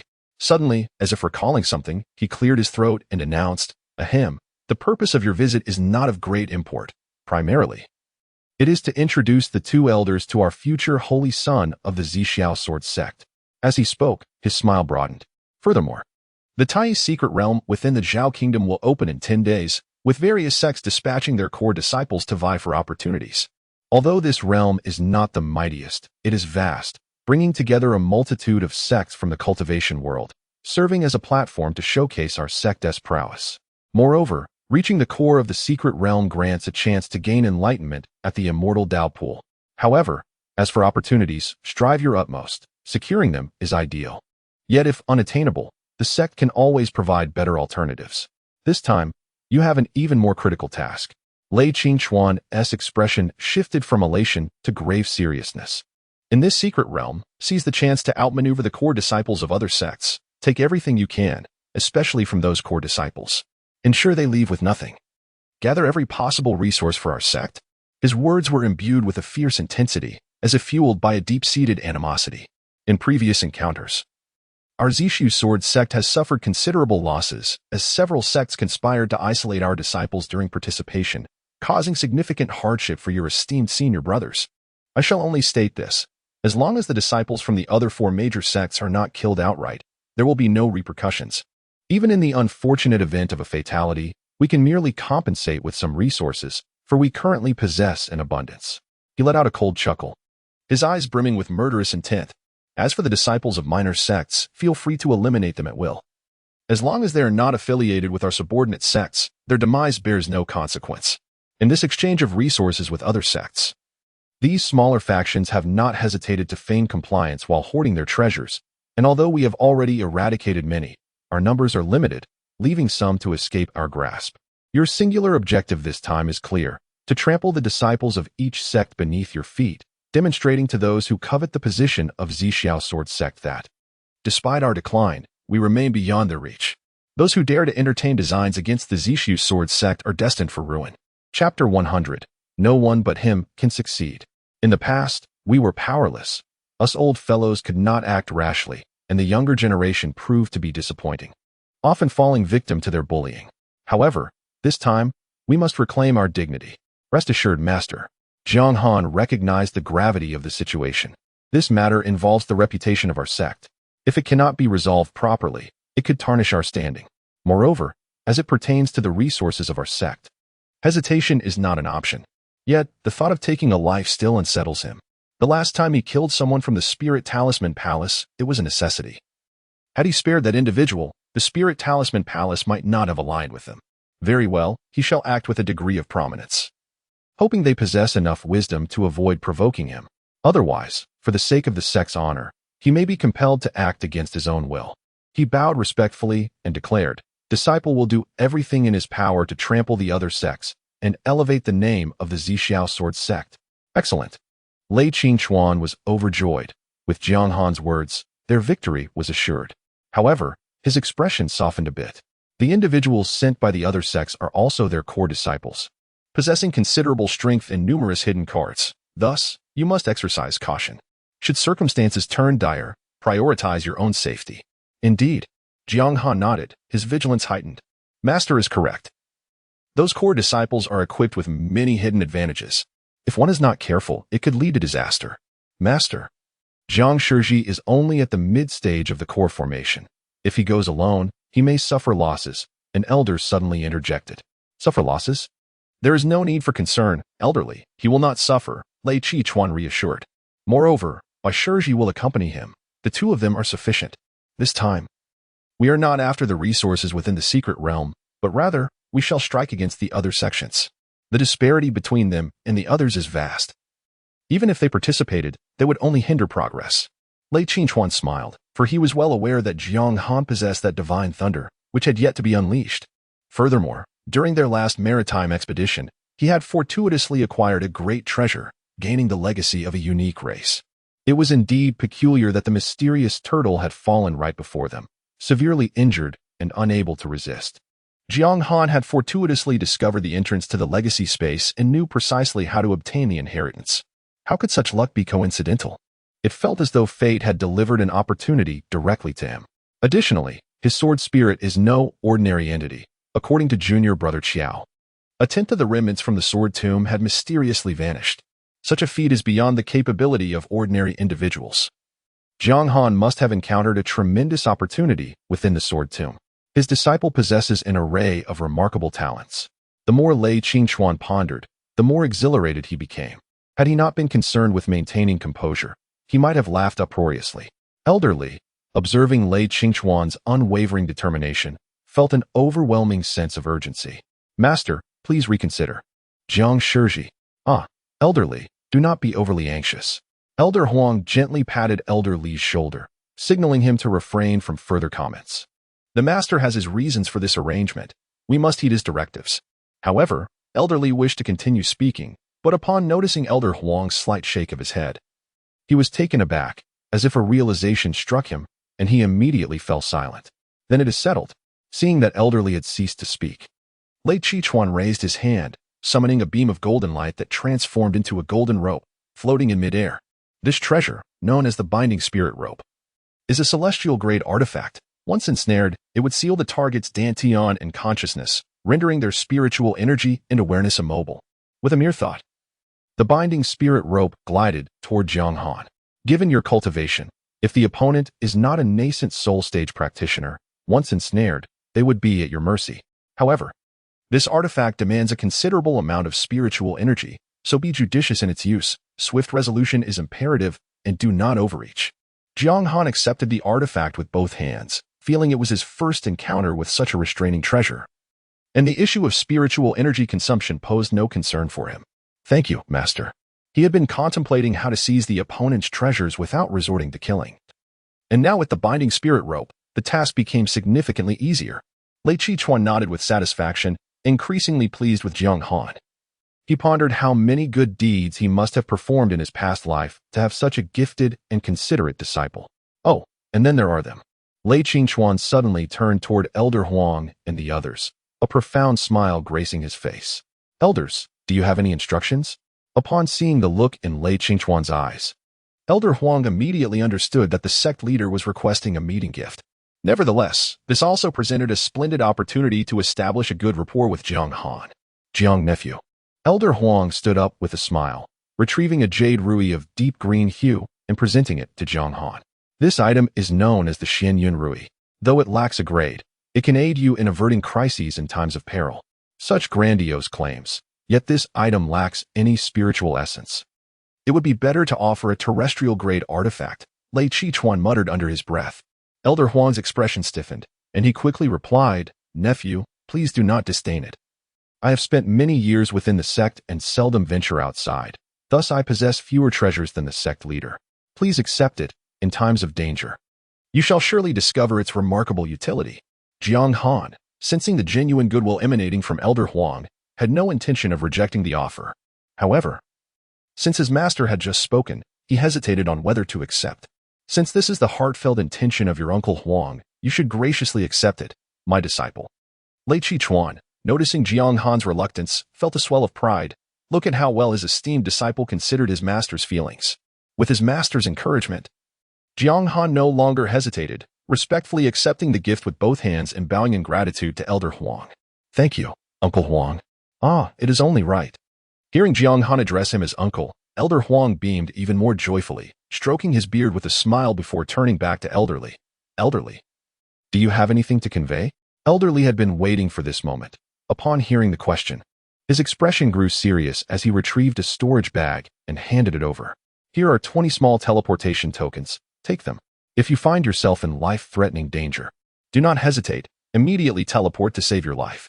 Indeed, small teleportation tokens. Astonished, Jiang Han realized the immense value of the spatial relocation talisman. A remarkable artifact capable of transcending the chaos of space. Even in proximity to a spatial rift, it could be activated, allowing one to traverse vast distances in mere moments, a true lifesaver. Each talisman could be likened to an additional life. However, its exorbitant price and rarity rendered it inaccessible to the average individual. It was said that only those adept in the rules of space and possessing the cultivation level of the transformation stage could craft such a talisman. Moreover, such formidable beings were not in need of spirit stones. They would only create them out of curiosity or for their progeny. Thus, Elder Li's gift of 20 talismans was indeed a precious offering. Noticing Jiang Han's hesitation, Lei Qichuan spoke, since it is a gift from your Master Li, you should accept it. In the future, you may repay this kindness when the opportunity arises. Jiang Han respectfully bowed and received the storage pouch with both hands. Thank you, Master Li. Satisfied, Elder Li nodded, feeling reassured now that Jiang Han possessed the talisman. All right, Xiao Han, you should prepare to depart at an opportune time. Once Jiang Han had taken his leave, Lei Qichuan promptly activated the array within the hall to shield against external prying. The unusual behavior of the two elders was too conspicuous. Had Jiang Han not been present moments ago, he would have inquired sooner. What had they witnessed that caused such a loss of composure? Elders Huang and Li, have you discerned something? The two elders exchanged glances, their excitement barely contained, and erupted into raucous laughter. Ha! Sect Master, the heavens favor our Zixu Sword Sect. The heavens favor our Zixu Sword Sect. Elder Huang could no longer maintain his composure, his body trembling with exhilaration. Pray tell, what did you see? Lei Qichuan implored, almost desperate enough to resort to soul-searching. Sect Master. Elder Li's expression turned grave. Jiang Han must become the holy son of the Zixu Sword Sect. No one else will suffice. Chapter 101. The one who should feel inferior is them. Lei Qichuan was taken aback. He had surmised that they might hold a favorable opinion of Jiang Han. Yet he did not anticipate Elder Li's words. Why? What was so extraordinary about Jiang Han? The two elders exchanged glances. Elder Huang hesitated, acknowledging, "It is not that we cannot speak, but we have just experienced a backlash and cannot divulge too much. We hope the sect master will understand." Backlash? Lei Qichuan was astonished. What could cause such a phenomenon? Not to worry, Lei Qichuan sat up straight. Please share what you can. I wish to have a clear understanding. The sect master should know that our divine fate lineage has inherited its teachings from the upper realms for countless millennia, Elder Huang stated solemnly. However, throughout history, I have never encountered any records or traditions that could compare to Jiang Han's fortune. Fortune? Lei Qichuan frowned. He was certainly aware of the concept of fortune. It is something possessed by all, albeit in varying degrees. He himself was not lacking in fortune. In fact, those who become formidable possess a fair amount of it. Yet, how potent could Jiang Han's fortune truly be, to leave two such experienced elders in such a state of disarray? More importantly, how could it lead to their backlash?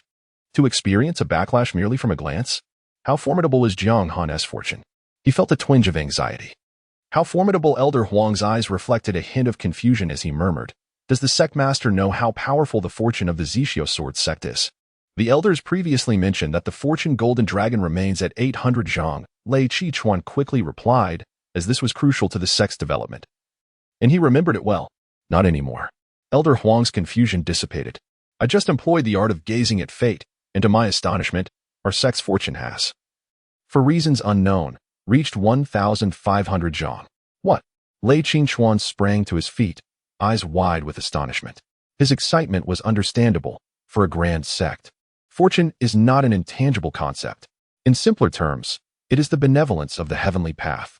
With such a fortune, the number of talented disciples within the sect would increase, the availability of rare materials would rise, and the success rate of disciples breaking through realms would soar. Even the success rates of alchemy and artifact forging would improve. This fortune would also reflect upon each disciple, enhancing their chances of breakthroughs during their adventures, increasing their survival rates, and providing them with greater opportunities. The benefits were innumerable. To have such a leap from 800 zhang to 1,500 zhang was nearly unbelievable. Could it be attributed to Jiang Han? Lei Qichuan found the matter utterly incredulous. It was always the sect's fortune that nourished its disciples. He had never heard of a single disciple being capable of doubling the sect's fortune. With such a vast accumulation of fortune, combined with the recent acquisition of abundant resources and spiritual stone veins, it could be said that when the next recruitment of disciples occurred, the likelihood of encountering genius disciples might surpass that of the previous several hundred years combined. Furthermore, within those exquisite mineral veins, the likelihood of extracting exceptional spiritual stones has significantly increased. Additionally, resources that were previously exceedingly difficult to obtain can now be acquired with greater ease. Lei Qichuan's heart burned with fervor. If he could cultivate more talented disciples during his tenure, he would surely gain favor within the upper sect. Jiang Han's status and his mind soared dramatically. It must be due to him. Elder Huang's body trembled slightly. Does the sect master understand the magnitude of Jiang Han's fortune and destiny? How immense is it? Lei Qichuan instinctively inquired. A look of confusion and terror surfaced in Elder Huang's eyes. It stretches far beyond comprehension, at least. He approached the entrance of the grand hall, gazing skyward at the sect's expanse. As the effects of the divination technique faded, that colossal figure gradually vanished. He murmured, "It is at least several thousand zhang long. A 5-colored dragon. On board a warship measuring several dozen zhang in length." Jiang Han stood at the bow, observing the towering mountains and flowing rivers below. This war vessel, bestowed upon him by his master just before departure, was known as the Celestial-class star-destroying ship, capable of withstanding assaults from formidable foes at the late stage of the transformation realm. The ship was entirely black, adorned with a diamond-shaped crystal at the prow, emanating an aura of annihilation, reputed to unleash attacks potent enough to obliterate those at the peak of the nascent soul stage. The cabin housed a small-scale teleportation array, allowing for rapid return to the sect in the face of insurmountable adversaries or to summon aid, with reinforcements arriving in the blink of an eye. However, the vessel consumed spiritual stones at an alarming rate. A single exceptional spiritual stone would only sustain travel for half a month, and each attack required 10 such stones, as did the protective formations. In summary, it was a matter of burning through spiritual stones. Although his master had provided him with 50,000 exceptional spiritual stones, Jiang Han still felt a pang of regret at their expenditure. Junior brother Jiang. A gentle voice resonated, as a youth clad in black robes emerged from the cabin. Indeed, junior brother Jiang is favored by the sect master, receiving even a celestial-class warship as a casual gift. His tone expressed admiration, seemingly envious. Yet, Jiang Han could discern the calmness deep within his eyes, as if such treasures held little value in his estimation. Senior brother Bai. Jiang Han nodded in greeting. This individual was Bai Mujian, a direct disciple of Elder Liang Zihan from Qinyan Peak. It was said that his talent in swordsmanship was exceedingly high. Having joined the sect for merely 20 years, he had already attained the pinnacle of the Golden Core stage and comprehended the essence of sword intent, forging a sword heart, thus exhibiting formidable strength. However, he possessed a heavy inclination towards killing, treading the path of slaughter, appearing outwardly placid while inwardly harboring great pride, often treating others with considerable indifference. Bai Mujian approached the bow, joining Jiang Han and gazing into the distance. What are your thoughts on this expedition to the secret realm? Junior brother? According to Master, the primary purpose is to intimidate the nefarious and elevate the prestige of our sword sect. Indeed, Bai Mujian replied, standing with his hands clasped behind him, his voice calm, yet rife with bloodshed. Therefore, junior brother Jiang must not show mercy. Those who dare to offend the sect must face death. That is only natural. Jiang Han nodded. Prior to his arrival, he had mentally prepared himself. Not for any other reason, but for the sake of the sect's reputation. Bai Mujian, observing Jiang Han's demeanor, felt a smile gradually form on his lips, and his mind drifted back to the words imparted by the sect leader before their departure. Disciple Bai, this child, Jiang Han, possesses extraordinary talent, yet his disposition is somewhat timid and lacking in confidence. During this journey, provide him ample opportunities to assert himself. Since he struggles with self-assurance, let him forge it through action. You possess considerable insight into the path of slaughter. Be vigilant and ensure he does not overstep, for he must not harm the innocent, lest he be burdened by guilt. Upon close observation, Bai Mujian found the sect leader's assessment to be astutely accurate. Although Jiang Han appeared no different from ordinary folk, he indeed exhibited an inordinate timidity. With Jiang Han's potential, should he awaken the heart of a formidable warrior, he could hold great promise in inheriting the legacy of the sword. A rare stir of emotion surged within Bai Mujian. In his quest to find a worthy successor to his teachings, he had traversed countless realms. Yet, unexpectedly, this lingering remnant had discovered in this remote world a soul so perfectly aligned with his own. His gaze brightened, regarding Jiang Han as one would a peerless gemstone. Jiang Han, I shall ensure you realize that you are indeed powerful, immensely so. It is those of your generation who should feel inferior. Chapter 102. You may be a bit more assertive, junior brother. With a gentle call, Du Yuqing swiftly emerged from the teleportation array. However, upon noticing the presence of outsiders, her steps faltered, and she slowed down. Sister, Jiang Han responded with surprise. He had sought out Du Yuqing before leaving, but she was still in seclusion at that time. Hesitant to disturb her, he departed ahead of schedule. Senior sister, Bai Mujian greeted with a courteous bow, secretly lamenting that she was indeed commendable, though her heavy sense of attachment might hinder her ascension. Nevertheless, observing her amicable rapport with Jiang Han, he pondered that perhaps he could offer guidance if the opportunity arose. Du Yuqing cast a glance at Bai Mujian, her expression cool as she nodded slightly in acknowledgement. Yet, her tightly clenched right hand betrayed her underlying tension. She glanced at Jiang Han, quickening her pace to pass by Bai Mujian, and only relaxed once she stood beside Jiang Han. This is for you. She produced a jade slip and handed it to Jiang Han. What is this? Jiang Han inquired curiously as he accepted the jade slip. It's a sword technique. A shiver ran through Jiang Han at her words. He had assumed that during her time in seclusion, she had forgotten about this matter, but to his surprise, she had kept it in mind all along. Did you enter seclusion solely to create this jade slip? Jiang Han tightened his grip on the slip, ensuring it was secure in his hands. Indeed. Diuching nodded lightly, glancing at Jiang Han before stealing a look at the eavesdropping by Mudren. With a cold demeanor, she whispered, examine it first. If you have any questions, feel free to ask me. Certainly.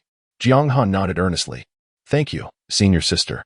Diuching responded with a stern expression before turning back towards the cabin.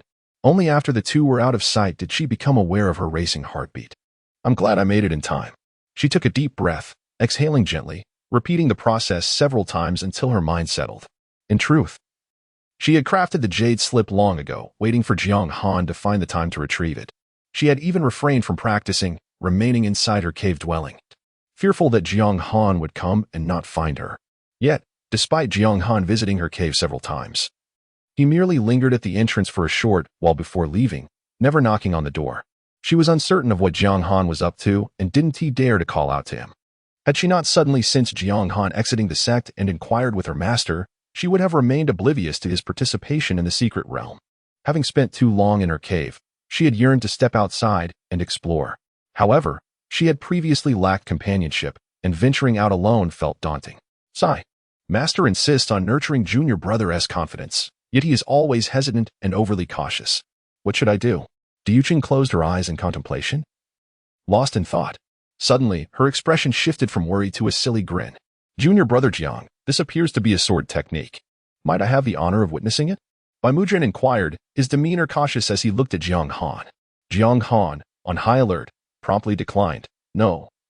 This is a secret sword technique passed down from my senior sister. I cannot show it to you. Baimujin's raised hand froze mid-air before he naturally lowered it behind his back, responding nonchalantly, is that so? What a pity. He initially intended to offer some guidance. But unexpectedly, Jiang Han was remarkably direct. However, upon reflection, he realized that this young man was indeed someone he had chosen wisely, unflinchingly following his own instincts, refusing outright without regard for appearances. Quite commendable, indeed. If you wish to see more, I possess other sword techniques. Jiang Han carefully tucked away the jade slip and retrieved another one, presenting it to him. This is a sword technique I discovered in the transmission hall, called Shattering Stars. It is a celestial-level technique for you to examine. No need, Baimujin replied with a frown, feeling slightly taken aback. Just after praising him, he was met with such a gesture? This young man had many admirable qualities, yet he was far too considerate of others. For those who cultivate the Tao, one must be wary of entangling oneself in the fates of others. It would be acceptable if they were close acquaintances, but they had just met. And he dared to bestow a celestial-level technique? Although they belonged to the same sect, this was inappropriate. It would do him well to embrace a touch of selfishness. Jiang Han sensed the abrupt chill from his companion and found it perplexing. In that moment, he was at a loss for words, and an eerie silence enveloped the boat. The star-extinguishing vessel moved at an astonishing speed, passing through a teleportation array, and within 3 short hours, they arrived at the outskirts of Baixian City. Baixian City was affiliated with the Zhixiao Sword Sect and served as the stronghold for the Illusory Moon Sect, featuring a teleportation array that connected directly to the Zhao Kingdom. Despite its name, Baixian City housed merely a little over 20 nascent soul cultivators. However, even so, it remained a formidable sect within a 30,000-mile radius. At Baimujin's insistence, and with Du Yuqing's nod of agreement, Jiang Han disregarded the city's aerial prohibitions and landed the vessel directly above Baixian City. A blue protective barrier suddenly rose, swiftly enveloping the entire city and blocking the star-extinguishing vessel from entering. Who dares approach? How audacious to ignore the aerial prohibitions! A booming voice echoed throughout the city as 5 figures materialized before the warship. Wait, I will count to 3. If they do not yield, you shall maneuver the ship and breach the protective formation directly. Baimujin communicated telepathically. Jiang Han was taken aback. Breach it. Indeed, Baimujin affirmed with a nod. It is paramount that you recognize your identity. As a direct disciple of the Zhixiao Sword Sect's master, you possess the standing to navigate this world with confidence. Even when encountering formidable beings at the pinnacle of transformation, they must show respect to the Zhixiao Sword Sect. Moreover, as long as you do not provoke them, these powerful entities will not hold a grudge against the younger generation. When facing smaller sects, one must adopt a more arrogant demeanor, the bolder one appears, the less likely they are to be challenged. Conversely, Jiang Han's current amiable attitude would be perceived as weakness, rendering him susceptible to being undermined. The illusory moon sect controlled 3 high-quality spiritual veins and 1 secret realm, and it was customary for them to surrender 1 spiritual vein while a portion of the secret realm's gains, 30%, was to be handed over. Perhaps the Zishu Sword Sect's relative lack of conflict in recent years had imbued them with an unwarranted confidence, making them audacious enough to voice objections regarding the allocation of resources. The Moonlight Sect originally belonged to the Ling Tian sect as an affiliated sect. Dissatisfied with being relegated under the Zishu Sword Sect, they, emboldened by having disciples in the Ling Tian sect, dared to engage in duplicitous conduct against the Zishu Sword Sect. During the recent transfer of spiritual veins, they submitted only a single depleted vein that had been excessively mined and excused their poor harvest from the secret realm, offering less than half of what was expected. Had the sect not been short-staffed, they would have been eradicated long ago. We must demonstrate our strength to instill a sense of caution in them, compelling them to willingly replenish their resources, which is also a means of salvaging their situation. Otherwise, once the sect can redirect its efforts, the War Immortal Hall will undoubtedly intervene, and the Moonlight Sect will face dire consequences far beyond the loss of a few nascent souls. So this is how it is. The Moonlight Sect dares to collude with the Ling Tian sect and withhold sect resources. No wonder Master is so furious. This is merely the first sect he encountered upon his departure, yet they have the audacity to confront the Zishu Sword Sect so openly. Who knows how many such duplicitous sects exist in the shadows unbeknownst to him? I understand now. Jiang Han nodded solemnly. With such an adversary, there is no need for discourse. He produced 20 high-grade spirit stones, commencing to energize the formation, activating all the formations aboard the Star Destroyer. A blue shield enveloped the warship as the diamond-shaped crystal at the bow spun rapidly, emanating a destructive aura directed at the several nascent soul practitioners before him. Having resolved to engage, one must be thoroughly prepared. Bai Mu Jian, witnessing Jiang Han's decisiveness, felt a surge of admiration. As it stands, the situation does not appear overly dire. At least he can discern the gravity of the matter, and he possesses considerable courage. Facing 5 nascent souls without a hint of hesitation, Bai Mu Jian's heart settled, standing tall at the ship's bow. He addressed the nascent soul practitioners coldly. Zishu Sword Sect is conducting affairs. Swiftly deactivate the city protection formation and clear the teleportation plaza. No one is permitted entry. The leading nascent soul practitioner's expression darkened. He had recognized the warship the moment it appeared. The purple divine thunder flag fluttering at the bow was unmistakably a symbol of the Zishu Sword Sect. However, he did not expect the Zishu Sword Sect to be so overbearing, attempting to forcefully invade Baixian City with merely a single warship. His eyes narrowed, and he scoffed, "Humph. While the Zishu Sword Sect is indeed great, it abides by its own rules. Which peak disciple are you? How dare you exhibit such disrespect? This Baixian City belongs to my Moonlight Sect, and it is not up to a mere Golden Core Junior like you to command." "Oh," Bai Mu Jian chuckled lightly. "To openly oppose the Zishu Sword Sect, I truly admire your audacity." His gaze swept across the faces of the nascent soul practitioners, and the formidable killing intent sent chills down their spines. Such a powerful aura. He is merely a Golden Core Junior. The leading nascent soul's body tensed. He had not anticipated that a mere glance from the other party could instill a flicker of fear within him. The sensation was akin to facing a late-stage nascent soul master, if not more formidable. "I will count to 3. Comply with my orders, or face death." Bai Mu Jian spoke with an air of undeniable authority, having no intention of being courteous to his opponent. Merely 5 yuanying were no challenge for him. He was confident in his ability to annihilate them all. Moreover, it presented an excellent opportunity to showcase his prowess before Jiang Han, allowing him to witness firsthand the true strength of a sword cultivator. Indeed, this was precisely the course of action he would take. Chapter 103. Your awareness is truly admirable arrogance. The elder in the nascent soul stage was deeply incensed by these words. After all, he was a formidable figure in the mid-nascent soul realm. How had he fallen to the point of being threatened by a mere Golden Core Junior?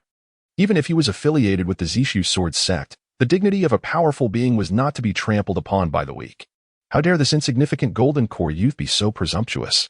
If it were not for the reputation of the Zishu Sword Sect, he wouldn't even have the qualification to converse with me. Stepping forward, his hair and beard bristling, he unleashed an overwhelming aura that reverberated through the air.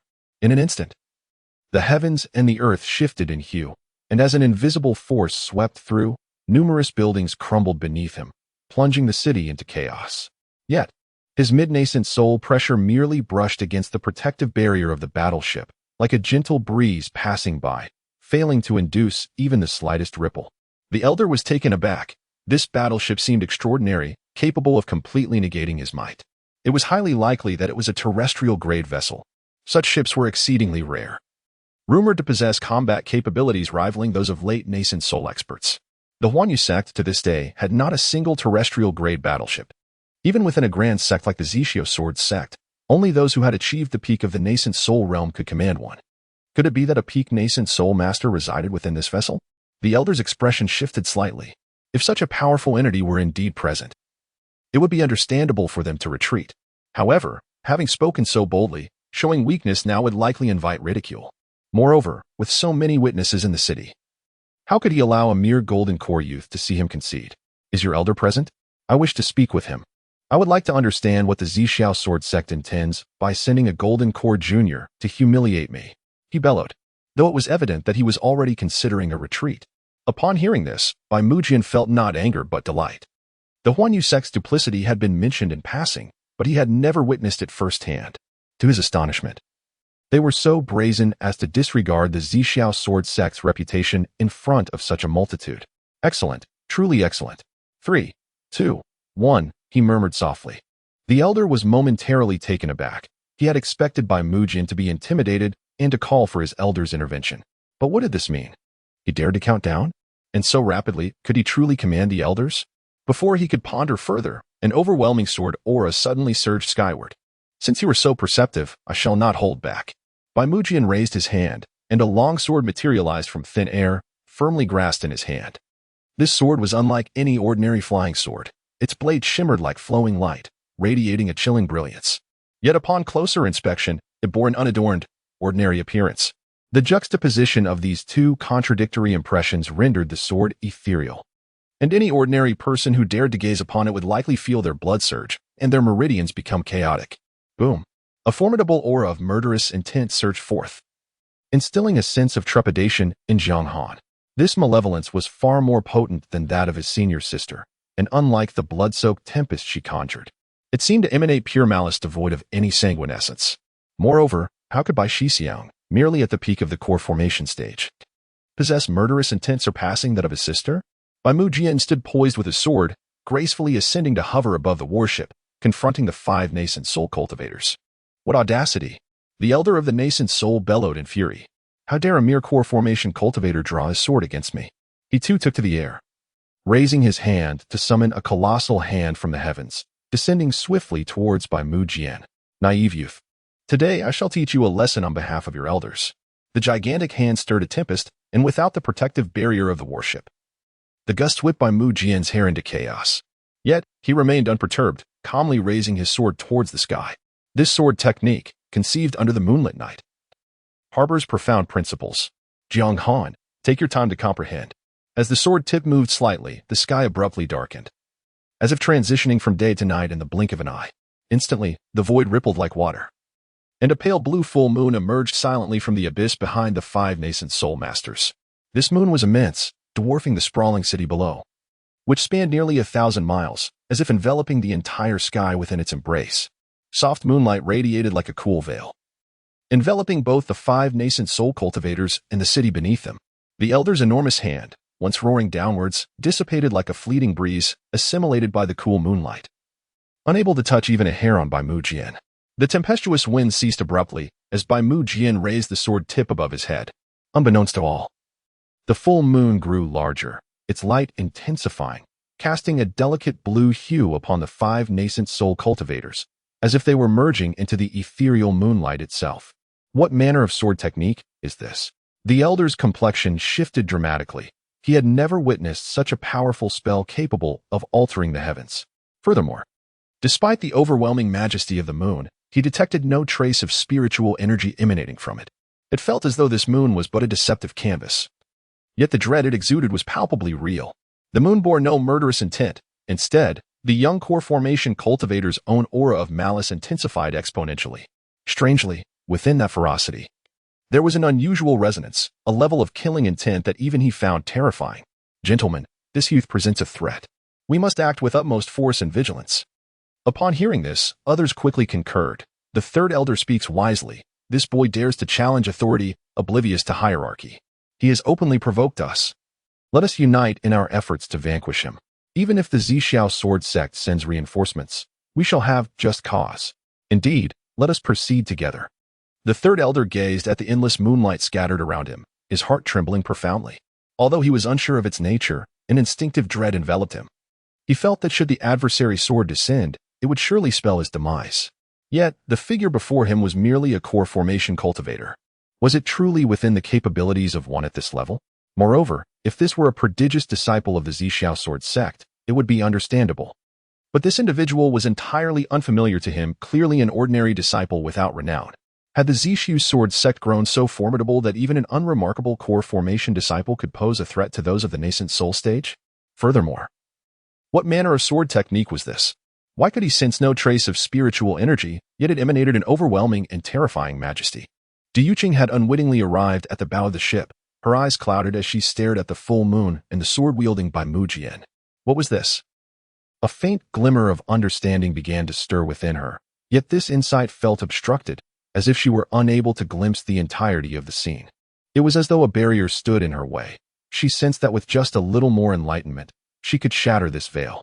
Yet, it remained just beyond her reach, preventing her from crossing over. A peculiar sensation arose from the depths of her heart, akin to the feeling of her eyes being sealed. If only she could open them, she would see the world clearly. However, despite her efforts, her eyelids remained immobile. And this oddity gradually brewed a sense of frustration within her. Jiang Han maintained his posture of activating the formation, equally lost in confusion as he stared at the full moon. Though a flicker of understanding glimmered in his eyes, he could not grasp its essence. He was unaware of what this phenomenon was or how to respond.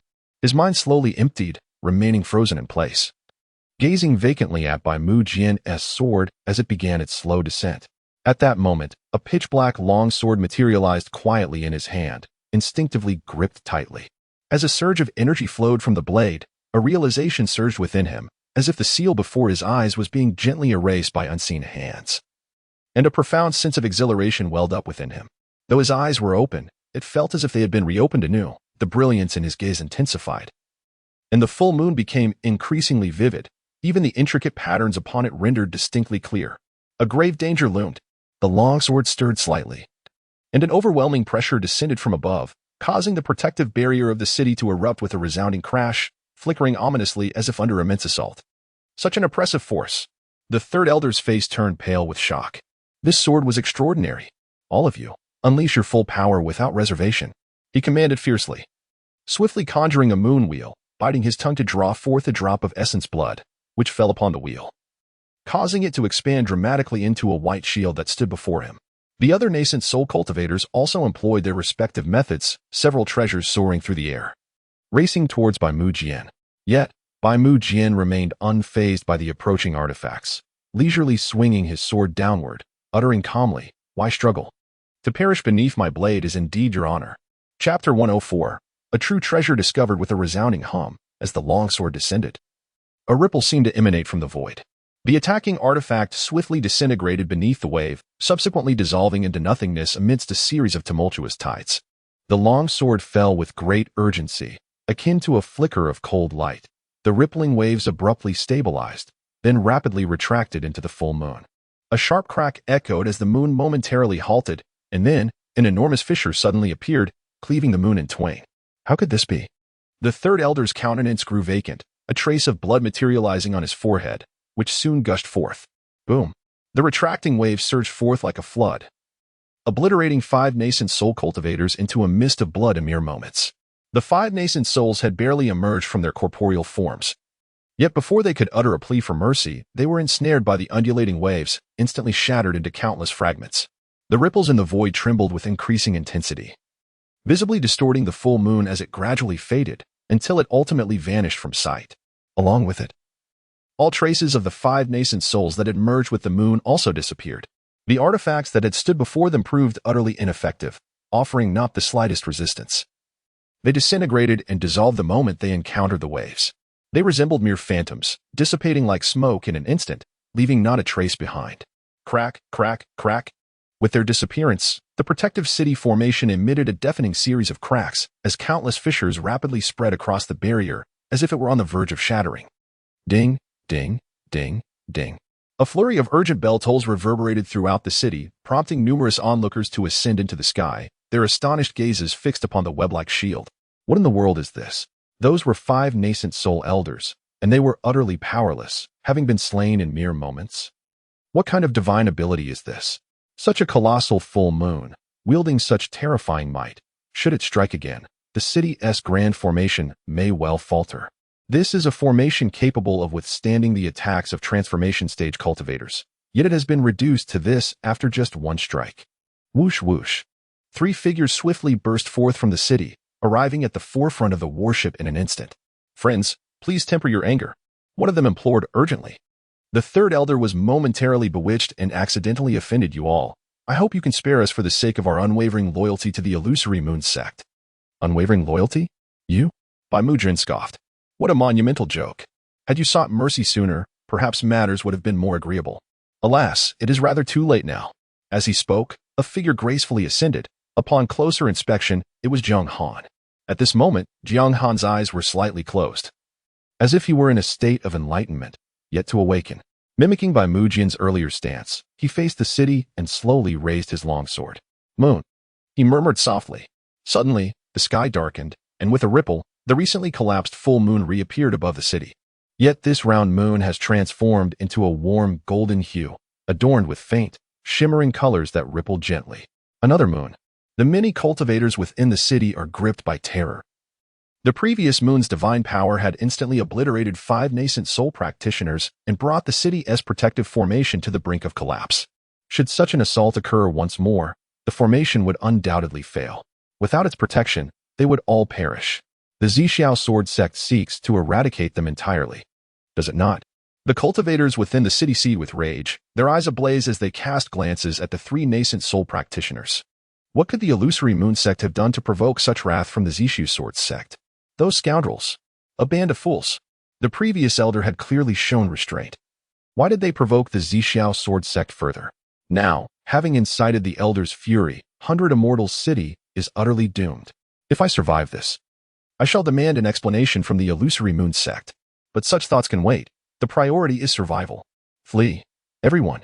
The multitude of cultivators scattered in a frenzy, unleashing their utmost abilities, transforming into countless streaks of light as they rush towards the city's outskirts. Spare us, esteemed elder.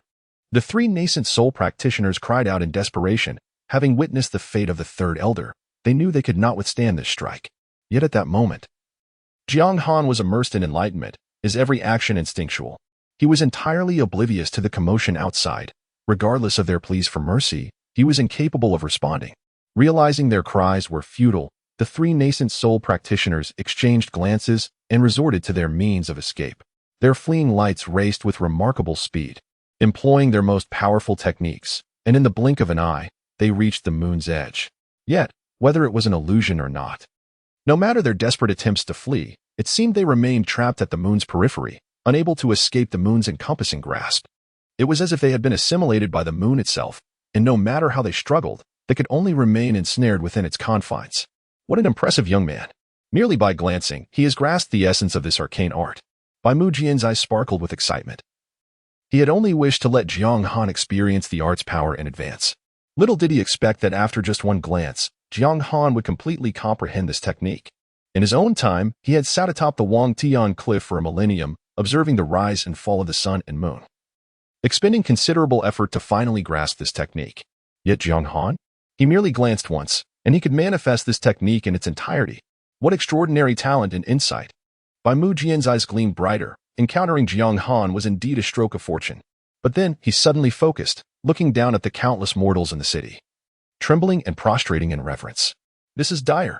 If Jiang Han were to unleash the arcane art, he could devastate the city, causing countless innocent lives to be lost. Given his state of mind, the more he pondered, the more alarmed he became.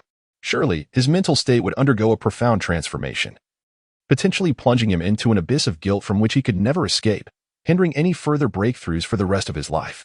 At this moment, the longsword in Jiang Han's hand began its descent. If not halted, it would undoubtedly lead to calamity. Bai Mujian's expression darkened like a stormy sea. He swiftly positioned himself before Jiang Han, forming a seal and chanting silently for a moment. He then pointed his index finger sharply at Jiang Han's brow. "Awaken," he proclaimed loudly, his voice transformed into a wave of spiritual resonance that surged into the depths of Jiang Han's heart. In an instant, two beams of five-colored divine light shot forth from Jiang Han's eyes, within which echoed the sounds of a Tao, though they quickly dissipated. Tao sounds harboring spiritual essence? Bai Mujian's soul trembled. Such a profound epiphany could elicit a resonance of Tao sounds, and the brilliance in Jiang Han's gaze suggested a remarkable understanding.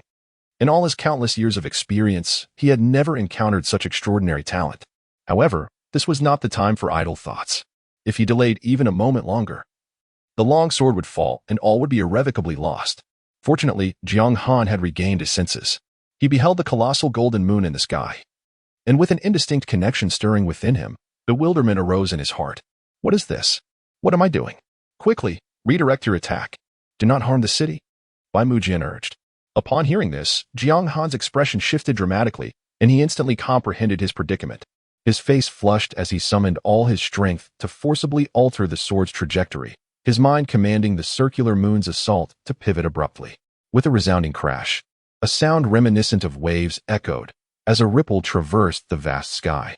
The circular moon trembled slightly, then erupted explosively. Alongside it, the enormous mountain to the north of the city also detonated. As the ripple spread, the circular moon enveloped the mountain, resembling a picturesque landscape painting, dissolving into the waves. We're saved. The three nascent soul cultivators hovered in midair, their eyes wide with terror, a profound sense of having narrowly escaped death overwhelming them. But just then, a series of cracking sounds erupted. They looked down to see the protective barrier quivering violently, followed by a sudden, forceful jolt. Boom! The city's protective barrier shattered explosively, scattering countless crystalline fragments that rained down upon the multitude of terrified mortals within the city. That strike had ultimately affected the city's defensive formation. Chapter 105. Is he being foolish? With a long sigh of relief, Jiang Han was grateful for his timely realization that he needed to change his target of attack. Had he harmed any innocent souls within the city, it would have been a grave mistake. Thank you, Brother Bai, he uttered just as a wave of dizziness washed over him, and darkness clouded his vision. Junior brother. Diuqing hastily supported him, her voice laced with anxiety. What is wrong with you? Jiang Han struggled against the overwhelming dizziness, taking a moment to regain his composure. I'm fine. He attempted to rise from Du Yuqing's embrace, but she firmly restrained him. It's good that you're all right, but please, don't move just yet. Rest for a moment. In her agitation, Du Yuqing spoke more fluently. There is no need for concern. He has merely exhausted his spiritual consciousness. A brief rest will suffice, Bai Mujian interjected with a smile. Yet, Du Yuqing, choosing to ignore his reassurances, held tightly to Jiang Han, her body trembling slightly, as if fearing he might slip away from her grasp. Sister, someone is approaching, Jiang Han announced, causing Du Yuqing to startle, her heart instinctively racing. She immediately released him, leaving one hand to steady him while she stood rigidly beside him, silent and composed. Taking a deep breath and feeling the refreshing coolness from Du Yuqing's hand, Jiang Han understood that she was aiding in his spiritual recovery. He forced himself to focus, casting a cold gaze toward the three rapidly approaching Yuanian cultivators. I am Liang Heng, the fifth elder of the Huanyu sect. I pay my respects to the esteemed senior and thank you for your mercy. Upon nearing, they hastily bowed, not daring to lift their heads. We, the fifth elder and others, have acted thoughtlessly in our past encounters with you. Thankfully, we can atone with our lives. Please, do not hold it against us. If you have any commands, we shall comply with all our efforts.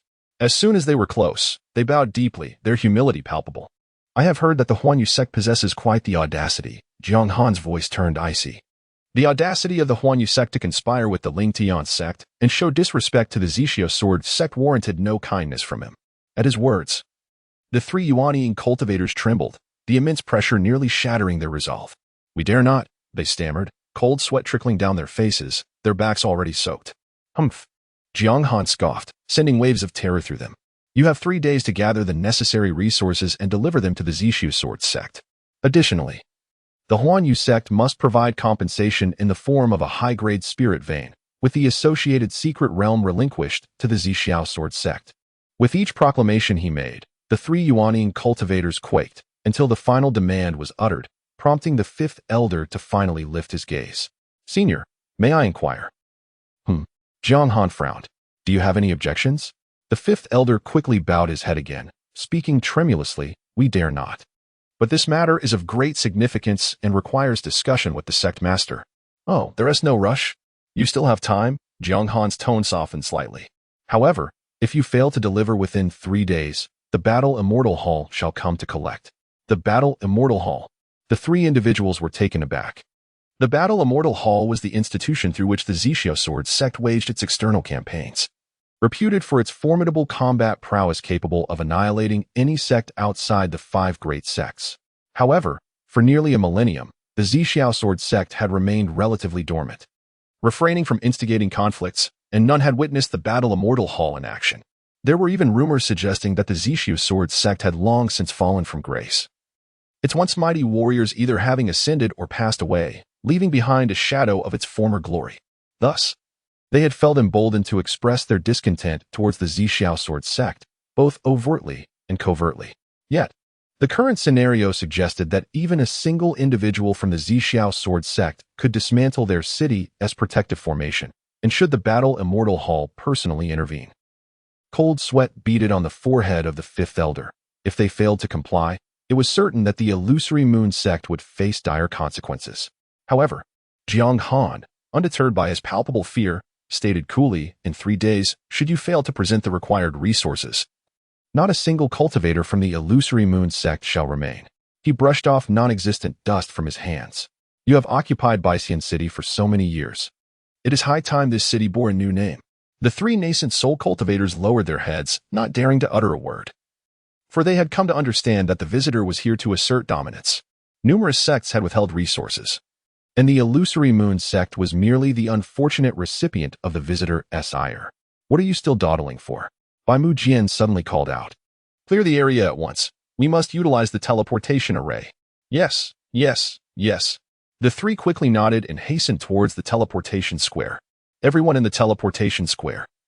Depart immediately. Those who defy this order shall be executed. Once back within the city, the 3 nascent soul cultivators instantly regained their former authority. With a single command, all the cultivators who had lingered in the city, unable to escape in time, swiftly dispersed into the streets, not daring to linger near the teleportation square. Jiang Han steered his vessel and landed directly on the square. He then waved his hand, retracting the star-extinguishing boat, and strode towards the teleportation array. May I inquire your esteemed name, Senior? The fifth elder stood respectfully to the side, bowing as he asked. I did not intend to offend you today. I shall certainly come bearing a substantial gift to apologize another day. Oh, Jiang Han chuckled lightly. You need not address me as senior. I am but a mere core formation practitioner. Core formation? The fifth elder's heart trembled, and his expression changed dramatically. He had assumed a powerful nascent soul cultivator had arrived, only to discover that it was merely a junior at the core formation stage. How could one at this level breach the city's protective formation? If one was impressive, that could be understood. But 2 at the core formation stage demonstrating such power was truly hard to fathom. Could it be that all core formation practitioners of the Disgusted Sword Sect are this formidable? Junior Jiang is a direct disciple of the Thunder Sect Master. You are not in a position to inquire about his name, Bai Mu Jian interjected, dutifully elevating Jiang Han's status. A direct disciple? The fifth elder was taken aback. He had not been aware that the Disgusted Sword Sect had gained such a powerful direct disciple. However, he quickly composed himself, hastily bowing in acknowledgement. Regardless of whether or not he was a direct disciple, whether core formation or nascent soul, possessing the ability to breach the protective formation and swiftly eliminate the 3 elders was beyond their means to provoke. It was my impudence. I hope the senior does not take offense. Let us be on our way. Jiang Han turned and stepped into the teleportation array. Bai Mu Jian followed closely behind. And upon reaching the center, he waved his hand to cast out 9 high-grade spirit stones. In a flash of white light, the figures of the 3 individuals instantly vanished. Once they had departed, the fifth elder collapsed onto the ground, wiping the cold sweat from his brow as he muttered indignantly, that useless third elder. What on earth was he thinking? They were merely passing by. We could have let them go without incident, yet he had to stir up trouble. Now look at the mess we're in. The city's protective array has been breached, and we must replenish our resources. The secret realm and spirit veins must be surrendered. And we need to prepare an apology. What kind of misfortune is this, to be on duty with him today? The fifth elder pounded the ground in frustration, exclaiming bitterly, how could he be so reckless? That scoundrel, I would gladly extract his soul to quell my wrath. Why provoke them at all? Did he not see it was the battleship of the Zixia Sword Sect? Why did he insist on confronting them? Tell me, is he not asking for trouble? The other two nascent souls, equally pale and drenched in sweat, exchanged glances, their expressions devoid of color. Given the circumstances, we have no choice but to comply. One of the nascent souls spoke weakly. The Zixia Sword Sect has remained relatively low profile for many years, tending to their own affairs without any notable disciples to speak of. We thought they were truly ineffectual, but it appears we were mistaken. Even an aged dragon should not be trifled with. Another pondered. But when did the Zixia Sword Sect produce such a prodigy? Why were we never informed? I heard that person referred to as Jiang Han. Does that name ring a bell? The three exchanged glances, and the fifth elder, struck by realization, gasped, could it be that Jiang Han, who single-handedly overwhelmed the other four sects during the recent ranking battle? But wait, was he newly in the core formation stage? With the surname Jiang and at the core formation stage, it must be him. It is said he achieved his breakthrough during the ranking battle. Yet, when I saw him earlier, he seemed to be at the mid-core formation stage. How long has it been? About 5 months? The speaker's voice faltered, as disbelief washed over him. 5 months. The group appeared stunned, their expressions a mix of shock and silence. I will summon the sect master, the fifth elder said, his face ashen as he rose. The Zixia Sword Sect has concealed their strength for too long. This time, they are likely serious. I had heard rumors that they had eradicated several sects that opposed them, which I was skeptical of. But it seems those claims were indeed true. We must swiftly offer our resources. If we wait for the War Immortal Palace to intervene, the illusory Moon Sect may very well be eradicated. But one elder hesitated. If we surrender so many resources, how will we continue our cultivation? The third elder remained silent for a moment before spitting out. Halt the contributions meant for the Ling Tian sect. If they take action. Humph. The fifth elder sneered. We have been assigned to the Zixia Sword Sect from the very beginning. It is entirely improper for the Ling Tian sect to appropriate our resources. And even if a situation arises, they would be unable to protect us.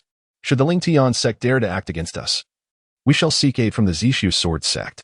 We shall offer our resources to whichever side emerges victorious. Furthermore, the Zixia Sword Sect has taken such a bold stance this time by dispatching such exceptionally gifted individuals to establish their authority. They must have been well prepared. And in my estimation, the Ling Tian sect may not stand a chance against the Zixia Sword Sect. Chapter 106, A Grand Entrance in the Imperial City of Zhao. At the teleportation square, numerous cultivators sat cross-legged near the plaza. Upon a cursory glance, one could estimate their numbers to be no fewer than 10,000. They gathered in clusters, engaged in fervent discussions regarding the impending opening of the Tai secret realm, while some solitary practitioners sat quietly in the corners, meditating in solitude. During this time, more cultivators continued to arrive from afar, greeting familiar faces with boisterous shouts. Most of these individuals were loose cultivators or disciples from minor sects, opting to conserve their spirit stones by foregoing ends, instead congregating here to await the unveiling of the secret realm. Contrastingly, the teleportation array at the center of the square was markedly devoid of activity, having remained dormant for quite some time. After all, only those affluent and resource-rich sects could afford the luxury of excess spirit stones, while others were compelled to endure the considerable expense of the teleportation array merely to pursue opportunities within the secret realm. With a flash of white light, the silhouettes of Jiang Han and his companions materialized within the teleportation array. Clad in a regal purple robe, Jiang Han exuded an air of calm, his long hair cascading loosely behind him, swaying gently in the breeze, embodying both elegance and nobility. Bai Mujian and Diu Cheng, dressed in dark attire, bore expressions of coldness laced with a subtle hint of pride. They flanked Jiang Han, augmenting his imposing presence. Each of the trio bore a purple jade pendant at their waists, signifying their status as direct disciples of the Zixia Sword Sect. The pendants emanating a faint purple glow interspersed with flickering bolts of lightning. This appearance had been meticulously arranged by Bai Mujian. For a direct disciple of the Zixia Sword Sect ought to make a resounding statement. Their attire immediately conveyed to discerning eyes the formidable nature of the trio, with Jiang Han unmistakably positioned as the most esteemed among them. The moment they made their entrance, the vast square fell into an abrupt silence, countless cultivators turning their heads to behold them. However, they dared only to cast a fleeting glance. Upon recognizing the distinctive jade pendants, gasps of astonishment escaped their lips, and they promptly lowered their gazes, retreating into hushed discussions with their companions. Welcome, friends from the Zixia Sword Sect, to the Imperial City of Zhao. A figure clad in crimson robes stood before the teleportation array, bowing respectfully to the trio. I am Zhao Chongning, the third prince of Zhao. He swiftly surveyed the group, his gaze resting upon Jiang Han. May I inquire your name, esteemed friend? I am Jiang Han, he replied with a nod. Might I ask when the secret realm is to be opened? Noting the silence from the other two, Zhao Chongning remained unperturbed, smiling as he responded, esteemed Jiang. The secret realm shall open tomorrow night at the hour of the rat, during the zenith of the Yin moon. He continued. You may accompany me to the Yingzhan Palace for a brief respite, and before the opening of the realm, I shall personally escort you there. There is no need.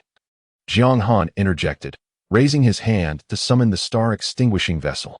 Boom! The warship hovered in midair, an invisible aura radiating outward, swiftly silencing the murmurs of the crowd, plunging the plaza into an extraordinary stillness.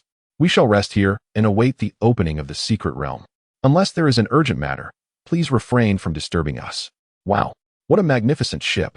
A voice of astonishment rang out from the square. Silence. Must you speak so much? An elder chided the youth accompanying him. Bowing apologetically to the trio, Jiang Han turned his head for a fleeting moment, observing that the multitude of cultivators hurriedly bowed their heads to avoid him. He cast a glance at the young man, intending to utter a few words, yet abruptly recalled by Mu Jian's advice to speak less and maintain an air of authority, thus refraining from further observation. Nonetheless, an unsettling feeling lingered within him. He was not fond of this demeanor. However, he recognized that Mu Jian genuinely meant well for him, and although he was averse to it, he was uncertain whether he should refuse. Zhao Chongning, momentarily taken aback, raised his gaze towards the star-extinguishing vessel hovering nearby, his breath becoming somewhat rapid, though he could not discern the rank of this warship. Its imposing presence was enough to instill fear within him. It was undoubtedly a ground-level warship. Fear flickered in his eyes, for it was rumored that such vessels possessed combat capabilities rivaling those of a nascent soul cultivator. Among his numerous guest officials, there were but 3 nascent soul experts. Possessing a ground-level warship would greatly enhance his strength and provide him with a better chance in vying for the throne. Yet, this was merely the chariot of a direct disciple of the Zishu Sword Sect. When would the Zhao Kingdom ever attain such might? No, Jiang Han. Panic surged within him as he trembled, quickly snapping back to reality. When he looked at the young man again, he no longer dared to act as casually as before. Although startled, he was, after all, a prince, and he soon regained his composure, his eyes reflecting newfound caution. He respectfully bowed, saying, Yes, Jiang Daoyu, please feel free. I shall await you in the square. Should you have any instructions, do not hesitate to summon me. Jiang Han nodded and refrained from further conversation, leading the 2 individuals into the warship. As they entered, the protective formation swiftly activated, enveloping the vessel. Its might intensified. Zhao Chongning lifted his gaze, following the warship as it ascended, until it reached a height of 100 meters, at which point a resounding boom echoed, causing the ship to momentarily halt. They had encountered a forbidden space formation, Zhao Chongning murmured. He wondered if this warship could breach the forbidden space formation. Barely had he spoken when a thunderous explosion resonated, and a flash of red light flickered in the air, causing the forbidden space formation to shatter instantaneously. The warship continued its ascent, finally pausing at an altitude of 200 meters. What a formidable vessel! The forbidden space formation had only managed to impede it for a fleeting moment. He was even more astonished. Such formations were notoriously challenging to breach, even for nascent soul cultivators. Yet this ship had overcome it with such ease. After a moment of contemplation, he summoned a guard and issued a command, then retreated to a nearby pavilion to monitor the movements of the warship. Soon, several cultivators approached from a distance. Their attire indicated they were members of the Zhao royal family. Upon seeing the warship, they momentarily paused in astonishment before swiftly retreating and heading towards Zhao Chongning. Third Prince. I have just discovered that the forbidden space formation has been breached. An elderly man landed before Zhao Chongning, eyeing the warship in the sky with great vigilance. What is this vessel? It is the chariot of a direct disciple from the Zishu Sword Sect, Zhao Chongning replied. This matter could have significant repercussions, so I implore Elder Wang to keep it discreet. Upon hearing the name of the Zishu Sword Sect's direct disciple, Elder Wang was immediately taken aback, then quickly understood, stating, No wonder it is so domineering. After speaking, he leaned in closer and inquired softly, Does the third prince know which esteemed disciple has arrived here? Might I have the honor to pay a visit? Zhao Chongning hesitated, his expression uncertain. Friend Jiang wishes to meditate. It would be best not to disturb him. Friend Jiang? Could it be that one? Elder Wang's gaze flickered slightly. Then he bowed respectfully to the battle vessel before addressing Zhao Chongning. In that case, I shall take my leave. Zhao Chongning returned the gesture, seeing the group off before finally retreating to a nearby pavilion. Jiang Han. Is he not the one rumored to have dominated countless peers in the Lingyuan secret realm, possessing unparalleled talent, breaking through to the core formation stage amidst battle? The newly accepted disciple of the Thunder Sect, Jiang Han? Zhao Chongning gasped, realizing the extraordinary speed of Jiang Han's cultivation. Having reached the mid-core formation stage in just a few months, he reflected on his own nearly 50 years of cultivation, which had barely led him to the core formation stage. Despite his considerable aptitude within the Zhao royal family, when compared to Jiang Han, his abilities seemed negligible. Should he gain Jiang Han's assistance, the chances of success would likely increase significantly. However, his gaze flickered, deeply studying the battle vessel, before he furrowed his brow and closed his eyes, lost in thought. Ah, what a grand spectacle! A brazen voice suddenly interrupted from the side. Zhao Chongning turned to see the speaker, and upon recognizing the black and white robe, his expression changed dramatically as he quickly rose to greet them. Welcome, esteemed friends of the Yinyang sect, to the royal city of Zhao. I am Zhao Chongning, the third prince of Zhao. Young Master Cheng. A figure rushed in from the distance, interrupting Zhao Chongning's words with an imposing entrance. I was unaware of young Master Cheng's arrival and regret not welcoming you properly. I hope you will not take offense. Ah, Zhao Daoist. Cheng Xianming glanced at the newcomer with a scoff. Look at this. The Zishu Sword Sect truly makes a grand show, even deploying a heavenly-class battle vessel, blatantly disregarding the anti-air formation, utterly trampling upon the dignity of your Zhao royal family.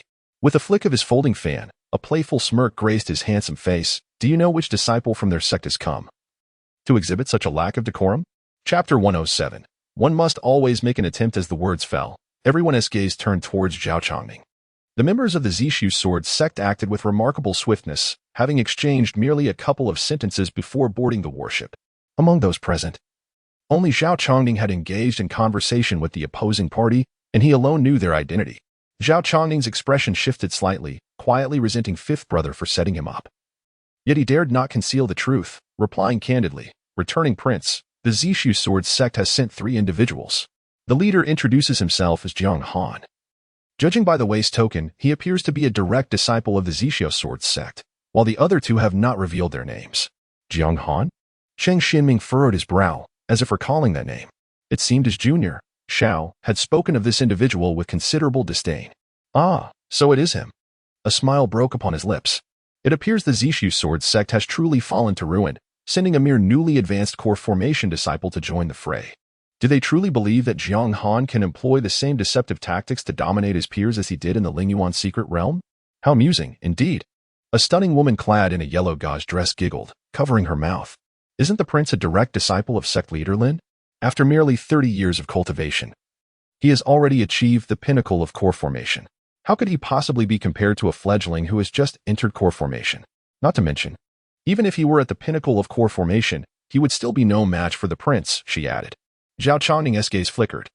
He considered reminding them that Jiang Han was already in the mid-core formation stage, but ultimately decided to lower his head in silence.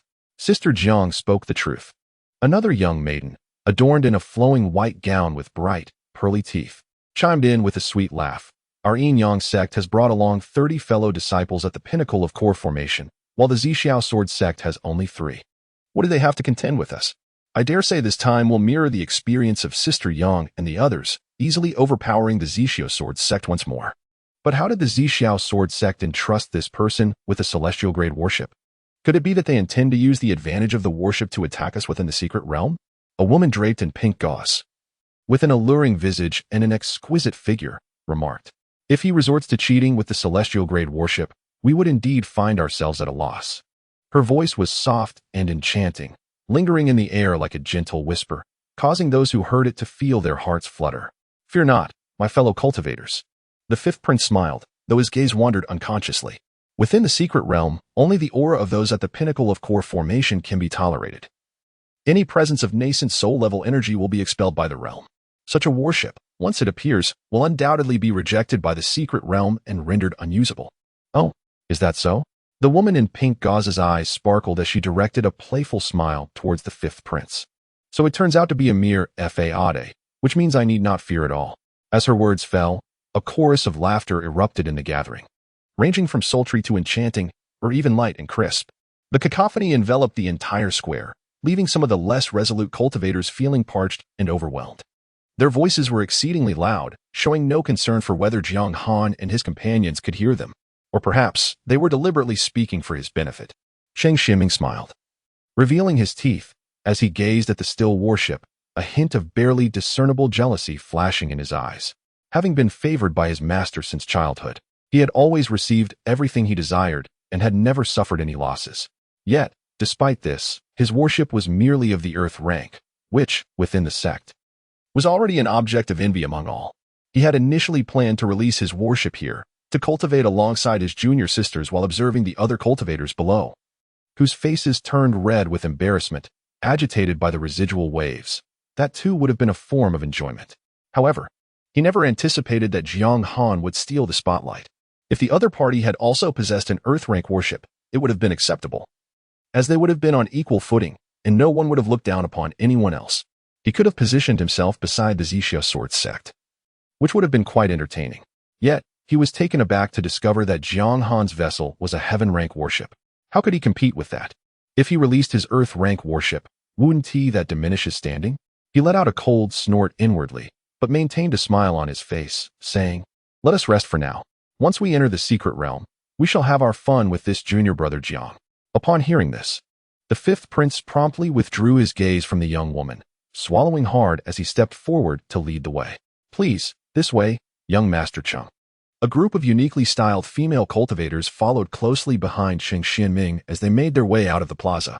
As they passed, all the other cultivators visibly shifted their expressions, bowing their heads to clear the path.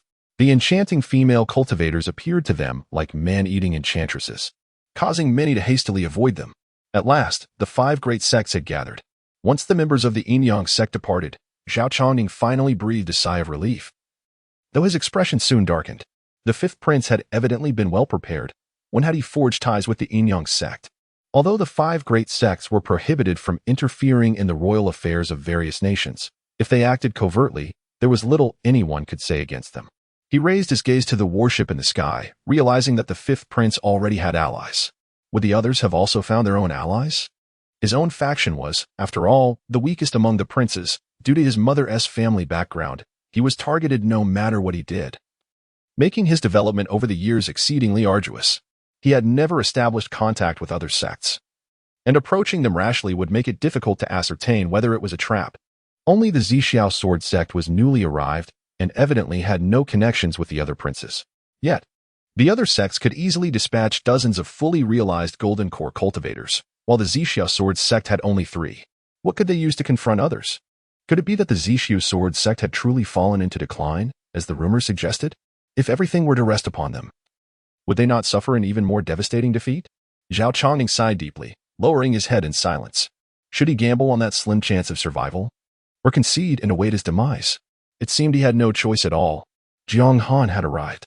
Imo Qiushuang stood in the courtyard, gazing up at the warship in the sky. The celestial warship. Her expression bore a hint of melancholy. Treasures of such caliber were beyond her grasp. She never anticipated that he had ascended to such heights. "Senior sister, shall we visit him?" Lu Hanwei inquired softly, her gaze lingering on the warship. Within the entirety of the Lingtian sect, only the master possessed a vessel of this magnitude. To her astonishment, Jiang Han now owned one as well. "Let us not rush," Imo Qiushuang replied, turning to observe Xia Qianqian, who was engaged in discussion with her fellow disciples in the hall. "Our primary mission is to safeguard our brethren. Once the affairs of the secret realm are concluded, we shall visit him. With 7th junior sister present, Jiang Han would surely permit her to meet him." Lu Hanwei gazed at the warship, her eyes clouded with uncertainty. "Senior sister, will the items we prepared still be of use?" Her voice trembled slightly. "It seems Jiang Han no longer requires these things." Imo Qiushuang felt a shiver run through her heart. She understood all too well. Yet, how could they discern the outcome without making the attempt? She sighed softly, saying, "Whether he accepts them is his affair, but whether we present them is ours. As long as it grants Jiang Han a modicum of peace. What does it matter if we are scorned?" Just as 4th junior sister remarked, his reproaches may afford us some comfort. Chapter 108. Trouble Afoot with the Yin-Yang sect by Mu Jin stood at the bow of the ship, watching the group of cultivators fade into the distance.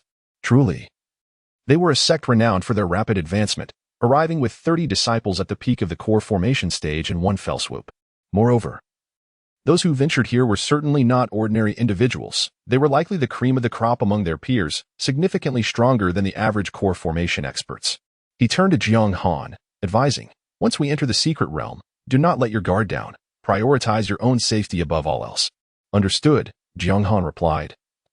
Standing beside him, he had sensed a palpable hostility from the leader of the Yin-Yang sect, yet despite racking his brain, he could not recall any previous encounters with that individual.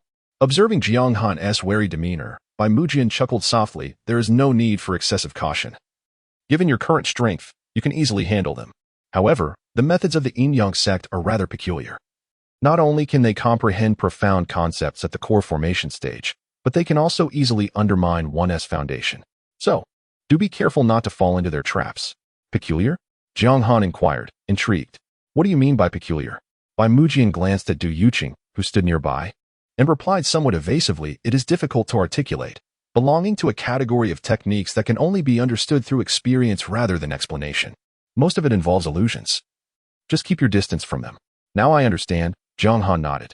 "Brother Bai, do exercise caution as well. There are many of them. Be wary of ambushes. Rest assured, they are merely core formation practitioners.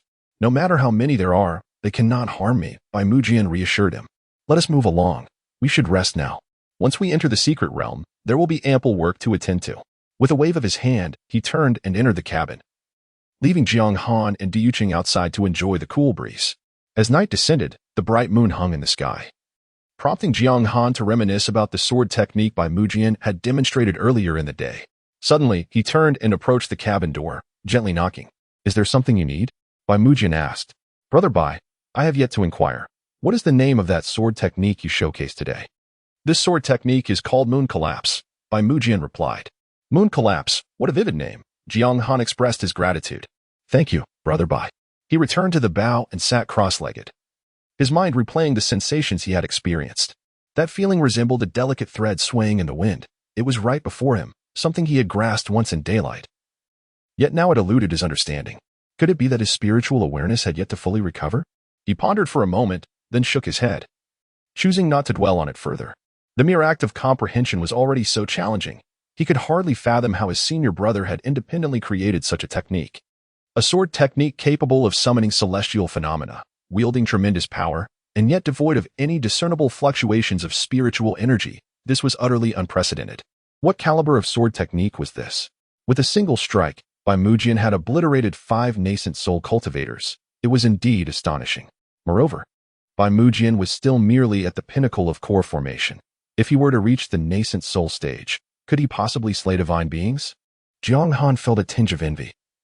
Such was the mark of a true swordsmanship prodigy. Not only did he progress rapidly in cultivation, but he also possessed the creativity to forge new techniques. He could not help but wonder when he might achieve the same.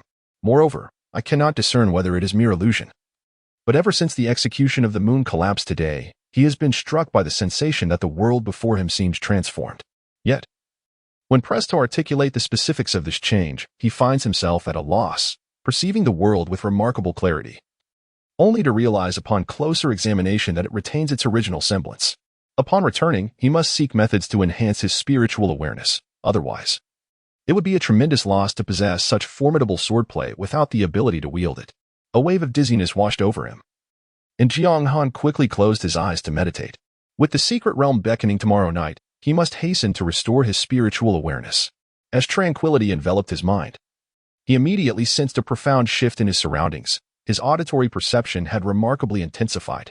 From the square below, the myriad whispers that resembled the buzzing of flies became distinctly audible to him. It is worth noting that they were separated by a distance of over 200 meters and shielded by the protective array of the warship. More importantly, he had neither employed his spiritual awareness nor made a deliberate effort to eavesdrop, yet the sounds reached his ears with crystalline clarity. Furthermore, he could distinctly feel the gazes sweeping towards him from below. Despite the barrier of the warship, he could perceive the benevolence and malice within those stares with utmost clarity. Had his 5 senses been heightened? After a moment of contemplation, Jiang Han slowly dismissed the cacophony of distractions and allowed his mind to settle into a state of calm. Regardless, as long as it proves beneficial to his being, it cannot be a misstep. He need only focus on his cultivation and strive for strength. All other matters can be set aside for later. A full moon quietly ascended into the night sky, its frigid light casting a silvery glow upon the earth, markedly lowering the temperature of the air. Yuqing sat in meditation, her mind incessantly replaying the sword strike from earlier. She harbored a conviction that should she fully comprehend this sword technique, it would greatly benefit her path of swordsmanship. However, as she continued to recall the memory, the image of the moon within her mind grew increasingly nebulous until, at a certain moment, it vanished entirely, leaving her incapable of recollecting its form. Abruptly, she opened her eyes, her spirit in turmoil. It was only upon seeing Jiang Han seated beside her in meditation that her heart began to find some semblance of peace. How could my junior brother grasp this sword technique with a mere glance, while I, despite iterating it in my mind countless times, cannot even touch the threshold? A sense of despondency washed over Yuqing. She had grown weary of being powerless, of exerting every ounce of effort only to witness everything slip away before her eyes. This feeling of helplessness truly teetered on the brink of despair. She yearned for strength. Although her master had assured her that she was already formidable, she recognized that it was insufficient, far from enough. She craved greater power. I wonder if my junior brother could demonstrate the sword technique a few more times? I feel so close to grasping that full moon. I can sense that I am but a hair's breadth away. If he could perform it once more, I am certain I could comprehend it. Yuqing turned to look at Jiang Han, but after a moment, she averted her gaze. It would be selfish of me. That sword strike inflicted considerable harm upon him. He nearly fainted after using it just once. I cannot be so self-serving. As my junior brother grows stronger and fully masters the sword technique, I shall seek his counsel. Her breathing gradually steadied, a faint smile gracing her lips as she once again immersed herself in her own world. The sound of bells resonated through the imperial city, and at the moment the chimes echoed, Jiang Han opened his eyes. The full moon hung high in the sky, and the air grew increasingly chilly. It was nearing midnight. Jiang Han murmured softly. At that moment, a figure soared up from below, hovering outside the warship, and clasped his hands in a gesture of respect. Jiang Daoist. The Tai's secret realm is about to open. Please accompany me to the entrance. As he spoke, Zhao Chongning tossed 3 tokens into the air. Jiang Daoist. Wearing this token allows you to bypass the anti-flight array within the city. The tokens floated outside the protective shield, and Jiang Han scrutinized them before gesturing for one to fly into his hand. Very well, Your Highness, please wait a moment. He stood up, received the tokens, and handed one each to Yuqing and Bai Mujian, then turned to Yuqing. Senior sister, let the warship remain here. I kindly ask you to wait. Although Yuqing wished to enter alongside them, she understood that those above the core formation stage could not enter the Tai's secret realm, so she simply nodded in agreement. Jiang Han and Bai Mujian exchanged glances, then took to the skies, transforming into streaks of light as they followed Zhao Chongning out of the city. The Tai's secret realm lay within a valley 20 miles beyond the imperial city, heavily guarded by the Zhao royal family soldiers. Without a passage token, one could not approach it at all. Along the way, they witnessed many cultivators riding their swords, landing outside the valley to await entry. The trio moved with remarkable speed, soon arriving above the valley. Stop! A sharp voice called out, and dozens of figures swiftly appeared around them. The leader, a nascent soul cultivator, furrowed his brow as he glanced at Zhao Chongning, then at Jiang Han and Bai Mujian, his expression shifting slightly. He quickly clasped his hands and said, "It is indeed the direct disciples of the Zhixiao Sword Sect.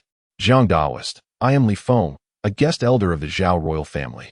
It is a pleasure to meet you." Jiang Han nodded slightly. "Is there something you need, senior?" Li Feng shook his head. "Nothing of importance." Beside him, Bai Mujian furrowed his brow and exclaimed, "Then why don't you step aside?" Li Feng's expression darkened, a flicker of anger in his eyes. But he quickly averted his gaze and stepped aside. "My apologies, Jiang Daoist. Please, proceed." Jiang Han nodded and was the first to soar toward the center of the valley, with the other 2 following closely behind. As Bai Mujian passed by Li Feng, he deliberately snorted, taking his time to enter after Jiang Han. "Brother Bai, is this really appropriate?" Jiang Han inquired through voice transmission, feeling that this might be overly arrogant. "It's fine, just trust me," Bai Mujian replied nonchalantly. "The more you behave like this, the more cautious he becomes. Had you shown him even a hint of kindness, he would have taken advantage of it instantly. You may not have noticed, but I observed clearly. That fellow undoubtedly has ulterior motives. It is wise to keep a distance from such individuals." Jiang Han found himself in agreement. He had indeed sensed a trace of malice in Li Feng's gaze earlier. Though subtle, it was sufficient to warrant vigilance. "Brother Jiang." A cry resonated, and Jiang Han felt an uncanny familiarity. Turning his head, he was taken aback to find it was Su Lingxi. However, his expression soon darkened. For beside her were several others, Mo Qiushuang, Lu Hanwei, Xia Qianqian, and Lin Xian. He pressed his lips together, feeling a stir within his heart. What schemes might these individuals be concocting this time? Chapter 109. When will I be able to leave? Su Lingxi swiftly landed beside Jiang Han. She first offered her respects, then cheerfully remarked, I never expected to encounter you here, senior brother. I heard you are now at the Zixia Sword Sect. Indeed, Jiang Han responded, feeling a slight uplift in spirits upon witnessing Su Lingxi's unpretentious demeanor. In times of his humiliation, she had occasionally spoken a few kind words on his behalf. Although they bore little fruit, he remained grateful. Moreover, she had often escorted him home and, on occasion, stealthily provided him with spiritual herbs. While her gestures may have seemed like mere acts of kindness, they represented a monumental kindness to Jiang Han. In the confines of Ling Tian's sect, Su Lingxi was one of the few who had shown him goodwill. Furthermore, she had endured significant risk, facing pressure from Mo Qiushuang and others to assist him. Jiang Han harbored a deep sense of camaraderie towards her. Whenever he discovered fine spiritual herbs or fruits, he would often share them with her, and their relationship remained rather amicable. However, I am no longer at Ling Tian's sect, so addressing me as senior brother seems inappropriate, he replied. Su Lingxi's eyes dimmed momentarily, but the expression vanished as quickly as it came. A radiant smile bloomed on her face as she shook her head. It matters not.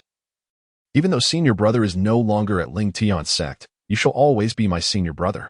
A tremor coursed through Jiang Han's heart, but he swiftly suppressed it. He was acutely vigilant regarding Ling Tian's sect, especially with Mo Qiushuang and her companions observing from a distance. He spoke for her own good. How are you faring at Zixia Sword Sect? Well, indeed. My master, senior sisters, and various elders have treated me exceptionally well. That is wonderful to hear. Su Lingxi's smile grew more genuine, though she dared not elaborate further, fearing that her senior sisters would overhear and express discontent. She felt a genuine happiness for Jiang Han, for she understood the hardships he had previously endured. Such a life would likely prove unbearable for anyone else for even a month. Now that Jiang Han had escaped that suffering, she felt a profound sense of relief. Yet, an unexpected wave of melancholy washed over her. When would she be able to leave that place? Previously, she had felt little, but now she sensed that her senior sisters and master were behaving strangely, very strangely. However, she could not articulate what exactly felt amiss. Moreover, Lin Xian's excessive attention towards her was unsettling. She felt as if he harbored ulterior motives. She found herself retreating into her cave residence daily, using the pretext of seclusion to avoid interaction with them. When avoidance became impossible, she could only engage with them. Trembling with anxiety, her days were fraught with torment. Unlike her senior sisters, who had families to rely upon, she had merely been a solitary cultivator, devoid of support. She had heard that Jiang Han was now a direct disciple of Zixia Sword Sect, holding a noble status. If only he could take her away. Su Lingxi's heart quivered at the thought, yet she resolutely shook her head. Brother Jiang is currently only at the dance stage. If he truly dares to act recklessly, it would only serve to provoke Master and the others. After all, her life's soul remains in the hands of the Ling Tian sect, if she wishes to leave. It is not a simple matter. Xiao Han. Mo Qiushuang gracefully descended, standing a short distance away, her face adorned with a gentle smile. She softly inquired, Xiao Han, I did not expect you to attend the Tai secret realm. Has Du Yuqing not come? She glanced around, her brow slightly furrowing with concern. How could she allow you to participate in such a perilous secret realm alone? Do you need me to find someone to assist you? The Ling Tian sect has only perfected dance stage cultivators this time. I could arrange for them to help you within the realm. However, Jiang Han disregarded her, offering a polite smile to Su Lingxi before turning to leave. Jiang Han. Lu Hanwei stepped forward, seemingly intent on pursuing him, but was halted by Mo Qiushuang's outstretched hand. Do not rush, she advised, shaking her head. Whatever we say now, he will not heed. Let us proceed slowly. There will be ample opportunities later. But, Lu Hanwei expressed her anxiety. What if he continues to ignore us? What shall we do then? Indeed, senior sister, another voice chimed in. If Xiao Han keeps evading us, we cannot simply go to the Zixia Sword Sect to seek him out, can we? Xia Qianqian peered out from behind Mo Qiushuang. Although she had previously clamored for Jiang Han to strike her, upon seeing him, she instinctively hid behind Mo Qiushuang in fear. Listen to my instructions and refrain from meddling in other matters. Mo Qiushuang's expression turned frosty. Both of you are squandering such exceptional talents. It is truly disheartening how little sense you possess. Must everything rely on me? Xia Qianqian shrank back, muttering, you are the senior sister, after all. Enough. You need not say more. I will handle it appropriately. Imo Qiushuang continued to watch Jiang Han until he frowned and shot her a glare. Prompting her to avert her gaze, her eyes slightly reddened. Oh dear, Imo Daoist, why do you fixate on a junior from the Zishu Sword Sect? A melodious voice with a drawn-out tone called out. Imo Qiushuang turned to see Ji Qianro, her brow furrowing instantly. Dressed in a tight-fitting white Daoist robe that accentuated her exquisite figure, Ji Qianro was accompanied by members of the Yin-Yang sect, a flirtatious smile gracing her lips. Could it be that Imo Daoist has developed feelings for him? Ji Qianro's cheeks flushed slightly as she glanced between Imo Qiushuang and Jiang Han. He is indeed quite handsome. I did not expect that Imo Daoist would be drawn to this type. No wonder you turned down my family's young master back then. Silence. Imo Qiushuang's charming face darkened as she snapped. Mind your tongue, or today shall mark your downfall. Ji Qianro smirked, her waist swaying as she responded in a teasing tone. All right. I will refrain from speaking. After all, we have known each other for years. I truly cannot afford to jest with you. Humph. Imo Qiushuang huffed, leading her companions back to the Ling Tian sect's designated area. Ji Qianro's lips curled into a smile as she watched Imo Qiushuang's retreating figure, the mirth on her face growing ever more pronounced. Once you enter, keep a close eye on that lad from the Zishu Sword Sect. She turned her head slightly, addressing the figure behind her. Cheng Xianming cast a glance towards Jiang Han's position, his eyes glinting with a hint of coldness, before shifting his gaze to the retreating silhouette of Imo Qiushuang. Licking his lips. Rest assured, senior sister, I will engage him in a proper discourse. Do not look around carelessly. Ji Qianro interjected, stepping into his line of sight. Her voice tinged with a touch of indifference. Refrain from harboring any foolish thoughts. She is a perfected nascent soul cultivator. If you provoke her, I cannot guarantee your safety.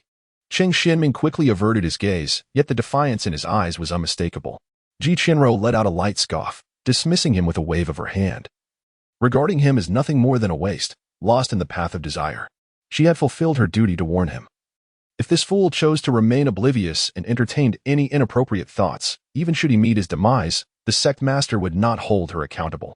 The time is drawing near. Prepare to enter, she commanded, striding towards the pavilion belonging to the Yin-Yang sect. Opportunities are scarce. Do your utmost to seize them. I shall remain here, awaiting your return. Should the situation turn dire, exit promptly. Do not throw away your life in vain. Chapter 110. Do not fear that lad harbors ill intentions. You should tread carefully, Bai Mu Jian remarked, gesturing towards Cheng Xianming. Shall I assist you in dealing with him?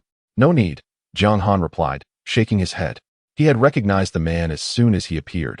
The malice in his gaze the previous night had already put him on high alert. Jiang Dao friend, Zhao Chang Ning soared into view, landing before the two. This item is a token infused with the bloodline power of the Zhao family. Only with this token may one enter the core of the Tai secret realm. Moreover, should danger arise, you may shatter the token to be teleported out. He tossed 2 golden tokens into the air, where they hovered before the pair. Crimson light swirling around them, with traces of blackened blood at the edges, giving them a rather gruesome appearance.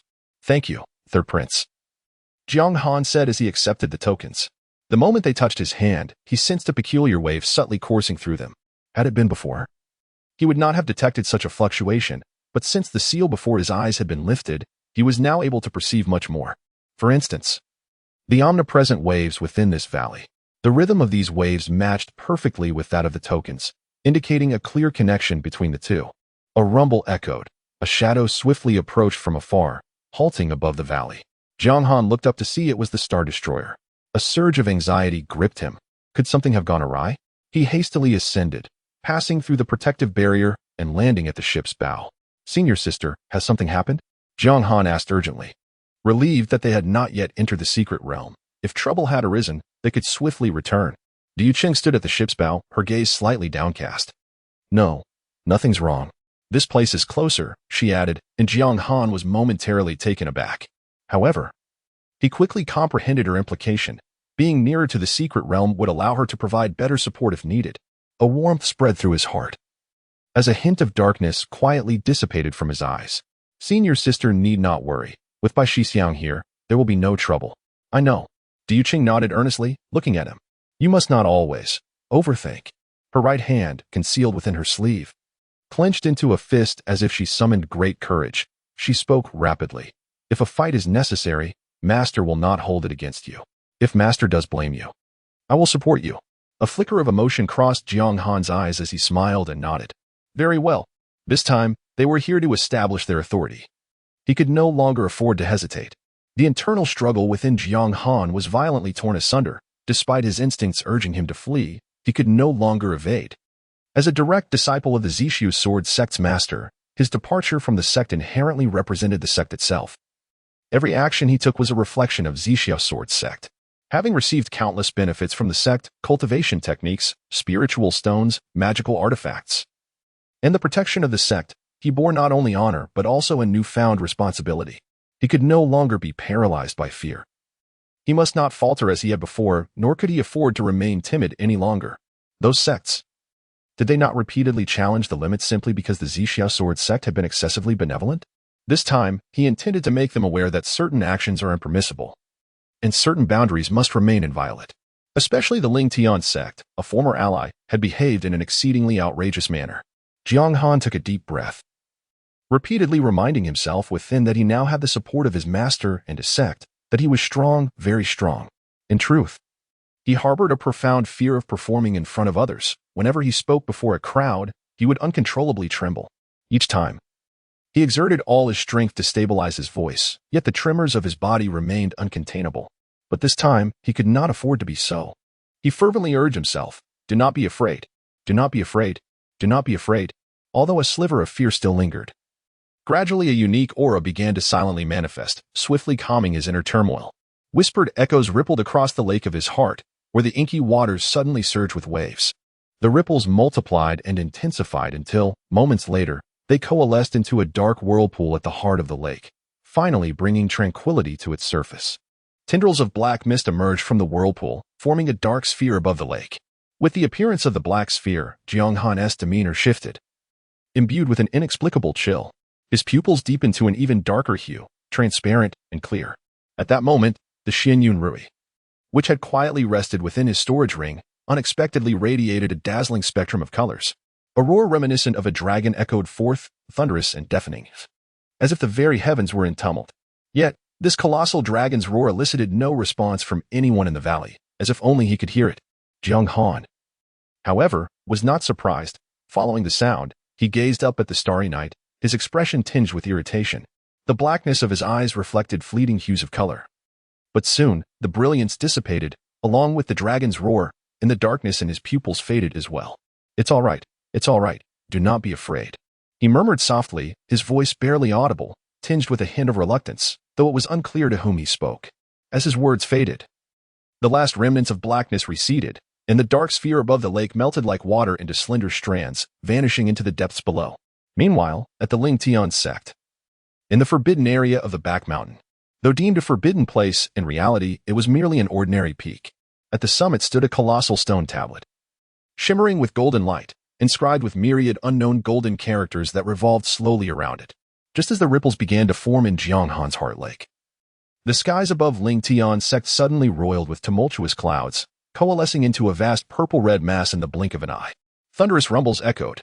The cloud mass was immense, enveloping the entire peak, with the booming of thunder echoing, exuding an overwhelming might.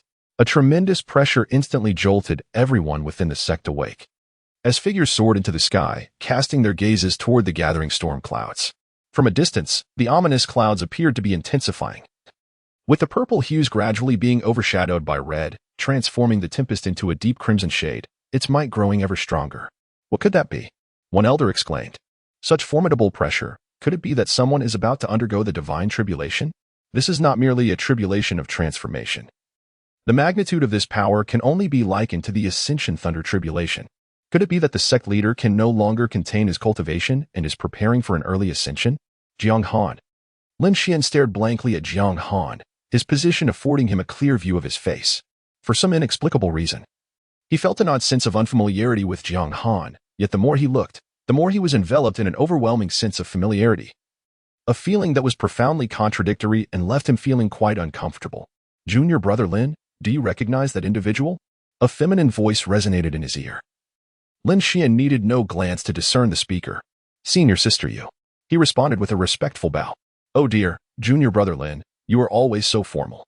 Senior sister Yu beamed, though her gaze upon Jiang Han held a hint of perplexity. She felt an unsettling sense of recognition as if she had encountered him before. Junior brother Lin, you have yet to reveal who that person is? It seems everyone is fixated on him. Is he a recently emerged genius? Lin Xian turned to survey the valley, and indeed, every gaze was directed toward the ship above. Senior sister Yu furrowed her brow in contemplation, although he is a newcomer to the Zixia Sword Sect. Why does it seem as though I have seen him within the sect before? Yet, this individual is remarkably audacious, boldly anchoring his ship directly above the valley. The Zixia Sword Sect is evidently a congregation of arrogant brutes. What are you mumbling about? Mo Qiushuang snapped, turning back with a sharp tone that silenced senior sister Yu immediately, rendering her too intimidated to continue. If I hear another word of you gossiping, you shall not enter the secret realm. Mo Qiushuang's voice chilled the air. She could not abide any disparaging remarks regarding Jiang Han. Understood. Senior sister Yu lowered her head in acquiescence, though her confusion only deepened. Why was the eldest sister so concerned about that individual? Could it be? Suddenly, she recalled the rumors she had heard earlier, whispers suggesting that the eldest sister had developed feelings for someone. Could it possibly be him? Chapter 111. Do you even deserve this? A beam of moonlight cascaded from the heavens, illuminating the altar at the center of the valley under the watchful eyes of the gathered crowd. As the moonlight enveloped the altar, it suddenly radiated a crimson glow that soared into the sky. The red and white lights intertwined, twisted, and spun, and in a mere moment, a swirling vortex of red and white emerged. The secret realm was now open, ready to be entered. A soft command was uttered, prompting the disciples of various sects to stir with anticipation. However, aside from the members of the 5 major sects, the affiliated sects and family descendants who were granted early entry remained motionless, fully aware that according to the rules, only the foremost sect of the current ranking could step inside first. The scattered practitioners and smaller sects, kept at bay, called out in a chorus, each preparing in secret. Once the 5 major sects and their affiliated sects entered, they would follow suit. Although entry into the secret realm was determined by random teleportation, every second counted. An earlier entry could yield a greater advantage, having invested a significant portion of their wealth to acquire the qualification for exploring the secret realm. Even finding a single spiritual herb could result in substantial gains. Cheng Xianming, elegantly wielding a folding fan, first cast a glance at Jiang Han. Noticing his stillness, a thought struck him, and he boldly advanced towards the altar. The other female cultivators followed in his wake, their figures swaying as they chattered animatedly on their way to the altar. The Yin-Yang sect had maintained its position at the top for many years, thus, it was understandable for them to be the first to enter, especially with the Zixia Sword Sect remaining inactive. A sudden cold snort pierced the air as Bai Mujian descended from the sky, landing at the edge of the altar. He faced the disciples of the 5 major sects, particularly Qing Xianming, and coldly declared, "Halt. According to the rules, only the Zixia Sword Sect may enter first this time. Does the Yin-Yang sect intend to disrupt the order?" Cheng Xianming furrowed his brow, realizing his impatience had indeed led him astray. Yet, what did it matter? Did the Zixia Sword Sect truly dare to oppose them in such numbers? Isn't it your slow response that has caused this urgency on our part? He retorted. The secret realm is already open. Had you acted sooner, we would not be so eager to enter. Surely, you cannot expect us to wait for just the 2 of you? Even if the Zixia Sword Sect holds the top rank, such arrogance is unwarranted. A hint of a cold smile played on Bai Mujian's lips as he retorted, according to the rules, as long as the Zixia Sword Sect does not enter, none of you may proceed. Until the Zixia Sword Sect gives us word, you will all wait patiently. The disciples of various sects were taken aback, gazing at Bai Mujian as if he were a fool. Was the Zixia Sword Sect truly mad enough to send such an imbecile to the secret realm? With only 2 individuals entering, how could they afford to be so brazen, risking being beset upon by the crowd? 2 individuals? And one of them appears utterly brainless. Perhaps the Zixia Sword Sect has truly run out of capable members. Now, they would likely find themselves sealed off from their spiritual power, only to be released once the secret realm concluded. Qing Shuaming's expression darkened. This fool from the Zixia Sword Sect could not have chosen a worse moment to emerge. If he had mentioned earlier that the Zixia Sword Sect intended to enter first, considering that they had secured the top position this time, he might have been inclined to yield. But what does this mean now? Is it a deliberate provocation aimed at me? Humph. Cheng Xianming snorted coldly. When did your Zixia Sword Sect become so audacious?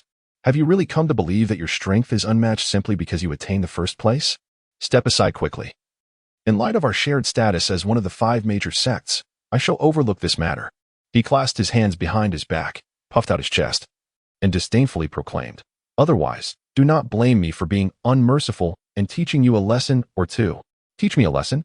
Bai Mujian smirked coldly, mirroring his posture with hands clasped behind his back, casting a contemptuous glance his way, and replied, "You may certainly attempt that."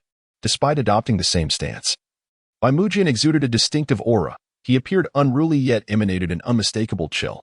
Clad in black, he seemed even more formidable, with an aura of cold radiance swirling about him, clearly possessing greater presence than Cheng Xianming. Cheng Xianming felt a jolt of surprise. Merely a glance from his opponent had sent a shiver through him, indicating that he was indeed a formidable adversary. He adopted a more cautious demeanor. "May I ask how to address you, fellow cultivator? Wishing to know my name?" Bai Mujian's lips curled in a mocking smile, his tone laced with derision. "You are not worthy." He had come with the intent to stir trouble, and he would not permit them to enter peacefully. He was deliberately waiting for someone to make a move, seeking confrontation, yet, what of it? He welcomed the prospect of someone losing their composure and acting rashly. After all, according to the rules, the Zixiao Sword Sect was to be the first to enter. As long as they did not take the initiative, the others would have to wait. It was only reasonable for him to act after the other party had breached the rules. Moreover, even if the other sects were allowed to enter first, once inside the secret realm, they would still conspire against the Zixiao Sword Sect. Given this, why should they be allowed to enter ahead of time? It would be far more effective to establish their dominance from the outside, demonstrating to those subordinate sects what it truly meant to be the foremost sect. Let Jiang Han see what true arrogance looks like. Cheng Xianming hesitated. He had initially intended to exchange pleasantries, to step back and allow the other party to enter first. After all, there was little to quarrel over. This century, the Zixiao Sword Sect indeed deserved to be the first sect, and their entry was only fitting. Besides, the order of entry held little significance, as their objective was the core area of the Immortal Dao Pool. Without all the keys, even if they entered early, the Immortal Dao Pool would remain sealed. However, he had not anticipated that even as he planned to take a step back, the other party would counter with an advance of their own. What is this? Are they truly intent on tightening the noose, leaving no avenue for retreat? Cheng Xianming's gaze turned icy, and he realized that the other party was likely seeking a confrontation. "Cheng, there is no need for you to engage further in conversation with him," a gray-robed cultivator from the Lingfu Palace exclaimed loudly. "If he wishes to enter first, let him do so. After all, in the end, the Zixiao Sword Sect will be the first to be expelled." Ha. At this, the members of the Lingfu Palace erupted into a chorus of laughter. Cheng Xianming snapped open his folding fan, a smile gracing his lips as he remarked, "Brother Fong, your words possess a kernel of truth. In that case, why not allow you to enter first? Cowardly wretches." Jiang Han's figure descended from the heavens, crashing upon the altar with a resounding thud. An icy aura surged forth, conjuring a fierce wind that billowed his garments dramatically. Gradually, he straightened his posture, his hair fluttering lightly, as he faced the throngs of cultivators gathered below the altar.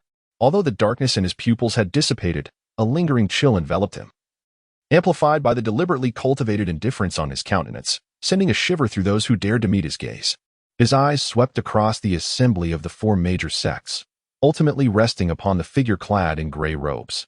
Why engage in needless banter? If you are disinclined to adhere to the rules, you may step forward for a duel. Should you emerge victorious, what harm would it be for you to enter first? The gray-robed cultivator was taken aback. He had not anticipated such audacity from his opponent. With so many witnesses present, should a conflict arise before they even entered the secret realm, how would it be construed? Would he not be seen as instigating trouble, undermining the established order, and tarnishing the camaraderie among the sects? After all, it was only fitting for the esteemed Zixiao Sword Sect to enter first. After a moment's contemplation, he shook his head with a smile. "It was merely a jest, my friend Jiang. Why must you be so petty? Can you not even tolerate a simple joke? It is surprising that you, a direct disciple of the Zixiao Sword Sect, possess such a narrow disposition." At his words, a wave of laughter erupted amongst the crowd, particularly from the members of the Spirit Rune Palace and the Yin-Yang sect, who regarded Jiang Han with the disdainful eyes of spectators observing a fool. A jest? Jiang Han's expression remained impassive as he coldly retorted, "What gives you the standing to jest with me?" Chapter 112. A request for silence. This esteemed friend, Jiang, a lady clad in delicate pink gauze from the Yin-Yang sect, laughed softly. "Since everyone has agreed for you to enter first, do proceed. We are not prohibiting your entrance. So why waste your breath here and merely become a source of amusement?" "A source of amusement?" Jiang Han's expression turned frosty as he replied coolly. It seems that your Yin-Yang sect has broken the rules first, yet now, by your words, I am the one at fault? Taking a step forward, he summoned the Bin Lei sword, which flickered into existence in his grasp, and gazed at the lady with intensity. Or do you believe your Yin-Yang sect has grown powerful enough to disregard the established rules? As he spoke, countless violet lightning bolts sprang forth from his being, enveloping the Bin Lei sword in an instant. If that is the case, I am eager to witness the true strength of your Yin-Yang sect that emboldens you to act so recklessly. Lu Yi felt herself intimidated by Jiang Han's formidable aura and instinctively took a half-step back. Fear flickered in her eyes. She could not comprehend how someone at the mid-stage of Foundation establishment could exude such overwhelming presence. Yet, she quickly realized it was merely the suddenness of his aura that had startled her. Otherwise, a mere mid-stage Foundation establishment cultivator would be no match for her. Her countenance hardened as she advanced, declaring in that case, enough. A calm voice resonated from behind, causing Lu Yi to tremble and her fear to resurface, rendering her unable to speak further. The other members of the Yin-Yang sect also paled, hastily parting to reveal a woman clad in a black and white Taoist robe. Her appearance rather ordinary. Lu Yi promptly bowed in a very proper manner. Sister Ding. Ding Ruoming stepped forward, disregarding Lu Yi, and slightly nodded to Jiang Han. Esteemed friend Jiang, time is of the essence. Shall we let this matter rest? Upon first seeing her, an inexplicable sense of vigilance arose within Jiang Han. He sensed an aura that was chaotic yet profoundly dangerous emanating from her. With their objectives largely accomplished, they had already left a brash impression on all the sects present.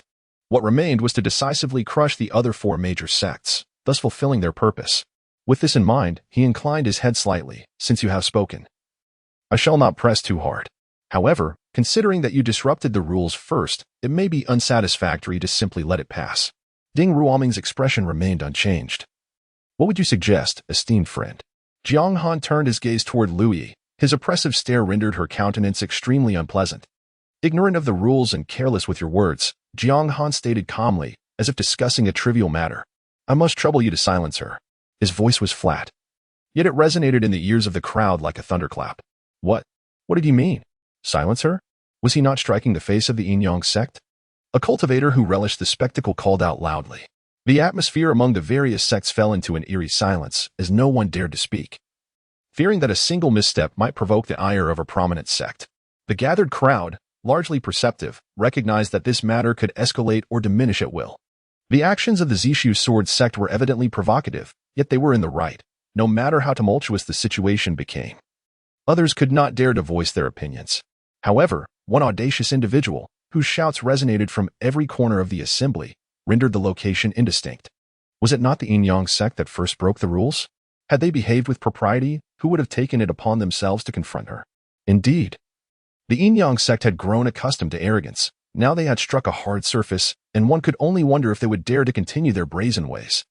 Ding Ruoming cast a sidelong glance in a certain direction, letting out a soft huff. Although she made no further movements, her mere presence stifled the clamorous voice, bringing a swift cessation to the outcry. Slap yourself, she commanded. Senior sister. Lu Yi's complexion paled. She had not anticipated that Ding would be so ruthless. How could Ding disregard the sect's honor and compel her to strike herself before so many witnesses? This act was not merely a blow to her face, but an affront to the Yin-Yang sect itself. Ding Ruoming shot her a glance. Would you like me to assist you? A shiver of dread coursed through Lu Yi, an overwhelming terror surged within her. She understood that if she did not comply, she would only provoke Ding's ire further, leading to a far worse fate. She inwardly cursed Jiang Han for his audacity, but even more so, she loathed his utter lack of compassion, allowing a maiden as exquisite as herself to lose face in front of so many. Yet with Ding having spoken, she dared not utter another word. After a moment of inner turmoil, she steeled herself and raised her hand to strike her own face. Smack! She struck with great force, showing no restraint, and her cheek immediately blossomed with redness and swelling. Lu Yi lowered her head to conceal the resentment in her eyes. Jiang Han had dared to bring her such humiliation, and she longed to flay him alive in her wrath. Taoist Jiang? Ding Ruoming's voice remained steady, as if this matter were of little consequence. Jiang Han regarded her, shaking his head slightly. Not sufficient. Ding Ruoming frowned slightly, seemingly displeased, but she refrained from further comment. Instead softly urging, continue. Lu Yi's face darkened further than the bottom of a pot. Her fists clenched tightly, yet she dared not resist. Instead, She cursed Jiang Han's shamelessness in her heart while raising her hand to strike her own face once more. Smack, smack, smack. She struck with great force. And after just a few blows, blood began to seep from the corner of her mouth. The crisp sounds echoed through the silence of the crowd, where only her slaps could be heard. In the eyes of the onlookers, Jiang Han's image transformed from that of a mere two-person faction daring to confront the combined might of two sects to that of a madman from the Zishu Sword Sect, showing no mercy or retreat. The rumors proved true. The Zishu Sword Sect was indeed a band of lunatics, and did they not fear the repercussions of their actions? The affiliated sects, too intimidated to offend, could only communicate through mental transmissions. A group of madmen, how could they possibly contemplate the consequences? Though he currently appeared formidable, once they entered the secret realm, he would undoubtedly face the encirclement of the four major sections. At that moment, he would learn the significance of leaving a thread of mercy in human interactions. It is always like this. As one of the five great sects, we are perpetually forced to retreat by the combined efforts of others. We are no better off than those mid-tier sects in terms of opportunities. Jiang Han observed for a moment, his gaze shifting to the pale-faced Qing Xianming standing beside him. "And you," he remarked. "Jiang, do not overstep your balance." Qing Xianming's eyes blazed with fury as he shouted, "Do not think for a moment that I am truly afraid of you. If you push me too far, then no one shall enter." "Oh," Jiang Han chuckled lightly. "I am quite eager to witness how you behave when cornered." Ding Ruoming's brow furrowed even deeper. She was indifferent to whether others would be humiliated. Those fools were not worthy of her time. However, she felt that this group of inept individuals had already squandered far too much of it, were it not for the dangerously potent aura emanating from Jiang Han. And out of respect for his prowess, her patience would have waned significantly. Had any other dared to act so brazenly, she would have long since stepped forward to break that person's limbs and cast them aside. "Enough," she declared, her tone tinged with impatience, causing Qing Xianming to shudder. Silence. Chapter 113. A mere golden core. Qing Xianming clenched his folding fan tightly, the fifth-grade artifact trembling in response to the fury coursing through him. He could not comprehend why. Within the sect, even ordinary early-stage Yuaning elders like Sister Ding had never regarded him with such disdain. Yet, Jiang Han, merely a mid-stage golden core waste, was treated with such deference by Sister Ding. How could she fear Jiang Han to the extent of allowing him to slap her face? He was the direct disciple of the sect leader, beneath the Yuaning level, who did not address him as young Master Cheng. When had he ever endured such humiliation? Breathing heavily, Qing Xianming felt an overwhelming urge to defy Sister Ding and deliver a severe beating to that arrogant boy. Yet, he hesitated. "Very well. I shall strike." He glared fiercely at Jiang Han, vowing to remember that face. Once he entered the secret realm, he would capture Jiang Han and compel him to strike his own face. His body tensed as he raised his left hand and struck his own face with a resounding slap. The sharp pain contorted his features, but his expression of hatred seemed directed not at himself but at the detestable Jiang Han. With the slap delivered, he glanced at Ding Ruoming, only to find her silence deepened his sense of grievance. He could not fathom why Sister Ding did not utter a single word in his defense. Was she expecting him to continue punishing himself? He was not like Louis, who was a cherished disciple of an elder. He was the sect leader's own disciple, and one slap was already his limit. Seemingly anticipating his thoughts, Ding Ruoming did not spare him a glance and casually instructed, "Continue." Qing Xianming felt an intense and fiery pain on his face. It was as though his face was being ground into the dirt. Breathing rapidly, his eyes turned bloodshot, and the anger within him threatened to erupt. He longed to pin Jiang Han down and unleash his wrath upon him. However, he could not act. Despite not understanding Sister Ding's motives, he was bound to obey her command. Struggling, he lifted his left hand once more, bringing it down forcefully against his own cheek. Slap, slap, slap. He did not hold back, striking with great force, and soon his face swelled significantly. Each crisp sound echoed in succession, causing the faces of the other sect disciples to twitch in discomfort, even though the blows were not directed at them. This time, the rift between the Zishu Sword Sect and the Yin Yang Sect had deepened considerably. Who could deny it? This secret realm venture might very well lead to trouble. Qing Xianming bore a grudge, and Jiang Han did not appear to be an easy opponent either. A confrontation between the two was inevitable. The two impetuous youths from the Zishu Sword Sect were far too reckless. Establishing authority was not achieved through such brutality. They had left a face mangled. And should the opportunity arise, the Yin Yang Sect would undoubtedly retaliate. These two were still too young, letting their tempers dictate their actions. Had it been me, I would never have been so reckless. Jiang Han, from his vantage point, could clearly see the malice in their eyes, yet he remained unfazed. Whether it be resentment or hatred, it merely signified that they would seek vengeance against him, and he was not afraid in the slightest. After a brief moment, he turned his gaze towards the final individual present, the gray-robed cultivator from the Spirit Rune Palace. That one. He gently lifted his chin and murmured, "It's just you left." The moment Jiang Han cast his gaze upon Feng Yun, a tremor coursed through Feng Yun's heart. Hearing those words now caused his expression to shift dramatically.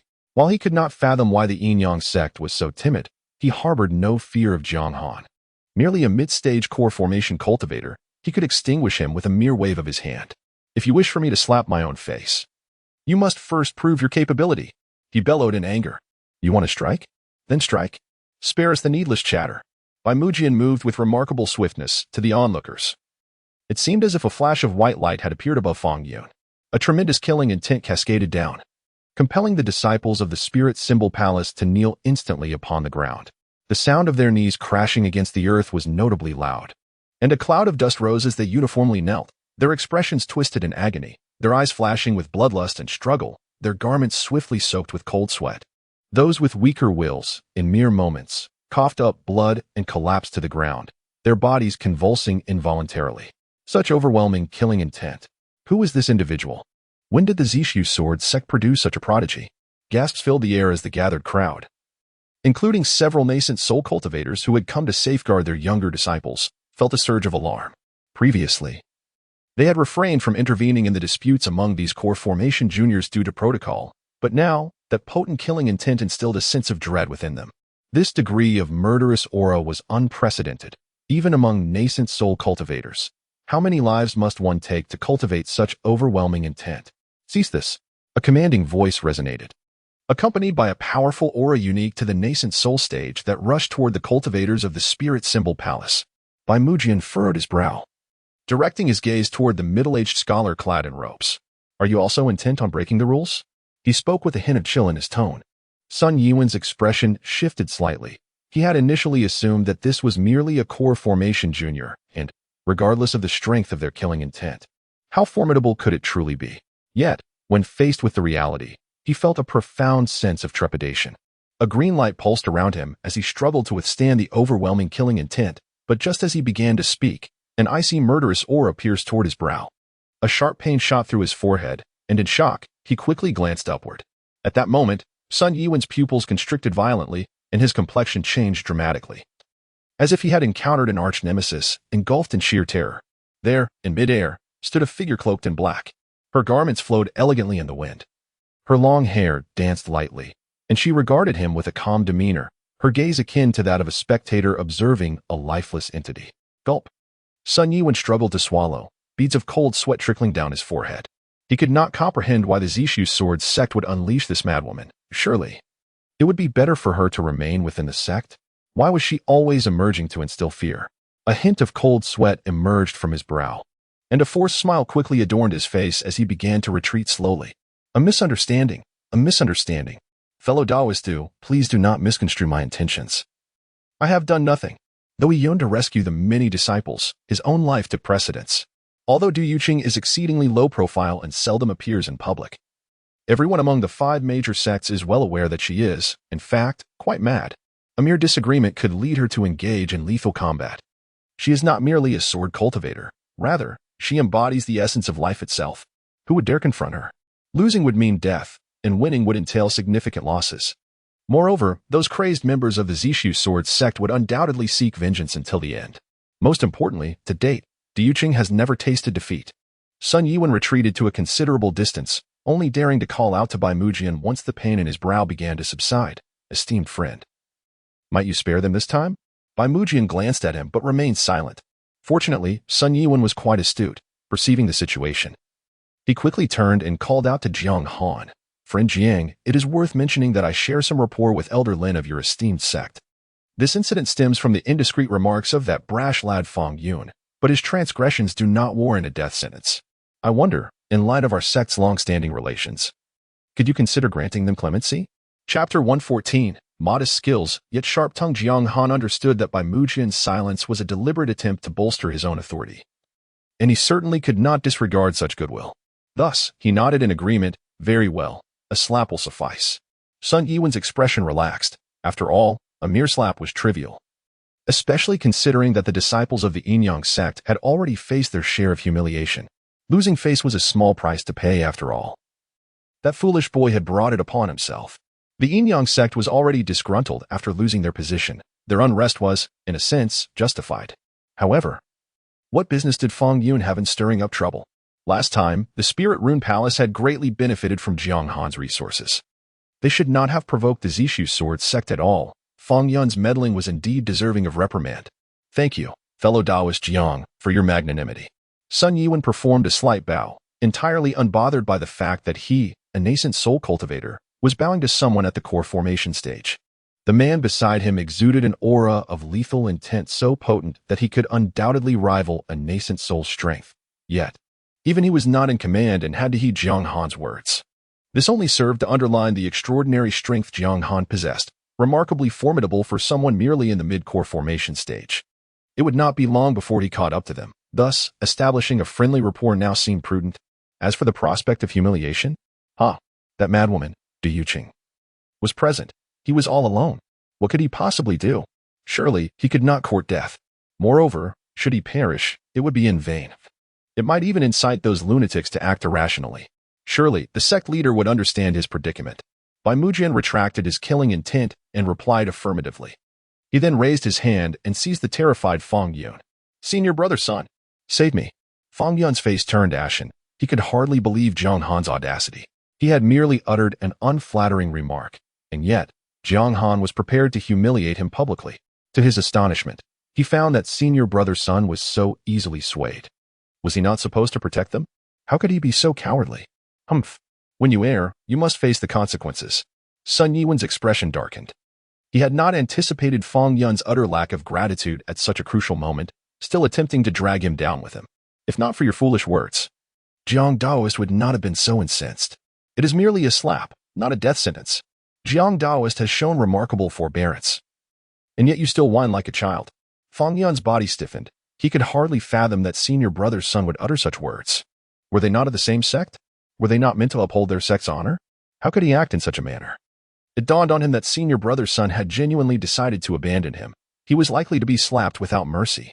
Bai Mujian lifted Fang Yun and soared above the valley. The initial objective of establishing authority had been achieved. Now, it was merely a matter of concluding the affair. He casually tossed Fang Yun into the valley's center and turned to regard the one individual in the Spirit Rune Palace who had managed to withstand his killing intent until now. Although he had only released a minute fraction of his lethal aura, the endurance displayed was a testament to the individual's strength. He pointed at the person. Go and deliver his punishment. The monk's face glistened with perspiration, a clear indication of his arduous struggle, yet his expression bore little fear, even adorned with a faint smile of comfort. However, the pallor of his complexion revealed that he was far from at ease. Upon hearing Bai Mujian's words, he instinctively pointed at himself, bewildered, and exclaimed, me? I'm with him, and you expect me to confront him? His exaggerated outburst met with Bai Mujian's unwavering gaze, who simply replied, You are unwilling. The monk's expression shifted, and he cheerfully acquiesced, Of course, I will go at once. With that, he leapt towards Fang Yun. And upon witnessing the terror etched on Fang Yun's face, his smile vanished, replaced by a cold reprimand. Kneel properly. Fang Yun was seized by dread. He had not anticipated that even his senior brother's son would abandon him, let alone that Lin Qizhu would not dare to resist. To his astonishment, Lin Qizhu was actually coming to strike him. His face turned as white as snow as he gazed at Lin Qizhu's sullen countenance, obediently rising from the ground only to kneel once more. Lin Qizhu was not one to indulge him. As soon as he knelt correctly, he raised his arm and delivered a resounding slap. With a loud crack, Fang Yun was sent crashing into the ground, creating a small crater upon impact. You scoundrel! You loose-tongued wretch! You've brought disgrace upon me! Another slap followed, and Fang Yun coughed up blood, a few teeth mingling with the crimson liquid as they flew from his mouth. With such a foul mouth, why not sew it shut? You've caused so many of your brothers to suffer because of your recklessness. Another slap echoed. Whether we can enter the secret realm is uncertain now, let alone compete for core positions. The slaps continued. You wretched fool. Lift your head. I command you to lift your head. Each sharp crack resonated in the ears of all present, leaving the onlookers from various sects in shock. The Lingfu Palace was undeniably ruthless, even striking their own so fiercely. Was there some prior enmity? To treat one's own with such severity was remarkable. It served him right. It was his own loose lips that led to this shame, while others bore the brunt of his folly. Witnessing the humiliation endured by so many within the Lingfu Palace, many of whom were injured, it appeared they would take time to recover. The Zishu Sword Sect seemed to be serious this time, dispatching such a formidable disciple alone, making it difficult for other sects to cope. Moreover, the level of murderous intent was astonishing. Even I felt a chill observing it. These nascent soul juniors are in for a rough time. However, despite his prowess, he was but one individual, and within the secret realm. The use of energy beyond the nascent soul stage was prohibited. In a genuine confrontation, the outcome was uncertain.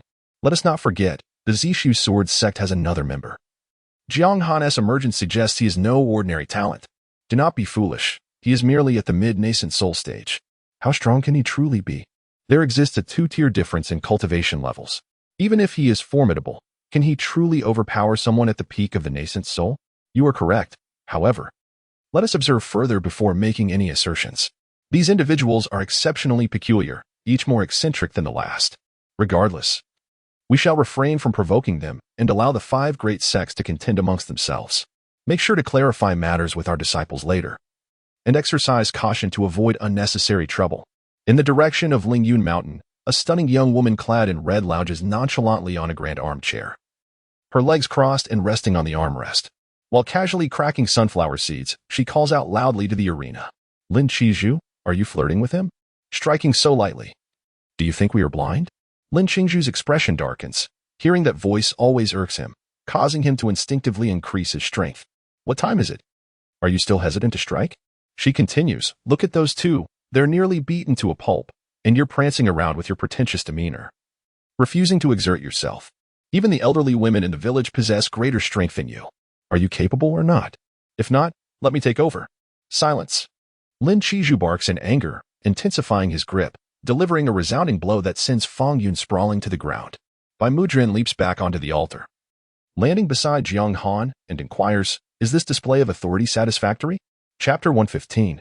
How could he become like this? Bai Muzhen's voice carried a hint of pride. Ever since spending considerable time with Jiang Han, his emotions seemed to have grown increasingly complex. Naturally, he was satisfied. Jiang Han nodded. Yet his heart was a tumult of conflicting feelings. This was his first experience of such events from an observer's perspective. Previously, it was he who would find himself kneeling and being beaten. At that moment, he inexplicably recalled his own past misfortunes. However, he did not resent this display of authority. After all, these individuals were adversaries, hindrances to the progress of the Zishu Sword Sect. No matter how severe the punishment, he would not relent.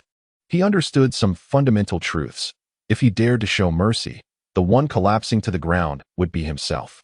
Moreover, he could not allow the Zishu Sword Sect to lose face. Such an occurrence was simply unacceptable. Jiang Daoyu, came Ding Ruoming's voice, devoid of the previous impatience, now replaced by caution and vigilance, particularly towards Bai Muzhen. Are you satisfied, Daoyu? The lightning around Jiang Han gradually receded as he sheathed his flying sword and nodded. That will suffice. This display of dominance would undoubtedly leave a profound impression on the various sections. After all, the two of them had faced 60 perfected Golden Core practitioners from 2 major sects alone, a truly audacious feat. It was unfortunate that Ling Tian's sect had managed to remain so composed, maintaining silence from the very beginning. Otherwise, he might have had the opportunity to take action himself. Jiang Han glanced towards the Ling Tian sect, noting that Imo Qiushuang and her companions stood to one side. When he looked in their direction, Imo Qiushuang even offered him a gentle smile. Jiang Han swept his gaze across the group without pausing. Su Lingxi and Lin Xian were also within the ranks, seemingly planning to enter the secret realm. A flicker of thought crossed his mind as he exchanged a nod with Du Yuqing before turning towards the entrance of the secret realm. Once both of them had entered, the crisp sounds in the arena finally ceased. Ding Ruoming cast a glance at the 2 individuals who had been reduced to a state of disarray and stepped towards the altar. Wait! A sharp voice rang out as the girl in red swiftly leaped onto the altar. She looked down with pride, hands on her hips, and declared, Our Lingyun Mountain is the 2nd sect. It is only fitting that we be the 2nd to enter. Ding Ruoming halted, a surge of anger welling within her. These ruffians were persistently provoking her. Did they truly think her made of clay? If they dared to push her. No, how could she become so easily angered? Realizing the precariousness of the situation, her expression shifted as she hastily suppressed her fury. Very well, she replied, her tone now tinged with heightened vigilance. It had been long since she had experienced any emotional upheaval. To her astonishment, she had encountered not one, but two individuals capable of stirring her emotions. Particularly this Zhang Pingping from Lingyun Mountain. She had only heard tales of her unique insights. Yet upon this encounter, she realized just how exceptional they were. As such insights that could influence her emotions were indeed rare. Not bad, you've discerned it so quickly. Zhang Pingping smiled triumphantly, beckoning the members of Lingyun Mountain to gather around. Quickly, let us enter. If we delay, those two perverts will seize all the treasures. With that, she was the first to plunge into the swirling vortex. One by one, individuals from various factions followed suit, with the team from Ling Tian's sect bringing up the rear. Lin Xian stood at the forefront of his group, acutely aware of the piercing gazes directed at him from behind. A mere Foundation establishment cultivator had managed to claim a token that allowed entry to the second layer and stood at the front of the line, naturally inciting animosity. Especially given his already contentious reputation, it was all too easy for others to harbor jealousy against him. He could well imagine the narratives they would construct in their minds. Yet, none of that mattered. His sole concern was understanding the situation with Jiang Han. In such a short span of time, how had he become so much stronger? Could it be that his luck and fortune had begun to manifest? Furthermore, how dare Jiang Han provoke other sects? This was no longer the Ling Yuan secret realm. Despite the prowess of those Foundation establishment practitioners, their methods were ultimately limited. These individuals were the elite of their respective sects, perfected at the core formation stage. Any one of them could easily contend with multiple opponents of the same tier.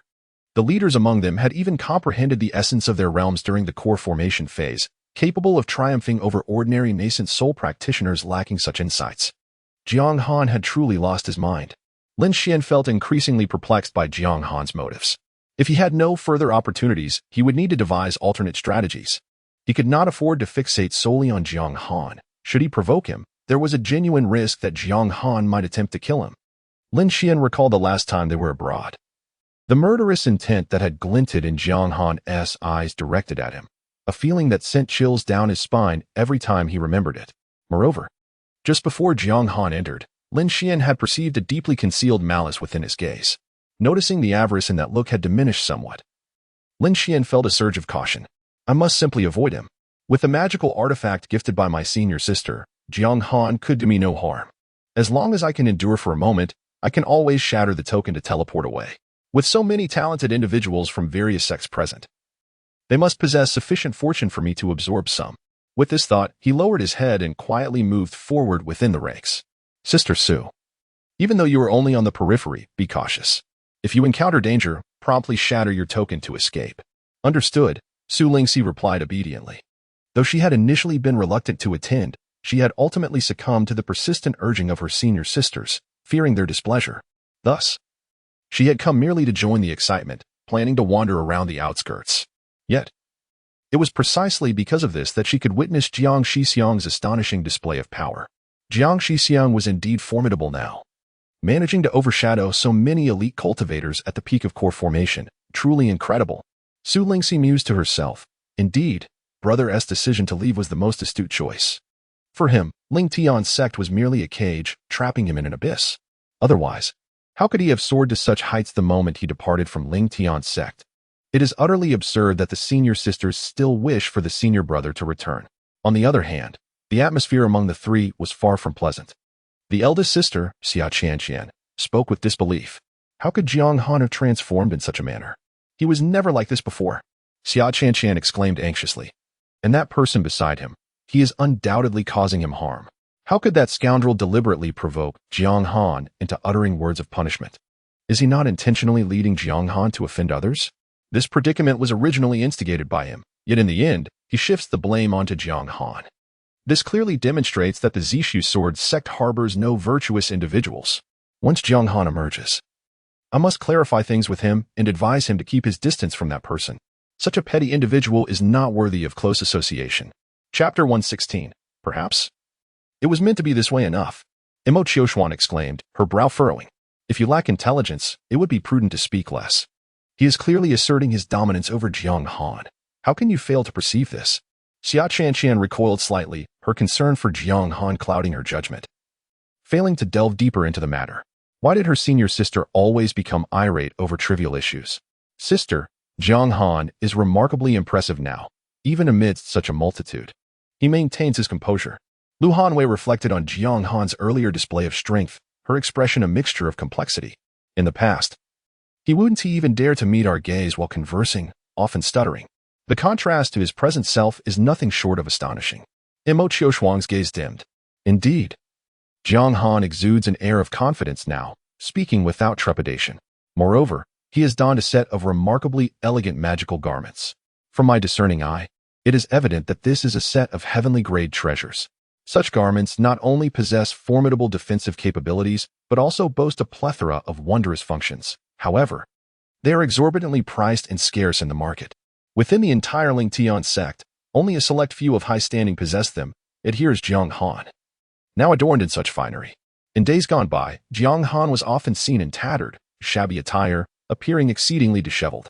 At times, he would wear washed-out garments of mere mortals, easily torn with a mere touch, lacking even basic warmth. Mo Qiushuang suddenly realized that Jiang Han, clad in this exquisite attire, appeared far more agreeable than before. Furthermore, when he stood upon the altar, he emanated a subtle yet commanding presence, a manifestation of profound self-assurance. It was only natural, given that he, as a mid-stage core formation cultivator, dared to confront numerous perfected core formation masters with such assertiveness, even if his strength were lacking. This demeanor was not something an ordinary person could possess. In truth, since Jiang Han's emergence, she had been observing him closely. He stood before a multitude of cultivators, facing thousands of scrutinizing gazes, rife with derision and mockery. Most would falter under such scrutiny, yet he remained unflinching, engaging in verbal duels with remarkable poise. He was increasingly embodying the essence of a cultivator, increasingly resembling a true disciple of the sect. A prodigy, indeed, should be thus. Mo Qiushuang found her emotions in turmoil. Logically, she ought to feel elated by Jiang Han's remarkable prowess. Yet, an undercurrent of bitterness tinged her heart, even causing her eyes to sting with unshed tears. With a sigh, she remarked, Jiang Han has transformed immensely. He is now so courageous, no longer the timid soul he once was. Indeed, Lu Hanwei responded, her tone laced with complexity and a hint of melancholy. Yet, I cannot help but worry. He has been excessively ostentatious this time. With only the two of them, they dared to show no deference to the other sects, having deeply offended both the Yin Yang sect and the Lingfu Palace. Upon entering the secret realm, the major sects would undoubtedly unite to confront them. Under such a multitude of attackers, even if they were in the nascent soul stage, it was not guaranteed they would emerge unscathed. Not necessarily, Xia Chanqian interjected. Elder sister, did you not previously instruct junior brother Zhou and the others to be lenient when encountering Jiang Han, as long as we refrain from intervening? The Spirit Talisman Palace has already sustained injuries and poses no threat. Only the Yin Yang sect and Ling Yun Mountain remain, and it is uncertain whether they will be captured. Upon hearing this, Lu Hanyue's breath hitched, and her complexion suddenly paled. Hanwei, what is the matter? Mo Qiushuang immediately noticed Lu Hanyue's distress and furrowed her brow in inquiry. Did you not communicate with Zhou Ming? Lu Hanwei bit her lip, her voice laced with grievance. I had intended to say something. However, I did not anticipate that Xiao Xian would also be present. Jiang Han had previously assaulted Xiao Xian, and I feared that if he heard me speaking in Jiang Han's defense, he would think we were favoring him. Mo Qiushuang's expression shifted dramatically. So you chose not to say anything. Lu Hanyue lowered her head in silence. You truly. Mo Qiushuang was at a loss for words. Her junior sister was commendable in many ways, yet she was excessively considerate of Lin Xian. Such a trivial matter, even if Lin Xian were aware, his kind nature would not lead him to speak ill. But because she failed to communicate, Zhou Ming, accompanied by the multitude of the Ling Tian sect, would besiege Jiang Han, leaving no avenue for his escape. With over 100 perfected golden core cultivators from 4 sects converging upon them, Jiang Han would undoubtedly face elimination. If anything were to happen to Jiang Han, I shall not forgive you, Mo Qiushuang declared sternly. The violet-red thunderclouds had inexplicably transformed into a vivid crimson hue. The sanguine light cast its reflection upon every inch of the Ling Tian sect's grounds, rendering the area akin to an endless blood prison, confining countless wrongdoers within. The rolling blood clouds seemed to materialize from thin air, swirling and coalescing in the sky, densely accumulating over a vast expanse that appeared to stretch beyond the horizon. Countless colossal blood-red divine thunders meandered and collided within the calamity clouds, each impact resonating with a deafening roar. Boom, The sound reverberated through the heavens and shook the earth, leaving numerous disciples in a state of disarray, their spirits rattled, and their heads pounding in agony. As the clouds writhed, they gradually converged, forming a massive blood-red eye. Measuring 1,000 meters in size, hovering over the forbidden ground at the heart of the calamity clouds. At the moment the giant eye took shape, an immense pressure descended from the calamity clouds with a thunderous crash. Boom! The formless pressure of heaven and earth instantly engulfed the Ling Tian sect. The world fell silent. The howling wind ceased, flowers, grass, and trees stood still, all creatures were frozen in place, and birds halted mid-flight, as if time itself had been suspended, leaving not even the faintest sound. Within the blood-red eye lay an absence of emotion, tranquil as a desolate tomb. It regarded every life with an impartial gaze. Whether they were mountains, waters, flora, or mortal cultivators, it seemed to gaze upon every individual within the Ling Tian sect, as if it were also observing the golden steel atop the forbidden peak. What is this? After a brief moment of silence, an uproar suddenly erupted within the Ling Tian sect. This is not the Ascension Thunder Tribulation. This is the Blood Fiend Thunder Tribulation. The Blood Fiend Thunder Tribulation that specifically eradicates evil cultivators. How is this possible? As a righteous sect, how could Ling Tian sect attract the Blood Fiend Thunder Tribulation? Could it be that an evil cultivator is lurking within the sect, seeking to leverage the sect's protective formation to aid in their tribulation? Impossible. The protective formation was set up by the emissaries of the upper sect. No one from the lower realms could breach it. Without the identity token, no one could infiltrate. Chaos reigned throughout the Ling Tian sect, as both the God Transformation and Nascent Soul Elders, as well as the Foundation Establishment and Core Formation disciples, were engulfed in extreme panic. Those of weaker minds, overwhelmed by the terrifying pressure of heaven and earth, lost their composure, shattering their Tao hearts and collapsing their mental states, thus becoming mere shells of their former selves. As for the Qi refining stage practitioners and the ordinary servants, they had already succumbed to unconsciousness the moment the heavenly pressure manifested, their souls in turmoil. Chapter 117, The Blood Calamity Thunder Tribulation. It is no wonder that they are gripped by such fear. The Blood Calamity Thunder is a divine punishment specifically unleashed by the heavenly Tao against malevolent practitioners, unlike the Thunder Tribulations faced by righteous cultivators. This Blood Calamity Thunder is born solely for annihilation, leaving no chance for survival, unless one possesses a power that surpasses the limits of this world. Capable of forcibly countering the Thunder Tribulation, death is inevitable. Boom. A tremendous force surged forth, instantaneously sweeping through every corner of the Ling Tian sect, introducing a ripple of change into this confined realm. This impact forcibly pulled many disciples, who were steeped in profound terror, out of their despair. Ji Yuchan's figure appeared out of thin air outside the forbidden area. She gazed upward at the blood-red giant eye, a hint of puzzlement flickering in her expression. Master! Several figures broke through the void, hovering around Ji Yuchan. Their faces were etched with urgency, and disregarding formalities, they hastily inquired, Master! The sudden arrival of the Blood Calamity Thunder must indicate the descent of a malevolent practitioner. We implore you to issue a command for a thorough investigation and to apprehend that practitioner for immediate execution. Master, the matter of malevolent practitioners is of utmost severity. If left unchecked, it will undoubtedly jeopardize the sect. Ji Yuchan withdrew her gaze from the sky, yet the perplexity in her eyes deepened. She lowered her head to regard the golden steel and spoke softly, There is no need for alarm. I have already scanned a radius of 30,000 miles with my divine sense and found no trace of malevolent practitioners. Should one appear, I shall be able to eliminate them at once. This tribulation may not be instigated by a malevolent practitioner. At her words, the crowd exchanged glances, bewildered. If it were not a malevolent practitioner, then from whence did this Blood Calamity Thunder arise? Do not fret, my friends. Ji Yuchan's expression remained calm. To her, the Thunder Tribulation seemed far from daunting. This Thunder Tribulation only eradicates malevolent entities. We are all righteous cultivators, as long as we have not committed heinous acts. We need not fear this Blood Calamity Thunder. Her voice, though soft, swiftly resonated in the ears of every disciple of the Ling Tian sect, imbued with a peculiar power that rapidly dispelled the fear in their hearts.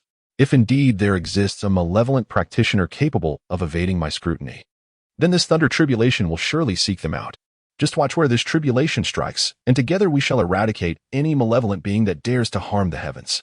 Upon hearing this, the crowd felt considerably reassured. The Master's reasoning was sound. They would merely wait. If a malevolent practitioner truly lurked within the sect, there would be no escape for them. Yet, if it were not a malevolent practitioner, if it were not a malevolent practitioner. It could only be a sinister creature. Apart from that, nothing else could invoke the blood calamity thunder. If it were indeed a vile entity, destroying it would also be an act of merit. As they spoke, the blood clouds continued to gather, the crimson hue growing ever more vivid. And the blood thunder swelling in might, transforming the sky into an endless purgatory of blood thunder, a sight both terrifying and awe-inspiring. Roar. A dragon's roar suddenly erupted. Its sound steeped in bloodlust, amplifying the celestial might that permeated the heavens and the earth several-fold. Boom. An invisible pressure crashed down, shattering all flora and fauna, fracturing mountains and stones, and causing buildings to collapse. Below the stage of Jiang Han, all disciples spat blood and fell unconscious, causing the very ground to sink 3 inches. Yet, at that moment, the elders were oblivious to everything else. They gazed up at the sky in terror, and for the first time, even Ji Yuchan's eyes displayed a flicker of fear. With a resounding roar, countless bloodthirsty divine lightning flashed and danced, coalescing into a blood-red dragon of thunder stretching over 10,000 feet. This dragon, entirely composed of divine lightning, surged through the tribulation clouds, churning the blood clouds into a frenzy. The thunderous booms resonated from the dragon's body, shaking the heavens and the earth. What kind of malevolent entity could evoke such a convergence of thunder tribulation into a bloodthirsty divine dragon? One elder, struck dumb, spoke out. For even with his cultivation at the transformation stage and thousands of years of practice, he had never witnessed such a horrifying spectacle. This divine dragon seemingly possessed power beyond the transformation stage. Merely gazing upon it instilled a profound terror in the heart. Could it be that a malevolent cultivator at the pinnacle of transformation had concealed themselves here, preparing to endure the Ascension's thunder tribulation? This mightiest of divine might could easily spell death even for those at the peak of transformation. Ji Yuchan's expression turned icy. She too yearned to uncover the identity of this audacious cultivator daring to face the Ascension tribulation at Ling Tian's sect. If the cultivator were to fail the bloodthirsty lightning tribulation, it would be one matter, but should they succeed, she would undoubtedly activate the protective grand formation of the sect to eliminate them on the spot. As she pondered, the bloodthirsty divine dragon soaring through the skies suddenly let out an earth-shattering roar. With a deafening cry, the dragon ascended rapidly, twisting and coiling upward, producing a cacophony of thunderous sounds, and plunged directly into the blood clouds, vanishing from sight. But in mere moments, a colossal dragon had erupted from the tribulation clouds, its massive body swaying as it charged towards Ling Tian's sect with a thunderous crash. Damn it! How could this thunder tribulation be so ferocious? Is it intent on annihilating us all? Ji Yuchan's expression changed dramatically as she urgently called out, "All elders, lead the disciples of the sect to retreat beyond 100 miles. The elders reacted swiftly. Though alarmed by the rampaging thunder tribulation, they did not hesitate. At the instant Ji Yuchan's words fell, they vanished into thin air, reappearing at various locations within the sect. It seemed they had rehearsed this scenario, each appearing in a designated spot, summoning countless disciples, each employing their abilities to swiftly rush beyond the sect's borders. Colors of brilliant light streaked across the sky as they swiftly exited the sect's mountainous region. Ji Yuchan, accompanied by numerous disciples from Ling Tian Peak and Songgong Pavilion, had, in the blink of an eye, reached 100 miles beyond the mountain gate, hovering above a town. Shortly thereafter, many elders arrived with their groups. Even at such a great distance, the bloodthirsty divine dragon remained vividly clear. A thunderous roar, unprecedented in its magnitude, reverberated as the bloodthirsty divine dragon, under the watchful gaze of all, hurtled towards Ling Tian's sect. Its target was none other than the golden stone tablet atop the forbidden peak. As the bloodthirsty divine dragon collided with the golden stone tablet, the disparity in their sizes was immense, yet the stone tablet stood resolute and unyielding, devoid of any fear. A wave of energy surged from the stone tablet, and the runes upon it expanded exponentially, directly blocking the path of the bloodthirsty divine dragon. Boom! The blood-fiend divine dragon collided forcefully with the rune, and for a brief moment, both sides held their ground. However, the dragon's form shattered with a thunderous crash, dispersing into countless tiny bolts of lightning that swiftly enveloped the entire forbidden ground. Yet, the golden stone tablet remained utterly unperturbed by the divine thunder's assault. Crackling sounds echoed as the divine thunder continuously struck down upon the peaks of the forbidden ground, fracturing the surrounding soil and rock into pieces. Remarkably, the golden stone tablet stood steadfast, impervious to the overwhelming force capable of obliterating even the most formidable of evil cultivators. Although the tablet remained unscathed, the residual waves of thunder surged outward, wreaking havoc upon the flora and fauna, causing the surrounding mountains to rumble and collapse by the majority. What could possibly be the target of this blood fiend divine thunder, if not the Jinyan golden tablet? Ji Yuchan's expression shifted dramatically, fear flickering in her eyes. Despite the tablet's safety, why would the heavenly Tao direct its wrath upon the Jinyan golden tablet? This was illogical. She furrowed her brow slightly, only to suddenly turn pale. Lin Xian? The moment those words escaped her lips, a profound dread surged within her, and her figure vanished in an instant, reappearing within the ancestral hall. This hall, located on the right side of the Forbidden Mountain, was constructed of an unknown material, remarkably enduring the immense residual waves of the thunderstorm. Her gaze immediately fell upon the rows of golden soul flames, particularly a vibrant flame on the third tier, adjacent to her own soul. In that instant, her heart relaxed, a wave of relief washing over her. Everything was well yet. Her brow soon knitted together again. What had driven the heavenly Tao to such madness? Just as this thought crystallized in her mind, the storm clouds above rapidly expanded, swiftly enveloping an area spanning hundreds of thousands of miles. A thunderous cacophony erupted, the might of heaven and earth surged exponentially, shrouding the entire realm in crimson, as though plunging into an apocalyptic scenario that sent shivers down one's spine. This unprecedented celestial pressure was palpable. Even Ji Yuchan felt an overwhelming weight pressing down upon her. A series of dragon roars suddenly resonated through the blood-red clouds, prompting Ji Yuchan to hastily exit the ancestral hall and ascend into the distant sky. Yet, at that very moment, her body stiffened, her pupils dilating in terror, as an indescribable fear engulfed her. Surveying the surrounding storm clouds, she beheld an unfathomable expanse of blood-colored thunderclouds, within which emerged countless blood-fiend divine dragons, each stretching thousands of feet in length. The dragons were innumerable, their writhing, roaring forms filling her vision. Chapter 118. The Great Catastrophe. A thunderous roar echoed as the blood-fiend divine dragon swiftly soared towards the Ling Tian sect. Upon reaching the skies above the forbidden grounds, it charged with overwhelming celestial might towards the golden steel.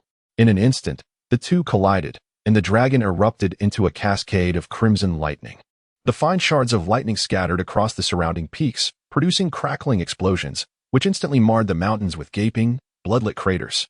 Yet, this was but the beginning. The divine dragon continued to weave through the heavens. Following the shattering of the first blood dragon, a second and a third soon followed. The spectacle was nothing short of magnificent, as countless divine dragons, imbued with boundless cosmic power, cascaded like meteorites, relentlessly crashing into the golden steel. At the moment of impact, the dragons detonated, resembling colossal crimson fireworks, radiating in awe-inspiring brilliance. Once the dragons burst apart, a massive wave of residual energy surged forth, swiftly expanding outward. Wherever the wave passed, flora, fauna, and stone peaks were reduced to mere ashes in an instant. The continuous thunderclaps resonated, deafening the ears and seemingly causing the very heavens and earth to tremble in response. The might of the celestial forces shattered rocks, tore the fabric of space, and birthed numerous black fissures that exuded an unending chill. In the blink of an eye, the entire Forbidden Mountain range disintegrated into dust, yet the golden steel remained steadfast, suspended in midair, utterly unscathed. In the aftermath of the blood-fiend divine dragon's disintegration, it transformed into countless bolts of lightning, surging towards the blood clouds, and moments later, a massive dragon head plunged down from the crimson mist. The residual force of the thunderstorm swept through the Ling Tian sect, causing mountains to crumble and volcanic fires to erupt, with the spiritual energy within violently fluctuating. The overwhelming power made Ji Yuchan's eyelids twitch uncontrollably. Suddenly, she unleashed a furious shout, her hands forming seals as she pointed skyward. Activate the sect's protective formation. A resonant hum filled the air as a cerulean light shield swiftly enveloped the entire Ling Tian sect. Above, a colossal, dark-hued divine turtle emerged from the void, emanating an aura of immense solidity, standing atop the shield and roaring defiantly at the sky. However, despite the formidable nature of the protective formation, the sheer multitude and overwhelming strength of the blood-fiend divine dragons, augmented by celestial might, left Ji Yuchan with no choice but to avoid a direct confrontation. She deftly manipulated the formation, opening a gap to expose the town's golden steel while relying solely on the protective formation to withstand the residual thunderous waves. Even so, the shield trembled under the relentless onslaught of the residual force, and the divine turtle's phantom darted about, rippling the surface beneath its feet, striving to bolster the protective formation and minimize damage to the sect. Since the emergence of the calamity clouds, little time had passed, and soon, Startled cries erupted from the townsfolk below. What is that? Why is the Ling Tian sect facing such an unusual tribulation? Could it be that a powerful being is undergoing ascension here? Yet, this thunderstorm is so bizarre, although it is drenched in blood. One can sense an overwhelming righteousness emanating from it. Stop gawking. Have you not seen the elders and disciples of the Ling Tian sect fleeing? This calamity is no trifling matter. It is best to retreat. Indeed, survival is paramount. The town was suddenly thrown into chaos. Regardless of whether they were disciples from affiliated families, wandering cultivators, or common folk, everyone hastily fled towards the distance, neglecting their belongings. Fortunately, many wandering cultivators were present, and most had brought some commoners along for flight. Otherwise, with the limited speed of the common folk, many would surely meet a tragic end on the spot. What transpired? What exactly happened? Why did the blood fiend Thunder Tribulation strike the monument in the forbidden area? What is this monument? Could it be that this monument is the malevolent object that summoned the blood fiend Thunder Tribulation? The elders were filled with perplexity, aside from a few. The majority remained utterly ignorant of the monument's true purpose. Zong Master, a middle-aged cultivator, flew over and halted beside Ji Yuchan. He was Song, another formidable being at the peak of the transformation stage from Ling Tian's sect. Song's expression was grave as he communicated through sound transmission. The town-guarding golden monument is an artifact that channels celestial fortune. How could it provoke the blood fiend Thunder Tribulation? Do you know what has transpired? Ji Yuchan shook his head in uncertainty. I do not know. The town-guarding golden monument was obtained by Elder Huangfu from the upper sect. I lack detailed knowledge about it. Only that it aids the sect in suppressing fortune and ensuring a millennium of peace. Song's countenance grew even more serious. Clearly, something had gone awry, for otherwise the heavenly Tao would not be idly inflicting punishment. Why would it strike the town-guarding golden monument without cause? As the two conversed, the blood fiend divine dragon continued to rain down from the sky, and the ethereal turtle's shadow could barely shield against it. The powerful residual waves surged into the sect, causing the various peaks to tremble incessantly. Each peak flickered with spiritual light, the protective formations of various caves being activated. Yet how could those formations withstand the aftermath of the heavenly tribulation? In the span of mere moments, countless houses and caves collapsed thunderously, and several mountains shattered entirely, revealing the exquisite spiritual veins that extended nearly 1,000 miles beneath. Yet even these premium spiritual veins, under the onslaught of the heavenly tribulation's residual waves, proved to be exceedingly fragile. Although protective formations were in place, the spiritual energy above fluctuated violently, with some branches fracturing, leading to a rapid decline in the quality of the spiritual veins. Boom! A spiritual peak trembled momentarily before suddenly erupting from its summit with a torrent of flames 1,000 meters wide. Dark clouds descended upon the world, and the flames shot skyward. In the blink of an eye, the flames transformed into countless streams of lava descending upon several nearby spiritual peaks. Though the lava was impeded by the protective formations of the peaks, the searing heat still ignited the structures and trees within.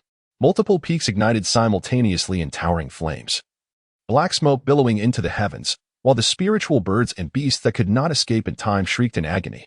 Witnessing this calamity, Ji Yuchan gritted her teeth. The entirety of Ling Tian sect's efforts over thousands of years was being obliterated in a single night. What madness has the heavenly Tao succumbed to? She pondered. For Ling Tian sect had never committed any heinous acts against heaven or earth.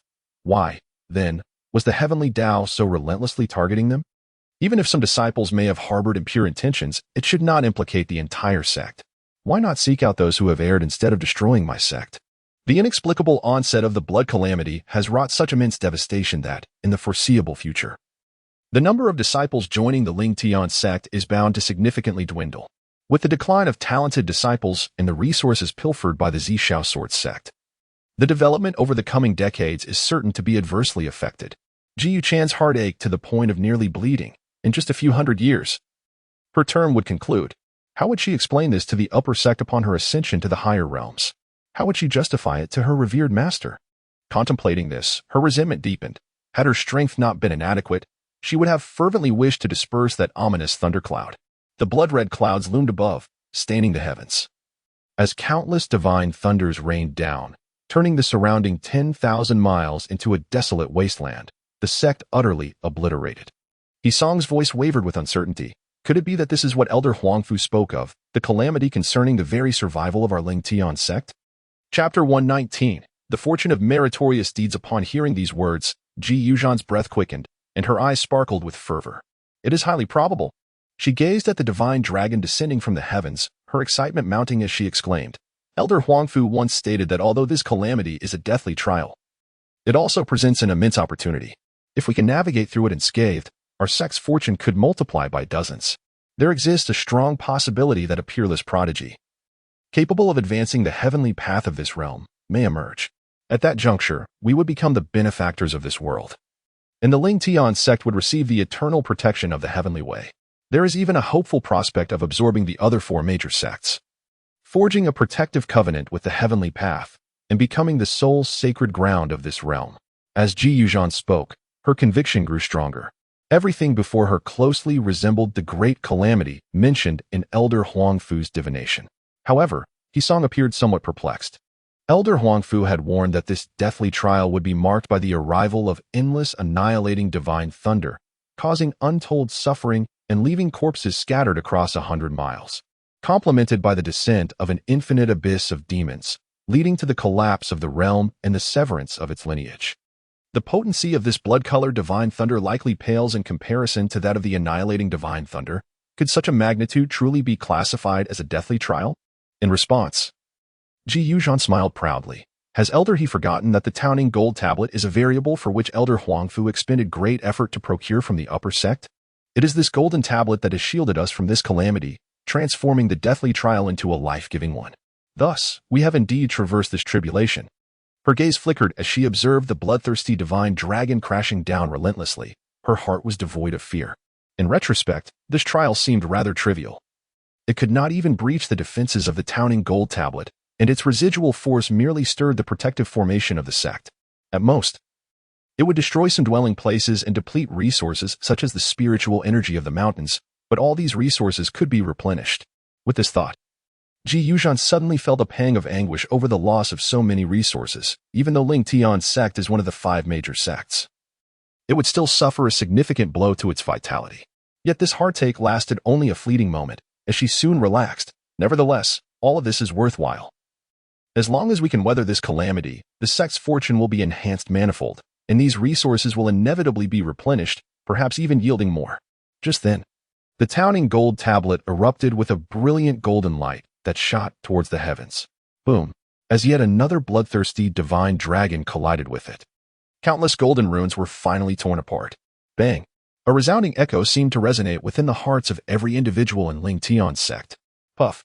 Numerous disciples of lesser strength were immediately shaken to their cores, spitting blood and fainting on the spot. Even Ji Yuzhan felt as though struck by lightning, her ears ringing, nearly suffering injury. Moreover, she sensed an inexplicable weight upon her, as though an unknown pressure had descended upon her, only to vanish swiftly. Had it not been for her formidable consciousness and mastery over herself, she might have believed it to be mere illusion. Yet, in this moment of urgency, she had no time for contemplation. As soon as she regained consciousness, she urgently shouted, "Retreat!" The crowd hurriedly supported one another, hastening backward until they had retreated 1,000 miles before finally coming to a halt. However, no sooner had they paused than the ominous clouds above began to roil, accompanied by a series of thunderous roars. Countless divine dragons soared skyward, plunging into the crimson clouds, vanishing in the blink of an eye. In what seemed like an instant, the blood-red clouds suddenly dissipated, revealing a clear sky filled with blue and white, with the sun shining brightly. Were it not for the devastation within the gates of the Ling Tian sect, which stood as testimony to the reality of the earlier chaos, one might have believed that it had all been a mere illusion. Strangely, Ji Yuzhan felt as though the sky had grown even brighter. Had the calamity truly passed? Her voice was tinged with incredulity, as if questioning how a cataclysm said to annihilate sects and sever legacies could have been resolved so effortlessly. It appeared that they had indeed overcome it. Hisong spoke with a newfound lightness, relieved that the tribulation had passed, allowing him to finally enter seclusion and prepare for ascension. Sect Master, the subsequent reconstruction of the sect will be a burden on you. I must prepare for my impending ascension tribulation. Ascension tribulation? Ji Yuzhan's expression was complex. She would remain here for several centuries. Otherwise, she could have ascended to the spirit realm long ago. Were it not for the immense merits and resources at stake, she would not have endured this long. Very well. Go ahead. Should you require anything, feel free to draw upon it. Thank you, Sect Master. After expressing his gratitude, Hisong's form dissipated into thin air. presumably returning to his cave abode to prepare for the tribulation artifacts. Jiyu dispelled her distracting thoughts and proclaimed, "Today, an evil cultivator dared to traverse the Ascension tribulation near the gates of Lingtian sect. Fortunately, I acted promptly, activating the protective formation of our sect, and vanquished him within our sacred grounds. With the demise of this malevolent being, the heavens bestow great merit and fortune upon Lingtian sect. We must seize this opportunity to diligently cultivate, lest we squander this divine providence." Her voice resonated in everyone's ears, igniting a fervor among the crowd. Indeed, there truly was an evil cultivator seeking death at Lingtian sect? With the sect master present, no matter how formidable the foe, they shall meet a swift demise. The sect master is indeed formidable, effortlessly slaying the evil cultivator while attracting the favor of the heavens. Truly a peerless figure under the protection of the celestial order. Of course, the 5 great sects are all under heavenly protection, and Lingtian sect stands as a paragon among them. Such blessings from the heavens will be plentiful in the future. Yet, the tribulation was terrifying. It even devastated a large portion of the mountain gate. Can the merit and fortune truly compensate for such losses? You, young one, should broaden your perspective. Resources are abundant, yet heavenly merit and fortune are not so easily attained. Other sects yearn for the heavens' favor, yet find it elusive, while our sect master can effortlessly attract such blessings. How dare you harbor discontent?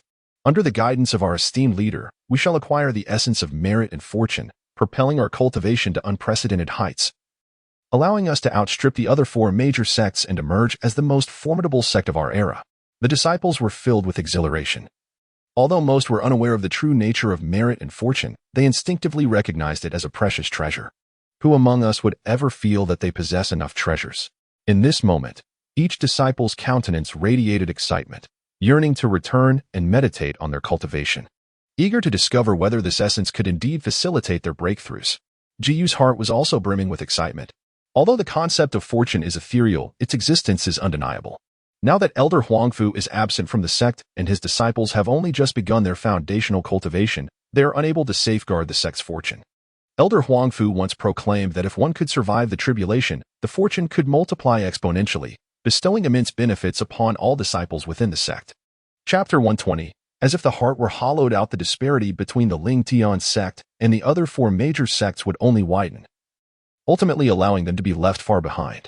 There were even rumors that those endowed with great fortune were most favored by the heavenly Tao. During the tribulation of breaking through realms, the power of the heavenly Tao's thunder tribulation would be somewhat diminished. Such an ability would greatly aid her in transcending the Ascension thunder tribulation. Indeed, it was highly likely that this slight difference could facilitate her success. Yet, one wonders when the heavenly Tao would bestow this fortune, and in what manner it would manifest. Suddenly, she recalled the heavy pressure she had felt moments ago. Could it be the manifestation of fortune? So that was it. Jiyu chuckled softly, feeling as if her Tao heart had become a little clearer. Even the increasingly uncontainable distractions had completely submerged. A wave of joy filled her heart. This lingering distraction had troubled her for quite some time, and despite employing various means, she found no resolution. Unexpectedly, by a stroke of fortune, there was now hope to refine it. As long as it ceased to resist, she would require merely a century to completely refine this distraction. With the protection of the heavenly Tao's fortune, she would subsequently face the inner demon tribulation without hindrance. Returning to her senses, she surveyed her surroundings, her smile fading. Observing the excited expressions of the disciples within the sect, she shook her head in disappointment. While each disciple possessed commendable talent, their temperament was exceedingly lacking. It was disheartening that such trivial benefits could elicit such exuberance from them, their emotions so transparent and unrestrained, making them ill-suited for significant undertakings. With a sigh from the depths of her heart, she admonished, "Hasten back to the sect and repair the mountain gate."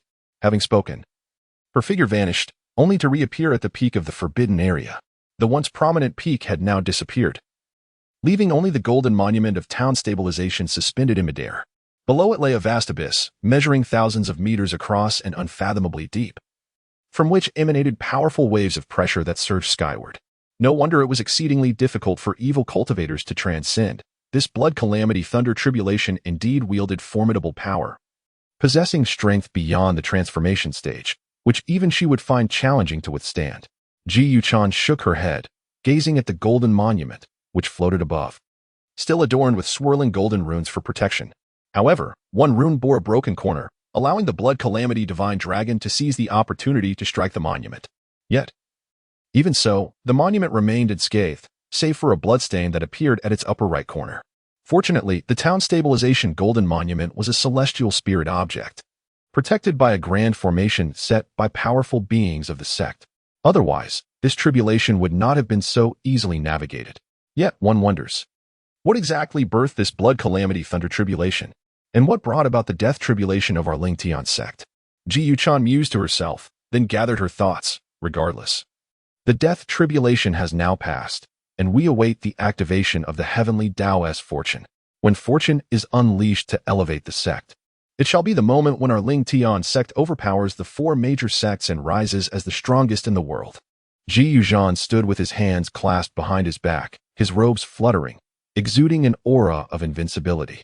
Soon, I shall ascend to the spirit realm under the name of the foremost sect leader in this realm, and my sect will undoubtedly bestow upon me great rewards. The resources I acquire will be several times that of before, and that Lei Qingchuan from the Zhixiao Sword Sect dares to oppose me. Humph. When the time comes, I shall demote the Zhixiao Sword Sect to a third-rate sect, as long as I sever their lineage. Even if the Shunxiao Sword Sect learns of it, they will be powerless to intervene. Upon entering the secret realm, Lin Xian had not yet reunited with the members of the Ling Tian sect. Instead, he prepared to explore the secret realm alone. After all, his purpose here was to absorb the luck of the prodigies.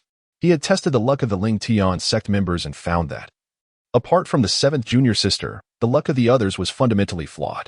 At this juncture, he could only seek out prodigies from other sects in hopes of better fortune. If that too failed, he would need to devise alternative strategies.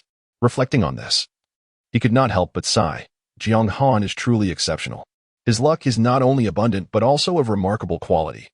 Calling him a deity of fortune would not be an exaggeration. It is unfortunate that my current cultivation level is too low. I truly dare not seek out Jiang Han at this time.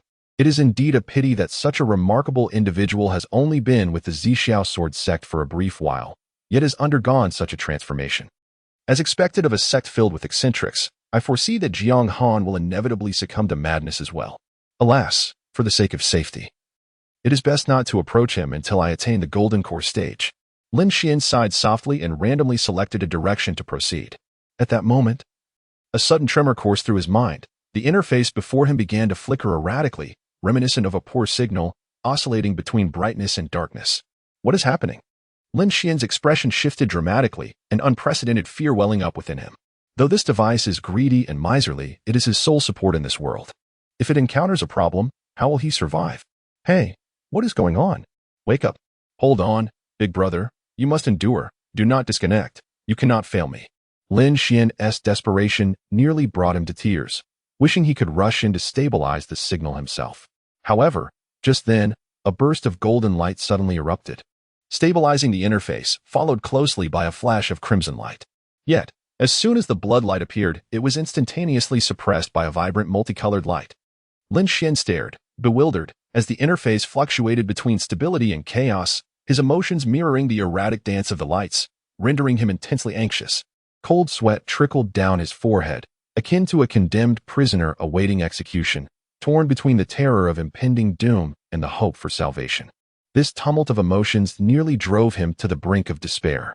After what felt like an eternity, just as Lin Xian was on the verge of breaking, a beam of multicolored light surged forth from the void, forcefully repelling the blood light, and at last, the interface stabilized. Finally, it is resolved. Lin Xian exhaled deeply, the weight on his heart lifting at last.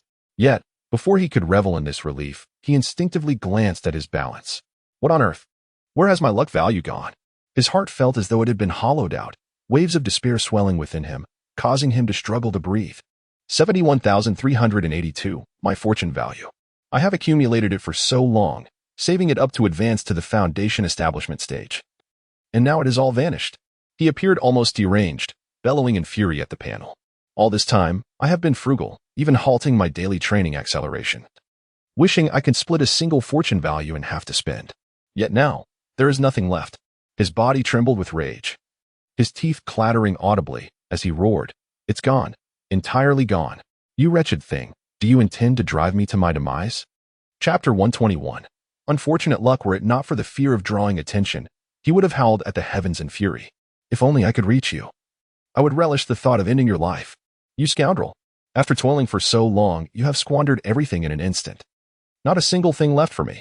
Not a shred. His rage reached its zenith as he drew a flying sword, grasping the hilt and striking it against the ground with fervor. You bastard. You wretched fool. I could easily slay you. He continued to slash and curse, not knowing how much time had passed until he had carved away a layer of earth beneath him, finally pausing to catch his breath. At that moment, a peculiar voice suddenly resonated within his mind. Lin Xian was taken aback, but soon found himself swiftly regaining composure, cautiously glancing around to ensure he was alone. He promptly rose and chose a direction to walk. As he walked, he examined his panel, noting an array of vibrant colors appearing upon it. Upon closer inspection, he discovered a new function had indeed manifested. The luck absorption had vanished, replaced by a luck-devouring feature. Lin Xian furrowed his brow, his anger flaring once more. What nonsense is this upgrade? Does it not still require my own effort? Are you certain? His trust wavered, especially after being deceived by this rascal not long ago. Regardless, he resolved to find someone to test it out. If it did not live up to your claims, you would witness my wrath. If I cannot survive, neither shall you. We may as well perish together. Lin Xian retrieved a low-grade spirit stone, marked it, and prepared to use it as a medium. Given the abundance of loose cultivators in the area, seeking to test a new skill would undoubtedly be quickest through them, and attracting them with spirit stones was the simplest approach. After making his preparations, he took a deep breath and exhaled slowly, allowing himself to calm. He then randomly chose a direction and strode forward with purpose. Perhaps fortune was on his side this time, for he did not walk long before encountering 3 loose cultivators. The group was exceedingly cautious. Before Lin Xian could draw near, they halted their actions and regarded him with wary eyes. Do you have business, fellow cultivator? The leader inquired with curiosity. Greetings, esteemed friends, Lin Xian replied, his tone gentle. With his handsome appearance coupled with the robes of a direct disciple from the Lingtian sect, he exuded a persuasive aura. I have heard that the Xin-Qing herb in this region differs significantly from those found outside, with efficacy heightened by 30%. Thus, I seek some of this herb for alchemical purposes, though I have yet to find any. He paused, noticing that they showed no inclination to refuse him, and continued. Might any of you have discovered the Xin-Qing herb? I am willing to offer 100 low-grade spirit stones per stock. 100 low-grade spirit stones per stock. The trio exchanged astonished glances. The Xin-Qing herb was not particularly rare. Its market price outside hovered around 20 low-grade spirit stones per stock. Yet this individual was offering a staggering 5-fold increase. Those spirit stones, if conserved, would sustain their cultivation for a full 2 months. Though they had not heard of the herb's enhanced properties here, they thought, who cares? If it brings in spirit stones, that is all that matters. Moreover, they had gathered a considerable amount of mystic grass this time. If they sold it all, the profits would be substantial. The group exchanged glances, and the leader stepped forward to regard Lin Xian. There was indeed some mystic grass, but he scrutinized Lin Xian from head to toe. How many do you require? 3 to 5 stalks would suffice, Lin Xian replied with a gentle smile, exuding the demeanor of a distinguished youth. Very well, just 5 stalks. The leader's expression dimmed slightly, yet he said nothing further. Instead, he produced 5 stalks of mystic grass and presented them to Lin Xian. 500 low-grade spirit stones. Lin Xian did not haggle. He swiftly retrieved the pre-prepared 500 low-grade spirit stones and tossed them over. Splendid. The leader accepted the spirit stones, inspecting them before his wariness dissipated entirely. A hearty smile spread across his face as he tossed the mystic grass back to Lin Xian, even adding an extra stalk. This additional stalk is our token of friendship. Please do not decline, my fellow cultivator. If you seek anything else, we would be glad to assist. Thank you, fellow cultivator. Farewell. Lin Xian had no intention of refusing. He coldly accepted the mystic grass, casually tossing it into his storage ring before turning to leave. Having received his spirit stones, they could not escape now. The leader of the cultivators paid no mind, turning to divide the spirit stones with the others. What else with the attitude? It's free spirit stones after all. Besides, how many cultivators from large sects exhibit a pleasant demeanor? If there are spirit stones to be had, one might as well treat the other like royalty. Lin Xian quickly distanced himself, and moments later, his eyes widened in astonishment. Indeed, all of the opponent's fortune had been consumed, without a trace left behind. And how little time had passed. In the blink of an eye, it was all gone. His initial anger evaporated almost instantly, replaced by a burgeoning excitement. However, He soon muttered in disdain, "How is it possible that, at the peak of Foundation establishment, his fortune value is only 8,000? Truly unfortunate. No wonder I stumbled upon him." Though Lin Xian felt displeased, he dared not express it further. Even the smallest mosquito is still a morsel. Now that Jiang Han had fled, he could only gradually accumulate fortune value for upgrades. Very well, consider this a balancing of deeds. I shall absorb more fortunes. Eventually, I will forgive you. Lin Xian was in excellent spirits, although he lamented the significant loss of fortune value. The emergence of this new ability was more than sufficient to compensate for any losses, perhaps even exceeding them. From this moment forth, he would no longer need to meticulously siphon off small amounts each day. Everyone within this secret realm would henceforth be his quarry. In the distance, the three loose cultivators had just finished dividing the spirit stones. Zhang Daoyu, that fellow's storage ring is clearly extraordinary, and he possesses only the peak of Foundation establishment. Why don't we? Don't act recklessly. The leader glanced around cautiously and whispered. Did you not see that he wears the robes of a disciple from Ling Tian's sect? To provoke him would be akin to courting death. I was so engrossed in his storage ring that I failed to notice. Ouch. What was that? Something pricked me. A sudden scream pierced the air, prompting the two individuals to swiftly turn their heads. They beheld another cultivator, whose foot was ensnared by half of a serpent's head. The fangs, composed of an unknown material, had managed to penetrate through his protective spiritual energy, embedding deeply into the sole of his foot. The serpent's head remained lodged there, unmoving, its skull having long since desiccated. A clear indication that it had perished quite some time ago. What a stroke of misfortune. How could you step on the fangs of a dead serpent? One remarked. What are you afraid of? The creature has long been lifeless. Simply pull it off. The terrified cultivator cried out. I cannot. I am afraid of snakes. I dare not. How absurd. You, with such a robust physique, are afraid of a mere serpent? The leading cultivator scoffed, stepping forward to grasp the serpent's head and yanking it forcefully. With a sickening squelch, green blood erupted forth, dousing the three of them and startling them. Good heavens! Why is there so much blood? The leader exclaimed, wiping his hands only to be struck by a sudden realization. Why is it green? Have you been poisoned? The group exchanged apprehensive glances, gradually directing their gaze toward the serpent's head in the leader's grasp. What kind of serpent is this? Suddenly, the cultivator collapsed, spewing forth a stream of green blood. Wu, what has happened to you? The leader's expression shifted drastically as he moved to assist, only to be overcome by a wave of dizziness. This is bad. We are poisoned as well. We must expel the toxin. Before he could finish, the leader immediately settled into a meditative posture, retrieving an antidote pill and offering one to his companion while consuming another himself, then channeling his spiritual energy to combat the poison. The other, emulating his actions, quickly began to circulate his own energy. Fortunately, their poisoning was not severe. Within a short span, wisps of green smoke began to emanate from their bodies. At last, they could relax. The leader, with a grim expression, examined the fallen cultivator and then exclaimed with relief, there is still hope. Quickly, feed him the antidote pill. I will assist in expelling the poison. Chapter 122. The beginning of excitement at the summit of the Burial Emperor Mountain within the secret realm. Jiang Han held a black token in his hand, gazing at it with curiosity for a brief moment. Upon entering the secret realm, he had unleashed the Thunder Escape technique, transforming into lightning and racing at full speed despite the toll on his spiritual energy. He successfully breached a formation at the earliest opportunity and obtained this token, which served as the key to the most central part of the secret realm, the entrance to the immortal Dao Pool. By gathering 3 tokens at the mountain's peak, one could unlock the entrance, allowing 3 individuals to enter the immortal Dao Pool to comprehend the Dao. If one could grasp their unique understanding of the Dao, it would significantly aid in the condensation of their nascent soul. Furthermore, possessing such an understanding would enable a deeper insight into one's own essence. With 1 token in hand, Jiang Han felt ample time to confront individuals from other sections. Stowing away the token, he proceeded down the mountain along a narrow forest path.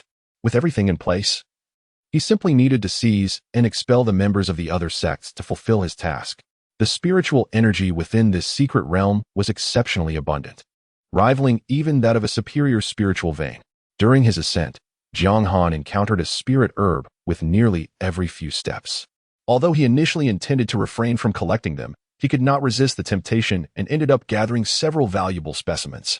In just half an hour, he had amassed nearly 100 spirit herbs, enough to sustain a golden core cultivator for decades if exchanged for spirit stones.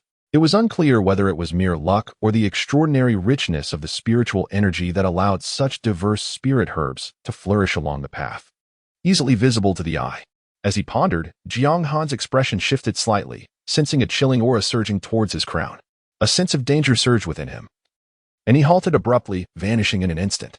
Just then, a sound like a rising tide accompanied by the wind echoed through the air, and a sudden burst of golden light erupted from the very spot he had intended to traverse. The golden light moved with incredible speed, surging like a wave and swiftly forming a golden cage that enveloped a 20 zhang radius.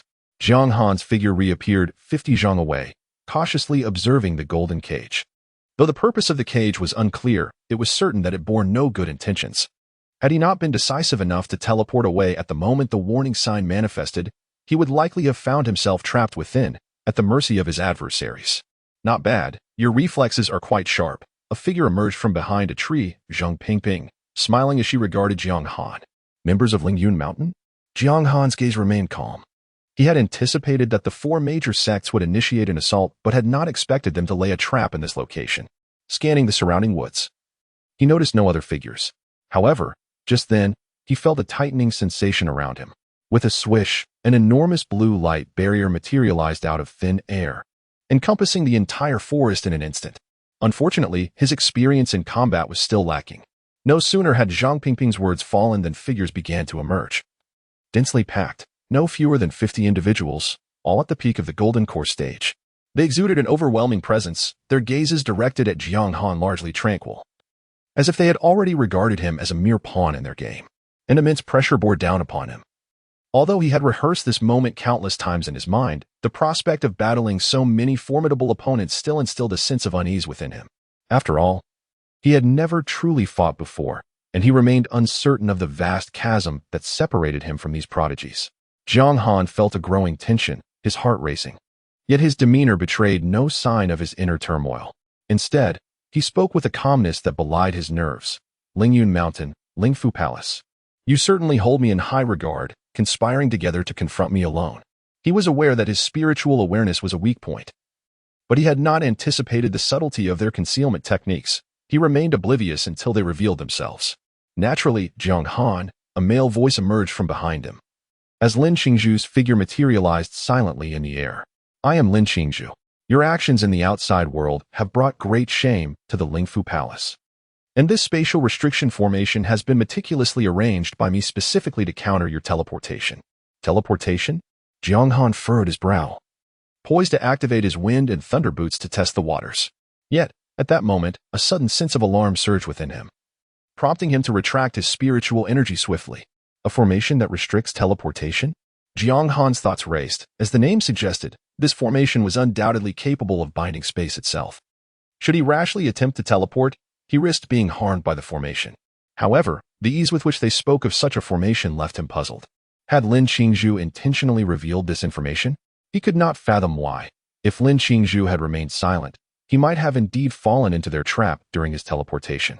Yet, here they were, carelessly divulging such crucial details. Regardless of Lin Qingzhu's intentions to grant him leeway, Jiang Han would not hold back.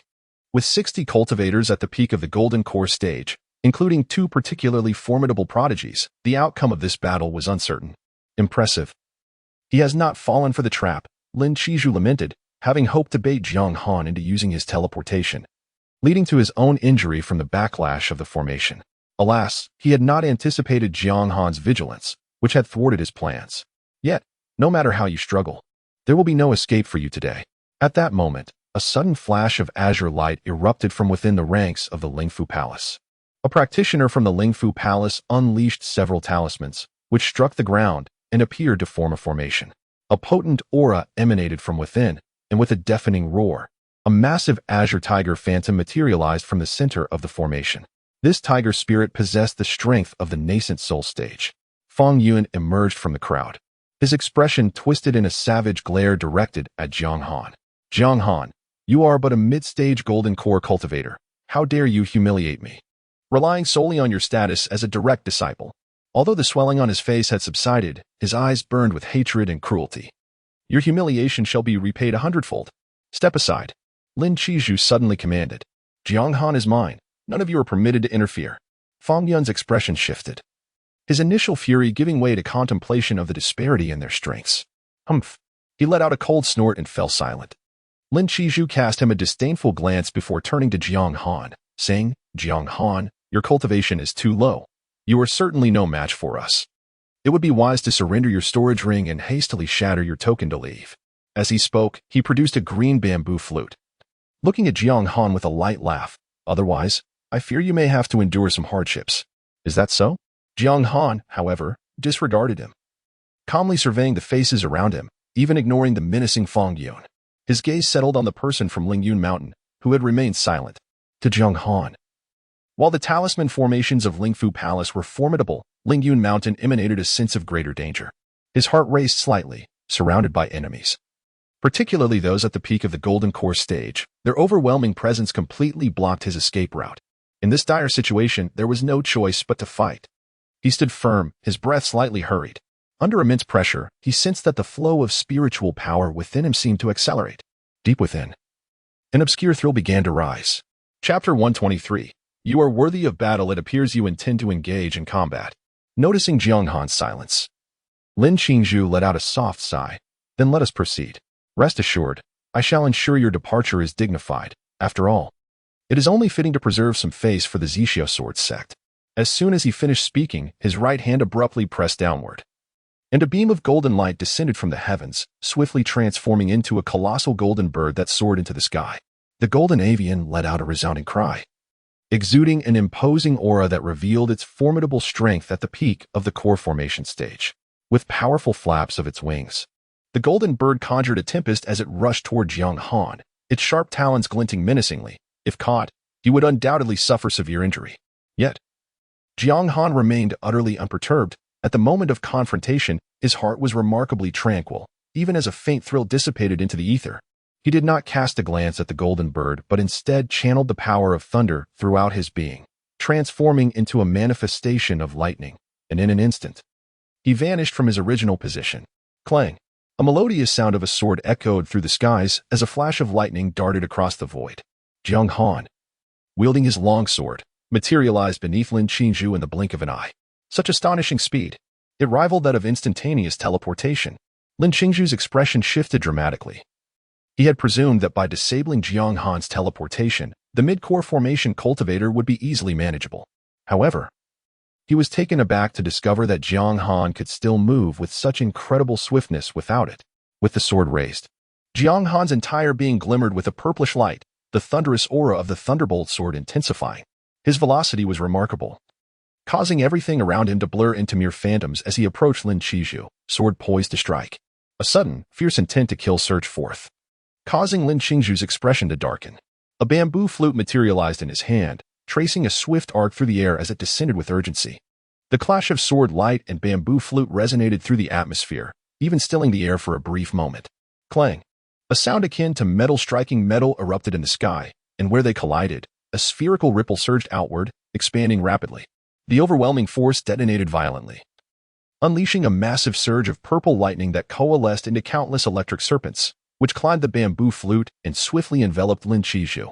Crackling sounds echoed deafeningly as Lin Qingzhu's body trembled, a surge of golden light erupting violently, forcing the myriad of lightning to retreat.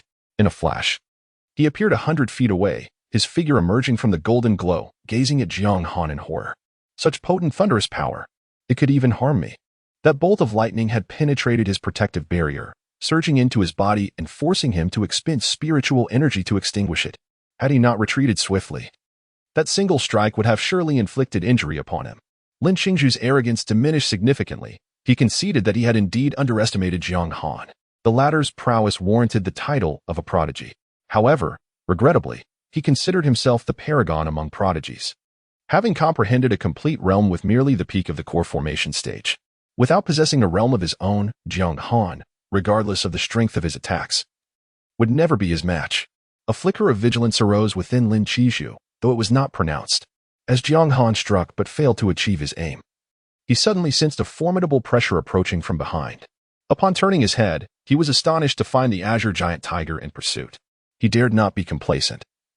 Transforming into a bolt of lightning, he swiftly darted 100 yards away.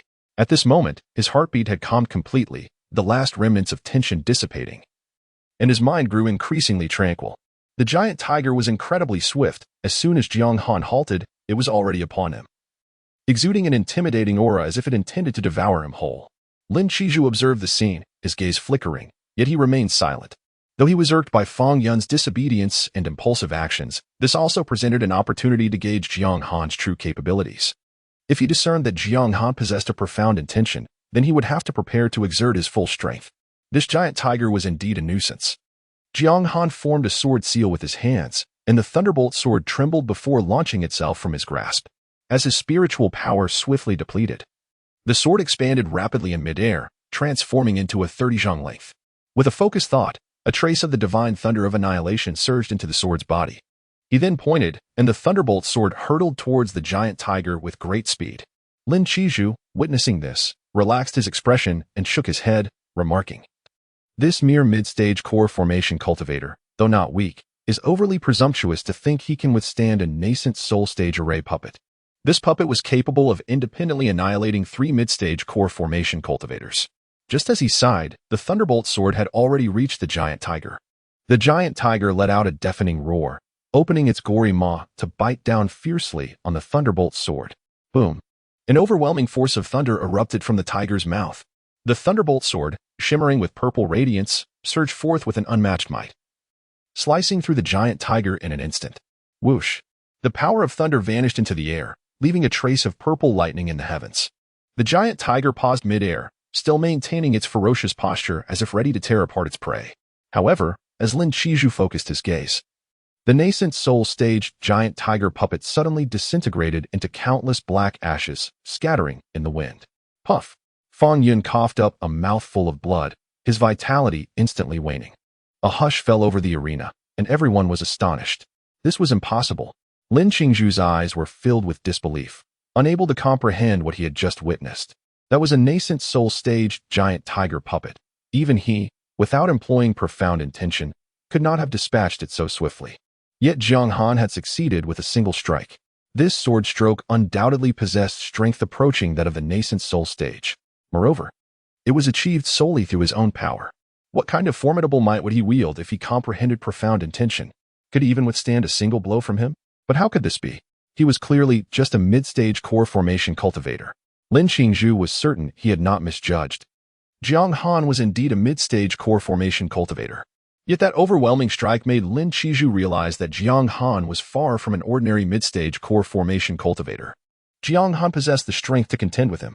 At that moment, it was not only Lin Qingzhu who held this belief, even Zhang Pingping, who had been observing from the sidelines, displayed a flicker of astonishment in her eyes.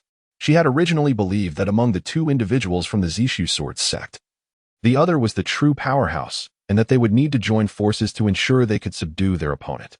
However, she did not anticipate that Jiang Han would prove to be equally formidable. With his mid-stage core formation strength, he effortlessly dispatched a false infant stage array puppet, a feat that spanned 2 minor realms, representing an almost insurmountable gap in power. Such an occurrence was utterly astonishing. What was even more terrifying was that she had failed to sense any other presence emanating from that singular strike. This indicated that Jiang Han, relying solely on his innate prowess, had imbued that blow with such terrifying might.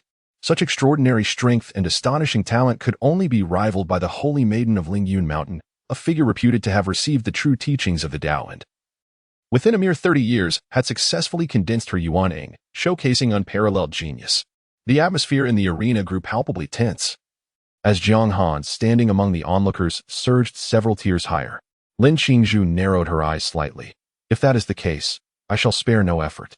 Jiang Han, I am curious to see how many strikes you can withstand under my full exertion." Chapter 124. I acknowledge that I underestimated you before with a single decisive strike. Jiang Han felt no joy. Rather, he was consumed by caution. The mere presence of Fang Yun was enough to summon a false infant stage puppet using talismans, and his adversary commanded 30 fully realized golden core cultivators. Did this imply that there were 30 false infant stage puppets to contend with? If they were all summoned, the battle would undoubtedly become exceedingly challenging. Contemplating this, he swiftly moved to stand before Lin Qizhu, wielding a massive lightning sword extending 30 zhang. With a powerful downward slash, he unleashed all the spiritual energy within him, coalescing purple lightning into a colossal dragon nearly 30 zhang long. which circled and roared around the sword's blade. Furthermore, a sword intent surged forth from his heart, merging with the lightning dragon, amplifying its ferocity. As the lightning dragon erupted from the sword with tremendous force, it surged toward Lin Qizhu with alarming speed. An overwhelming might descended from above, imbued with divine authority and an unstoppable sword intent. You possess sword intent? Lin Qizhu's mind raced, and his expression shifted dramatically. The power of Jiang Han's previous strike had already left him astounded. Yet he never anticipated that Jiang Han had yet to unleash his sword intent, transforming his sword light into the form of a lightning dragon. The ability to manifest spiritual energy into a tangible form was a technique typically reserved for the nascent soul stage, yet Jiang Han was merely at the mid-golden core stage. Lin Qizhu sensed that Jiang Han had poured all his strength into this attack, with no intention of holding back. Had Jiang Han truly developed a murderous intent? At that moment, with the sword light bearing down upon him, he had no time for further contemplation.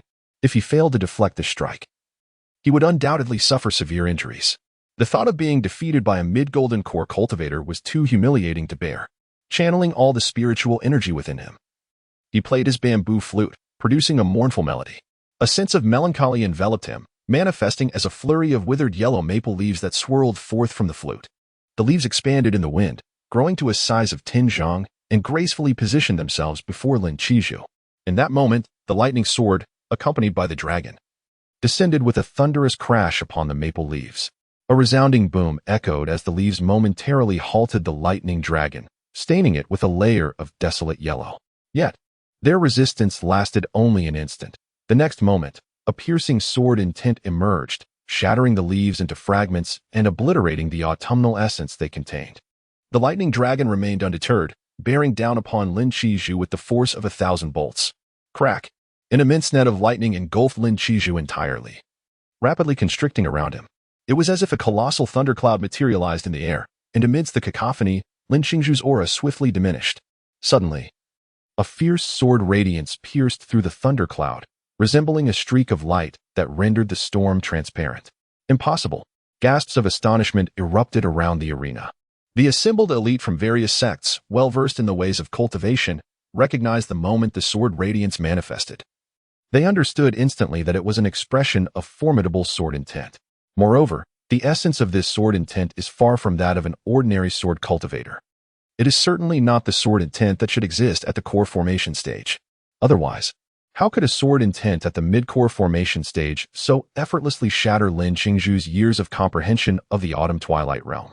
That was an understanding on the verge of perfection, poised for completion. Yet, this formidable realm was instantly obliterated by that sword intent, unable to withstand even a single breath. Such a terrifying sword intent must undoubtedly rank among the very best in the myriad of sword intents. Even Zhang Pingping's expression shifted, her prior mirth dissipating, replaced by a grave earnestness as she regarded Jiang Han. To transcend 2 minor realms and still suppress Lin Qizhu in battle, this level of prowess certainly qualifies him as her worthy adversary. Humph! A muffled groan, laden with agony, erupted from within the thunderous maelstrom. Enveloped by lightning, Lin Qizhu felt the clash of spiritual energy and thunder within him, each erasing the other. Had he not preemptively prepared a protective spiritual shield to fend off the encroaching bolts, his situation would have been far graver. He could not comprehend how Jiang Han, merely at the mid-core formation stage, possessed such formidable spiritual energy. The spiritual power contained within that thunder dragon seemed even more potent than what he himself, at the peak of core formation, could muster. What was even more alarming was the sheer purity of that thunderous spiritual energy. It required him to expend 2.5 portions of his own spiritual energy merely to extinguish a fraction of it. Such refined thunderous power surely could not be the means of one at the nascent soul stage. At this moment, after much effort in expelling the lightning within him, he found that nearly half of his spiritual energy was depleted. If he could not replenish his spiritual energy soon, his protective shield would likely not endure for long against the thunder's onslaught. Should that happen, he would be instantly submerged by countless bolts of lightning, with such overwhelming power.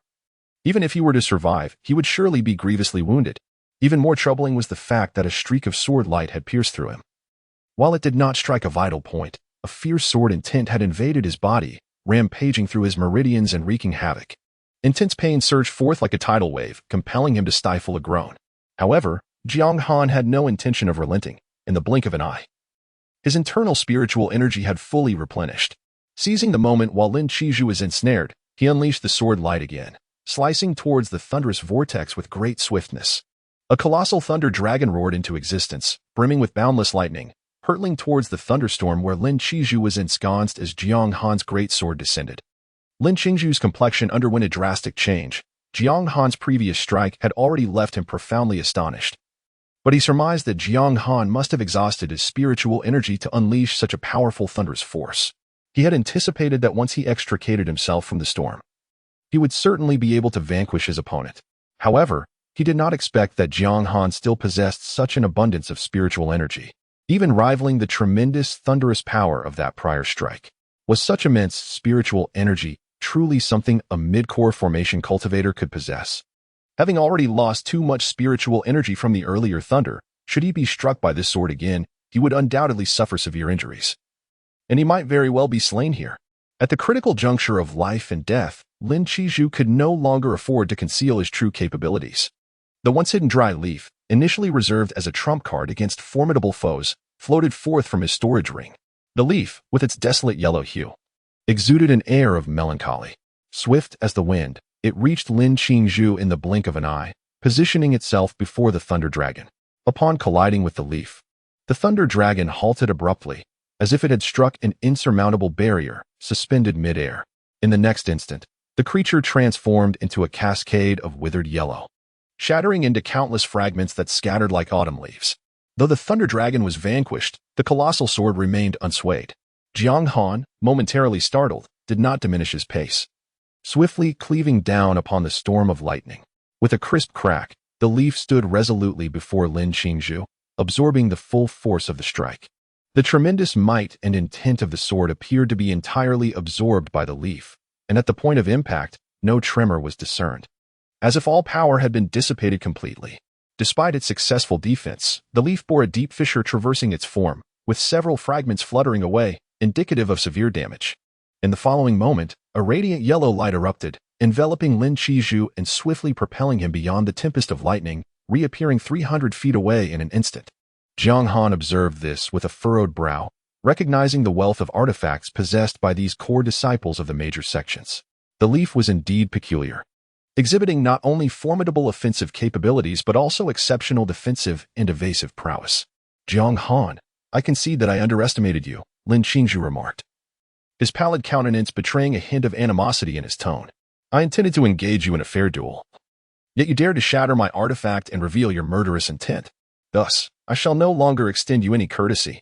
As his words fell, he raised his hand to cast a golden talisman, proclaiming loudly, "Summon, formation puppets." A surge of spiritual energy erupted from below, as the disciples of the Spirit Talisman Palace, save for the severely injured Fang Yun, simultaneously summoned their own formation puppets.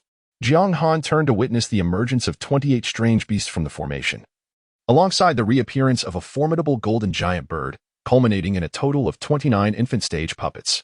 Chapter 125, At worst, I shall surrender. The array puppets exhibited a diverse array of forms: wolves, tigers, leopards, and bears, each possessing a singular commonality, an overwhelming might akin to that of the false infancy stage.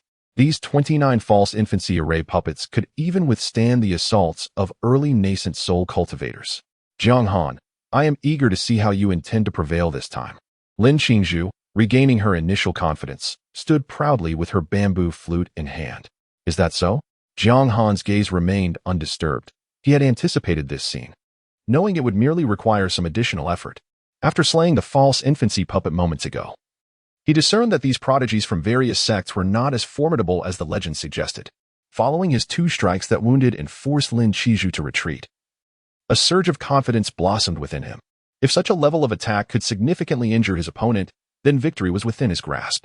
Though the false infancy puppets were indeed powerful, they were ultimately mere manifestations of spiritual energy. Dealing with them would simply necessitate a few more bolts of thunder. Fortunately, he was never lacking in the power of thunder. Moreover, to completely crush his adversary in their most exalted state would only serve to enhance his own prestige. Would it not? Brother Lin, do not waste your breath on him. Fang Yun, his countenance as pale as snow, struggled to utter, "Quickly slay him to avenge me." Lin Qingzhu's lips twitched. Had this scoundrel forgotten his own identity? Had it not been for the purpose of suppressing the Zishu Sword Sect? Who in their right mind would provoke such a monstrous entity for your sake? Humph, Jiang Han, Prepare to meet your end. With a thunderous shout, he summoned a golden giant bird that soared into the sky, hurtling towards Jiang Han with great speed. As he moved, the remaining array puppets followed suit, ascending with unmatched momentum. Jiang Han's expression remained unchanged, yet the lightning within him surged wildly, as the black hole in his dantian opened to full capacity. In an instant, the heavens transformed. A colossal vortex of spiritual energy materialized above him. Countless wisps of white spiritual energy were drawn into his dantian, subsequently manifesting as torrents of purple lightning that surged skyward. The sky abruptly darkened as an abundance of thunderclouds swiftly converged, their insides flickering with purple radiance, resembling a heavenly tribulation and emanating an immense celestial might. The divine power cascaded from the thunderclouds, striking down upon the advancing array puppets. Their movements faltered, a tremendous pressure causing their bodies to tremble, rendering them unable to advance another step, except for that golden giant bird, which, after soaring several dozen feet, was also rendered immobile beneath the weight of the heavenly might. Boom! A deafening thunderclap resonated, sending a shiver through the hearts of all present.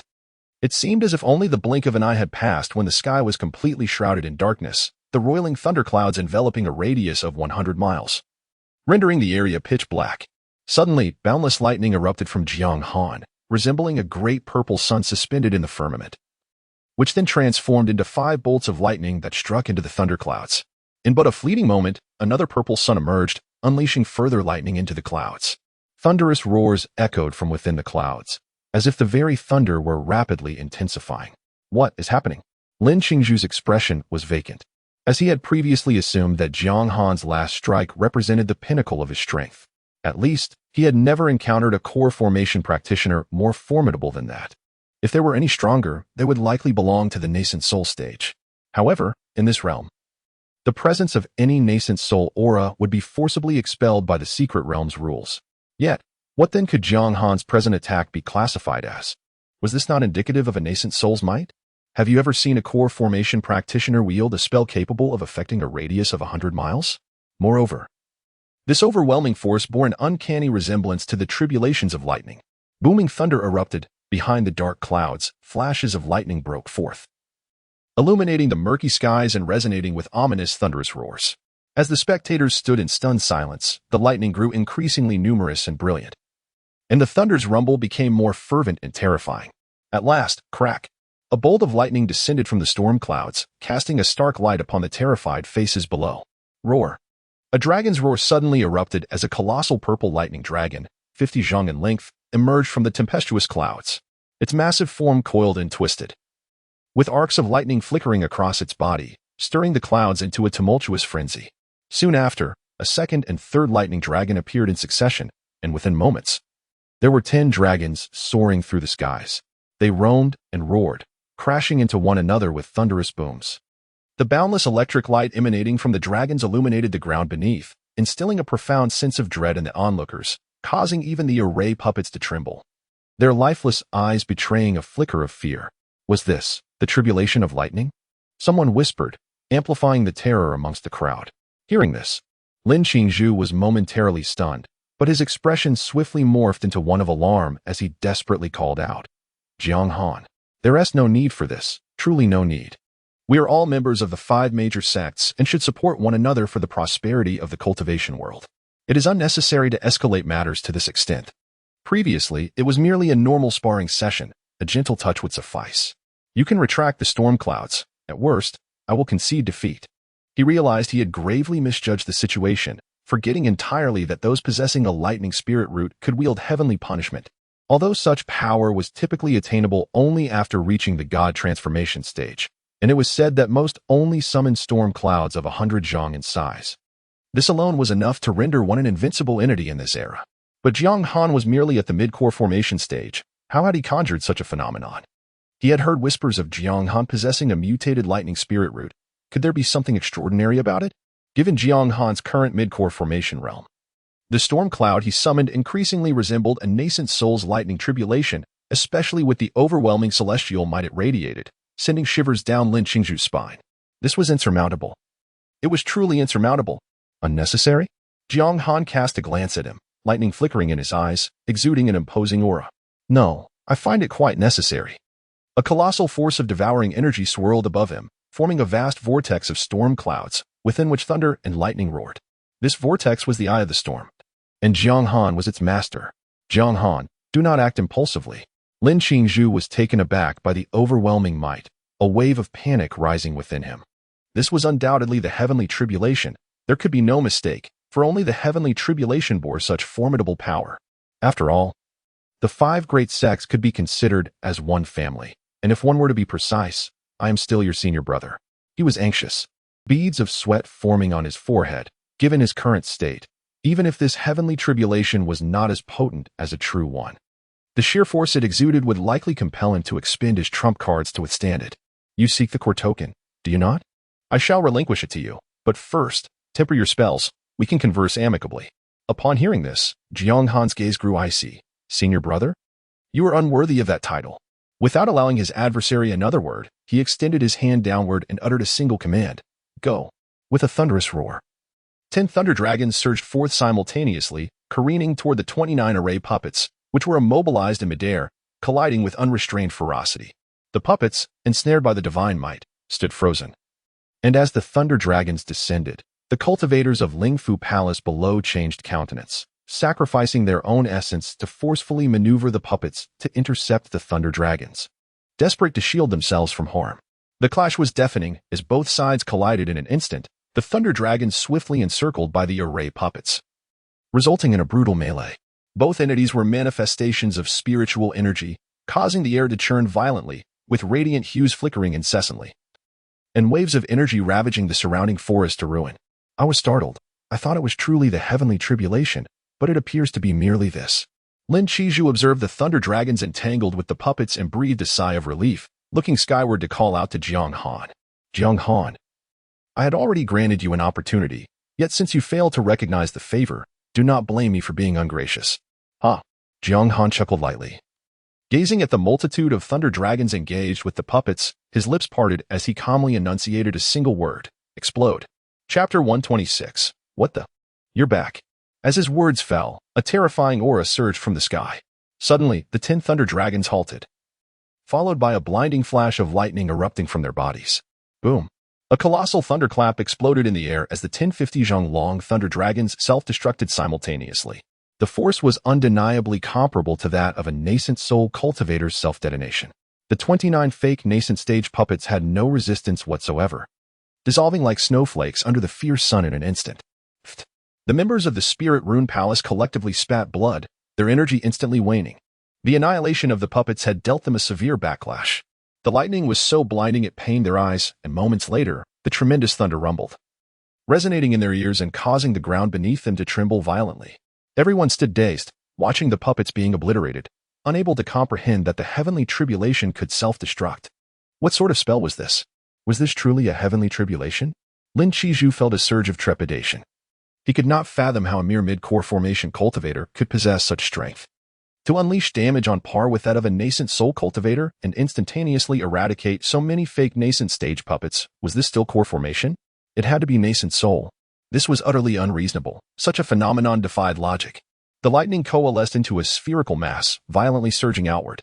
Yet, just as the thunder was about to fully manifest, a ripple of disturbance arose in the void, causing the thunderous sphere to vanish abruptly from sight. Where did it go? Jiang Han furrowed his brow. The explosive power had not been completely unleashed, yet it had suddenly disappeared right before his eyes, a sight most peculiar. Could it be that the aura reached the nascent soul stage and was transported away? Lin Qingzhu, momentarily taken aback, burst into laughter. Jiang Han, did you not anticipate this? Your attack was too potent, and thus it was whisked away by the rules of the secret realm. He wiped the blood from the corner of his mouth, but fear had entirely dissipated from his heart. So what if it was a heavenly tribulation? As long as it did not strike him, he had nothing to fear. What of it? Jiang Han unleashed boundless lightning once more, sending 5 bolts of thunder racing toward the storm clouds. Everyone, let us join forces to capture Jiang Han. Lin Qizhu directed his gaze toward Qing Pingping, his meaning unmistakable. Why should they fight while others merely spectate? Qing Pingping, lounging nearby, rolled her eyes and retorted without reservation. Oh, didn't someone say they would reclaim their dignity alone? What is this now? Seeking assistance? Lin Qizhu hesitated. He did wish to avenge himself. But was Ti temporarily outmatched? Chang Pingping, this is not the time for childishness. If we are eliminated, do you think you will stand a chance against Jiang Han? No need for you to worry about that, Chang Pingping replied nonchalantly. Rest assured, I shall avenge you. Lin Qizhu gritted his teeth in frustration. This Chang Pingping was truly calculating, perhaps hoping to eliminate him to lessen her competition. However, has she ever considered that with Jiang Han's current prowess? If he is not eliminated, who else could possibly contend with him? Humph, such short-sightedness. Lingyun Mountain is no longer a reliable ally. Henceforth, I must rely solely on myself. His expression suddenly became calm, and he said in a low voice, Brothers, swiftly form the divine armor array. Jiang Han's methods must undoubtedly consume immense spiritual energy. With his mere mid-core formation cultivation, he can no longer summon those thunder dragons. We need only wait for his spiritual power to be depleted. And then it shall be our time to counterattack. As soon as he finished speaking, he swiftly descended to the ground, joining the other disciples in forming seals. A radiant golden shield of spiritual power rose into the air, with the faint silhouette of a divine tortoise gliding across its surface, waves of spiritual energy surging forth. At that moment, another 10 thunder dragons burst forth from the storm clouds, roaring as Jiang Han pointed a finger, causing them to twist and charge towards the golden shield with a thunderous crash. What the hell is going on? Lin Qizhu exclaimed in disbelief. Then bellowed in anger, Since you are so ruthless, I shall no longer hold back. He summoned a withered leaf, his face filled with anguish as he bit his tongue, letting forth a spray of fresh blood. Instantly, the withered leaf transformed into a massive size, shedding countless fragments that drifted towards the descending thunder dragons. Lin Qizhu felt as if his heart were bleeding. This was his trump card.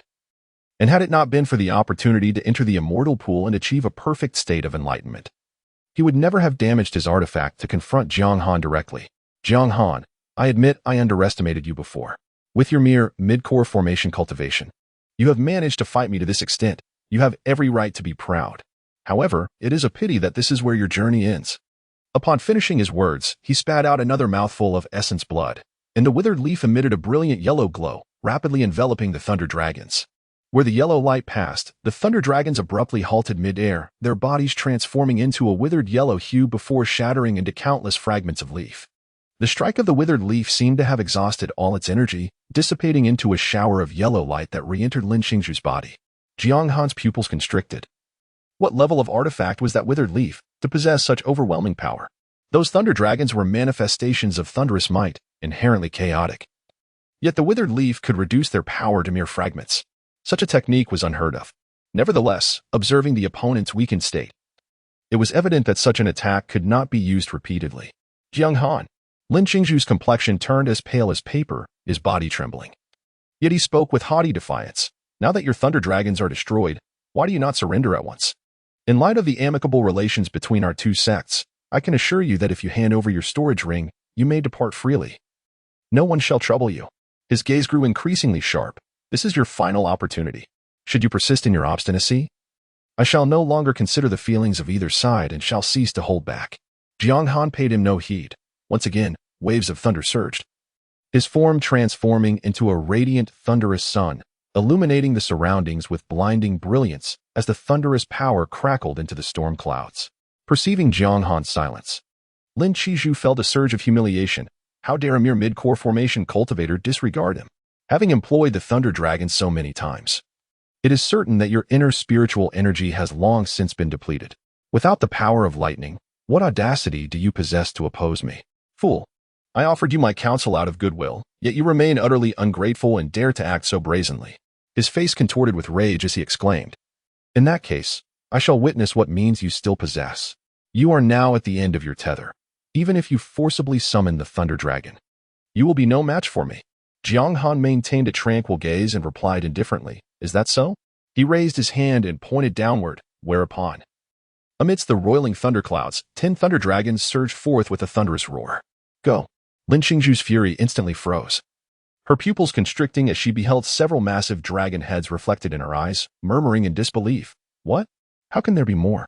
With a resounding boom, the air trembled as the lightning manifested, only to be instantaneously transported into the void. As the brilliance of the lightning dissipated, it revealed a multitude of scorched spiritual talismans and practitioners strewn across the ground. Outside the realm, the altar was surrounded by numerous craters, the ground scorched and smoldering in places. Many practitioners had already retreated from the valley, sporting traces of charred blackness upon their forms, seated cross-legged upon the surrounding hills. At that moment, a blinding flash of lightning suddenly erupted above the altar, its overwhelming force detonating with a resounding crash. Countless bolts of intricate lightning struck down, creating numerous pits around the altar, with wisps of smoke rising thereafter. What more? The practitioners clamored in disarray, cursing the wealth of the 5 great sects. Incredulous that such a treasure could be entrusted to their juniors, unafraid of it being seized by others. After a while, a scream pierced the air. "Ah, Jiang Han, you bastard!" Lin Qingzhu's figure materialized in the valley, crashing to the ground in utter disarray. Following her, dozens of figures descended heavily, landing with cries of agony. 2 figures suddenly appeared above Lin Qingzhu. Mo Qiushuang glanced at Du Yuqing, intending to offer a mocking retort. However, remembering her pressing matters, she suppressed her words, letting out a huff before urgently inquiring of Lin Qingzhu, "What has happened to Jiang Han? Has he provoked you once more?" Chapter 127. All is lost at this moment. Lin Qingzhu's mind was in a state of bewilderment. The last blow had been excruciating. Even now, he could feel a throbbing pain coursing through his entire body, accompanied by a lingering scent of charred remnants. Within him, an overwhelming force of thunder surged violently through his meridians. He had believed that the golden armor formation would withstand the explosion of the Thunder Dragon, and that if they could endure for a moment longer, the realm's rules would disperse the explosive energy, ensuring their victory. However, who could have anticipated that the formation would be shattered in an instant by the relentless onslaught of thunder? At that moment, countless bolts of lightning cascaded from the heavens, filling his vision with serpentine flashes. Had it not been for his expenditure of the essence of the Qingdan, forcibly activating the Autumn Soul Leaf to last just a moment longer, they would have perished instantly under that might. Yet, even so, they had been caught in the aftermath of the thunderstorm, leaving them all gravely injured and bereft of the strength to resist. Thinking of the Autumn Soul Leaf, Lin Qingzhu felt a pang of sorrow. It was a treasured heirloom of the Lin family, one he had procured at great cost from his clan to comprehend the nuances of his craft. Yet now, it had been seized by that scoundrel Jiang Han. Not only the Autumn Soul Leaf, but also his storage ring, all his magical artifacts, including his hidden life-bound treasure, the celestial-grade soul-determining flute, had been taken by Jiang Han. That artifact had been a hard-won find, perfectly suited to his understanding, and with it, his power could have surged by 40%. But now, everything was lost. The anguish in his heart nearly drove him to madness. He was not alone in his misfortune. All his fellow disciples suffered the same fate. Every precious item, spirit stone, and artifact had been stripped away, with not a single piece remaining. Even the slightest ornament imbued with spiritual energy had been plundered by that thief. Upon hearing the name Jiang Han, a surge of fury overwhelmed him, and he coughed up a mouthful of black blood, nearly collapsing on the spot. "Jiang Han, should you cross my path again, I shall ensure you are torn asunder." Boom. A tremendous force descended, driving Lin Qingzhu deep into the earth. "What did you say?" Du Yuqing floated down, her cold gaze fixed upon Lin Qingzhu, who lay at the bottom of the pit. An icy malice enveloped him, instantly drenching his garments in cold sweat. A tremor coursed through him as his rage dissipated. It was over. The madwoman was still here. He could not provoke her. Quickly, he plastered a smile on his face and, in a sycophantic tone, said, "A misunderstanding, a misunderstanding. Sister Du, you are unaware that I have formed a profound bond with junior brother Jiang. To express my sincerity, I bestowed upon him all my magical artifacts and spirit stones. I was merely hoping to find more treasures to offer him, to strengthen our camaraderie." As he spoke, he seized the moment, while Du Yuqing retracted her oppressive aura. With his scalp tingling from the residual killing intent, he crawled out from the depths of the pit, glaring at the unconscious Fang Yun, and with a venomous tone, he muttered, "But that scoundrel Fang Yun, how dare he bear a grudge against junior brother Jiang, even hindering my efforts to seek treasures for him? Were it not for my injuries, I would have ensured his utter destruction." He spoke with genuine emotion, filled with an overwhelming hatred, wishing he could unleash his fury upon Fang Yun right then and there. Having suffered such a significant setback, someone must bear the blame. It was all Fang Yun's fault. If he hadn't provoked Jiang Han, none of this chaos would have ensued. Du Yuqing seemed to acknowledge his words, casting a glance at Fang Yun, yet she refrained from any further action. She was simply reserved, not foolish. From what she heard, it was evident that Jiang Han had taken everything from them and then discarded them. Most importantly, Jiang Han had not incurred any losses, which was quite favorable. She retracted her murderous intent and stood aside, as if waiting for something. Lin Qingzhu let out a heavy sigh of relief. As long as he could placate this esteemed lady, he was willing to concede. The group of madmen from the Zixiao Sword Sect would not adhere to any rules if truly provoked. They sought only a clear sword heart and would not hesitate to strike. It was said that many prodigies had been sent to their next lives by those sword cultivators in the past. However, due to this, the Zixiao Sword Sect had suffered considerable resource losses during that period. Had it not been for the fear of their collective wrath, the four major sects would have long since joined forces to deplete the Zixiao Sword Sect's resources. How is Jiang Han? Is he all right? Imo Qiushuang inquired anxiously. Unlike Du Yuqing, she was not easily deceived. She understood immediately that Jiang Han had outmaneuvered Lin Qingzhu, although she was unaware of how Jiang Han had accomplished this. Given his previous strength, even if he had indeed triumphed over Lin Qingzhu, it was likely to have been a Pyrrhic victory. Alas, he has truly sacrificed much for a trivial gain. How much value could Lin Qingzhu possibly possess? For the sake of such minor benefits, he might have genuinely provoked the Spirit Rune Palace. It baffled her how he could think this way. With such strength, why not remain in hiding? Why stir up trouble? Now, with such ostentatious behavior, others would surely band together, and even if they did nothing else, they would first seek to eliminate him. She recognized Jiang Han's formidable strength. Yet despite that, they were merely 2 against over 100 formidable cultivators from other sects, all of whom were seasoned in combat. They were not like Xia Qianqian, who had only participated in sect competitions. Confronting them head-on would yield no benefits and could very well result in injury. Jiang Han should be fine. Lin Qingzhu felt quite displeased. It was she who had been wronged. Yet why was everyone so concerned about that, rogue Jiang Han? Simultaneously, she found herself puzzled. Was Jiang Han not a direct disciple of the Zixiao Sword Sect? Why did this senior sister from the Ling Tian sect express such concern for him? Did they share a close bond? With this thought, he grew more cautious. With Jiang Han's strength, he should be unharmed. However, before I left, I noticed Zhang Pingping from Lingyun Mountain was also present. Zhang Pingping. Imo Qiushuang's heart sank. Zhang Pingping was a formidable character, and her mastery of the 7 emotions realm was exceedingly peculiar. Although she had only grasped the essence of anger thus far, she was not someone to be trifled with. A moment's carelessness could trigger the deep-seated rage within, amplifying it infinitely, leading to a state of blind fury, transforming one into a mindless beast. Should one's heart falter, the very essence of their being may shatter, resulting in a tumultuous surge of spiritual energy that could lead to a catastrophic demise. Engaging in a battle of wits and magic with her is not a venture for those lacking a profound state of mind or immense resolve. Those with a fragile heart are destined to be toyed with until their end. What shall be done? Jiang Han has always harbored shortcomings in his temperament, and should he encounter Zhang Pingping, he is likely to suffer a significant loss. Imo Qiushuang wore an anxious expression. She truly wished to avoid witnessing Jiang Han suffer any further injuries. Suffer losses? That may not be the case. Lin Qingzhu recalled Zhang Pingping's leisurely demeanor at that time, and her anger surged. If Zhang Pingping aims to sway Jiang Han, she must possess the requisite skills, with Jiang Han's current prowess. Zhang Pingping may not even be his equal. Imo Qiushuang was momentarily taken aback by this assertion. Why do you say that? Jiang Han should not be able to match Zhang Pingping, considering he has yet to grasp the essence of intention. What could he possibly use to contend with her? Now it was Lin Qingzhu's turn to be astonished. He had assumed that Imo Qiushuang shared a close bond with Jiang Han. Yet, why was she so unaware of his capabilities? How could Jiang Han, with such formidable strength, lack an understanding of intention? He gazed at Imo Qiushuang in confusion, then glanced at the silent Du Yuqing by her side. Noting their apparent lack of ulterior motives, he continued, without delving into other matters. His singular sword intent is beyond the grasp of ordinary individuals, not to mention the boundless power of thunder that rivals the tribulation, should he unleash his full might. Even I would find myself narrowly defeated in a single exchange. Sword intent? Thunder tribulation?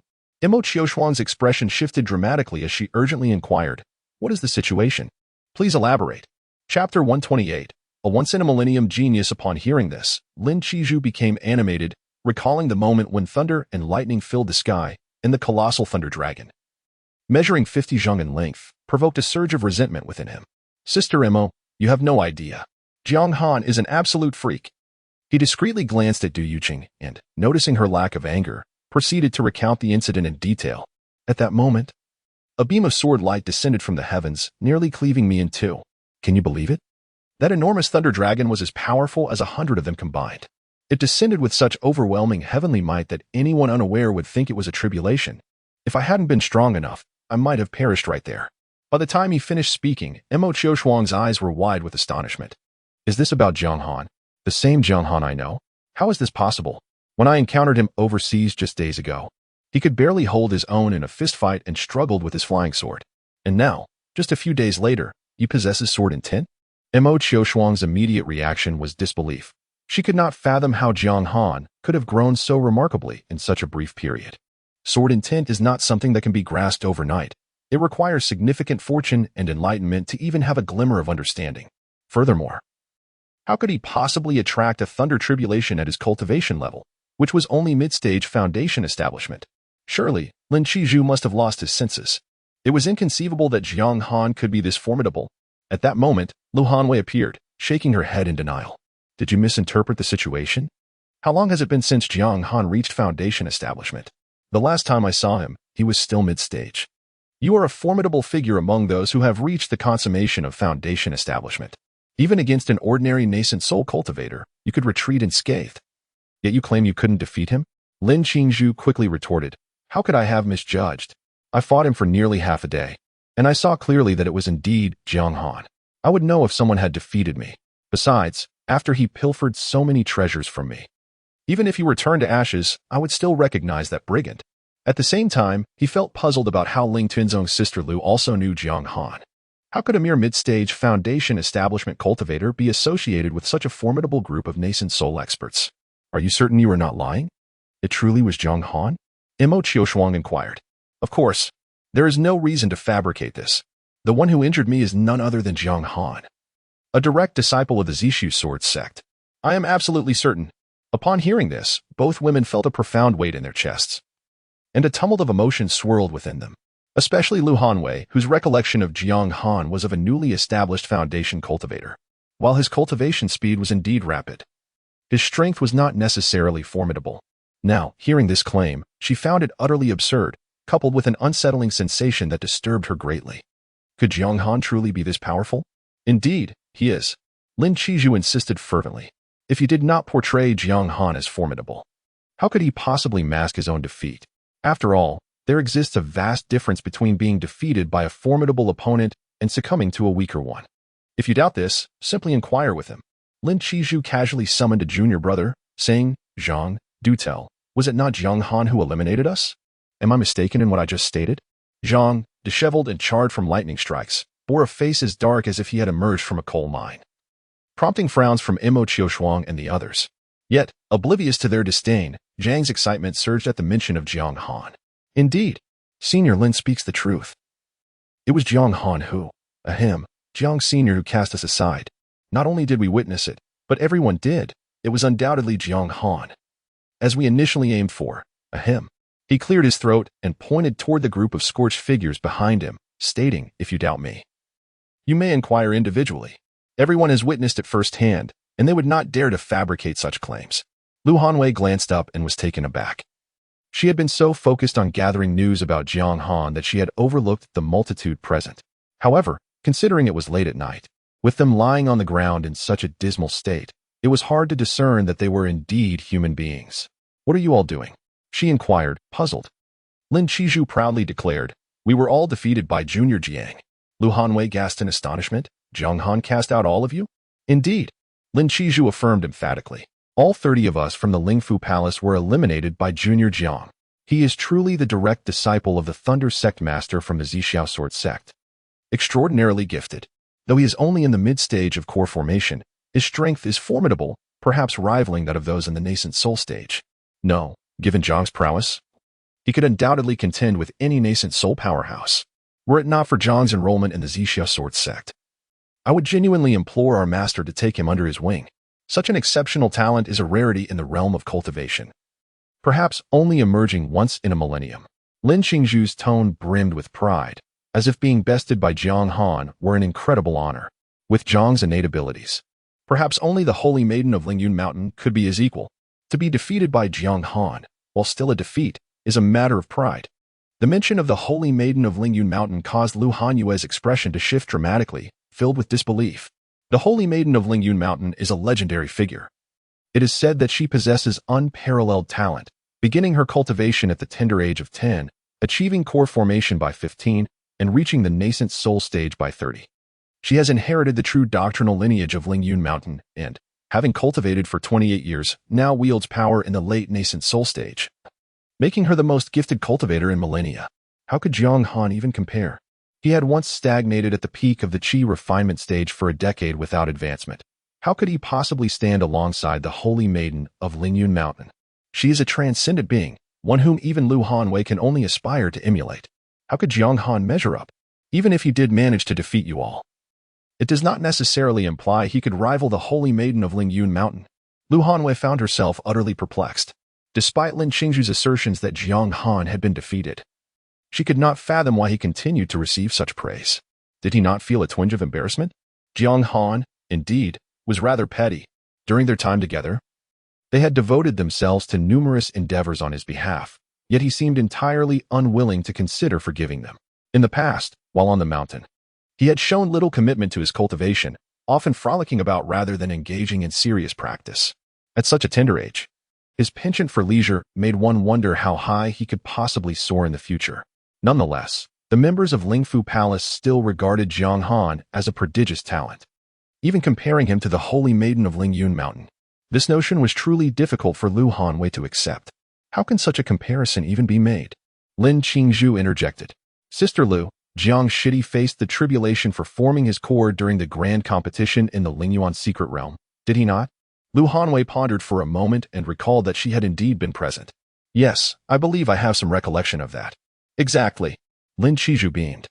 Since the conclusion of the Lingyuan secret realm, merely a month has passed, yet Jiang Shidi has already reached the mid-stage of core formation. To achieve such a breakthrough in such a short span is a testament to his unparalleled talent, deserving of comparison to the Holy Maiden. At this point, Lin Qingzhu sighed and added, moreover, according to information gathered within the sect, Jiang Shidi was previously a wandering cultivator, struggling in the cultivation world for 18 years before joining the Purple Sword Sect. This means he squandered 18 years of potential cultivation time. Had he joined one of the 5 major sects earlier, with ample resources at his disposal, he might have already reached the infant stage of core formation by now. Chapter 129. Is this truly possible? Lu Hanwei felt a sudden heaviness in her chest, a myriad of emotions surging within her as she spoke with great complexity. How do you know he is a rogue cultivator? Could he not be a disciple of a prominent sect? How could that be? Lin Qingzhu laughed heartily. With Jiang Shidi's extraordinary talent, no matter which sect he entered, he would undoubtedly be treated like a treasured gem, receiving abundant resources and rapidly advancing in cultivation. How could it be that before joining the Purple Sword Sect, he was barely at the foundational stage? Such a pace of cultivation clearly indicates a prodigious talent lacking the necessary resources for training. Had he possessed even a modicum of resources, he would not have taken 18 years to reach the foundational stage. Lu Hanwei recalled Jiang Han's days at the Lingtian sect, and her heart ached. At that time, it seemed he truly lacked the resources for cultivation. Yet, was this not also due to his indifference, leading them to believe he was not in need? Otherwise, she would have certainly recognized his plight and helped him reclaim his resources. However, it was not too late. She had recently prepared ample resources to sufficiently compensate him. Yet now, hearing Lin Qingzhu's high praise for Jiang Han, she found herself in a state of confusion. Was that truly enough? Sighing deeply, Lin Qingzhu continued, consider Jiang Shidi. How long has it been since he joined the Purple Sword Sect? He has already broken through multiple realms, advancing from the early foundational stage to the mid-stage of core formation. Moreover, he has managed to overpower everyone in our Lingfu Palace, eliminating us all. I even doubt that those from Lingyun Mountain could match him. It may not be long before he triumphs over them as well. That may not be the case. Lu Hanwei hesitated to respond. Zhong Pingping's 7 emotions realm is particularly effective against those with fragile temperaments. Given Jiang Han's brief cultivation period, he may find it challenging to withstand it. Impossible, Lin Qingzhu declared solemnly. Sister Lu, do not forget that rogue cultivators face immense challenges in their training, having to forge their own paths, which tests their character profoundly. Those with weak dispositions cannot hope to achieve great success. Jiang Shidi possesses such unparalleled talent and has managed to cultivate alone for 18 years. He must have refined his character to perfection. I suspect he will soon consolidate his Dao heart and transcend to the next level. The seven emotions realm is merely a trivial emotional manipulation. Jiang Shidi will undoubtedly remain unaffected and will surely defeat Zhong Pingping. His conviction was so resolute that even Lu Hanwei felt somewhat swayed. However, Jiang Han had always exhibited indecisiveness. How could he possibly possess a flawless disposition? Sister Lu, Lin Qizhu remarked, at this moment, they must be engaged in battle. And it is likely that a victor will soon emerge. He may not know if Jiang Han can withstand the seven emotions realm, but Jiang Han is a sword cultivator. And sword cultivators typically possess a clear heart. Moreover, given the intensity of Jiang Han's sword intent, his heart should be even stronger. The seven emotions realm cannot harm him. Not at all. Upon hearing these words, Lu Hanwei instinctively pressed her lips together, her expression a complex blend of emotions as she turned to gaze at Mo Qiushuang, who had remained silent since the beginning. The senior sister, Mo Qiushuang, felt a pang of disappointment within, though she could not quite fathom why. Moreover, this matter was truly beyond comprehension. Let us observe for now. If Jiang Han truly manages to defeat Zhong Pingping, then these events may indeed hold some truth. Are you ready yet? What is so captivating about that trivial item? It will ultimately end up in my possession anyway. Zhong Pingping's voice dripped with impatience. Having already cracked open 2 sets of sunflower seeds while waiting for Jiang Han to gather his spoils. Yet, the fellow was still rummaging through his storage ring. The disciples of Lingfu Palace, aside from their array talismans, seemed to possess little more than abundant spirit stones. She could not comprehend what was so fascinating. Done. Jiang Han tucked away the last storage ring, feeling a surge of elation. For the first time, he realized how affluent these disciples from large sects were. Each of their storage treasures contained resources amounting to no less than 30,000 top-grade spirit stones. Particularly, Lin Qizhu's storage bag even held nearly 100 exquisite spirit stones, while other magical items, spirit stones, and talismans were piled up in one corner, roughly amounting to over 100,000 top-grade spirit stones. His eyes sparkled with intrigue as he glanced at the fiery Zhong Pingping, as well as those from Lingyun Mountain who had already formed an array to confine him. He wondered how many spirit stones were hidden within the storage treasures of those from Lingyun Mountain. Let us break the formation quickly. Zhong Pingping seemed to have read his thoughts, discarding the shells of the sunflower seeds with a leisurely tone. If we can break this formation, all their storage treasures will belong to you. And what about you? Jiang Han hastily inquired. This girl appeared to be the leader. She should possess the most resources. After all, me? Zhong Pingping found his confidence amusing. You should focus on breaking the formation first. As she spoke, all the people from Lingyun Mountain suddenly vanished from sight. The surrounding space rippled as if disturbed, returning to normal in an instant. Looking around, the scene appeared unchanged. Even the trees ignited by lightning continued to burn. The only difference was the absence of the Lingyun Mountain disciples. Another formation. Jiang Han felt a headache coming on. He was not adept at breaking formations. In fact, he had only studied ordinary formations for a brief period and had not delved into any since. Faced with this evidently formidable array, he felt utterly at a loss. His earlier search through the storage treasures of Lingfu Palace was an attempt to find something that could aid in breaking the formation. Unfortunately, he had found nothing, or perhaps he simply failed to recognize anything of value. You seem to be inexperienced in breaking formations. The sword spirit suddenly spoke after a long silence. Indeed, Jiang Han nodded. Having not studied formations extensively, the subject, he paused for a moment, is not particularly suited for me. Is that so? The sword spirit's voice seemed to echo from a distant past. This formation is undoubtedly a mechanism designed to seize one's emotions. Those who enter it will be influenced by the array, awakening the deep-seated emotional fluctuations within, leading them to gradually lose their reason. The emotion-seizing formation? Jiang Han was certain he had never encountered such a term before. Senior, do you know how to break the formation? Breaking the formation is simple, the sword spirit replied, returning to its usual languid demeanor. You merely need to cultivate a tranquil mind and maintain a stable mental state. Within 10 days, this formation will naturally dissipate. Alternatively, I could intervene and dismantle it in an instant. However, I recommend that you cultivate serenity and, through this formation, gain insight into your true self. This will greatly benefit your future cultivation of the Tao heart. Insight into my true self. Jiang Han fell silent. Aware that his mental state had always been problematic, he had always known this. Thank you for your guidance, Senior, he replied respectfully. In that case, I shall utilize this formation to explore what my true self truly is. Chapter 130, The Sword Heart Shrouded in Dust Darkness, Truly Profound Darkness. Jiang Han was startled to discover that the lake of his heart was shrouded in black. The ink-like surface lay still, resembling a stagnant pool of lifeless water. No matter how he moved upon it, not a single ripple was stirred. In fact, he was unable to touch the water at all, as if an immense barrier separated them into two distinct realms. Even the endless golden light from the sky could not penetrate the depths of the lake. How peculiar. The ancient texts recorded that the Heart Lake should be crystal clear, the sky of vibrant azure, and the water itself a gentle hue of yellow. It was only when the Tao Heart coalesced into a blue lotus that the entire Heart Lake would gradually transform, reflecting the inner world. Moreover, he had previously entered the Heart Lake, yet he had never encountered such an anomaly.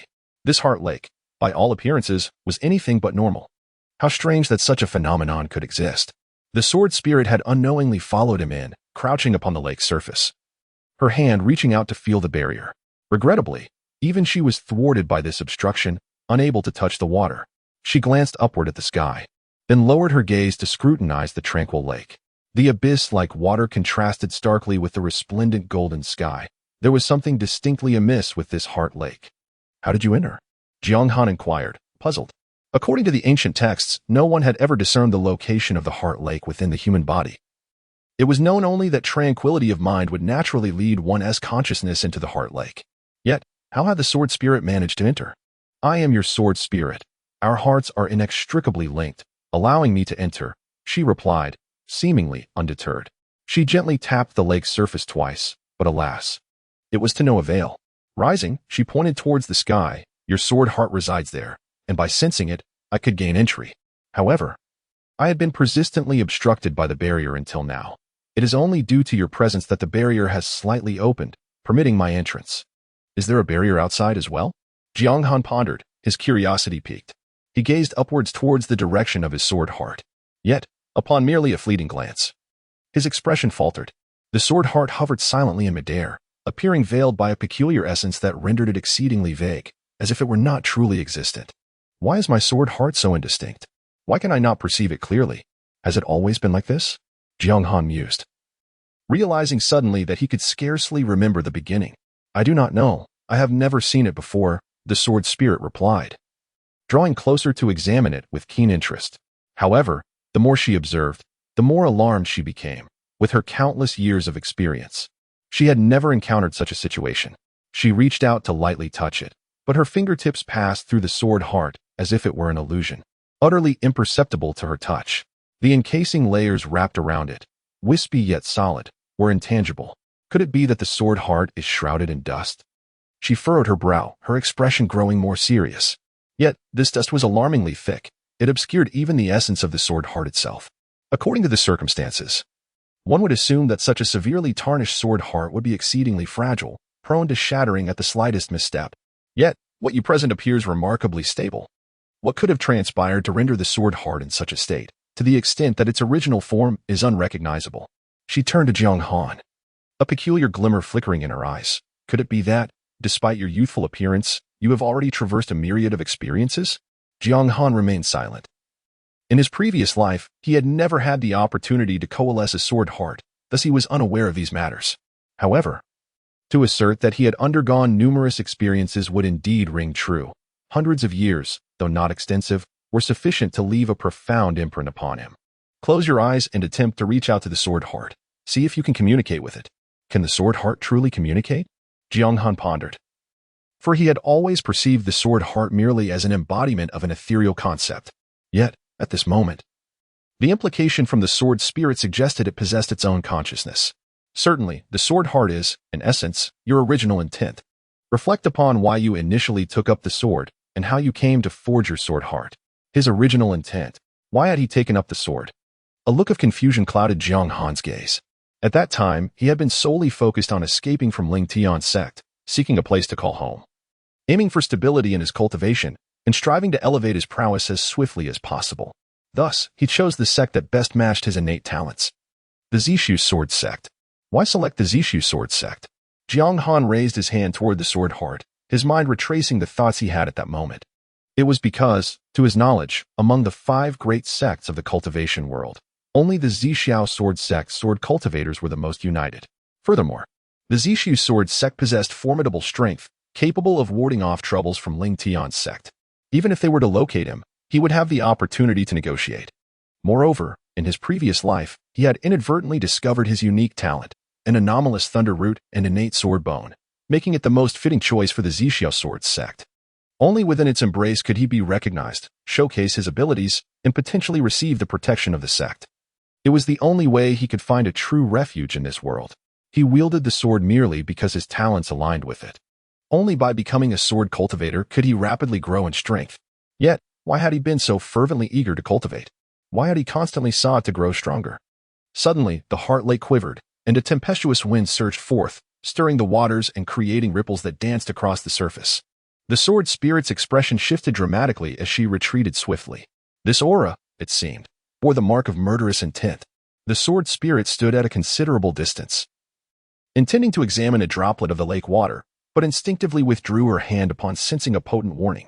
No, this felt distinctly different from ordinary murderous intent. His aura appeared more refined, more pure, and imbued with an element of demonic essence. A flicker of caution ignited in the sword spirit's eyes. She had never witnessed someone capable of concealing boundless murderous intent within their heart lake. The intensity of this murderous aura was so profound that it had contaminated the entire heart lake, transforming it into a lake of slaughter. Moreover, this murderous intent was so overwhelming, intermingled with an exceptionally pure demonic essence, that it transcended the realm of ordinary malevolence, establishing a foundation that could touch the very laws of slaughter.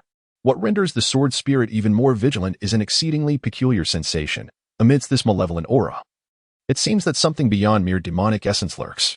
It resembles a consciousness, akin to a far more formidable presence. This entity lies in the center of the lake, poised to erupt at any moment, capable of engulfing the entire world in an instant. She finds it difficult to fathom how Jiang Han would transform should this overwhelming and sinister killing intent fully manifest. Furthermore, what fate would await this world if he could embrace the path of slaughter, grasping the very essence of carnage? There may yet be a chance for him to tread upon the supreme road in the future. A flicker of excitement glimmers in the sword spirit's eyes. The sword is inherently an instrument of death, and her existence has been steeped in bloodlust. Whether it be demonic or celestial matters not to her. The paths of immortality and malevolence ultimately converge. Thus, my venture on this occasion can be deemed a fortuitous gamble. However, if this is indeed the case, it would be prudent to maintain a distance from Bai Mu Jian, for his legacy is unworthy of Jiang Han. Chapter 131. Blood debts must be repaid in blood. A wisp of crimson mist emerged from the void, delicate yet abundant, swiftly enveloping the entire lake surface. As the fierce winds howled, the red mist rapidly ascended, shrouding the golden sky and obscuring every ray of light. In an instant, the heart lake was engulfed in darkness, save for a singular obsidian sword heart that emitted an eerie black radiance amidst the gloom. This peculiar light resembled a vortex, drawing the gaze of onlookers directly into its depths, allowing it to stand out even in the suffocating darkness. The winds grew ever more tempestuous, causing the ripples upon the heart lake to swell and surge until the sound of crashing waves echoed forth, and wisps of black mist began to rise. The red mist and black fog intertwined, their tendrils wrapping around one another, with the red mist gradually being consumed by the darkness. Yet, a few fortunate entities managed to escape, drifting towards Jiang Han's consciousness. Upon contact, they eagerly melded into him, as if drawn by some enticing delicacy. Soon after, an overwhelming surge of black mist erupted, completely submerging Jiang Han, erasing any trace of him from sight. The sword spirit watched anxiously from afar.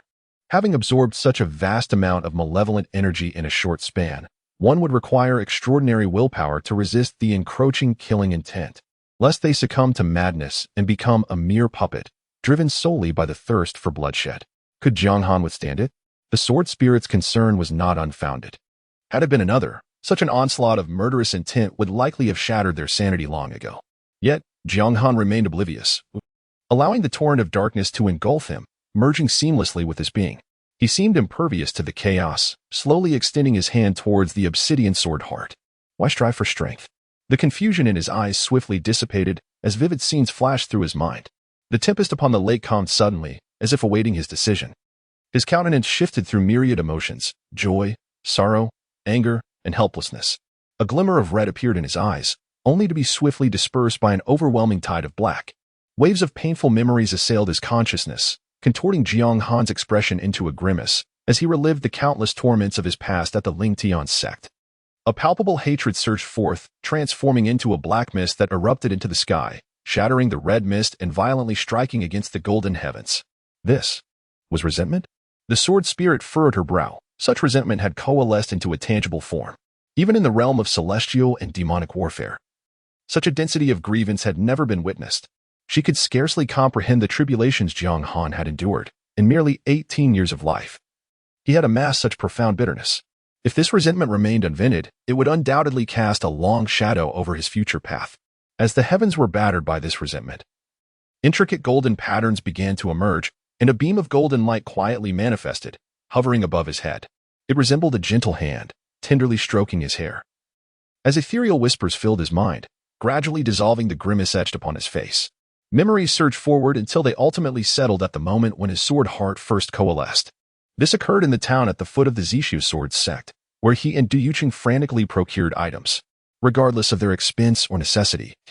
He purchased everything he desired, filling his entire storage bag to the brim before he could finally pause. Each item represented a longing he once harbored, but could never attain. Now that the opportunity had arisen, he fervently sought to compensate for the regrets of his childhood, as his former desires were finally realized. His sword heart crystallized at that very instant. If one were to inquire about the essence of his heart, Jiang Han murmured softly.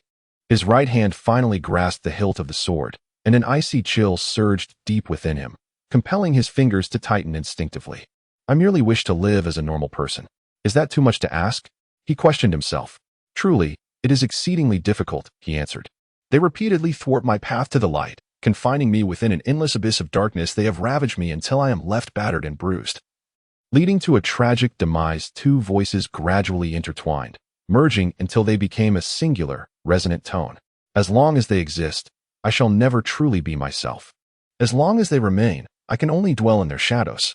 If I desire to reclaim my true self, if I wish for my past self to no longer be sorrowful, if I aim for my future self to genuinely thrive, then my present path is singular. The calm surface of the lake quivered, waves surged anew, and the tumultuous waters erupted into countless excited splashes. Blood debts can only be repaid in blood. The past's causality shall be resolved by me.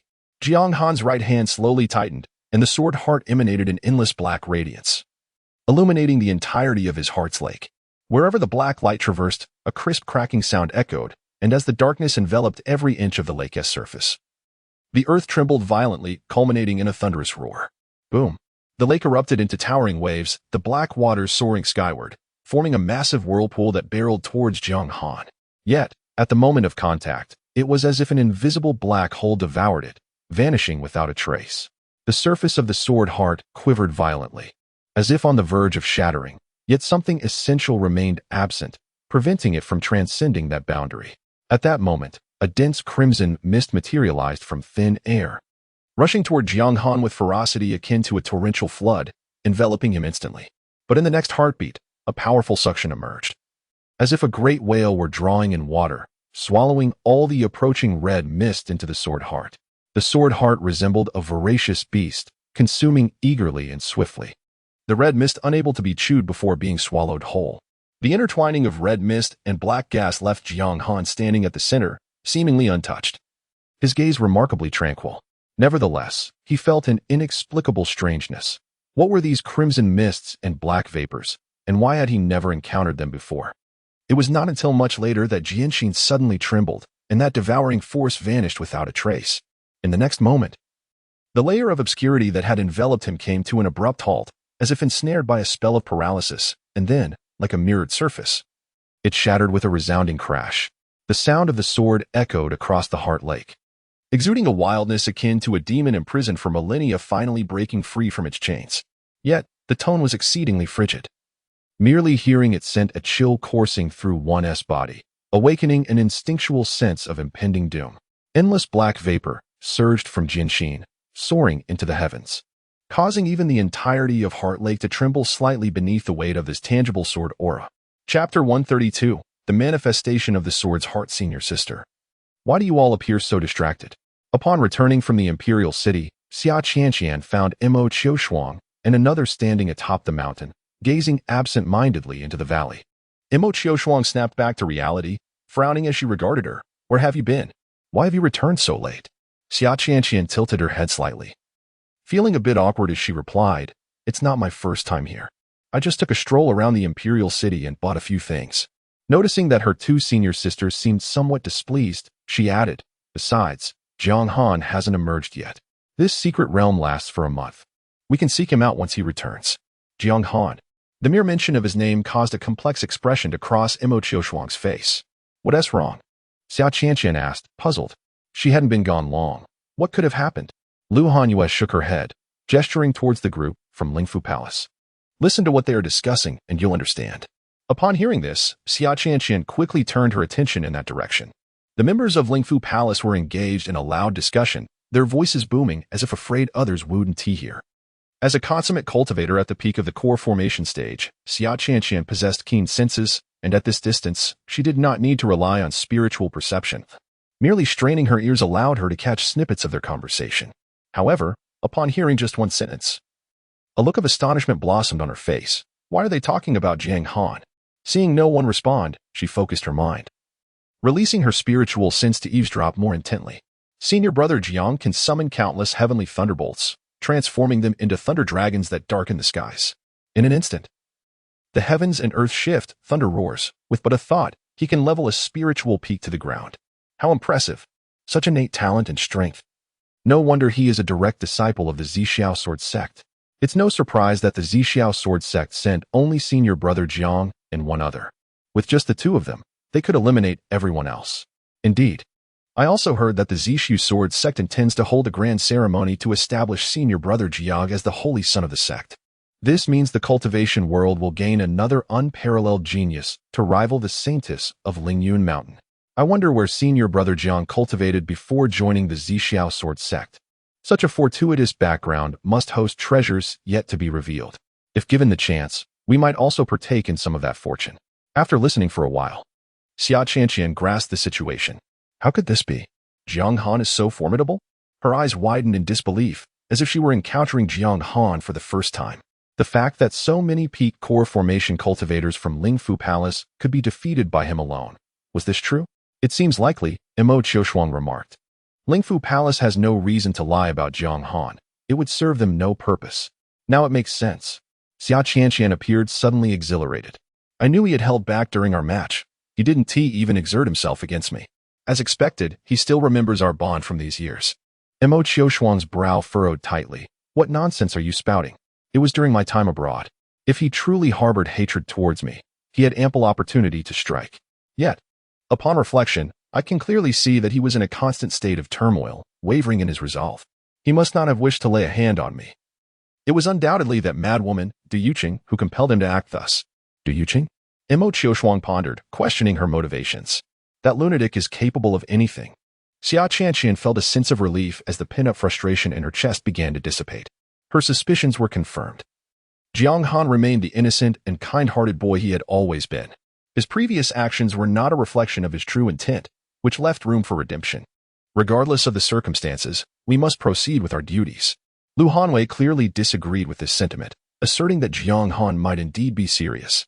When she sought him out previously, he had unleashed a torrent of foul language. Indeed, Mo Qiushuang concurred. After all, she had been among the first to interact with him following his departure, and she could distinctly sense his earnestness. Meanwhile, in the outside world, an endless crimson haze had enveloped the grand formation. Jiang Han's form was now shrouded in the red mist, rendering him nearly indistinguishable. Why has there been no movement? Zhang Pingping pondered, perplexed that half a day had elapsed without a single sign of change. Jiang Han remained in tranquil meditation. It is crucial to note that this crimson fog represents the tangible manifestation of the wrath element within her seven emotions realm, enhanced by the grand formation. Her wrath element had reached a pinnacle of mastery. Even a mere whiff would stir the emotions of a nascent soul cultivator, subtly invoking feelings of ire. Should one inhale deeply, they would inevitably be consumed by rage, slowly losing their sanity. Only those endowed with immense willpower and a profound understanding of the Tao could free themselves from such emotional influences. She watched, wide-eyed, as the mist was drawn into Jiang Han's body, even seeping through his pores. Ultimately, it appeared as though he was actively consuming the surrounding fog, pulling it into himself with vigor. After such a prolonged period, the volume of smoke he had absorbed could easily lead a mid-nascent soul cultivator to explode. Yet, To this moment, he exhibited no reaction whatsoever, not even a ripple of emotional fluctuation. Could it be that this emotional manipulation had no effect on him? Jiang Pingping found herself utterly bewildered. Typically, a golden core cultivator, upon encountering even a hint of the wrath element, would succumb to overwhelming anger, losing their reason and devolving into a frenzied beast. In the end, they would either exhaust themselves to death or explode in a violent demise. Many nascent soul cultivators had fallen victim to her methods over the years, and she had never once faltered. How had Jiang Han managed this? A mere 18-year-old cultivator could not possibly possess such clarity of heart, could he? Or perhaps he truly possessed extraordinary fortitude, impervious to such emotional upheavals? Humph. Regardless of how you have achieved this, I shall see just how long you can endure. With this thought, she formed a seal with her hands and summoned a pair of crimson bells. The bell transformed into a radiant crimson light, swiftly soaring above Jiang Han. With a mere flicker of thought from Jiang Pingping, an urgent peal of the bell resonated throughout the entire formation. The sound, sharp and insistent, reverberated with such intensity that one could scarcely endure it. An inexplicable restlessness surged within, compelling one to strike the ground in a fit of rage, yearning to obliterate all that lay before them. At that precise moment, Jiang Han, seated in meditation, suddenly trembled, his eyes snapping open. In the instant his gaze met the world, an overwhelming sword intent surged forth, piercing the heavens. The clang of the blade echoed through the vast expanse, as a tangible black sword intent erupted, soaring into the clouds. In that fleeting moment, the entire secret realm fell into silence, as everyone felt the emergence of an unparalleled sword intent from the peak of the Burial Emperor Mountain. This immense and palpable black sword intent scattered the clouds above with a mere presence, sending ripples through the very walls of the secret realm. In that instant, all eyes within the secret realm were drawn to the towering majesty of the Burial Emperor Mountain. Chapter 133. You should have mentioned your remarkable strength earlier. Such formidable sword intent. Lin Xian licked his lips, gazing towards the direction of the Burial Emperor Mountain. It was uncertain which prodigy had emerged, but his fortune must be immense. His spiritual power had increased significantly compared to before, yet it seemed somewhat unstable. Now that I have reached the core formation stage, and, to evade the impending thunder tribulation, have consumed a substantial portion of my fortune, perhaps it is time to explore the Burial Emperor Mountain. He produced a handful of low-grade spirit stones and dashed towards the mountain. As he advanced, he casually tossed spirit stones into the air, which transformed into streaks of flowing light that pierced the sky, descending throughout the secret realm. Before long, streams of fortune energy began to materialize from the void, which he absorbed greedily.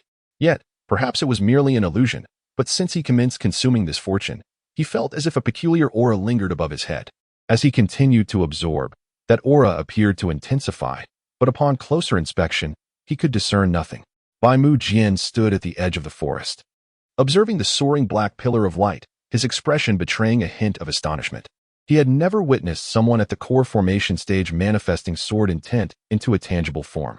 More alarmingly, within that sword intent lay a deeply concealed and extraordinarily pure killing intent.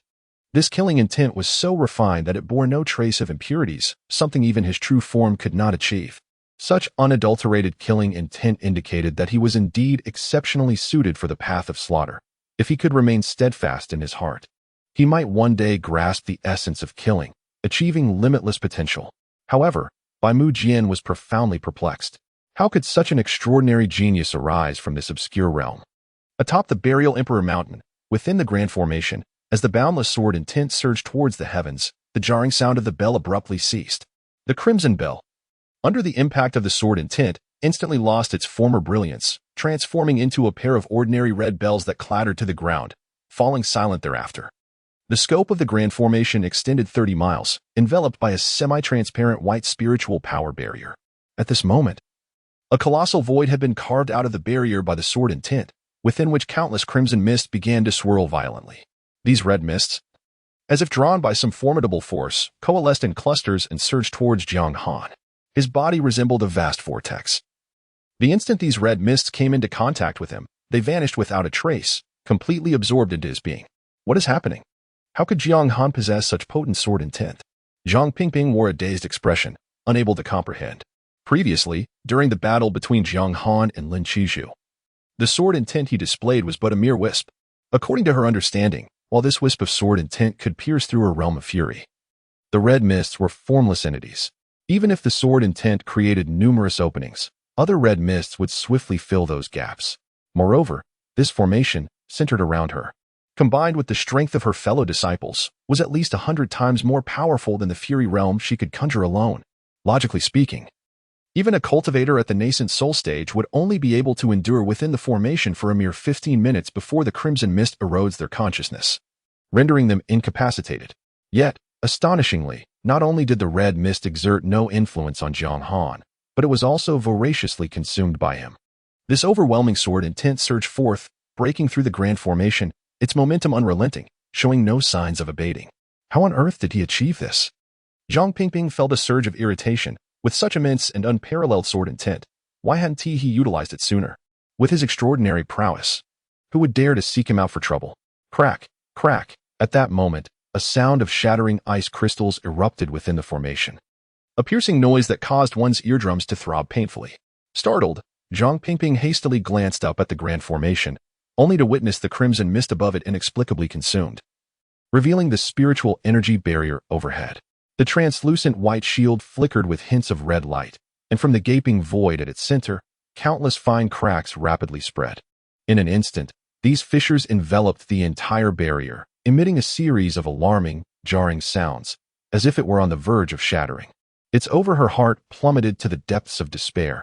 It seemed this opportunity for enlightenment was destined to elude her. With a resounding crack, the entire barrier shattered into countless fragments, scattering through the air and transforming into spiritual energy that surged outward. The shards morphed into a torrent of red mist, violently spiraling downward, imbued with a destructive power that threatened to annihilate everything, swiftly contracting inward. The grand formation was breached in an instant. Boom. It felt as though a colossal hammer had struck her chest. All cultivators of Lingyun Mountain were jolted, coughing up copious amounts of blood. Their vitality instantly diminished to its nadir, collapsing to the ground, unable to move. This is disastrous. I'll have to retreat into seclusion again. As the focal point of the grand formation, Zhang Pingping bore the brunt of the injuries. Now, lying on the ground, she helplessly watched the crimson mist cascade down, only to be ferociously drawn away by an overwhelming force. The sky instantly restored to clarity. A figure approached her side, lowering their gaze to observe her quietly. With great effort, she turned her eyes towards Jiang Han, her expression filled with resignation. The storage ring on her right hand. I'll release the spiritual energy restriction myself. Take whatever you desire. Her voice was faint and fragile. Despite the immense power of such a grand formation, the backlash was equally severe. Were it not for her formidable strength and the protection of her life-preserving treasure, she might have succumbed like her fellow disciples. Yet, even in her weakened state, her injuries were severe. The spiritual energy within her was in turmoil, her internal organs racked with excruciating pain, rendering even a single finger immobile.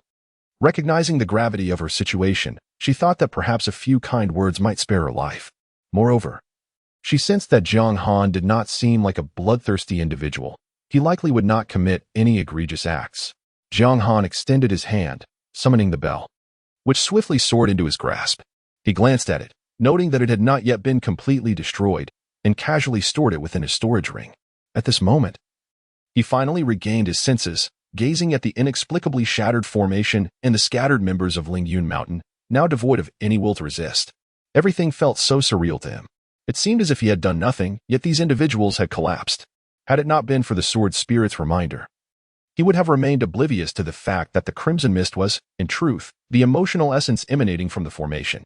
To his astonishment, he discovered that the sword heart could actually devour this red mist.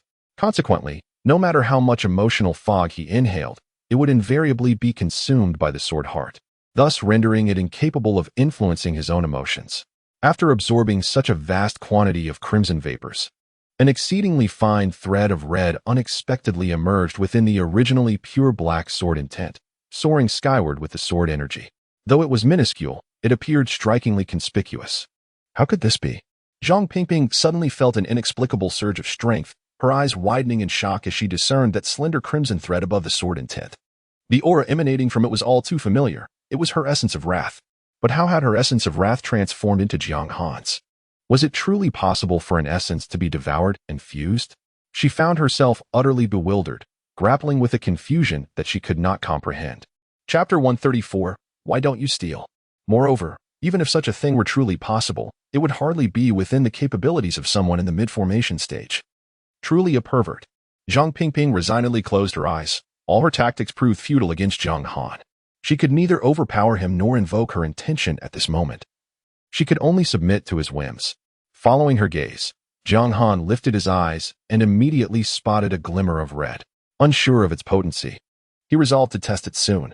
With a flicker of thought, his overwhelming sword intent dissipated instantaneously, akin to a blade sheathed, concealing all its sharpness within. Observing the fallen cultivators scattered about, he waved his hand, and the binding spirit rope floated in midair. The members of Lingyun Mountain formed a formation with their bodies, which, while enhancing the array's power, suffered severe backlash once it was breached. At this moment, their auras were exceedingly frail, presenting an opportune moment for communication.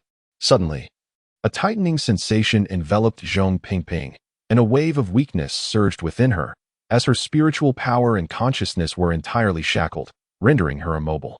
Jiang Han, I've given you everything. What more do you want? She cried out in terror, seemingly doubting her own eyes. Filled with both fear and indignation, especially when the ropes bound her securely. At that moment, genuine panic washed over her, her eyes betraying a glimmer of dread and despair. Could it be that Jiang Han harbored some peculiar predilections? Jiang Han paid her no heed, instead manipulating the binding spirit rope to stretch further until all were ensnared. Only then did he casually remark, I seek nothing but to bind you for easier handling. His voice retained its previous tone, yet for some inexplicable reason, Jiang Pingping felt that it carried an additional layer of something ominous. He swept his consciousness over the group, confiscating all items imbued with spiritual energy, be it magical artifacts or any items resembling storage treasures, leaving only the tokens that would allow them to exit the secret realm. He placed the tokens in each person's hands, binding the excess binding spirit rope tightly around Jiang Pingping. Then, with a mere thought, a muffled sound resonated in their hands as all tokens simultaneously detonated, sending ripples through the surrounding space, and they swiftly vanished into the void. After executing these actions, Jiang Han cast his gaze down upon Jiang Pingping, who lay motionless on the ground, her expression filled with sheer terror. Jiang Han, what?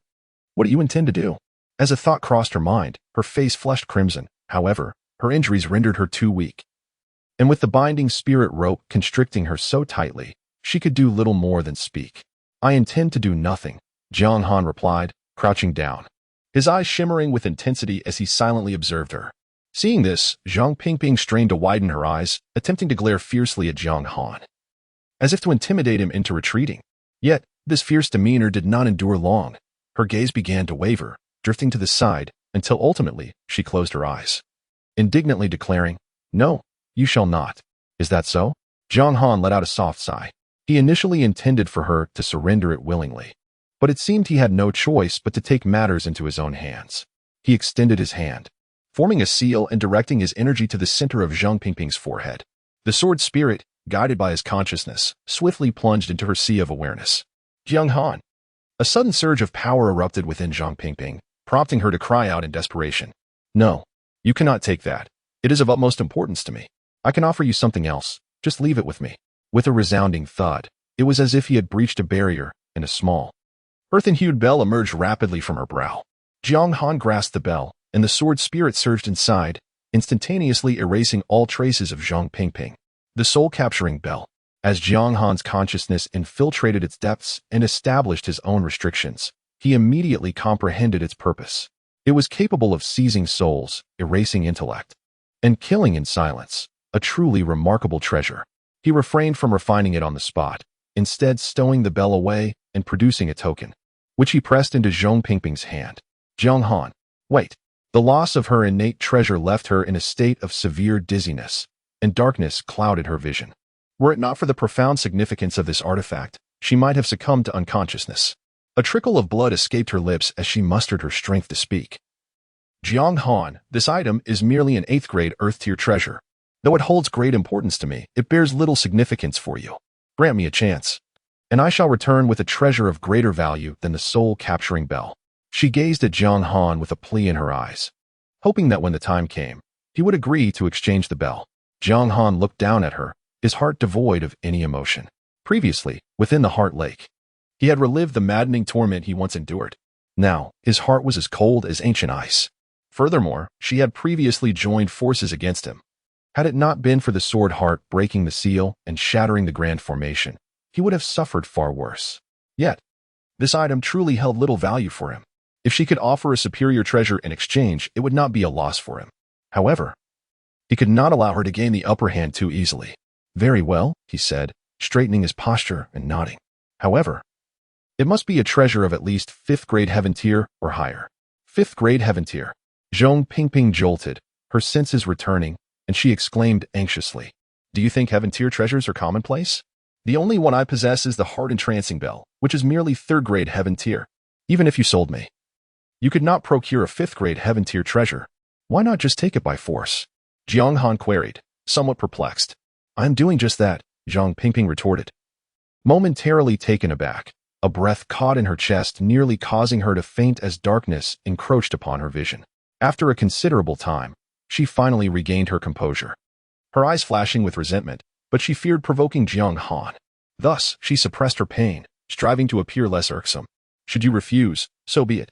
This small bell may not be of high rank, but its material is commendable.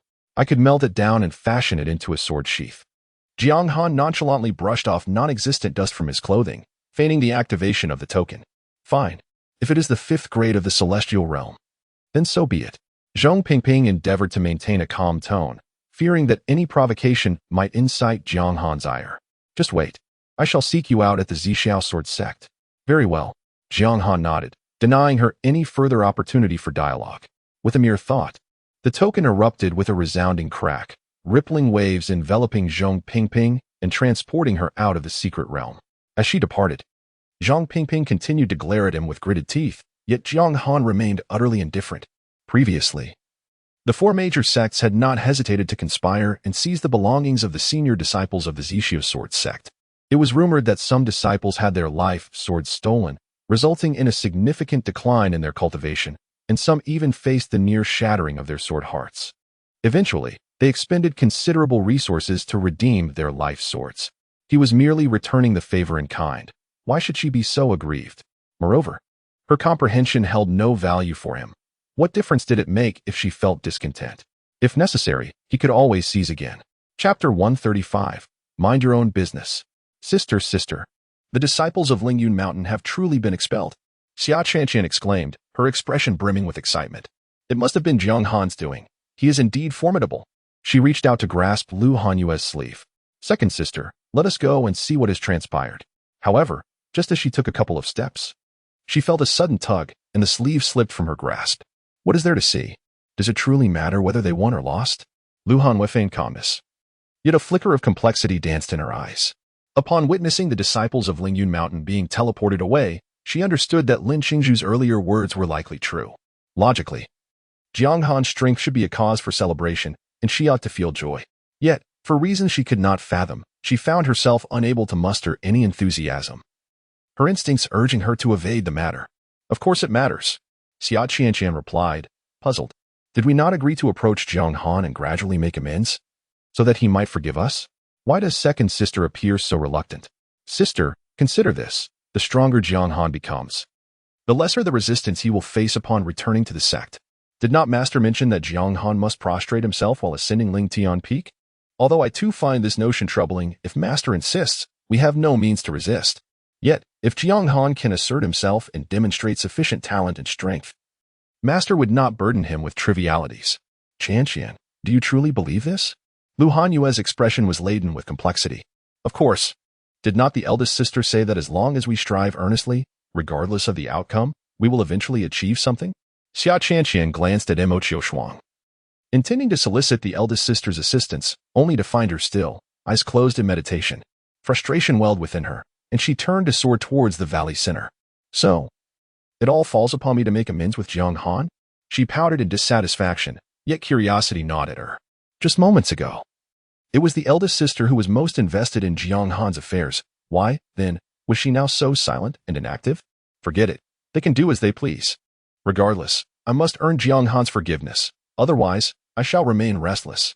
Upon her arrival at the valley center, she found numerous disciples of Lingyun Mountain diligently attending to the unconscious injured. What has happened? Why are they all unconscious? Xia Qianqian gasped, realizing these individuals were only slightly weaker than herself and could potentially be even stronger if they grasped the essence of the realm. Yet now, they lay on the ground, in a state of oblivion. This is astounding. How did Jiang Han accomplish this? A wave of unease washed over her with such strength. What if he were to lose control and harbor murderous intent? The thought sent a chill through her heart. At that moment, another figure descended from the sky. But the crowd was prepared and caught her. Otherwise, given Zhang Pingping's current state, she too would likely succumb to unconsciousness. Jiang Han. Zhang Pingping ground her teeth in frustration, her lips parting to mention the fifth-grade treasure of the heavenly stage. How brazen of him to speak. Oh, Zhang Pingping. How come you were so unfortunate as well? Xia Qianqian inquired, her curiosity piqued. She had presumed that Jiang Han's defeat of others marked his limits. Yet now it seemed even Zhang Pingping was no match for him, or rather, entirely crushed beneath his might. Contemplating this, her resolve weakened further. Humph. Zhang Pingping, in a foul mood, was further incensed by Xia Qianqian's words, her vision darkening as she chose to shut her eyes, utterly disinterested in engaging with her. I could have guessed that without you saying a word, Xia Qianqian replied with a self-satisfied smile. You two have been bested by Jiang Han. I truly did not foresee this. Even your seven emotions realm could not withstand him? Zhang Pingping's eyelids twitched, her lips barely moving as she coldly uttered 4 words. None of your business. You. Humph. Xia Qianqian's smile faltered. Initially intending to chastise her for being unable to withstand Jiang Han, yet upon reflection, she too was no match for him. With a flick of her sleeve, she turned to leave, even throwing back a parting remark. Vulgar. Zhang Pingping scoffed. What a waste of so many treasures. Yet still a useless individual who hasn't even grasped the essence of the realm. Who are you to speak to me? Xia Qianqian's fist clenched tightly, she spun around. Glaring fiercely at Zhang Pingping, tempted to return and land a blow, but upon seeing the crowd before her, she thought better of it. Humph. What does it matter if one has a realm, when they are still soundly beaten by Jiang Han? She reminisced, in those days, I was. Just then. Her expression froze, paling as she hurried back to the mountain where Mo Qiushuang resided. How did it go? Did you uncover anything? Lu Hanwei inquired casually. Xia Qianqian, displeased, pouted. You didn't go when I asked, yet now that I'm back, you feign concern? However, despite her discontent, she replied. Zhang Pingping called out Jiang Han's name as soon as she emerged. She must have been beaten by him. Noticing Lu Hanyue's silence, Xia Qianqian felt a twinge of dissatisfaction and continued. Second senior sister, you didn't see it. Those from Lingyun Mountain looked as though they were on the brink of death. Their auras weak and unconscious. I wonder how they provoked Jiang Han to such an extent that he unleashed such severity? It's uncertain who provoked whom. Lu Hanwei murmured softly, a sense of pent-up frustration weighing heavily upon her chest. She immediately regretted her words, perplexed as to why, upon hearing about Jiang Han. She felt inexplicably upset, always unable to suppress her retorts. Upon hearing this, Xia Qianqian grew even angrier, having promised to compensate Jiang Han. Yet her second senior sister seemed to oppose him at every turn. Jiang Han is so kind, he surely wouldn't instigate trouble. Xia Qianqian, thoroughly displeased, resolved to remind her second senior sister once more. Now that the people from Lingfu Palace and Lingyun Mountain have all been beaten out by Jiang Han, I believe his target must be the Taoist pool located at the very core of the Tai secret realm. If he could comprehend the Tao at the immortal Tao pool, deepening his understanding of the profound essence, it would undoubtedly assist in his cultivation. The immortal Tao pool? Comprehending the Tao? Lu Hanwei was taken aback. What was Jiang Han thinking? The immortal Tao pool only opens with 3 available slots, and within the secret realm, powerful beings abound. How could he possibly aspire to that? Lu Hanwei felt a deep discomfort. In her eyes, Jiang Han had become a target for many. Shouldn't he simply wait for the secret realm to conclude and emerge safely? Why did he insist on engaging in such chaotic endeavors? With so many formidable opponents in the secret realm, none of them were easy to provoke. She truly could not fathom his thoughts. The immortal Tao pool was not so easily accessible. With his mere mid-stage core formation cultivation, what waves could he possibly create? Lu Hanyue believed that her disdain for Jiang Han was not the issue. Rather, the chasm of power lay starkly before them, an insurmountable gap. Even she had been unable to seize the key to enter the immortal Tao pool. Yet, Jiang Han dared to entertain the notion of entering to comprehend the Tao? Shallow-minded as he was, even if Jiang Han barely overcame the others, Zhou Ming still remained inside. Just wait and see, with Jiang Han's level of strength. He was certainly no match for Zhou Ming. Her expression wavered, yet her words were resolute. It was not that I looked down upon him, rather. His abilities were insufficient to support his grand illusions. He could never enter the immortal Tao pool. Chapter 136. encirclement indeed, as the core disciples of a major sect. Their wealth is truly remarkable. Jiang Han stowed away Zhong Pingping's storage ring, feeling an immense satisfaction. In just half a day's time, the quantity of spirit stones he had acquired was beyond what he could have ever imagined. This was merely the allocation of resources among the core disciples, and one could only speculate how much more lay within the sect itself. Among the hundreds of magical artifacts, aside from 2 heavenly tier treasures, the rest were predominantly earthly tier, with not a single mysterious tier artifact in sight. The disciples of the major sects were undeniably affluent. If he were to sell such a multitude of earthly tier artifacts, who could fathom how many spirit stones they would fetch? Jiang Han resembled a rustic magnate who had stumbled upon a trove of riches, gazing at his newfound treasures with delight. Unlike the resources gifted by his elders, this marked the first occasion where he had amassed such a significant quantity through his own efforts, and the sense of achievement filled him with joy. Nevertheless, this was not the time to contemplate spirit stones. 2 sects had yet to reveal themselves, and only by seizing all their resources would his task be deemed complete.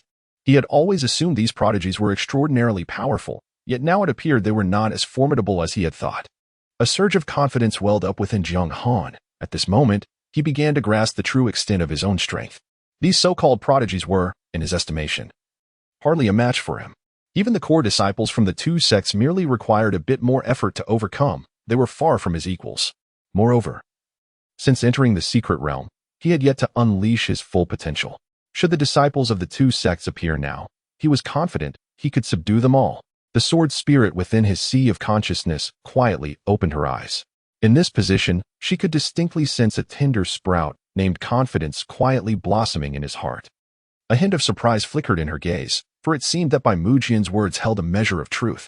Jiang Han's lack of self-assurance stemmed from his limited combat experience, preventing him from truly recognizing his own strength. Now, with the opportunity to validate his prowess, his mindset underwent a significant transformation.